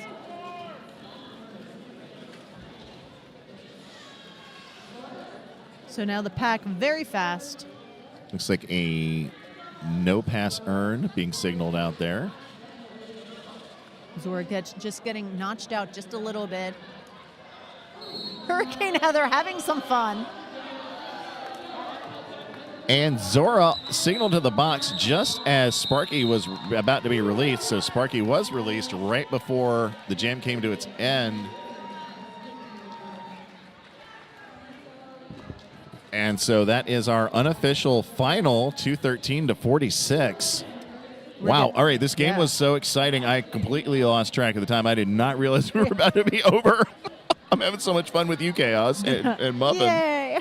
The next game is going to be Trans Rollers United versus Villain Era.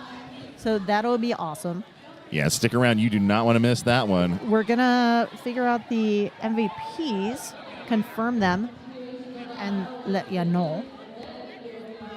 So hang on a second. We'll be right back. I've got a Psylocke giving me the eyes from the other side of the board.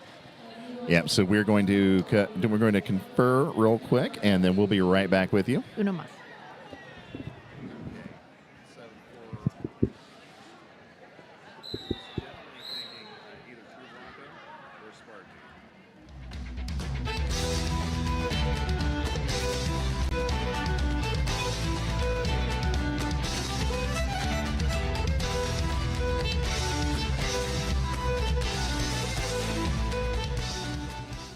Hi folks, Tui Lion here, and I'm here to ask you if your helmet is cooked. Whether you're on the derby track or at the skate park, your helmet has one job: to protect you. So let's check out your helmet together and find out if it's still doing its job. Look for the following signs to determine if the EPS foam in your helmet has deteriorated. 1. Physical cracks or deformations. 2. Soft spots. 3. Discoloration. 4. Separation from the shell. 5. Age. Helmets should be replaced every 3 years depending upon usage, even if they appear to be in good condition. 6. Unusual odors. Let's move on to the outer shell and consider your previous impacts. If the helmet has been involved in a significant impact, the EPS foam could be compromised even if no visible damage is apparent. If the strap adjusters, clip, or straps are compromised, your helmet placement might be compromised if you take a fall. Last but not least, if your helmet doesn't fit you properly, it's not going to do its job when you need it most. Your helmet should sit about 1 finger width above your eyebrows and stay put when you're moving around or shaking your head. Visit 888.com to find out about our cutting-edge helmet technology and designs. The most certifications, the latest technology, the best fit. We've got you covered.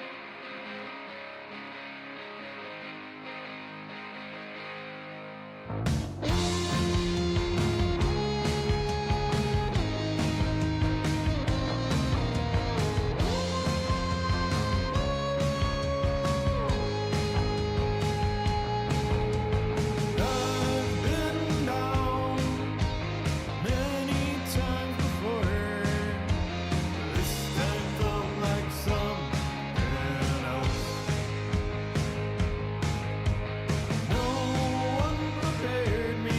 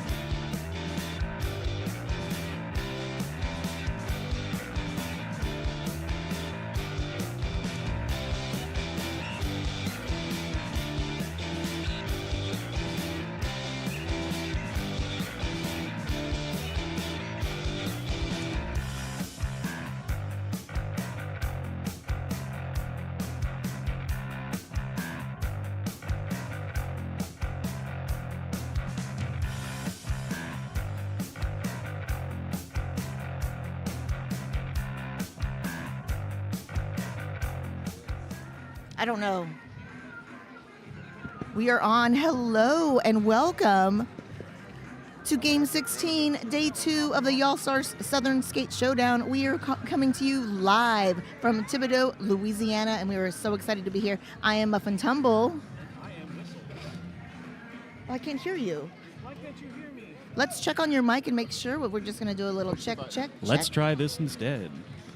Yes, so tell me who's skating in green. All right, so for Villain Error, we have in the green and white 09 Kingspin, 1229 Jucifer, 22 Bank Track Bully, number 23 Yeehaw Peepaw, number 235 Pain, number 25 Barrel, number 3 H.E. Beast. Yes, like the grocery store, H.E. Beast. There you go. Number 3820, Panic. Number 401, Lock. Number 5501, Silly Sibbin. Number 567, Scary Dog Privilege. Number 6, Grizzly Bear. Number 616, The Other Mr. Testosterone. Number 918, Huck Tua. And number 96, Shock. Yes, and this is the second Open Division game. We had one just before this game. We had Pennsylvania being defeated by B-Side, but skating in black, we have Trans Roller United, 0010, The Antichrist, 11, Samwise Banshee, 116, Ursa Mamer, 24, Shiv, 30, Trauma, 386, Jameltoe, 39, Evie, 420, Harry Jane, 422, NBD, 66, Booty Fett, 7, Bold Move Buttons, 79, Ripley, 8, Sharpie Markham, 89, Arrakis, and 9, Griever. They are coached by Auntie, Androgen, T-Rex, Betty Rage, and MXDA Rogers. Neighborhood. Oh, that's fun. The neighborhood where everybody is welcome. It's a beautiful day in the neighborhood. It is indeed. Villain Error will be coached by Candy in the Summertime and Lawless. And we did that quick. We still have just under a minute till we're ready to go. But if you're watching, tell us where you're watching. Hi, Delirium Trigger, watching from Austin, Texas. Good to see you out there. The Other Miss Testosterone. Yes, I saw them on the roster, but I don't think they're skating this game. But I know I'm a huge fan of the other Mr. Testosterone. The other Mr. T. Yes. We all need tea, right? Right. All tea, no shade. Hi, Angie Battery. Yeah, Buttons. I can say that from my house. Go Buttons and NDB. ND. Ursa's out here. Yes. A lot of Buttons fans. PR Armageddon's out here, our head announcer. We'll be patrolling the stream, so everyone, if you see anything you don't like, please let us know. You know what I mean. Because we love everyone around here. And my microphone's staticky, and I'm so sorry. I don't know what's happening. Just a little couple of pops and cracks. Yeah, I think that's more coming through your headset than it has the... Oh, good. So, okay, hopefully you don't hear that at home. No, it sounds pretty good from this side. Thank you, Whistles. It's fine. No, you're doing great. All right, and everyone is getting ready to pull up on the line. Yes, and Villainaire will be in the tie-dye green. They look really good. I saw a portion of this team last month in Brazos. Brazos Roller Derby puts on a 7-on-7s tournament. They've done it 2 years in a row. Villain era, but now they are stacked for the full. There's 18 on the roster, but they have a lot of skaters from all over, a lot of them from Texas.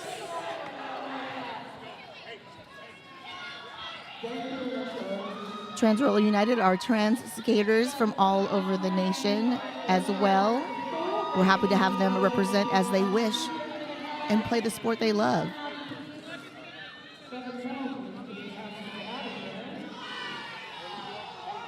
We're going to start this out. Everyone pulling up on the line, slowly but surely working their way back. And the whistle will start the jam in jam number 1. It's H.E. Beast for Villain Era and Sharpie Markham for Trans Roller United. But H.E. Beast high-stepping, kicking through. The first lead jam status of this game goes to the Villain Era. First game, first jam, first lead. H.E. Beast is already at the pack at turn number 2. Again, Trans Rollers are in black. Another high-stepping escape. I love H.E. Beast's style, also known as a Wombo Combo. The Wombo Combo. That's a spectacular name. It really is. Villain Era has a lot of fun dual names. not related to their government, and it's fun if you know both. It's also fun if you don't. Another scoring pass for HE Beast. Sharpie Markham still stuck on that initial pass. We did have a star pass in there. Who did it go to? I didn't see who it went to. I saw Sharpie lean forward.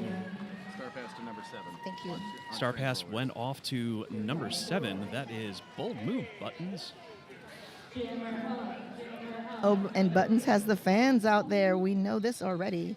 So the score now 8-0. Villanera taking the first lead of this game. I believe that, I won't say, I think it's lock, but let's see. No, it's shock. There is a shock and there is a lock. Yep, shock already takes the second lead of this game in a row for the Villain era. Yep, there's a lock, shock, and a barrel. Lock, shock, and barrel, nice. There you go. Arrakis stunning the star for the first time for Trans Rollers. Arrakis, a long history of roller derby, a brand new skater with a Rockin' City roller derby, but has a long history with HRD out of the Now Defunct League from Houston.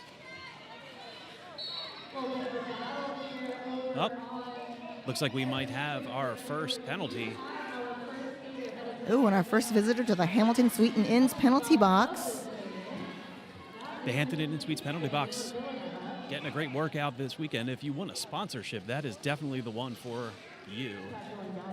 That was Kingspin going to the penalty box, and so we'll have a 4-3 pack advantage in favor of Trans Rollers United for jam number 3. That was a nice 4 points there for Villain. Holding the Trans Rollers up 15-0 going into our third jam of the night. Oh, yes, so let's make that a 7-point jam. There we go. Let me adjust that. Quick adjustment.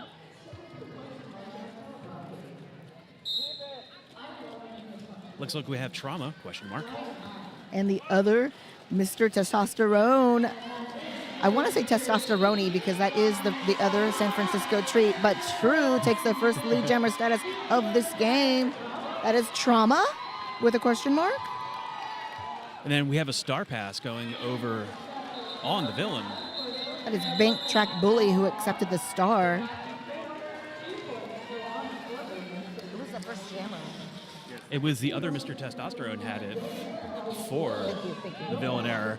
Thank you. And it was funny, you said the testosterone because it actually didn't fit fully on the screen, so that's all it stopped on was the testosterone. It was perfect. We're going to have Barrel out there for Villain error going up against Jamilto.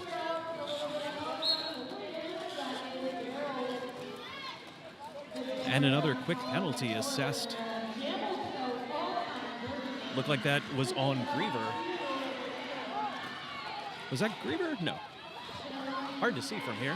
Let's find out. I don't know, Jamilto taking one last hit from Juice. I'm not sure about Juice's real name. That is the real skate name of Juice. But this is the second lead jam in a row for Trans Roller United. Okay, that was. And I keep saying roller singular. I'm sorry. Our roster says singular, but it is Trans Rollers United. I'm so sorry. Yep, I'm so sorry. Correcting that quickly as we approach jam number 5. 3 more points scored by Trans Rollers on that one, taking them to 5. Villain Era will hold at 15. That's 2 scoreless jams for Villain Era. Let's start out with one down in the box with Kingspin.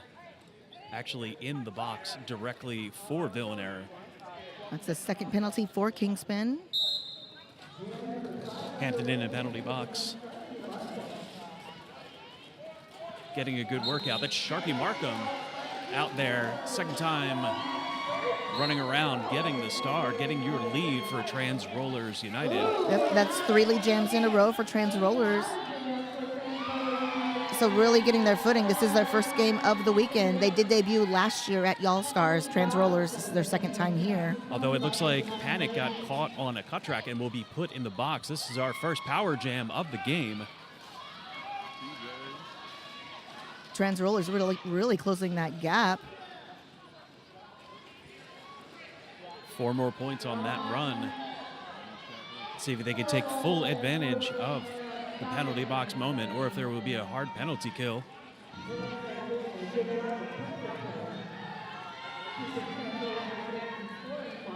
And it does look like there will be a penalty kill. No points assessed there during that time.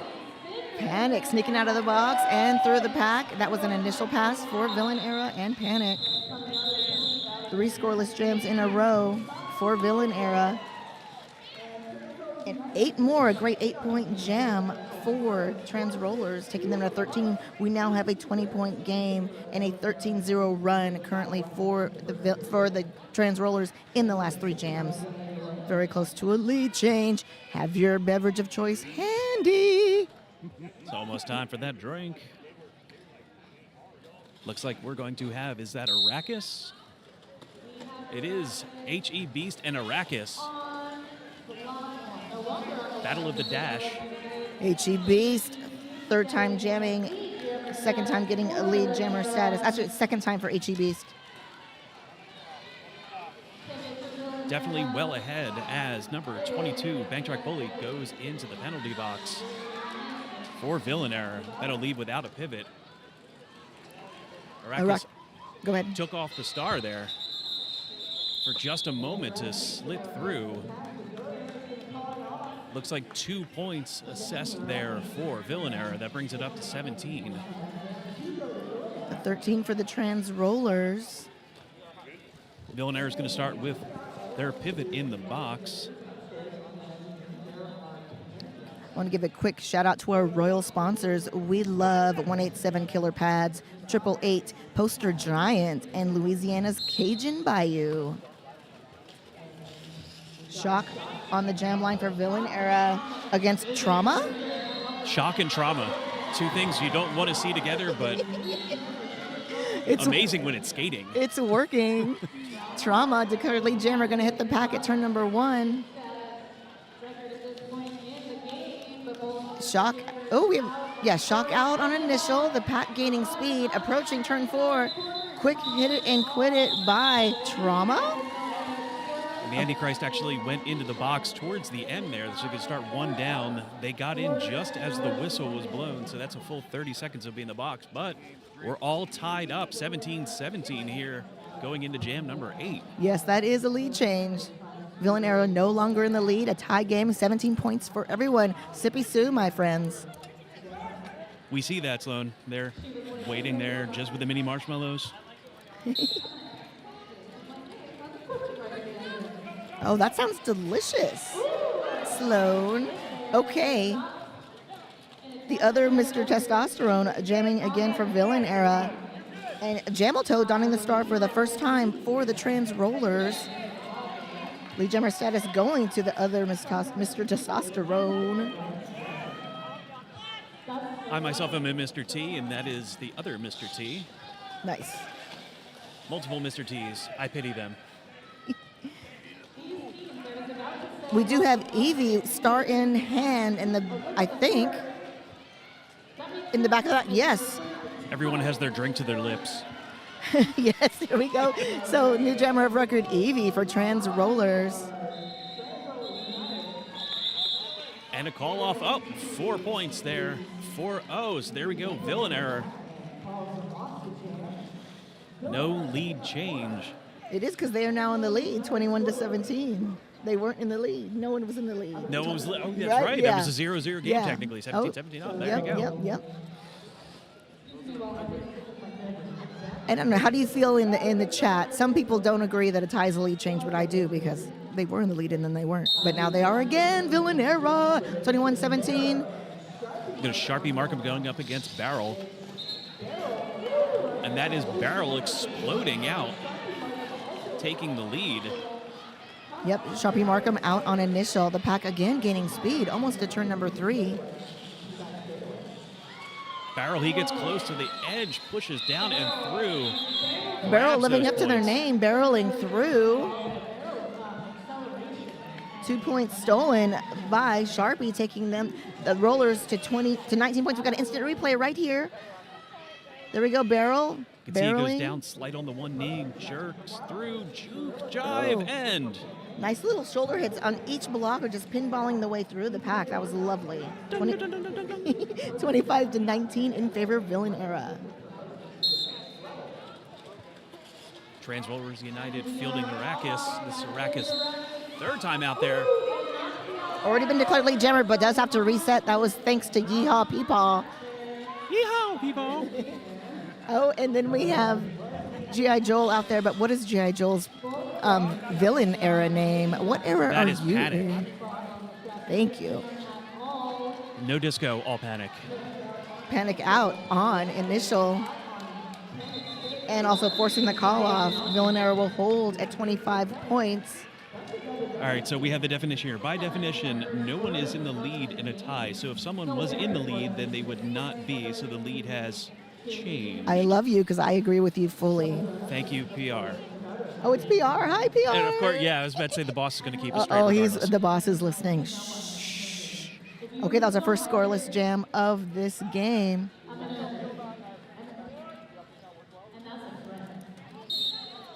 That's Shock donning the star for Villain Era. And Trauma? Trauma already been declared the lead jammer. Trauma went from question mark to exclamation point as they go through. Star pass to Yeehaw Peepaw, but thank you to Hazenberg giving us production tips. 100% lead jammer status for Trauma. Uh-oh, inching closer. Oh, the score went up, the score went down. It's very interesting to see. Quick replay there. Oh, on the inside, nice pirouette and spin. I love this instant replay. It's so good.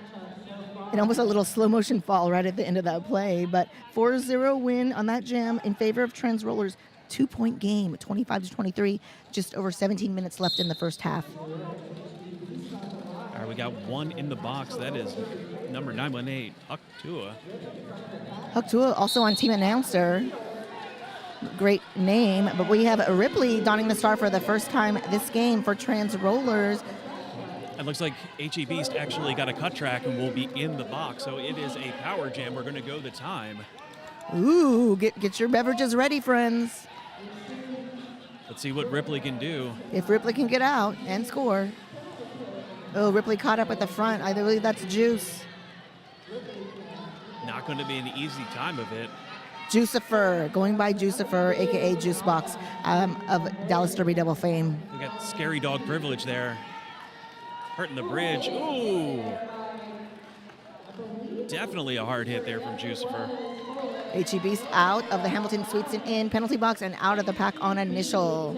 Shrugging off that last hit. Will hit the pack at turn number 3. I don't know how you could shrug off a hit like that. That was amazing. Right. Ooh, look, oh my God, great little hip whip out by HE Beast, 4 on the board. There was a initiated star pass there to Booty Fett, and then they got caught on a cut. So Booty will go into the box for 30 seconds. HE Beast already passed through again.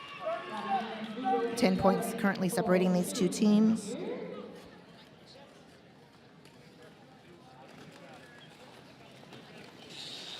Scary Dog Privilege doing a nice little assist at the front of the pack. We have Griever trying to do some last offense for the team, but to no avail. We have another pass by HE Beast. There was a lead. It looked like that the lead was assessed at the same time as the star pass. Didn't get the actual cover on at the time. So that kind of killed that. And we've come to a natural conclusion at the end of the 16-point run there for Villain Era. That is the highest scoring jam of this game so far. Doubled jam number 1, also scored by HE Beast. HE Beast sitting on 26 points so far this game, but 3 jams and 26 points scored by HE Beast, aka Wombo Combo. We've got Ursa Mamer in the box for Trans Rollers United. And the pack waiting to greet everyone at the pivot line. It's the other Mr. Testosterone and Jamilto. Oh, and a multiplayer called, and that will be on the other Mr. Testosterone, who will go into the box. G.I. Joel doing great defense at the back of the pack, aka Risley Bear. The Risley Bear, what a great name he's got, Riz. And Hard bounce to the inside there by Bruise. Oh yeah, so physical. And we've been used to short games all of yesterday and most of today. So full length games are a lot of fun. So much hard hitting action. We had a lot in the 20-minute games. We had a lot of 2-minute jams, and to see them in the 30-minute games is going to be so much more. And we missed a power jam, Mr. Testosterone just escaping the Hamilton Inn and Suites penalty box back on the track. The third power jam in favor of the Trans Rollers. And no lead has been assessed yet, so probably we'll just go the full amount of time. Oh, star in hand was Jamelto, so we will have a no lead jammer awarded. That's our first no lead jam. Jam, jam. Oh, nice duck under. Tried to escape, but then denied by Jucifer. Jucifer is the best variation of the name Jukebox I've ever heard. Because again, Juicebox is in her villain era.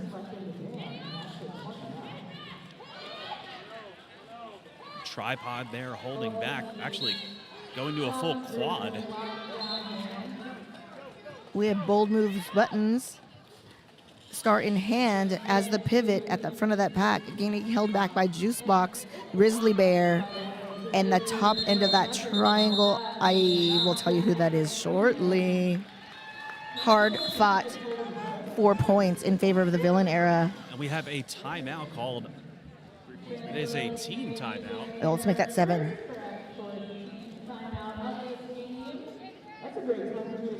So we want to talk about our sponsors here. Hello, everyone, and welcome to Thibodeau, Louisiana. Never be able to see muffins through my giant head anyway. I got a big head too, so I'll stick it out there. We're going to look at some of our in-house sponsors. Oh, thank you back there to Hayes. Special thank you to Poster Giant. We did an event for your brand to stand out. Poster Giant has you covered with expert blog posting, media, buying, and guerrilla marketing. From creative design to bold investigations, installations you'll have ever seen, visit postergiant.net. And we're on a Chrissy Crash Course timeout. And we did see some late points added. It was a 3-point jam for Jamelto. And, no, actually it was Buttons. And here we go, jam number 14. The team timeout is still holding. Oh. Just a couple of questions inbound there. You got to talk louder into the mic, very low. You got to talk louder into the mic, you're very low. You're on stream play. You might also be able to turn yourself up on the little box. Okay, Beryl donning the star for Villain Era and Sharpie Markham for Trans Rollers. Buttons is the lead jammer. Oh, and everyone into a quick pile there.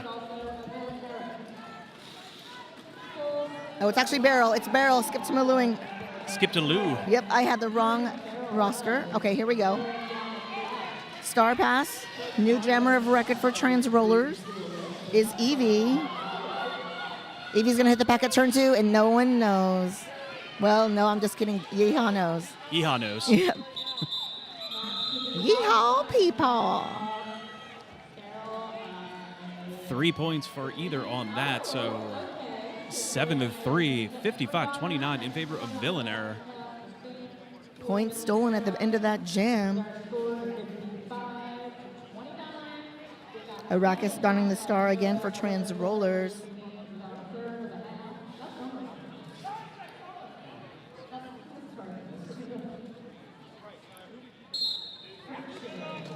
And that is Panic for Villain Era. Oh, we have a jammer race here.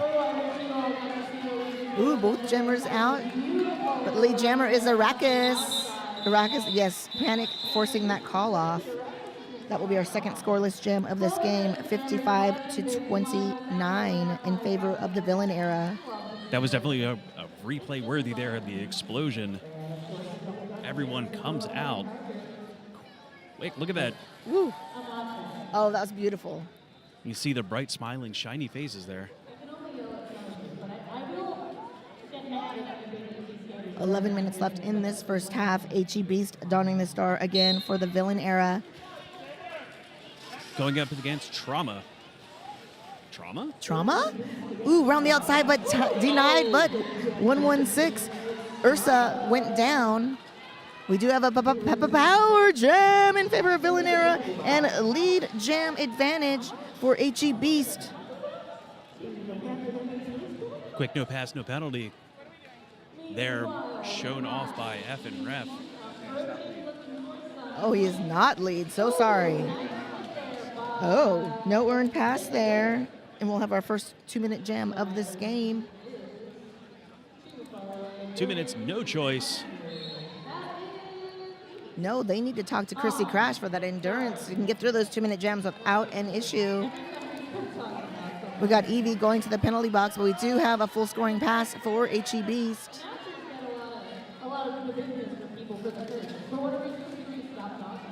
HE Beast definitely taking the time to figure out some strategy. Uses that lane on the inside, cuts through.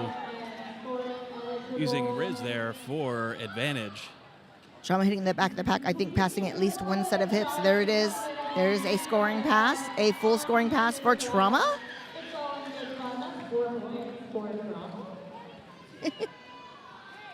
It was weird. It almost sounded like an echo there. It did. That was so funny. Ooh. Okay, Jucifer at the front of the pack, last line of defense. A couple of skates got tangled up there just for a second. And HEB's just busting through that wall of two, right through the middle. 10 seconds left in this jam. 16 points so far on for Villain Era. 8 for Trans Rollers. Yeah, HEB's had a 16-point jam about 5 jams ago. So 32 plus 8, 40 points so far scored by HEB's. And one more. Oh, one more. 17, so there's our highest. There it is. 72 to 38 in favor of the Villain Era. 9-point jam by Trauma there, so that's great. That's the highest scoring jam for Trans Rollers. You get 4, and then you score some more. All right, the other Mr. Testosterone going up against Sharpie Markham. That was, I think that's Shock, though. Yeah, that's... It's really Shock. We're going by the scoreboard. Our scoreboard's a little bit different than what actually, well, you can see the scoreboard as well. So it's really Shock already threw on a scoring pass. I see Johnny Pepper in the feed. Yes, impact play is missed, is not on the roster, but hails from Texas. And she isn't one of our all-stars in Texas. I do hail from Texas Roller Girls. But impact play, we're thinking of you. Maybe you'll be here tomorrow? Not the other Testosterone. Shock calls it off. 8-point jam, taking the Villain Era to 80 points. We have the Rollers holding at 38. 7.5 minutes left on the period clock. Rollers look like they pulled 3 out right at the end. Oh, there it is. 3 more for 41. Let's make that 41 for the Trans Rollers. Oh, we're going to timeout. Speaking of timeouts, we're going to have, it's a crash course timeout. Crash Course helps busy roller derby athletes increase strength, conquer self-doubt, and create the habits of high performers to become all-stars and MVPs on the track and in life. Want a custom training plan with derby-specific workouts, nutritional strategies, and athlete mindset development curated by an epic team of coaches? You level up this year? Visit ChristyCrash.com to learn more. Life is a contact sport. Win.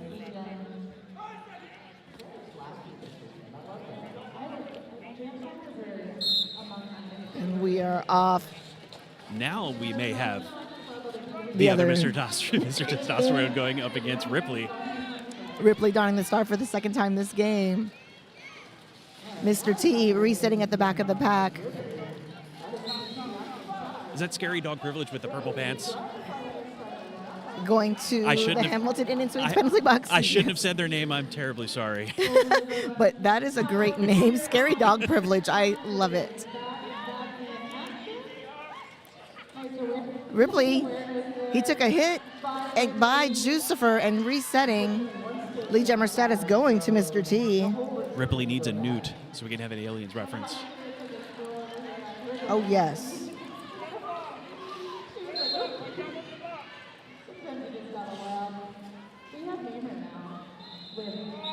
Did we have... Hard to tell from here if that was a pass.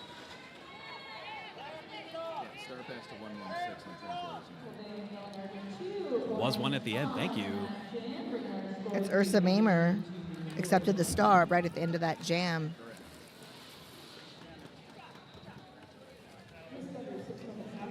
I don't know. Maiming would be a terrible way to go. I'm just going to say that. Right. Step into the action with Rydell Roller Skates, where passion meets performance. Find out more at roller.rydellskates.com. That's R-I-E-D-E-L-L. Built for Derby, made for you. A Rydell. We're going to have Arrakis. and Barrel out there. Arrakis will be the lead jammer. Looks like number 235 Payne is going to go into the box. Ooh, quick sneaking around the outside was Arrakis, but hot on her wheels. Villainaire has 2 in the box right now. Ooh, Barrel out though. On initial, both, the nice speedy pack hitting turn number 3. Gonna make him work for every point. Oh! Point stolen, but I think taking a hard hit right down. Hard hit, everyone's okay. Just a quick question there. Just making sure barreled through the line. Daryl winning that jam 7-2, if that's correct. Is that correct? 84-48. We do have a palindrome. 84-48 in favor of Villainera, if that last scoring was correct. And another team timeout. This team timeout is brought to you by Chrissy Crash. Ready to make 2-minute jams feel easy? Tired of second guessing your training routine? Want to feel more confident when you step on the track? Then Crash Course is for you. We turn skaters into MVPs. If you started Crash Course today, in 4 weeks, you'll be less tired at the end of a 2-minute jam. In 8 weeks, your footwork will get you in the line faster. And in 12 weeks, you'll be the skater that everyone wants in their pack. Life is a contact sport. Win. That is Chrissy Crash with 2 Ks, Chrissy with a K, Crash with a K.com. And if you can't imagine that saying the Hampton Inn and Suites penalty box, you can imagine doing the Chrissy Crash, where you get lots of enunciation going on every single time. Yes, so many words. Someone used their thesaurus for their advertising. Let me tell you about Currency Bank. Currency Bank's approach is simple. Provide an exceptional customer experience through personal attention and the latest proven technology. High tech, high touch. Currency Bank. Ooh, does that sound? That sounded about right, yeah. I'm staticky. Okay, I'm sorry. Hopefully it's just my headphones. I think the static is in your headphones. I don't hear it on this side. How about you, Hayes? Do you? No? Our producer says he doesn't hear it either. Let's talk about 187 Killer Pads. Industrial strength materials, unmatched ergonomic design, unparalleled excellence. 187 Killer Pads. We also want to talk about 888, the deep helmet cover from 888. Low profile, the best fit options, the most certifications. 888, we've got you covered. If you go to tinyurl.com/y'allstars giveaway, 888 and 187 are getting together for a $500 gift card giveaway. You could win $500 to spend on all your favorite gear, bags, helmets, and more. Enter to win at tinyurl.com/y'allstars giveaway. Ooh, we are almost back in business. This official timeout. Oh, another Chrissy Crash. Another Chrissy Crash discount. Lots of Ks. Yes. Crash Course, Chrissy Crash. And I've never been so thankful for a whistle, says Whistles. All right, getting back into the action. Looks like we're going to start on a power for Trans Rollers. That means Barrel will start from the Hamilton Inn and Suites penalty box. That's 2 in the box for Villainera. Trauma, trying to take action. Ooh, huge hit by Yeehaw Peepaw. Yeehaw Peepaw, huge. That was a hit, a baseball slide. It was safe. bowling for dollars. There you go. Better for bowling for soup. Okay, nice reset. Oh, nice holdback. That was great by Evie. Holding Yeehaw. Oh, look at Yeehaw's apex hop for defense. Running to the front of that pack, but there we go. We do have late jammer status going to Trauma. 2 lead jams in a row for our trans rollers. Everyone stalled out between turns 2 and 3. Oh, looks like a penalty is called against. Yeehaw, people. It's just fun to say that. It really is. Barrel sliding the star back on. Evie also joining the Hamilton Inn and Suites penalty box, so we'll have 3 blockers from each team for this next jam. 84-52, so quick 4 on the board for the Trans Rollers United. Trauma taking a little bit of a hit there at the end, sliding into the line. Definitely. Oh yeah, there's the worked that bowling, hard. the bowling for dollars in slow motion. That was There you go. lovely. True story, Johnny Peppers is one of the few people that I've seen who have bowled perfect games. Oh, we love Johnny Peppers. If you watch our feed, I don't know if we're showing our halftime shows, but they're very entertaining and fun. I don't think we could have shown the last one Oh no, Sexy without charging Cowboy. admission. Sexy Cowboys here. If you go to my Instagram, MuffinTumble28, I have a little bit of a story dedicated to Hell's Kitchen in Austin. But woohoo, we have a lead jammer status for Villain Era. That was quick. That looks like, is that Panic? I believe that is Panic.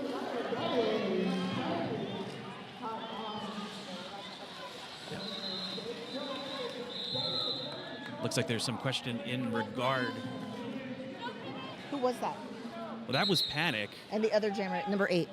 Sorry, that was Sharpie Markham. There we go. Donning the star for Trans Rollers United. There was a timeout called, and of course, it is a crash course timeout. Crash course help busy roller derby athletes increase strength, conquer self-doubt, and create habits of high performers to become all-stars and MVPs on the track and in life. Want to make a 2-minute jam feel easy? Visit ChrissyCrash.com to learn more. Life is a contact sport. Win.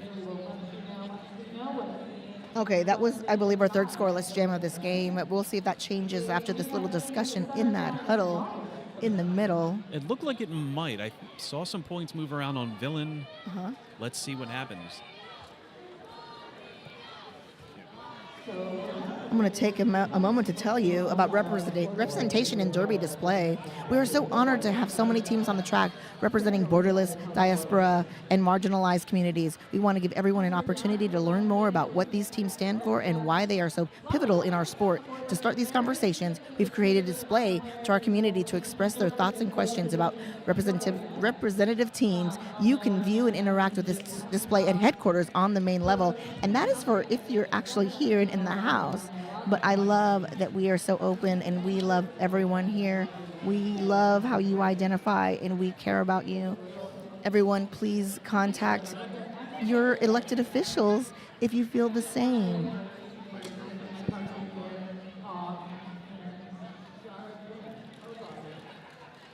We're trying to get information exactly what is going on. We now have a Chrissy Crash Course official review.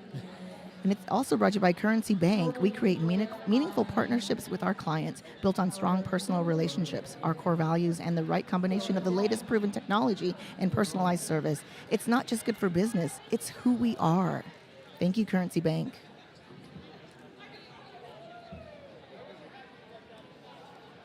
And this is not the last game of the day. We have a fun scrimmage next up. It's going to be the Krewe de Bruise versus the Babycakes. King Babycakes. King Babycakes.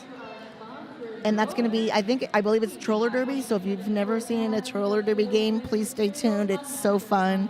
Trigger, if you're out there, I know you're into this because you used to do this. Trigger also came from Big Easy Roller Derby and also was with Cajun Roller Girls way back when, another defunct league. Based here in, out of Houma and Thibodaux. They used to play in this very venue, which is beautiful. But Trigger, I'm with Texas Roller Girls. We're lucky to have you there. And Trigger also just won Miss Texas Roller Girl for 2024. Congratulations. That is awesome.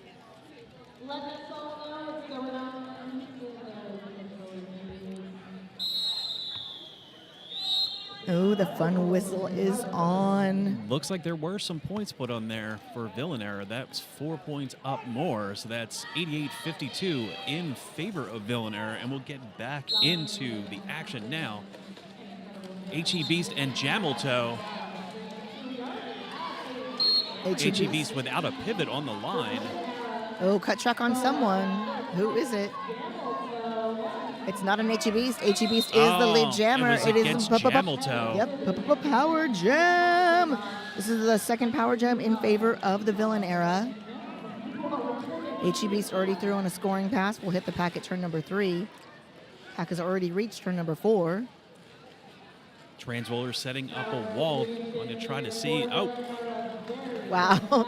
That was, I blinked and they were already through. That was an amazing pull. Where'd he go? Where'd who go? Great outside lane escape by HE Beast. Where'd he come? Oh, there it is again. There it is again. Where'd he go? Where'd who go? Wow, that's 3 scoring jams for HE Beast. And we have the century mark reached by the villain era already. Power jam over, Panic back on the track. This is an initial pass dealing with Jucifer. Jucifer tapping Panic out of bounds. Jamilto there does not have the star on. Ooh, good eye. And it's stashed in hand, trying to make it through the tripod. All right, through on initial. Jamilto is out, forcing the call off. Huge jam, 14 points for HE Beast. HE Beast with all double-digit jams except for a 1, which was jam number 1. 102 to 52. So 50-point game. Transrollers United is still in this game. And we may have one more jam in us before halftime. Again, these are 30-minute periods again.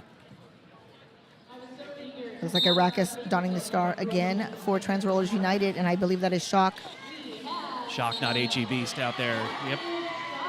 If HE Beast did back-to-back, that would be amazing, considering how much they pushed. Arrakis at about 80% lead jammer status, sticking around the outside. Ooh, beautiful way to get away from Yeehaw Peepaw.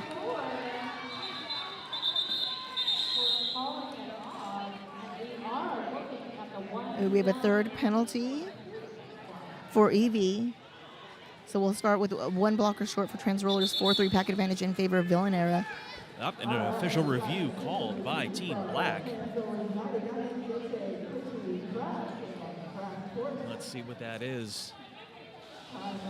Crash course, timeout, official review. With 1 second left on the board. Yes, and I want to just thank our crew sponsors, RES Contractors, Collectivum Sports, Sacred Roller Skate Supply, Crash Course, Synergy Bank, Lamar Advertising, Symmetry Jewelers and Designers, AmeriHealth Caritas from Louisiana, and Bont. Thank you so much for sponsoring this tournament. And we thank you to everyone who is watching on the stream, no matter where you are. You want to let us know where you're watching from. Yeah, and who are your favorite skaters? My favorite skater is at home. Oh, who's your favorite skater? That would be number 1028 Caleficent, my beautiful wife. Oh, nice. What league? For Diamond State. Awesome. Hi, Mrs. Whistles. She's the one that kindly gave me my name. Oh, I love it. Because you officiate, too. That's where it came from, right? I love it. I love an official that also announces because they know all the rules. No. Well, you know them better than me. Don't tell anyone. I put the no in NSO. The no in NSO. I love it.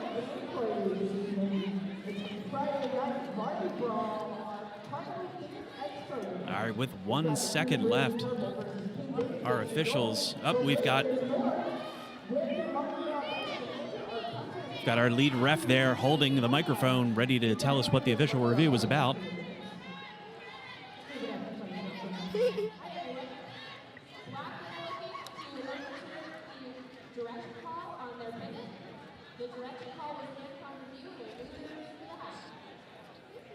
Oh, did you hear that? I did not. Did you hear it at home?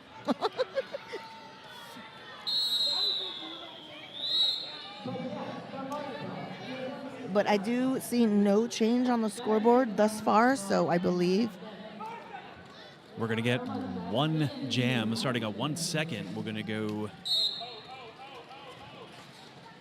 the other Mr. Testosterone and Sharpie Markham. Mr. T already out and been declared lead jammer. Sharpie out. Escaping that blocking at turn 2. Sharpie was definitely be able to draw that line there right on the edge. Oh. But Sharpie forcing that call off. All right, we're going to go into intermission. That's 12 minutes, folks. We will see you back in a bit. 105 to 56. We'll be back. Go fill your beverages. Bye-bye.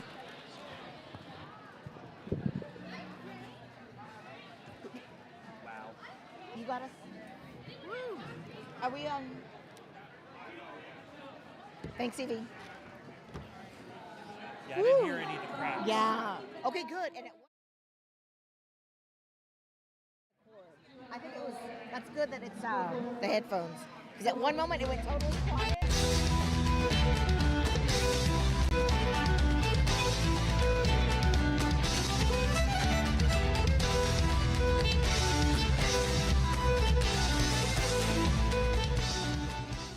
Hi folks, Tui Lion here, and I'm here to ask you if your helmet is cooked. Whether you're on the derby track or at the skate park, your helmet has one job, to protect you. So let's check out your helmet together and find out if it's still doing its job. Look for the following signs to determine if the EPS foam in your helmet has deteriorated. 1. Physical cracks or deformations. 2. Soft spots. 3. Discoloration. 4. Separation from the shell. 5. Age. Helmets should be replaced every 3 years depending upon usage, even if they appear to be in good condition. 6. Unusual odors. Let's move on to the outer shell and consider your previous impacts. If the helmet has been involved in a significant impact, the EPS foam could be compromised even if no visible damage is apparent.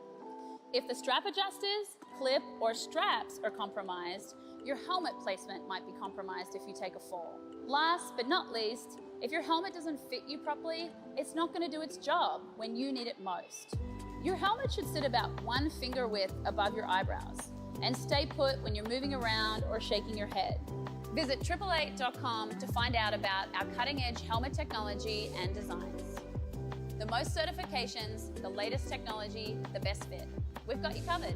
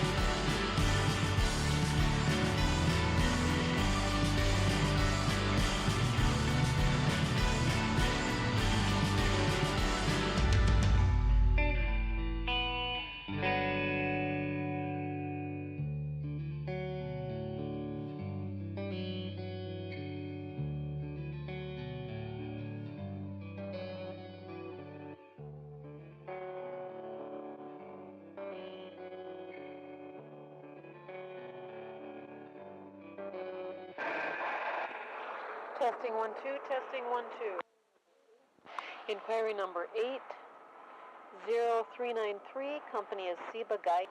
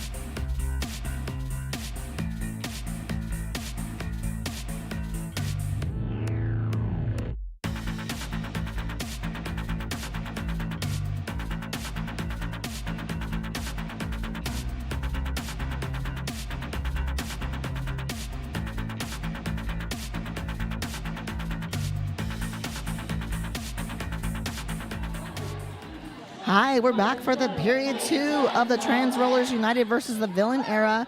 When we left you, Villain Era was winning 105-56. Let me tell you some quick stats. High scorer for Villain Era is H.E. Beast with 57 of those 105 points. So more than half of those points scored by H.E. Beast. And high scorer for the Trans Rollers is going to be Trauma with 23 of those points, followed by Sharpie Markham with 16 of those 56 points. Fairly clean game. We have a total of 23 points, 23 penalties between these two teams, 9 for the Trans Rollers, 14 for Villain Era. 3 scoreless jams, 1 no lead jam, 1 2-minute jam, 58% lead jammer status going to the Villain Era, 38% for Villain Era, and there's that whistle. All right, and we're coming back into it.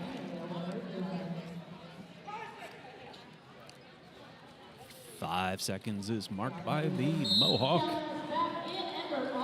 Oh, so many Mohawks on the staff. I love it. I've seen at least 3 by the staff.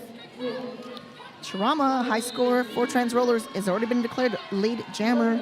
The other Mr. Testosterone is out there for Villain Error. Started out with 2 in the box.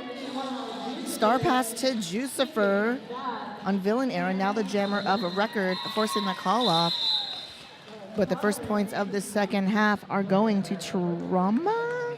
And I really mean that with the question mark. Oh, no, there it is. 4 points. 4 points. A little delay there. Trauma. That's when the question mark makes the most sense on that side. Trauma? All right, looks like we've got Barrel up. The Barrel and maybe Jamelto? Is it? Yes, it is. Jamelto.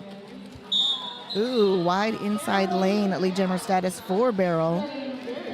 Thank goodness for the camera. I'm actually trying to look over the monitor to see what's going on in front of me, but there's a monitor. Barrel coming into this jam with 13 points, hitting the pack at turn 2, and through already on a scoring pass. Oh, it looks like it's going to be a power jam in that for Villain Error. Jamelto heads into the box. It's the 4th power jam in favor of Villain Era.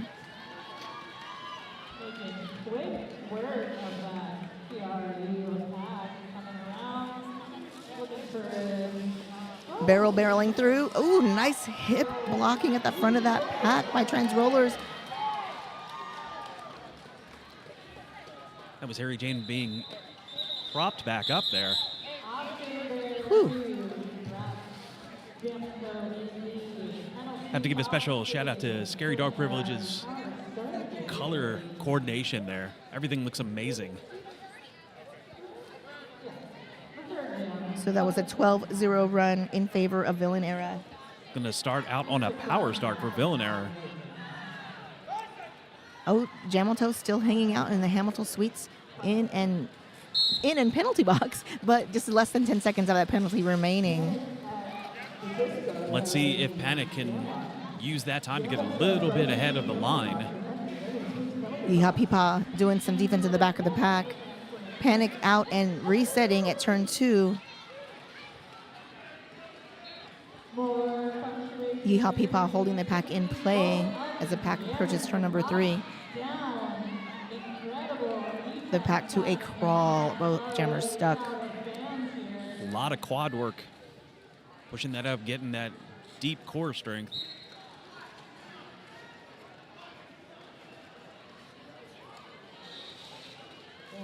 Looks like there might have been a question in a multiplayer there.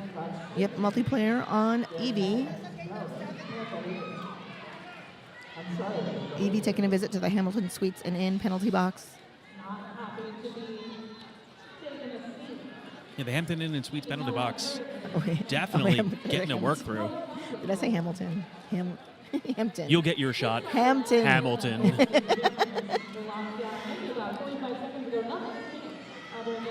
We love the Hampton Suites. They have all-you-can-drink coffee and free continental breakfast. You had me at all.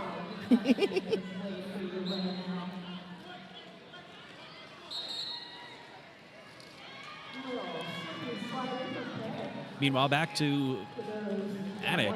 Panic is the lead jammer. That took some work. We have 22 seconds left on the jam clock. It's always fun when there's such little time left and you hear people scream, call it. It's like, there's 3 seconds, let me skate. Please. Oh, we're going to run this one down for 3. Oh, spectacular apex jump there. A little bit of a tumble out at the end. That was a spectacular jump in and run from Jamelto. See that again in the instant replay. Woo! The Panic is safe. Oh, and a timeout. You know what that means, everyone. It's favorite crash course.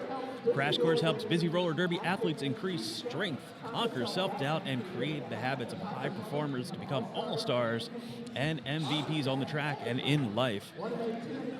Want to make 2-minute jams feel easy? Visit ChrissyCrash.com to learn more. Life is a contact sport. Win! That's Chrissy Crash with 2 Ks. What do you think about this so far there, Muffins? Oh, hi. I don't know, but on the feed, yeah, you're right. I am not giving away my shots. It is always worth it for the Hampton Inn. It really is. Oh, I did see points taken away, so let's leave that at 60 points to 120. A 60-point game, as we were game jam number 4. Yep, we're going to have H.E. Beast and Sharpie Markham. Sharpie at the front of the pack. The pack really spread out. Jucifer holding that pack in play. H.E. Beast. Sharpie looks like they got called for a forearm there. Yep, and they will go in. H.E. Beast gets the lead, and they'll be on a power jam. 3 lead jams in a row for the Villain Era, and this is the 5th power jam in favor of the Villain Era as well. H.E. Beast, just a little zigzag through that pack, and then the pack was totally spread out. Now they're ready. They're walling up. We see some trans rollers walling up. I think even the pack was like, oh, okay. Well, you do that. You got that. This time, not as much. Oh, a nice little spin to win out of that pack. Second scoring pass for H.E. Beast. It's the Antichrist there. Trying to throw a quick hip into it. And if you're not from Texas and not familiar with H-E-B, it is the grocery store that wins favorite grocery store. That's only in Texas, and it wins all these contests. But yes, I love it. If I moved anywhere, I would miss it. They have fresh tortillas. They don't waste any avocados. They make fresh guacamole. H-E-B is the best, and H-E-Beast is a beast. Looks like we're going to have one in the box for each. May have been hard to see from here. Yes, there was a stash on a, looks like a quick move over to Bold Move Buttons. Buttons has many fans in the chat. HEB is going to let Buttons jam. The Hampton Inn and Suites penalty box almost full on the Villain Era side. No vacancy. There's even one waiting. So we'll have a 1.5 pack advantage, 1.5 to 4 pack advantage in favor of the Trans Rollers United. And that was a 20-point run there from H.E. Beast. Highest scoring jam of the day, and that's 71 points total scored by H.E. Beast. Not to be outdone, Trans Rollers actually pulled up 8 out of that. Good job for Buttons. Yes, Trigger, we do stand HEB. Johnny Pepper hyping up the Mardi Brawl, Mardi Brawl, Mardi Brawl. That is coming up after this game. We have Arrakis out there with the lead jam. Here comes Shock putting on the 3rd gear. Nice hit it and quit it jam by Arrakis. Did Shock steal? Nope. Shock got none. We've got 4 points there for Trans Roll. For Trans Rollers. All right, there, the hand there. 72 to 140 in favor of Villain Era. 22 minutes left in the game. Haven't seen Villain Era held without points there for a bit. No, they had a scoreless jam number 1 that's 0 points, so only 2 so far this second half. We're going to start out with the other Mr. Testosterone going against Trauma. Trauma. Speaking of Trauma. 2 lead jams in a row for the Trans Rollers United. Trauma high scorer for Trans Rollers.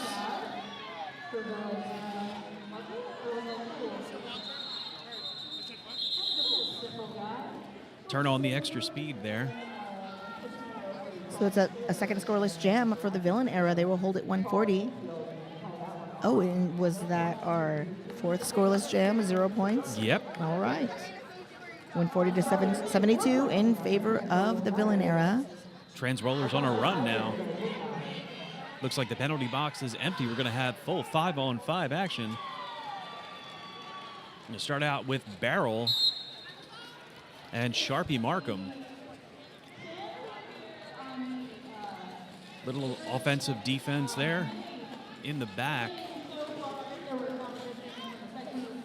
Sharpie Markman's got to get around Jucifer and Silly Sybin.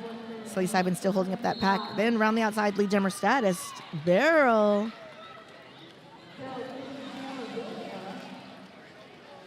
Sharpie Markham got sucked back into that pack, still contending with Silly Sybin and Jucifer at the front of the pack, star in hand.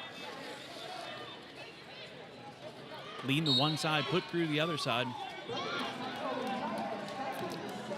We got Bank Track Bully in there as well. Ooh, nice inside lane escape and a scoring pass for Barrel. NBD actually got called there on a cut track right towards the end. As did Scary Dog Privilege. Nope, looks like Scary actually, yep. All right, there we go. 4-0 run in favor of the Villain Era, 144 to 76.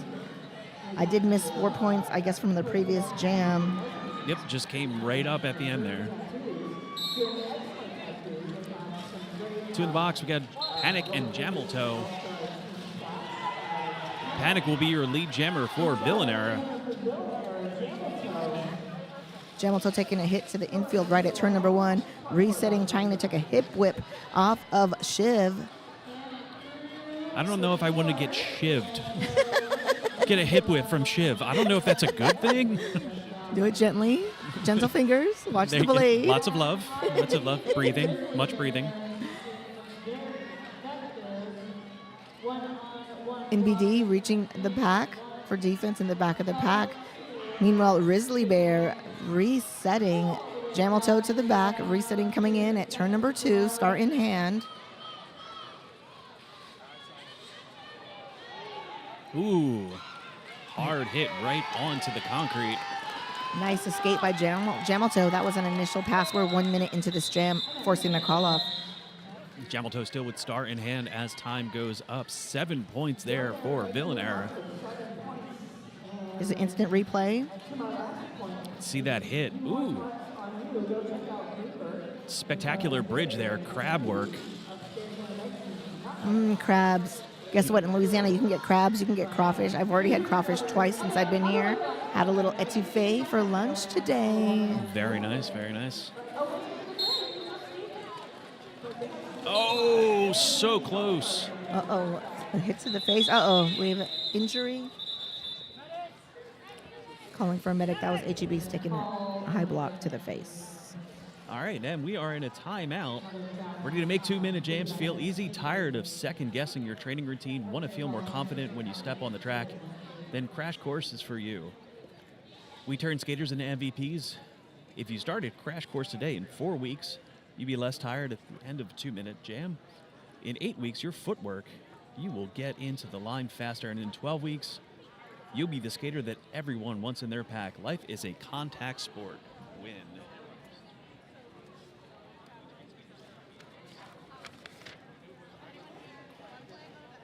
If you feel like winning, we have a gift card giveaway. We're teaming up with 888 and 187 Killer Pads for a massive gift card giveaway. It's $500 to be exact. You could win $500 to spend on all your favorites: gear, bags, helmets, and more.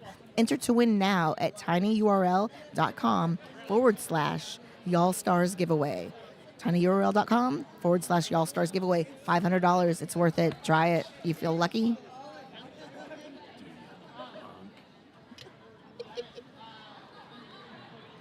And I always like to say a special shout out. We don't think about it as much for our EMTs and our medics. Never want to have to use them, but we are so grateful that they are here to help us, guide us through the times that we definitely need them.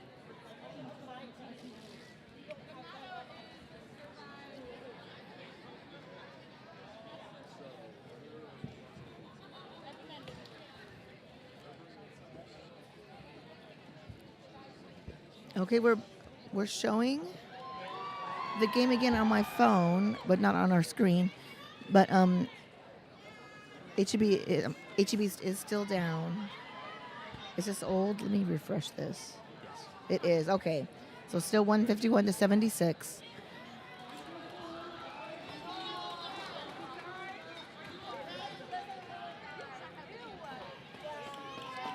All right, and got some cheers there. HE Beast is good. Let me give a thanks to our officials because we can't do this without them really quick. We have Eggs out there, Geo Knitter, Domination, Cinnamon, Wildside, Sadie Masochist, Fun Police, great name, Psylocke, Nictator, Fighting Girlfriend, Anus, Destruction, Effin' Ref, Jekyll Insides, Alaska Blastia, Rough Draft, No Pack Shakur. Thank you all officials, skating and non-skating, and a big thanks to our medics.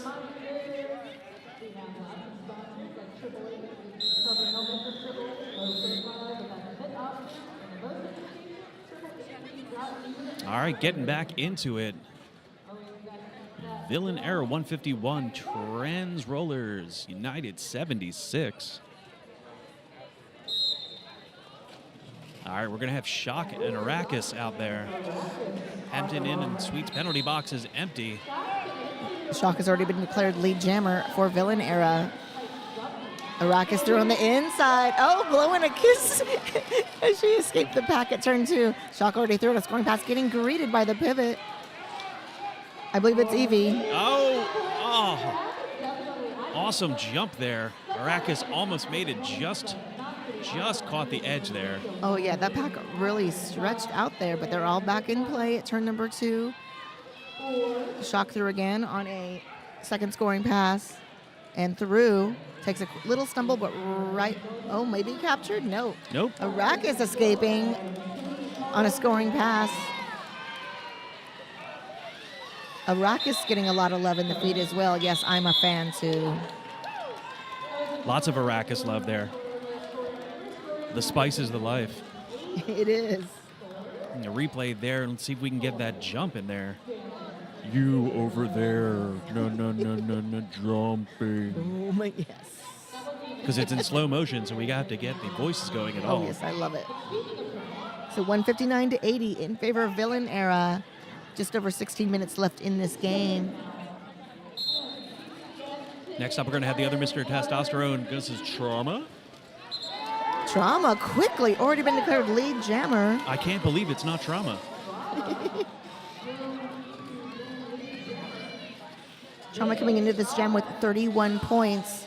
And we'll make that 35 after this pass if all 4 are Looks granted. Like Mr. T has the star off.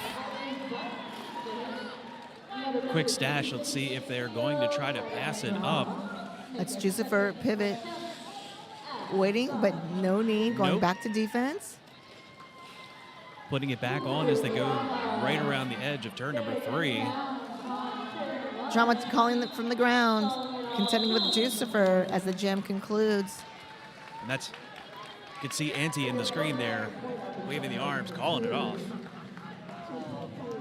Nice 7-point jam for the Villain Era. It's 38 points for Trauma.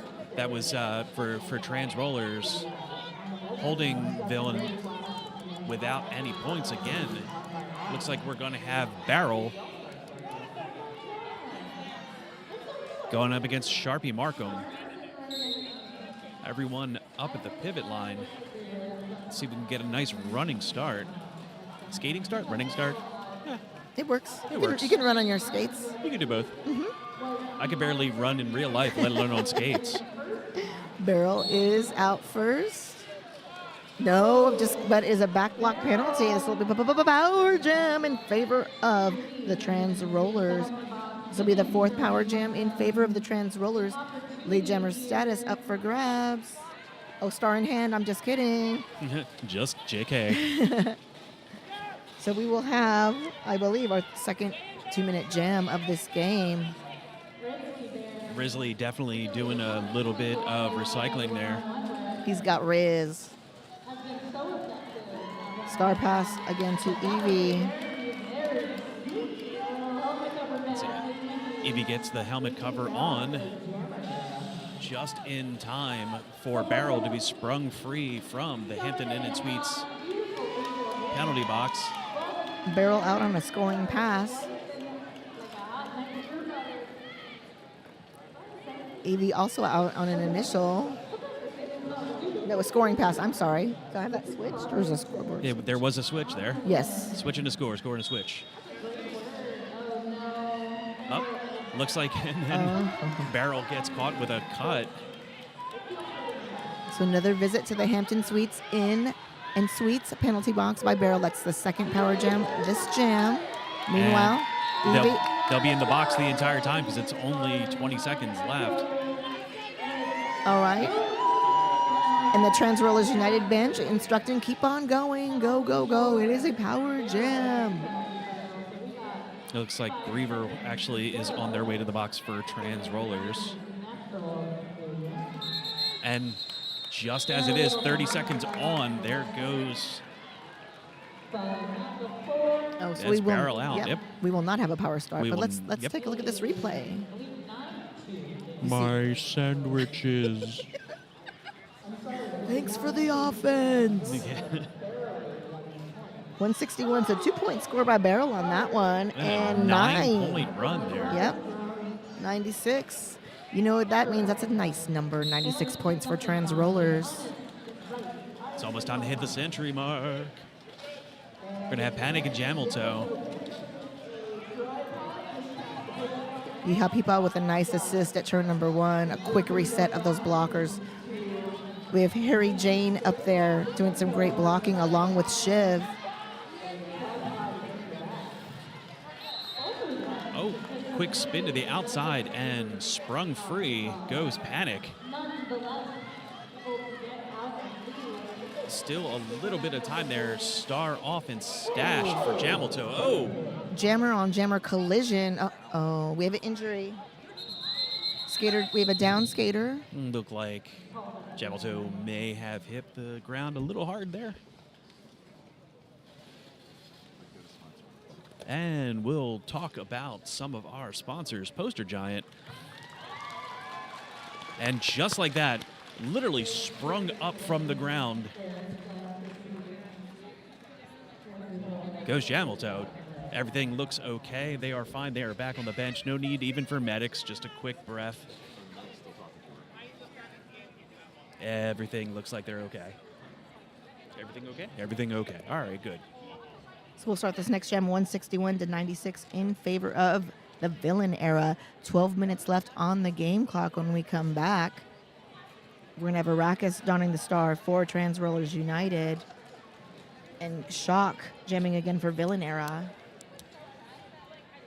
Yep, looks like we have everyone. Yep, everyone is set on the side here. We'll be sure to check on HE Beast later on today, as it's still sitting out for 5 jams. Special thanks to 187 Killer Pads, our industrial strength materials, unmatched ergonomic design, and unparalleled excellence. Those are words. 187 Killer Pads. Also, thank you to 888, elevating derby safety standards with cutting-edge technology. 888. Put them both together and at tinyurl.com/y'allstars giveaway. 888 and 187 are giving away a $500 gift card for gear. If you need new gear, hey, if you just want to give gear away, please feel free. tinyurl.com/y'allstars giveaway. Arrakis is going to be getting a penalty.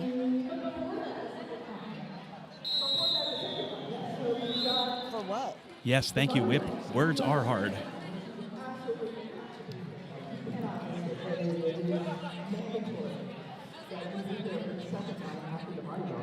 I don't think Arrakis was even in that jam. I'm not sure what happened. Not sure what happened, but yeah, I think there's some questions there. We're going to go back to an official timeout, trying to find out exactly what that penalty was so we can keep everything straight on the line. But HE Beast is getting ready to jam this next jam, so HE Beast is okay. Let's hear it for Wombo Combo. Woohoo! Took a nice 5 jam rest. We're ready to roll.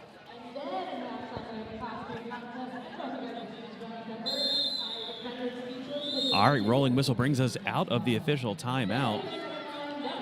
So we're coming out of that crash course timeout. So yes, Arrakis is sitting in the Hampton Suites penalty box. Okay. But HE Beast has already been declared lead jammer. And we're glad to see HE Beast back out there after taking a bit of a hard hit. Oh, he was grinning on the line, so he's feeling fine. Oh, so that's not a white mouth guard. That is a big, big smile. We have a scoring pass for HE Beast. We have Destruction, current gem rev for the green team right now. Also hails from Texas. Arrakis out of the penalty box and on the track on initial. Will hit the pack at turn number 4. Oh! Nice little windmill. And no pass earned for that last one. 3 points on that last pass for HE Beast. Definitely need a replay on that one. That was beautiful. I don't know. Could we ask for replays? That was amazing. I don't know. She needs headphones. But nice 8-point jam for HE Beast.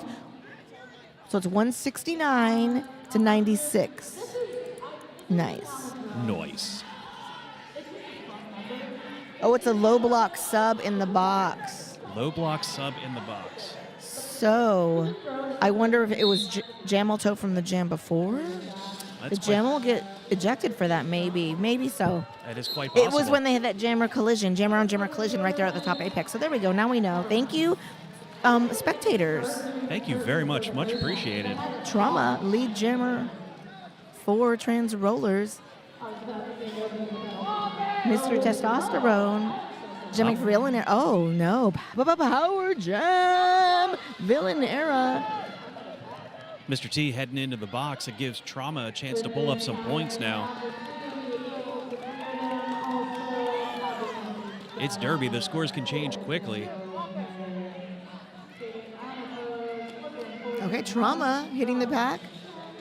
Contending at the front. Ooh. Oh, Shiv in the box there with him. Shiv pulled out. 4 points more for Trans Rollers, bringing them up over the century mark, 169 to 100. The 69-point game, my friends. If we have just under 10 minutes left in this game. Oh, and 2 more points. Yep, just keep going. Just keep giving the points. Okay, yeah, 102 to 169. Here we go. 6-point gem for Trauma. Power start, Mr. Testosterone standing, so under 10 seconds left to spin in the Hampton Suites penalty box. Sharpie Markham gemming for Trans Rollers United. Getting knocked to the infield by Yeehaw Peepaw, joined with Huck Twa. Oh. Definitely a hard hit on their Sharpie Markham. And Evie, one skater army at the front of the pack. Oh, and a little love. Oh, no. We have a injury. I heard the helmet hit the ground. For a moment, it looked like they were given a hug. All right, Crash Course helps busy roller derby athletes increase strength, conquer self-doubt, and create the habits of high performers to become all-stars and MVPs on the track and in life. Want a custom training plan with derby-specific workouts, nutrition strategies, and athlete mindset development curated by our epic team of coaches so you can level up this year? Visit ChrissyCrash.com to learn more. Life is a contact sport. Win. And definitely we have a contact sport here. This is some hard concrete, folks. Oh, yeah, and I heard it's like a little dusty. It's got some grip, but it does also have some give. So if you go down, you won't slide on it, but once you go down, you might just come to a stop. So people are getting skinned up. And this is a great time to talk about helmets. Whether you're wearing any team, if you look at 888, the deep cover helmet, low profile, best fit, most certifications, 888. It's definitely a safety-driven innovation. Same thing hitting the ground, wearing your pads, industrial authentic materials, unmatched ergonomic design, unparalleled excellence. 187 Killer pads are worn by most pros in the world. If you skate, you know. And skating up and off on their own power is Mr. Testosterone. Is Mr. Testosterone, so everyone is good. All right, and we are back to the live feed. Thank you very much for everyone in the stream. We appreciate you watching. And let me tell you, the next game is our Roller Derby bout. And you really need to watch this because let me tell you some of the people that are on these rosters. It is a stacked game. It will be a mixed gender game. And it'll be right at 8:15 p.m. We are in Central Standard Time. So on King Babycakes, we have Projectile, Crotch Rocket, Antisocial, Heavy Metal Battle Cat, D-Ray, Jane Sidewinder, Lala Tiburona, Venus Thigh Trap, Wombo Combo, Blaxel Rose, Bradass, Trash Panda, Nat Attack, Margarita Villain, NBD, Tally, Melanin Monster, Candy Cane Chaos, Huckleberry Gin. I will tell you the other roster later. And that's Ursa Mamer out there wearing the star for TRU for the first time. Shock wearing the star for Villain Era. They will be your lead jammer. Yeah, that was quick for Shock, but we have Ursa out on initial. Shock stepping through on toe steps and running out of that pack for a scoring pass. Evie in the Hampton Suite penalty box, and this is the 5th penalty for Evie that Evie just completed. Looks like the box is starting to empty itself out. We're going to have one in there. That was looks like a 4-4 run for both teams, 176 to 106, 70-point game. A little bit of a run out there. Let me tell you the other team. It's made Krewe to Bruise. They will be in purple. We have Kara Beaton, Skeevy Nix, McKilville, Mama Mayhem, Lady Tally, Gemmerhead Shark, Boulder, G.I. Joel, Scapegoat, Booty Fett, Aneurysm, Diamond, Metallica Breath, Frederick Dingles, Anus, Ms. Murder, Arrakis, Sicko, Crushing Curves, and Major Dilemma. Speaking of Arrakis is out there, and they are your lead jammer. She is great, and she's going to hit the pack right before the pivot line. She is coming up on the right-hand side edge, on the outside. Barrel hitting meeting with Evie at turn 2. Evie holding the pack in play. Arrakis reattempting to get through, but is on a scoring pass. Great moves by Arrakis around the outside, hitting it, quitting it, calling the jam. Trans Rollers win that jam, 4-0. Arrakis is like, I got this. Boom, shakalaka. Oh, there it is, nice. We need these sound effects all weekend, please. The slow motion. Slow motion with me. All right. Empty penalty box for Panic and Jameltoe. Oh! That was one heck of a hit there. Ooh, 2 leads in a row for our Trans Rollers United. Jameltoe out. Star in hand. We have Panic. Oh, look at Sneaky. Beautiful. Oh, that was a sneaky pass right on the inside lane. Look over there. It's a flock of turtles. I think Yeehaw Peepaw was waiting for that star, which he just accepted. Now the gemmer of record is a Yeehaw Peepaw. Peepaw's like, I am? Really? Let's see. Watch this bridge here. Oh, here we go. Boom. Nice. It's the Antichrist. Good gravy. Putting the pips on those dice. All right, HE Beast and Trauma. Trauma? HE Beast caught up just before the pivot line. But Looky Lou, a lead. Nope. Power Jam, Villain Era. So Trauma taking a visit to the Hampton Suites Inn and penalty box. Meanwhile, Itchy Beast hitting the pack at turn 3 on a scoring pass. And through. And around. And through. And around. We've seen H.E. Beast a lot.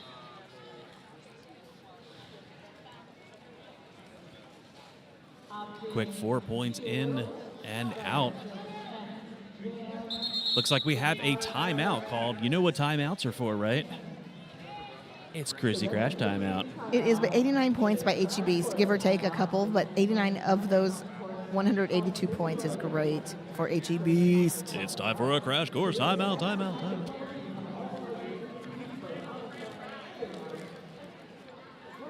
Crash Course helps busy roller derby athletes increase strength, conquer self-doubt, and create the habits of high performers to become all-stars and MVPs on the track and in life. Want to make a 2-minute jam feel easy? Visit ChrissyCrash.com. That's Chrissy with a K, Crash with a K.com to learn more. Life is a contact sport. Win! Yeah, I'm up here on the dais, and I actually felt that the Antichrist hit. I might be black and blue tomorrow.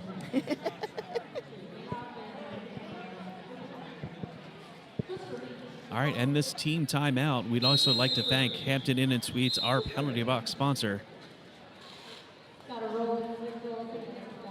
Our skaters check in, and they check out because they're very nice there at the Hampton Inn & Suites.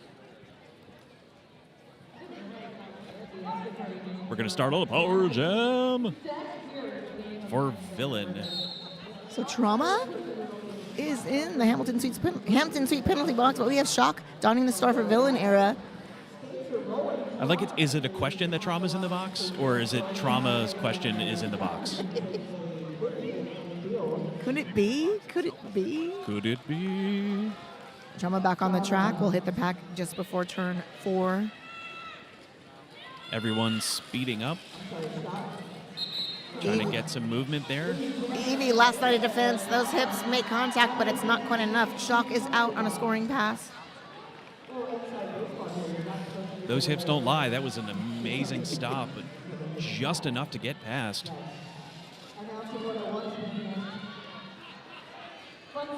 Stuck up there between turns.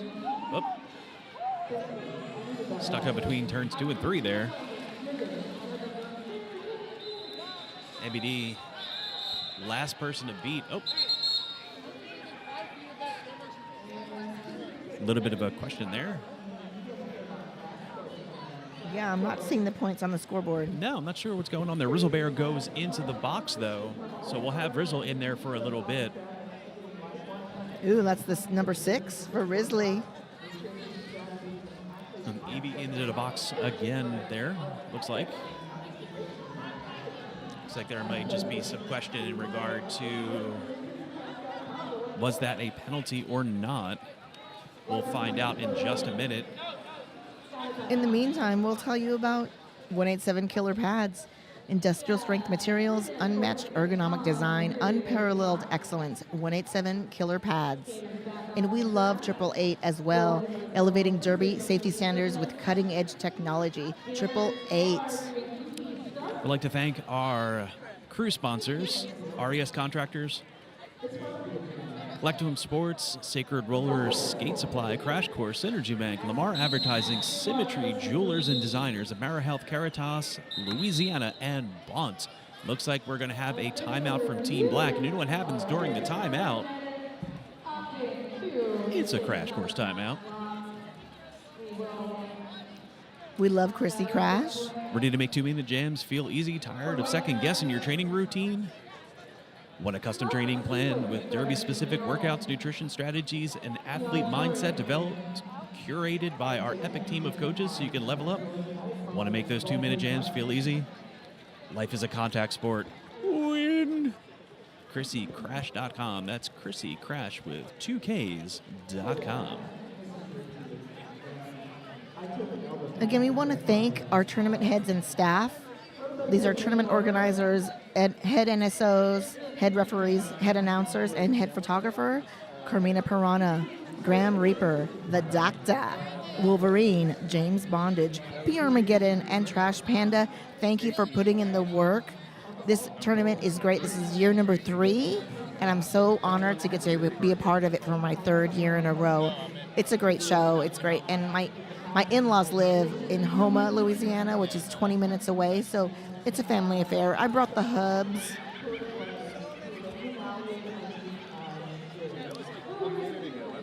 I want to thank some more sponsors before we have to go. We only have just over 3.5 minutes left on the game clock. But we love roller derby athletics, roller derby coaching, Derby Girl Designs, Urban South Brewery. Yes, let's hear it for beer. The station from New Orleans, Concussion Roller Derby, and they're hosting the 2025 MRDA Champs, MRDA, and we love Chapman Consulting. Big thanks for sponsoring.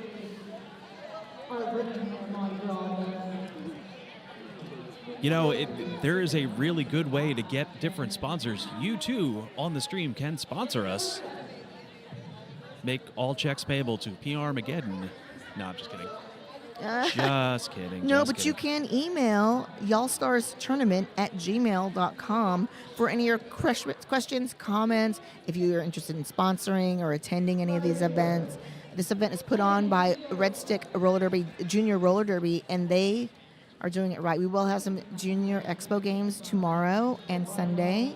So we're welcoming all ages and genders and everything all weekend. And just for the love of roller derby, so grateful to be here. And tomorrow, yes, we will get to see Red Stick Roller Derby, Tomorrowland Juniors, Dallas Rolling Rebellion, Druid City Daredevils, all playing in early games. Oh, Muffin Man watching. Hi, there's the husband right now. And Regina Moreau Ramos actually is not only a member, but uses the crash course to get better at winning and being an MVP/all-star. It's all about conditioning and toning the right muscles to get derby right. And cross-training is very important if you want to have a long career. I can I pay you to stop doing the ads? Sure. It's not going to happen, unfortunately. And we have 3.5 more minutes in. Oh, yes. Look, 3.5 more minutes in this official review. Let's talk about Crash Course. No, I'm just kidding. Just kidding. Oh, breadstick. Is it the dinner time, Eric Tong? No, Red Stick Roller Derby Junior, but I want a breadstick. I love breadstick roller derby. We're all hungry.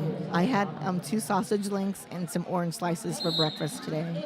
Oh, but there's a place called A-Bears. If you're local, it's called A-Bears, not spelled Herbert's, it's A and the animal bear. Oh, hold on, here we go. What? Totally back in there, yeehaw peepaw. Yep, Sharpie Markham has already been declared the lead jammer. And we have Mr. Testosterone jamming for Villain Era. Quick call off. Yeehaw Peepaw. Oh, it's a star pass to Yeehaw Peepaw. Oh my God. But anyway, if you're local. That was amazing. Oh, instant replay. Let's see it. Let's see it again. We need sound effects, please. Yeehaw Peepaw. It's like Leroy Jenkins, only for Derby. Oh, Leroy Jenkins. Nice. But anyway, A-Bears, it's A and then bear like the animal, and they have bread pudding. They only serve lunch. It's a cute little cafe in an old house in Houma, Louisiana. I had gumbo, and you put rice in it and potato salad. There you go. Barrel against Ursa Mamer. Ursa donning the star. Woo! High stepping, though. Barrel is the lead jammer. We do have a little pile up. Huck Twa. Safe. You're not going to see that just out of the corner of the screen. Barrel did a baseball slide. Oh, nice. Around turn number 3. Oh, beautiful. Narrowly escaping a hit. That would have been very dangerous from NBD. No big deal. NBD resetting for defense at the top apex. Barrel calling it as Evie forces the call off. Star pass to Evie at the end. Evie sitting on 6 penalties. There's only 2 minutes left. Right. This is the time you want to max it out. This is the time. You won't miss anything. Minute 45 on the game clock. 186 to 117 in favor of our Villain Era. Arrakis ready to jam for our Trans Rollers United. And that's Panic out there for Villain. Not the lead jammer, but the jammer in the lead is Arrakis. No pass, but we do have lead jammer status and a quick call off by Panic. Panic, not panicking, just decided that, it's a good time to stop. Yep. Scoreless jam, 186 to 117, a minute 7 on the game clock. Might get 1 or 2 out of this. We'll see what happens. All right. Hampton Inn and Suites penalty box is empty. Plenty of vacancies, 6 to be exact. Everyone's huddled up against there. We're going to have HEBs against Trauma.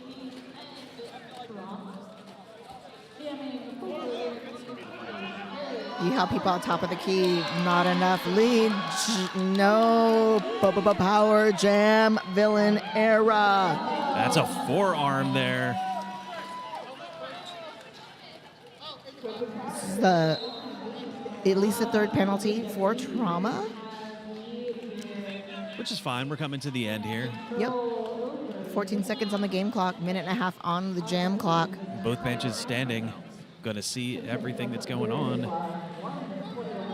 HEB's looking for an inside path. Resetting, taking a hit to the infield and calling it. I figured this is a good enough place to stop the game. Let's just, we're good. Right here. 189 to 117, unofficial final.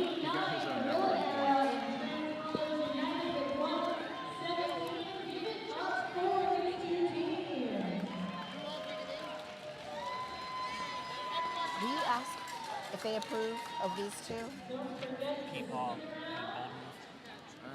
Thank you.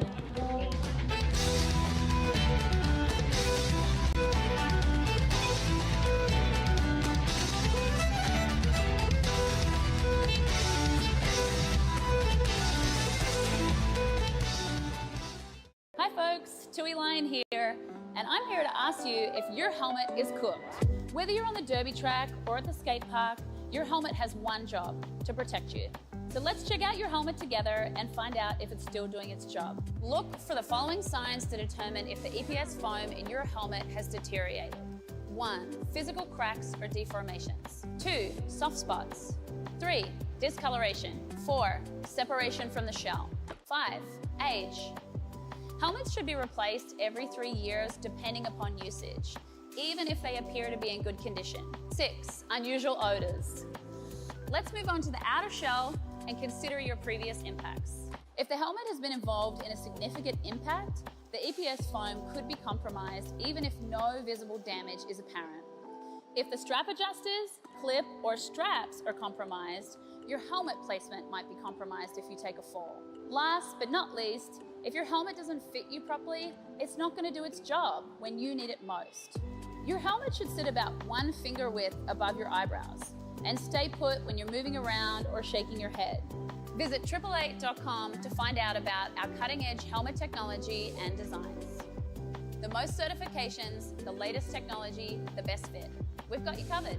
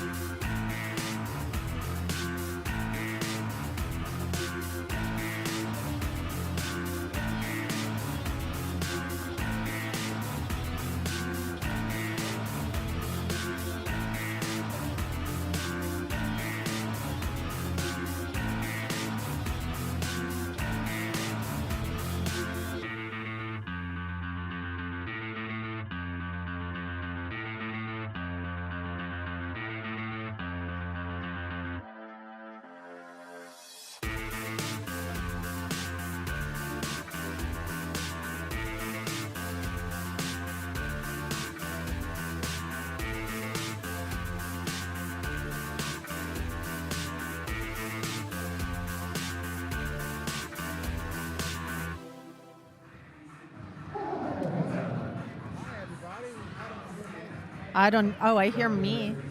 I don't hear me. Oh, I do not hear me now. Hi, everybody. Is your hi? This is Mary Chaos waiting for Pierre Mageddon to be able to hear himself. So we are your crew for this Mardi Brawl fun game. Now I can't hear my. Oh yeah, there we go. We've got purple Crew to Bruise versus yellow King Babycakes. Who's ready for some special roller derby? So on purple, I'm gonna run through these.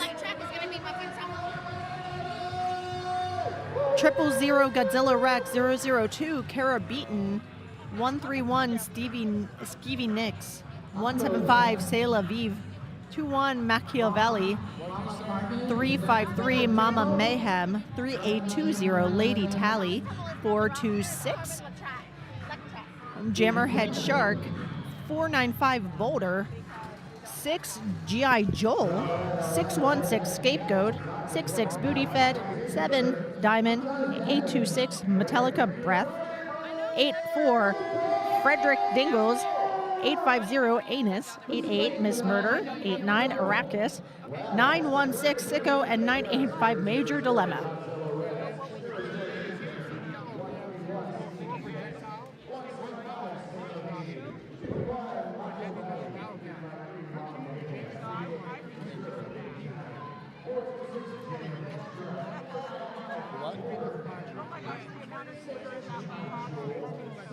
Yes. Oh, muffin top of that too. Carmen Electra. What to do? We're good to go as of right now. Yeah, we're good to go for right now.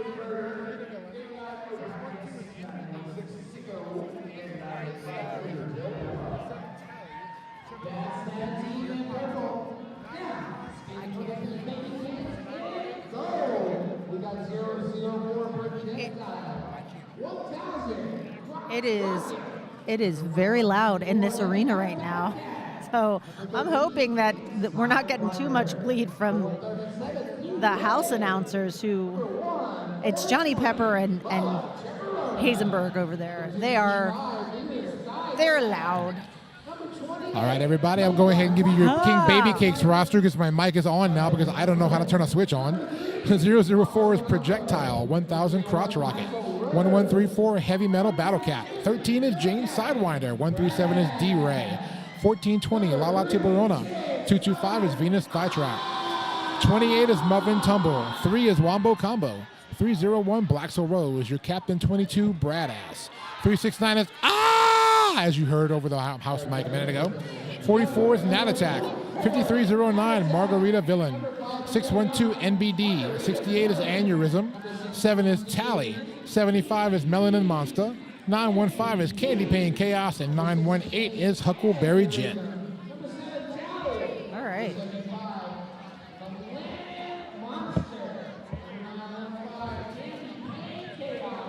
So this is a little bit of roller Connie type mashup shenanigans from what I understand. If you've been to Y'all Stars or watched Y'all Stars the past couple of years, we've had this game every year.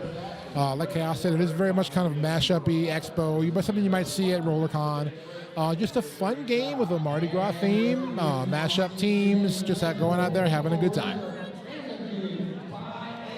Even the officials are getting in on it. We've got a lot of capes, we've got masks, we've got just a little bit of everything. It's a little bit of everything. All I can say is it's the Mardi Brawl, y'all. And that Subi whistle means we're going to start skating in a second. We're lining up for jam number 1. And being as some people might be wearing masks, it's going to be hard to see if I go through numbers here. So it looks like for King Babycakes, I see D-Ray is the jammer. And that is Kara Beaton for Crew to Bruise. D-Ray out front, picking up lead jammer for the Babycakes.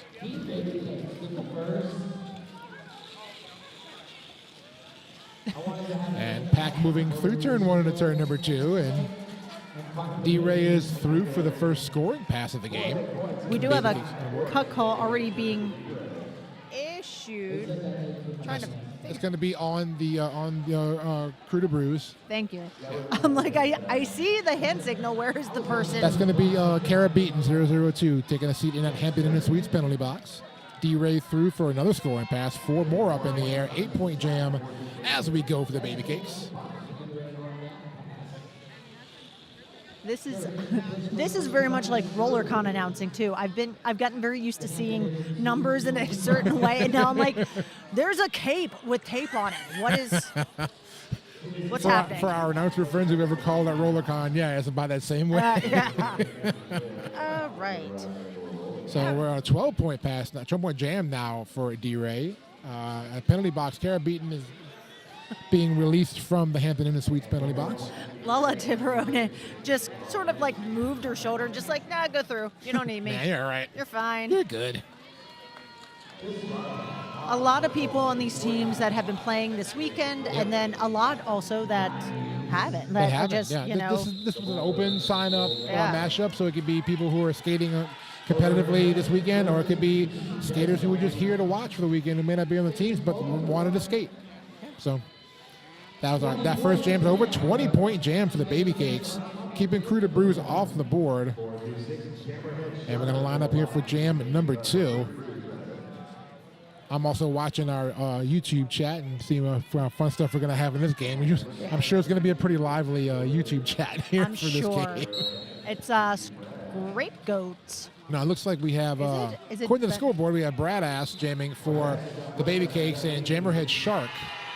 I'm not sure that's accurate, but I'm going to go with it for the moment. Again, Sharpies. Sharpies. That is Bradass through and lead for the Babycakes. Oh, yes, it is. It is 426, Yes, not that is. 616. And a quick 4-point pass to the pack there for Bradass. Jammerhead Shark still. What an apex jump. Stuck the landing. Cleared. Negative Ghost Rider. The pattern is not full. And a pass there for an 8-point jam now as we go for Bradass. Bradass just zipping around, ducking, and making a miss.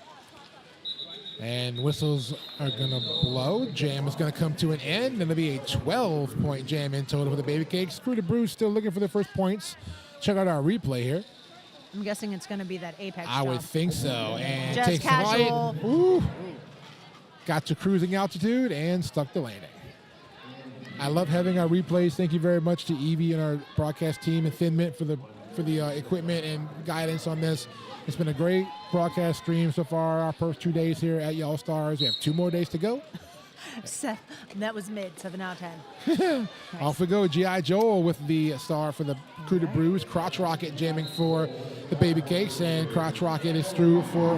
No, sorry, Joel's out front for lead. No, Joel got a no Joel earned got no. pass. That's Quad. That's Quadzilla. Okay. Yeah, no, that's Quadzilla. Absolutely, though I believe. He's wearing Joel's number, I think, or something, because Joel's name's on our scoreboard, but that is Quadzilla.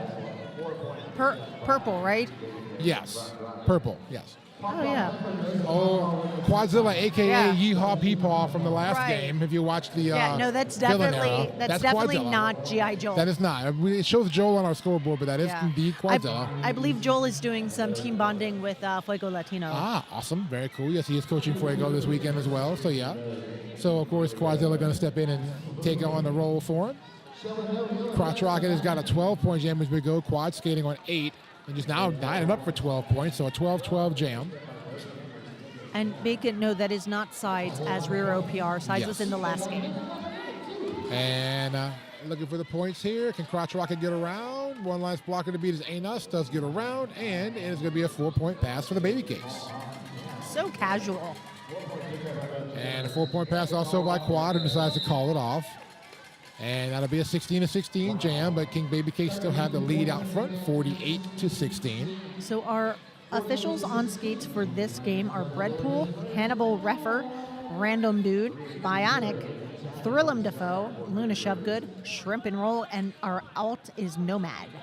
And our non-skating officials led by Flip, joined by Wheeled Assassin, French Thwarter, Mausoleum, Mortal Comcat, Rose Lambeau, Fun Police, Identity Crisis, and Misery Chop. Woo. And off, quickly out of the pack there. That is Tally picking up lead jammer for the Babycakes. No, that's Diamond. That's Diamond, okay, but it shows tally. I'm going by my screen, Yeah, but no, you that's know, okay. I should go by my roster, not by my screen. Yeah. So it's yellow 7. That is, it still shows. Oh no, that that's is tally. I That told is you. tally. It's this Mardi Bral's crazy, y'all. It's gonna be a little bit of madness in Oh here. my So God. excuse us if we misidentify a skater because it's a mashup. You know how mashups go. We'll be Yeah. fine. Yeah. I have been here since 7:30. I was athletic very early, and then I've talked a lot to both the internet and to the house. Yeah, we've been talking a lot today. I've been here even earlier than you've been here. Yeah. So, yeah, we've been talking a lot. So bear with us a little bit. It's a mashup, so we're having fun here. That was your fun cheer, Chaos? There we go. Projectile with the star for King Babycakes and Boulder picking up lead jammer. First lead jammer status today for Krewe to Bruise. Projectile is behind. They are zipping along. This is their second game that I've called for them today. Yes, Projectile skating also for Team Canada. Yeah, I just doing 25 and 5. Yeah, no big deal. Right, like. That was a beautiful pass there for Projectile, picking up the first 4 points of the jam for the Babycakes. Boulder trying to go around the outside. A couple blockers to beat. Not quite there yet. Bumping up in the middle of that pack. They're trying to get around. Block there for King Babycakes. D-Ray. D-Ray blocks, pivots, jams. And wears a mask while he skates. And wears a mask. Not like a face shield, a true legit Mardi Gras mask, y'all. I saw him using the yellow highlighter. I was like, you did not go to the seminar class, did you, buddy? 8-3 jam. Favor the Babycakes. They lead 61-19. We are about 22 minutes and change left to go here in our first period of our Mardi Gras game, capping off day 2 here at Y'all Stars. Who is announcing? Just some jerks. I am Mary Chaos. I'm P. Armageddon, by the way. So, yeah, you've been here before. That's us. Aren't you happy? I didn't swear. And we're joined by our awesome producer extraordinaire, Waterboy. Uh-huh. And you might be hearing Johnny Pepper and